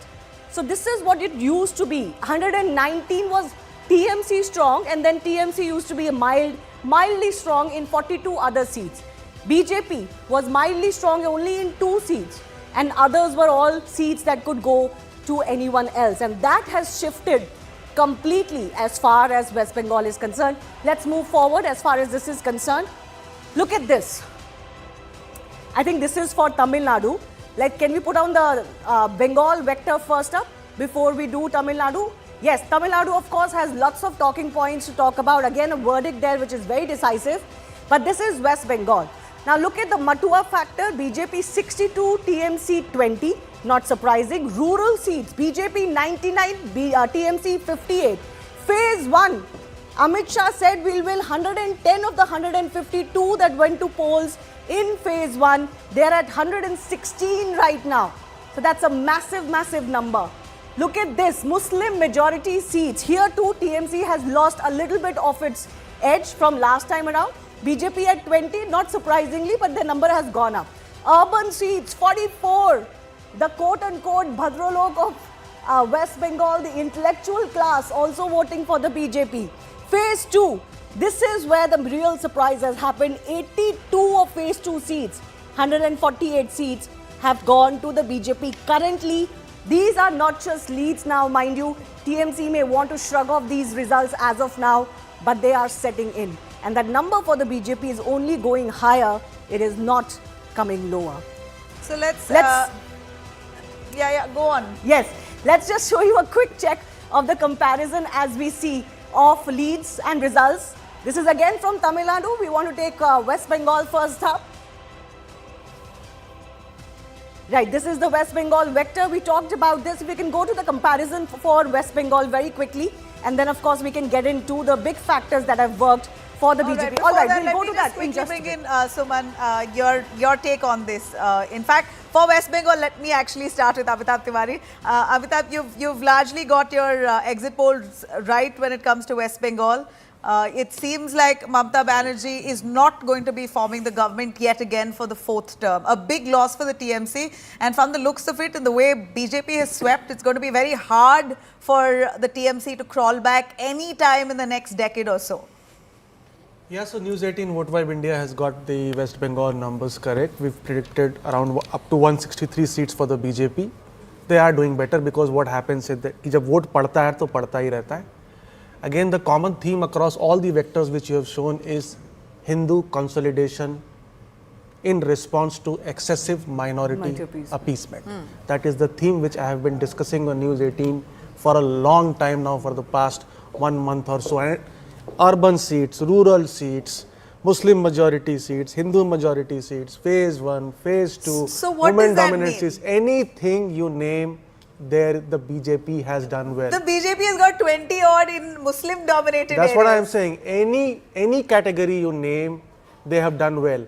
And when the top pollster of the country has chickened out, we've stuck our neck out and got this correct. Why? And we've done it very, very professionally and logically, because we released phase 1 on day 1, and then we waited for a day, and then we said phase 2. People were not revealing who they voted for. तो वही बताएंगे भाई अब.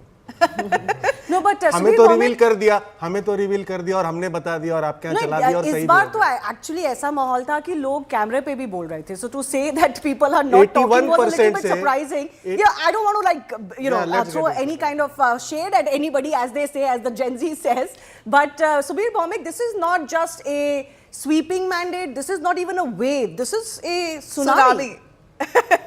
See, I've been saying from the very beginning that if SIR had not happened in this election, Mamata really had no issue. She would be on the back foot. It would be just anti-incumbency. Didi ne ye nahi kiya, Didi ne wo nahi kiya. You know all that. She would have to explain from A to Z what she has not done. And that is how she would face the electorate. SIR gave her something on a platter to make it a Bengal versus Delhi. You know, the usual thing. It didn't work. You know why? There are two factors here. For a very long time, whenever people have said, in Bengal, BJP has gone and said, Hindu khatre mein hai, people have said, Modi khatre mein hai. Ye sab bakwas hai. Developments in neighboring Bangladesh, where a liberal secular government was toppled by force, and where Islamic fundamentalism is on the rise, where on the borders of West Bengal has been painted green by the Jamaat-e-Islami. Okay? They got 51 seats out of 64 on the border. Suddenly this Hindu khatre mein thing began to get resonance. Yeah. And mind you, on the border, Amitabh will bear me out, there are 44 seats right on the border. There are 57 seats adjoining it. But was it also not a lack of good governance at the ground level, which is cut money, syndicate? This is factor number 1. Factor number 2, which I have pointed out repeatedly, the aspiration factor. Today you go to Singur. This place was supposed to get the Tatars. Who chased them out? Mamata. Didi. And then what happened? आज उधर में खेती भी नहीं होता है. Now there is no agriculture in Singur and there is no industry there. People are going to say, they turn around and say, you provoked us and we got nothing. We neither had agriculture. Can I ask you, how do you describe the migrant voters who went in hordes from Delhi? I hear people are in these Delhi, migrant households voters? in Delhi had no house Nabila? help. They had no drivers, they had no cooks. People were cooking on their own because all of them had gone to West Bengal to No, vote. who are these migrant voters? They are Who like are my they? daughter who works in Bangalore. Who are and they? they are the people who hold maximum against Didi. Why we have to go to work in Bangalore? There is nothing in Calcutta. No, there is a worker which is the migrant class worker, which is the lower middle class worker who are working They're as all house kinds. help. It's not just No, lower middle those class. working There as are all house kinds. help, those are also professional. against. Are you saying those working as house helps in other cities, they are also against Mamata now? You're saying that? They have, of course. They're against because they are Mamata. not getting work in Bengal. They have to go out. A, because they get higher wages there. Okay, number one. Number two, today in Bangalore there are 160 Durga Pujas. Why? So many Bengalis. Why? Because they don't get work in Bengal. They have to go there. Okay. But Abhijit, can I ask you very quickly? This is also telling you that you can have very good welfareism, which Mamata Banerjee This did is have. goal politics, not welfareism. Whatever, you can 1500 call रुपए में it क्या all होता है? politics, but I'm saying that because we live in an era where BJP has also delivered this kind of welfareism, reverie, dole, whatever you want to call it, that margin that some of the regional parties had has evaporated because they know they're going to get it, whoever comes to power. So that no longer is the biggest deciding factor, especially schemes for women, for example. Yeah, and this time cleverly BJP didn't go with that their earlier premise that we are against doles, no bhata. They had to we match want, it or up it. Bhata chai na tata chai. All this they didn't talk about. They in fact said that we will give you double, boss. And we have a track record of giving it in Madhya Pradesh, welfare in other states. But I still don't think that was one, a huge decider. I still maintain, after having come back, spending a fair bit of time, there, is that the women's vote has deserted Mamata because of the chain of incidents and her governments and her personal response to each one. Yes. See, this has been happening from the Park Street rape to Kamduni rape, where the girl, the school girl, was gang raped and then cut through the middle till her head, thrown into the well and set on fire. Then there was, of course, Abhaya. There's Sandesh Khali and then Abhaya and the treatment that Abhaya's mother got. Exactly. Sandesh Khali. And Sandesh Khali, that's what Sandesh Khali, there was this whole thing. And 2021, please don't forget, people like, Sheikh Shahjahan and several others. But the rhetoric around women are not safe in West Bengal was perpetuated by the BJP also. Is it really a fact when you look at BJP ruled states in comparison? It's not any better. Bengal has always been held up as the safest place for somebody or touch somebody on the bus. In Bangla, they would say act of baile porbe na. Mane itna marenge ek bahar nahi girega. Even in Naxalite period, so much violence. Women were not touched. Women were not touched. You're absolutely safe. No, but the political whole violence was narrative, every time the CM slut shaming the victim. Was absolutely, and I think something broke with RG. And also there is an alternative that emerged, right? Earlier there wasn't. Yes. Yeah. Do we have the voting percentages? Because I'm going to hold off judgment on this. Because tell me something. How is it that Sandesh Khali did not affect the national election at all? Yeah. How is it that RG Kar benefited the TMC, where the protesters were also TMC and the protested against were also TMC? Yeah. Something clearly has shifted out there, right? SIR? I think Is it the SIR? But I don't think it is the SIR. Like Amitabh's figures showed. What had happened was the turnout was significantly greater than the subtraction. Number of deletions So from a place. the numerator changed, the denominator also changed, right? Therefore, that is also not a point. With Mushalman, what has happened in the last 2 years, that in 20 Muslim seats, the BJP has come ahead. Right. Again, I want to see the percentages. Was the vote split out there? Why is it in the last... One second. Why is it in the last election, Asaduddin Owaisi failed to split, spectacularly failed to split? who succeeded in splitting, especially Humayun Kabir after that video went viral, na ki what मैं BJP that BJP has paid him hundreds of crores to build a Babri Masjid. Exactly. So I think we need to wait for the gender we'll do that. I think we can breakdown pull up and some of like those that. numbers of percentages from the Election Commission website, because that would be the most reliable as of now, although our numbers are a bit faster than Election Commission. But can I just bring in, Sumant, I want to bring in, because there is a shade of what's happening in West Bengal also in Tamil Nadu. I think, and I could be wrong, I think there's a little bit of arrogance in both, for example, the TMC governments of 3 terms, plus the DMK government in Tamil Nadu. And I think people don't like arrogance, particularly when they have an alternative. They found an alternative in West Bengal, they found an alternative in Vijay in Tamil Nadu. So arrogance in politics is not to be tolerated by the public. I mean, if you talk about arrogance, all parties have arrogance. All parties No, but when you are in government, all that's a parties different who are arrogance. ruling No, have when arrogance. you are a ruling party, I want to go across 1 second, gentlemen. BJP Sarbananda Sonowal is also joining us now. Sir, many congratulations. The results look spectacular for the BJP in West Bengal, in Assam, your state as well. The BJP coming back to power, almost 100 seats now, 100 leads. Yes. Yes. Subir sir, just 1 second. He might not be able to hear you very quickly, clearly. Yes, Sarbananda sir, big result for both West Bengal and Assam. Yeah, yes, like this is a historic mandate we could able to get from the people of Assam and West Bengal. We are sincerely thankful to the people of both states, Assam and West Bengal, and they have reposed their faith in our leadership, Honorable Prime Minister Narendra Modi's leadership. And in the last 11 years, whatever, like transformation, Honorable Prime Minister have brought to the country, and which has given lot of changes in the lifestyle of our common people in the country. And out of this particular transformative initiative, Honorable Prime Minister has given social justice to all sections of society and also economic upliftment to the poorest of poor. So this is how the people of the country got benefited out of the BJP-led NDA government of India under the leadership of Honorable Prime Minister. Assam had turned So saffron a couple of terms future, ago. Sarbananda ji, Assam had turned saffron, entire Northeast had turned saffron a couple of assemblies ago.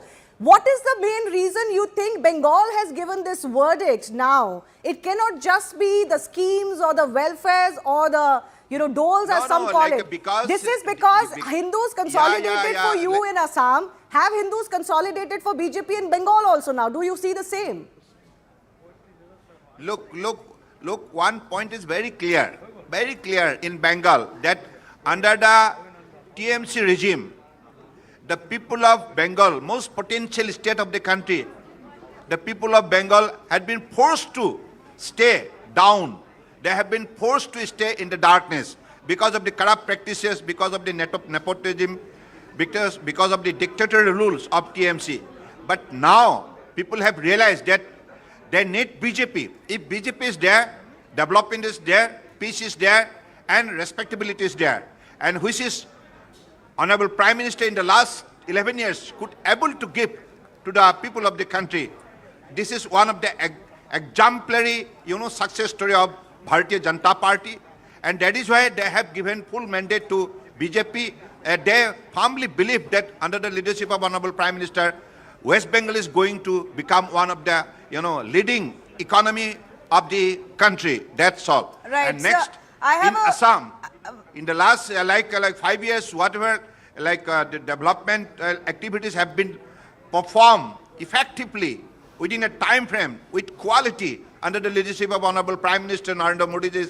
So in the 2014, whatever exemplary kind of scheme and program have been put into action, which has brought a lot of changes to the life of the people of Assam. And that is why they firmly believe that if BJP is there, peace is there, respectability is there, dignity is there. Sir, why and don't you tell us, progress is there. Sarbananda So that is why the why people don't of you tell Assam us is very Hemanta happy Biswa and they have Sarma's given full role, mandate to BJP. Sir, Hemanta Biswa Sarma's role in bringing Dr. the Hemanta Biswa BJP Sarma, of course, back to power? In this, Yeah, in this particular election, we have work all under Dr. Himanta Biswa Sarma's leadership in the state of Assam, and under the dynamic leadership of Honorable Prime Ministers, whatever double engine government have done as a exemplary success story in the state of Assam, and which has ultimately convinced the people of Assam that if BJP is there, then the people of Assam, their identity, their culture, their kind of religion, and their kind of language, everything, land, everything will be well protected, and they could live a life of dignity and respectability. Okay, so under Himanta Biswa Sarma, but I have one very important question, sir. Will you implement UCC, CAA, NRC in West Bengal? And how will you implement it? That's your first agenda, like you've done in Assam. Whatever commitment we have given in our manifesto in the West Bengal and Assam, everything will be implemented in the spirit of. Is that going to happen at record speed? Effort. Will it happen at record speed? Of course, in Assam, this particular election is giving us that particular numbers of seats. All right. Sarbananda Sonowal, the Prime Minister's dream of Anga, Banga, Kalinga all coming true. Okay, I do thank you for joining us. Him, but I think he's made an interesting point. Abhijit, you can come in on him. He said this is about peace as well. Now, Assam, we know, very polarized state. It's not like it's devoid of its Hindu-Muslim issues, but there is peace in the state. And I think he's sending that message that maybe in Bengal, also people understood our very existence, land and peace could be in danger if not. So, the thing is... It depends on who... Peace depends on which side you're on. There is... The local Assamese Muslim does not like the Bengali Muslim. We have some breaking news. Yes, just speaking of Assam. Congress's Gogoi has lost to Hitendra Goswami of the BJP. Well, that's big news. Gaurav Gogoi has lost his seat altogether. By 23,000 votes. 23,000 votes. I'm not surprised. Gaurav Gogoi is a very nice guy, but I don't think he's cut out for state politics. He's not ruthless. Alliance with AUDF, and he has paid for it. He's paid for it. Do you believe that the Congress has paid for Pawan Khera's statement? Can I just quickly circle back a second? I think the point now of having a BJP government in West Bengal and Assam simultaneously means they're looking at some kind of arrangement where, Bengali Muslims can be Bengali Muslims and Assamese Muslims will be Assamese Muslims. I think that is what he's hinting at. Of course, these are very open-ended statements. It is impossible to get into the micro detail of what they do, how they sort it out. But there a bunch of the Congress leaders within Assam were very disgruntled because, Gaurav Gogoi was given the top post. There were several local leaders who could have been more capable. With Gaurav, he has been given the post only because of his proximity to Rahul Gandhi. Yes. And this has been a very systematic problem. Yeah. And understand, Gaurav is not his father. Torun Gogoi had a connect with the people. Gaurav does not have that connect with the people, right? He was also very Delhi-based and very Delhi-based into the campaign or before Delhi, the elections. He started YFFP, Young People's Forum on Foreign Policy. And the point of it is he's a very internationally centric person, not a local focused person. He is not for state politics. No, you could be, but you have to cut your teeth with the effort you put in. Peace in Assam, there is another angle. Because I cover Assam more than West Bengal. And I speak Assamese as good as any Okhomia. Alpha. Assam was very disturbed, not for political reason, but because of the separatist insurgency. There was Bodo insurgency, there was Karvi insurgency, there was Dimasa insurgency, and there was the insurgency of the mainstream Assamese, indigenous Assamese, which is Alpha. Everything has been controlled. Today, do you hear of Paresh Barua anymore? You don't. Alpha used to actually play a very important role in who wins the Assam election because they will start their reign of terror. So I just want to circle back with Sumant on this. There is this element of peace, there's an element of nationalism. In these border states, there's an element of border security. But again, like I said, also that you cannot be so, comfortable as any party in power that, there is, nobody can displace us, nobody can seat us out. And I think that's rang a little bit true for both TMC and DMK. Yeah, I would say DMK definitely, yes. I think that they were I thought they got carried away by their own propaganda. Exactly. I mean, there was so They much thought they going were on. undefeatable. The media had said it was all over. Can I Not ask much you, of an election. sir, one Yeah. question? If there was no TVK in the equation, if there was no third front in the equation here, do you believe that DMK would have then come back? No, because I believe that this is significantly an Anti-DMK anti-incumbency vote. Exactly. An anti-incumbency vote. Maybe they would certainly have been more competitive instead of being at 60 and 50 odd. Yeah. But clearly, this was a vote for change. Now the Was question law is, and order one of those things that made people vote against the DMK? What? As it would be in law and order. Law and order was a significant factor. You see, one of the things was over the last 1.5 to 2 years, it's not that there have been no murders or no sexual assaults in Tamil Nadu before. Every government faces them. Yeah. The manner in which the government responded, none of the police officers, senior police officials were shuffled. Nobody was held accountable. There were 2 lockup deaths during the previous AIDMK Yes, period, and which made national attention. 27 lockup deaths happened. I So think, Salem, Mr. a little bit of Raminathan is arrogance here. crept in DMK, thinking that no, AIADMK is not strong enough. You kept harping about the fact that they don't have a leader, that EPS doesn't have the same stature anymore. But look what's happened. When the public got an alternative, they booted you out.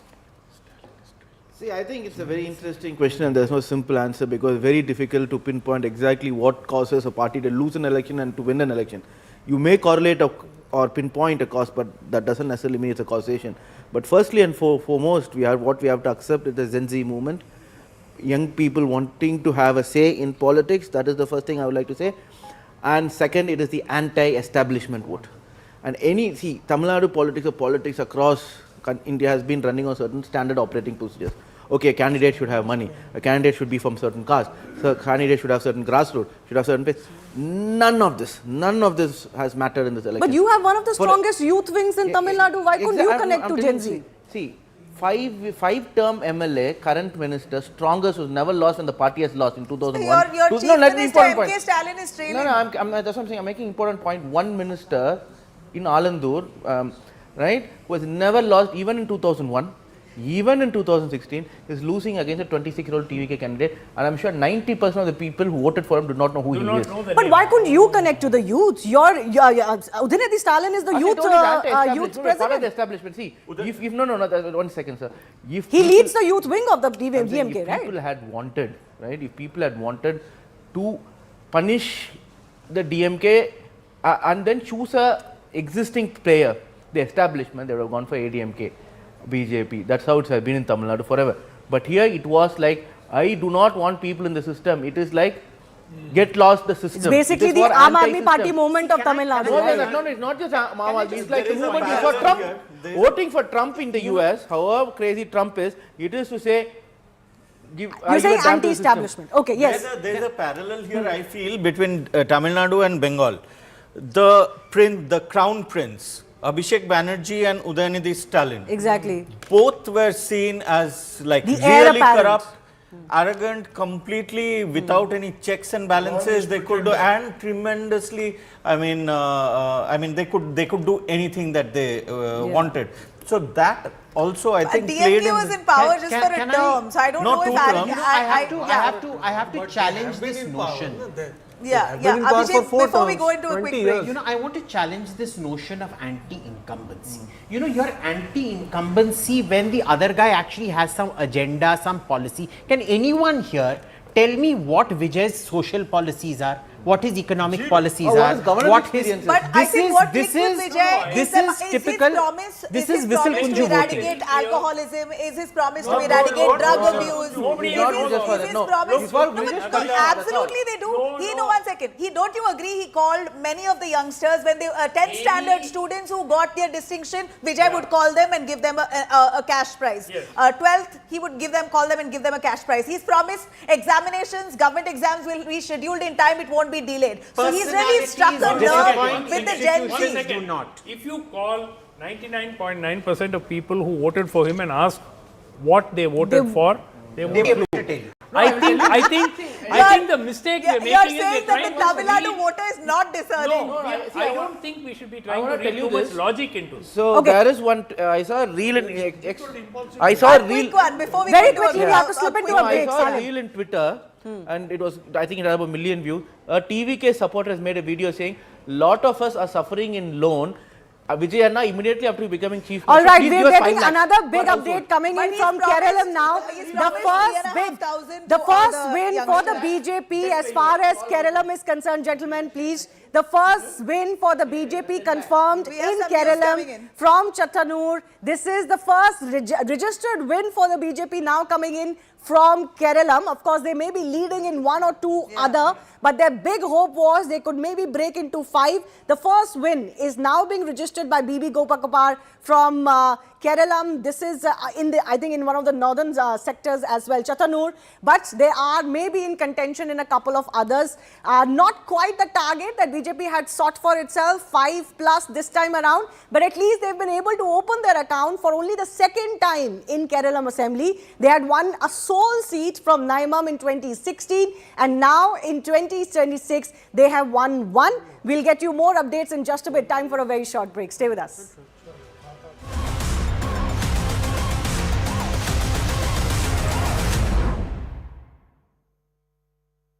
Oh, the barbarians are at the doors of our states now.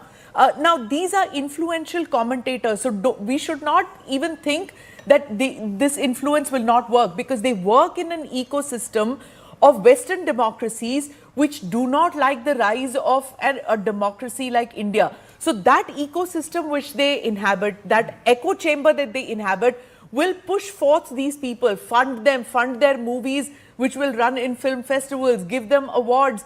Those people will find their shows on Netflix. It is this kind of a echo which will happen from those countries will happen here. It took just about 6 hours for those commentators in India to repeat what happened in the New York Times. So we should never ever think that these things don't work in consonance with each other.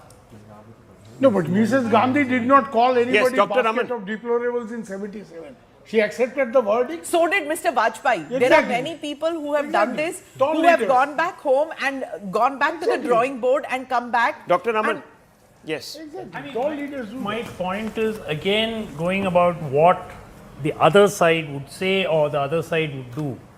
Look,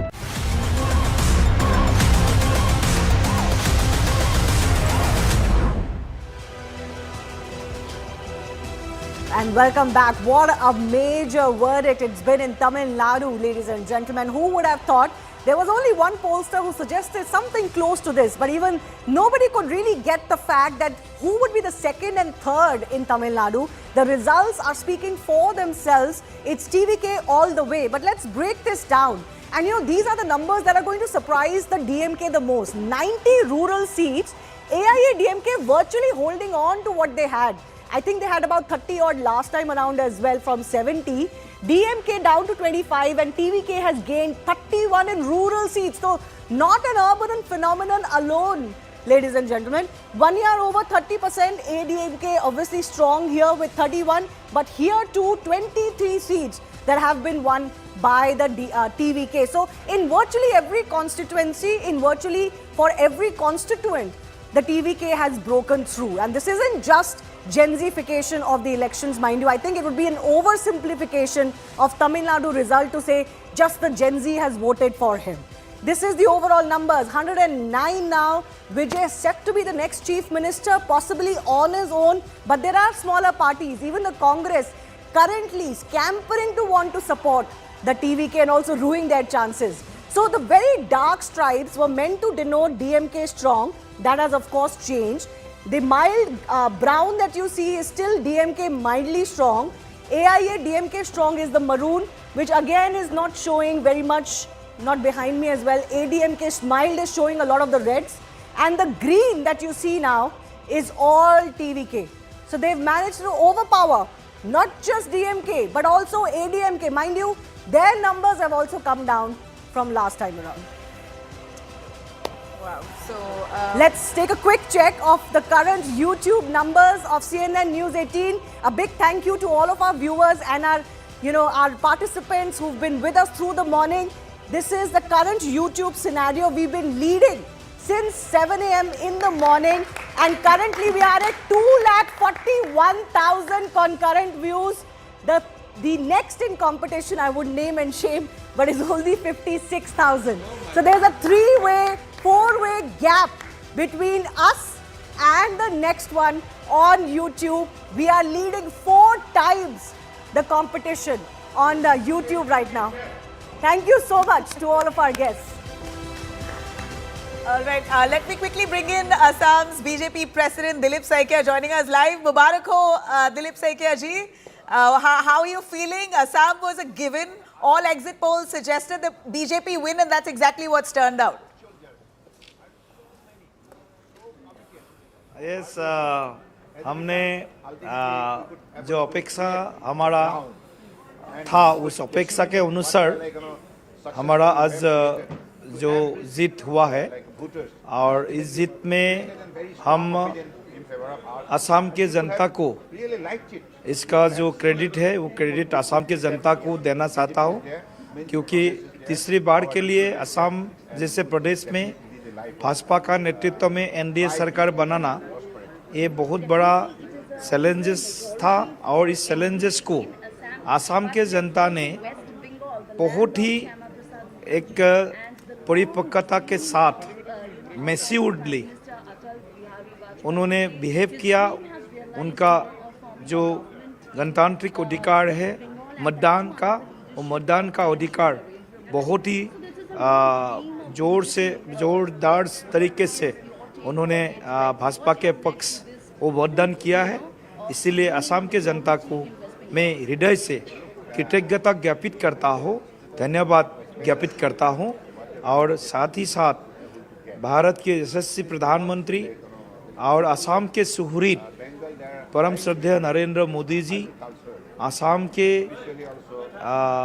लोकप्रिय मुख्यमंत्री doctor Himanta Biswa Sharma ji सहित भाजपा के राष्ट्रीय अध्यक्ष नितिन नवीन जी, Amit Shah ji, BL Santosh ji, हमारे सर्बानंद सोनोवाल जी सहित सभी हमारे जो नेतृत्व इस चुनाव में सामने से नेतृत्व किया है, इसके लिए मैं सभी हमारे सम्मानित राष्ट्रीय नेतृत्व को भी, प्रधानमंत्री मुख्यमंत्री जी को भी मैं हृदय से धन्यवाद। दिलीप जी, एक बात बताइए, आपको क्या लगता है कांग्रेस ने कहाँ गलती करी? AIUDF के साथ उन्होंने अपनी गठबंधन नहीं किया, वो गलती रही, या हेमंत बिस्वा शर्मा को पर्सनली अटैक किया वोटिंग से पहले, वो गलती करी? नहीं, इसमें yes, let's quickly cut to Anand also with us in the studio. Anand, going straight across to Smriti Irani ji. Smriti ji, namaste. Khaila shesh ho galo. I think, Anand, it would be extremely repugnant for me to join cause with the Trinamool war cry for ensuring that people are victimized for choosing the BJP. I would instead use this opportunity to give my gratitude to the West Bengal voter who withstood all the fear campaign that was unleashed by the Trinamool, believed in the Prime Minister's guarantee to deliver good governance. It is also a poignant day for us to remember, Anand, that we have had a multitude of our karyakartas that were brought to either violent death, hung publicly across fields for doing BJP work. They are women who were raped, mauled, molested, stripped for being BJP karyakartas. Today is also a day to remember those victims of violence, especially women victims of violence, that were thrust with injustice. And it is also a day to give thanks to the paramilitary forces and to the Election Commission that ensured free, fair, transparent elections. You draw your roots partly also from Bengal, Smriti ji, so that's why I asked this question. And it's been a long road. Last decade, the BJP has struggled, and you've gone up 23x, at least in the last decade and a half, in terms of the vote share and also the support that you're getting on ground. What do you think will be the first step going forward? We are all waiting for the Home Minister and the Prime Minister's message, but you've campaigned on ground. What was the one thing people wanted from you? Next steps are best enunciated by the BJP Parliamentary Board. I will also here highlight that while Trinamool and especially Mamata Bandyopadhyay kept the entire campaign focused on personal attacks on the Prime Minister and also enveloped the Home Minister in it, what is extremely telling is that consistently the Prime Minister brought up issues of governance for the state of West Bengal. Anand, you are witness to the fact that from 2014 to 2026, the central government ensured that over 10,50,000 crore rupees was available for development in the state of West Bengal.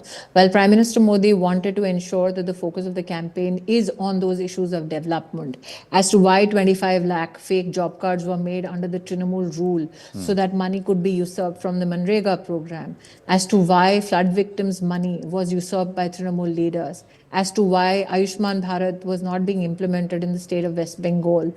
While the Prime Minister, the Home Minister was focused on these essential issues, Mamata Bandyopadhyay did jhalmuri politics. She wanted to focus on the Prime Minister's eating habits. And I think it is a compliment to the West Bengal voter who kept the focus on issues of governance, on issues of law and order. You campaigned extensively across Bengal, and what was the one thing that the women would tell you?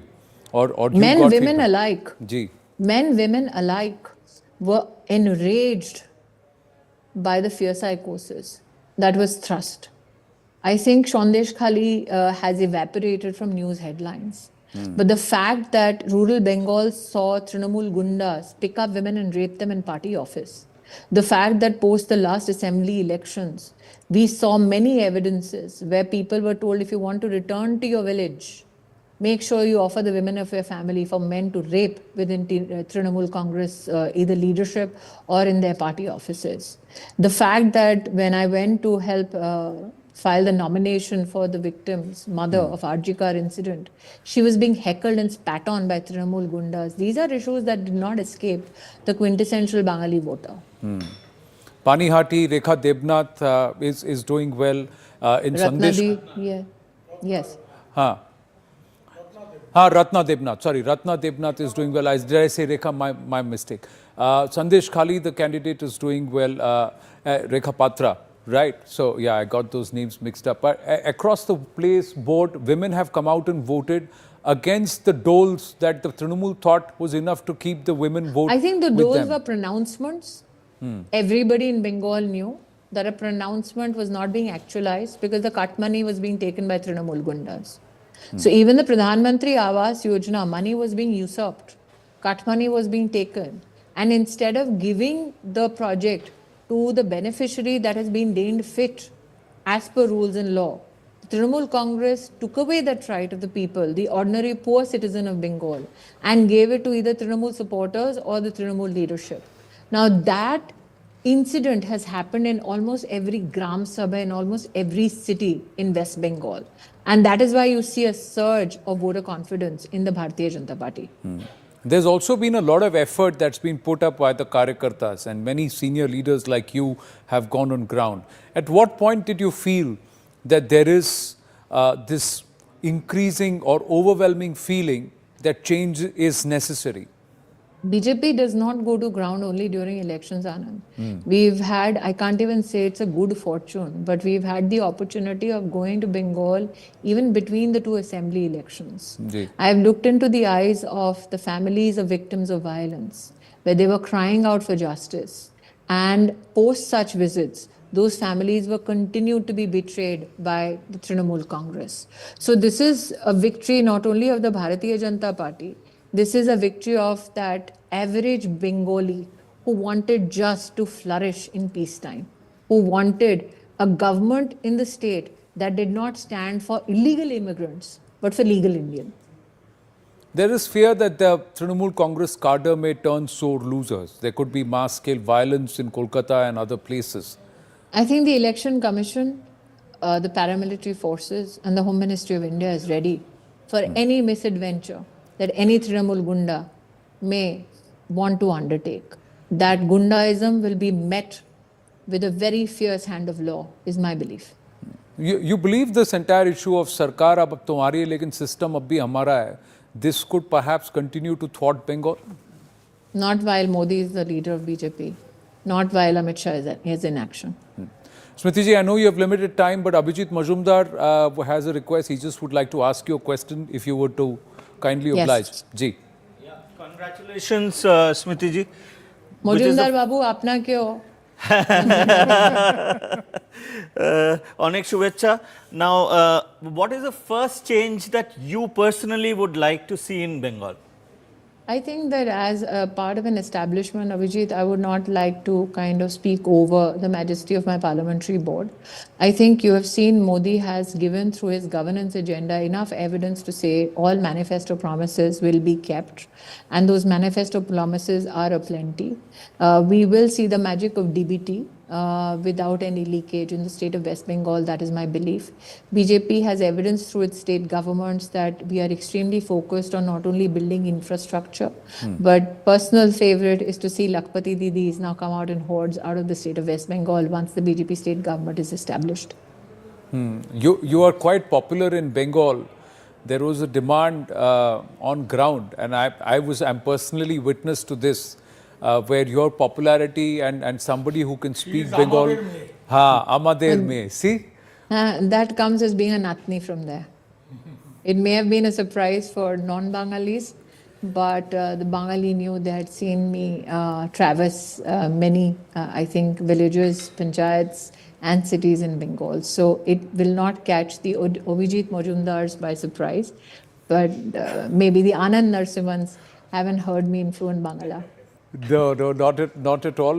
But Shubir Bhaumik was the one who said she's known as Amader May. So there are a lot of platitude, compliments coming Anand, your way. I think I have such a fascinating family tree that my Dadur Bari is in Bengal and my Didur Bari is in Assam. So both from Assam and Bengal, I have cause for... Can you speak Assamese? Asamiya ক'ব পাৰে নেকি? মই বঙালী কিন্তু ভালকে অসমীয়া ক'ব জানো।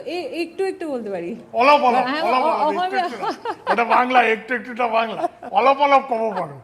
So I have roots in the Shandal family in Dhubri. So Anand, for me, it's a double whammy today. Yes. Where I see both the states, as Amit Shah had said, Anga Banga Kalinga. Yes, Anga Banga Kalinga is what? না অঙ্গ বঙ্গ Kalinga Pragjyotisha. Pragjyotish also. অঙ্গ বঙ্গ কলিঙ্গ তো এদিকে Bihar Bengal and Odisha. But Assam is Pragjyotish. So Pragjyotish. Well, as Natni, I can only say this: it is a day for great jubilation at home. Since morning, the phone has been relentlessly ringing, not only from Karyakartas but also family.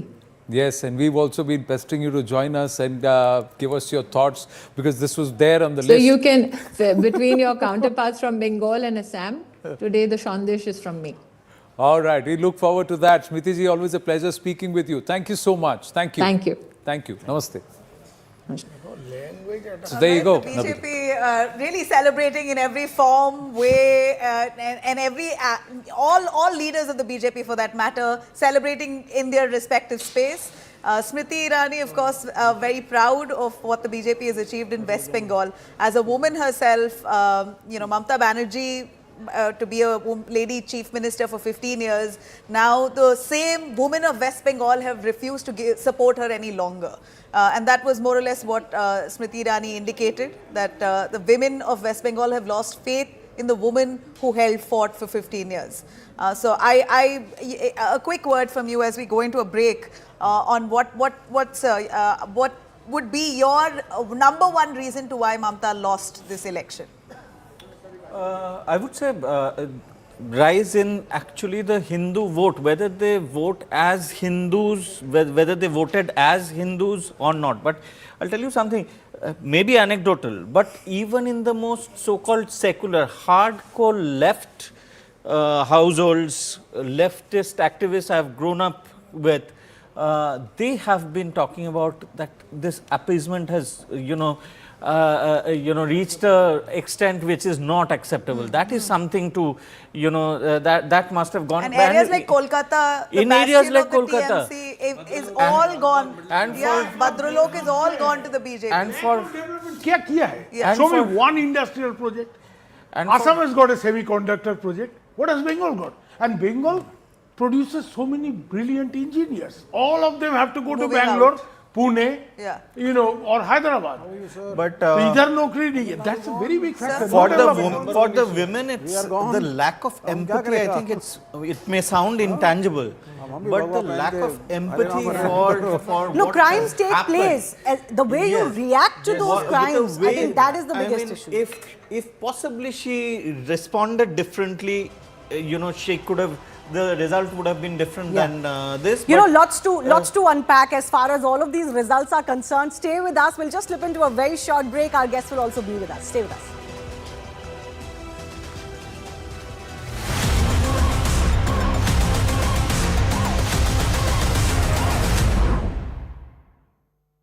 Oh, the barbarians are at the doors of our states now.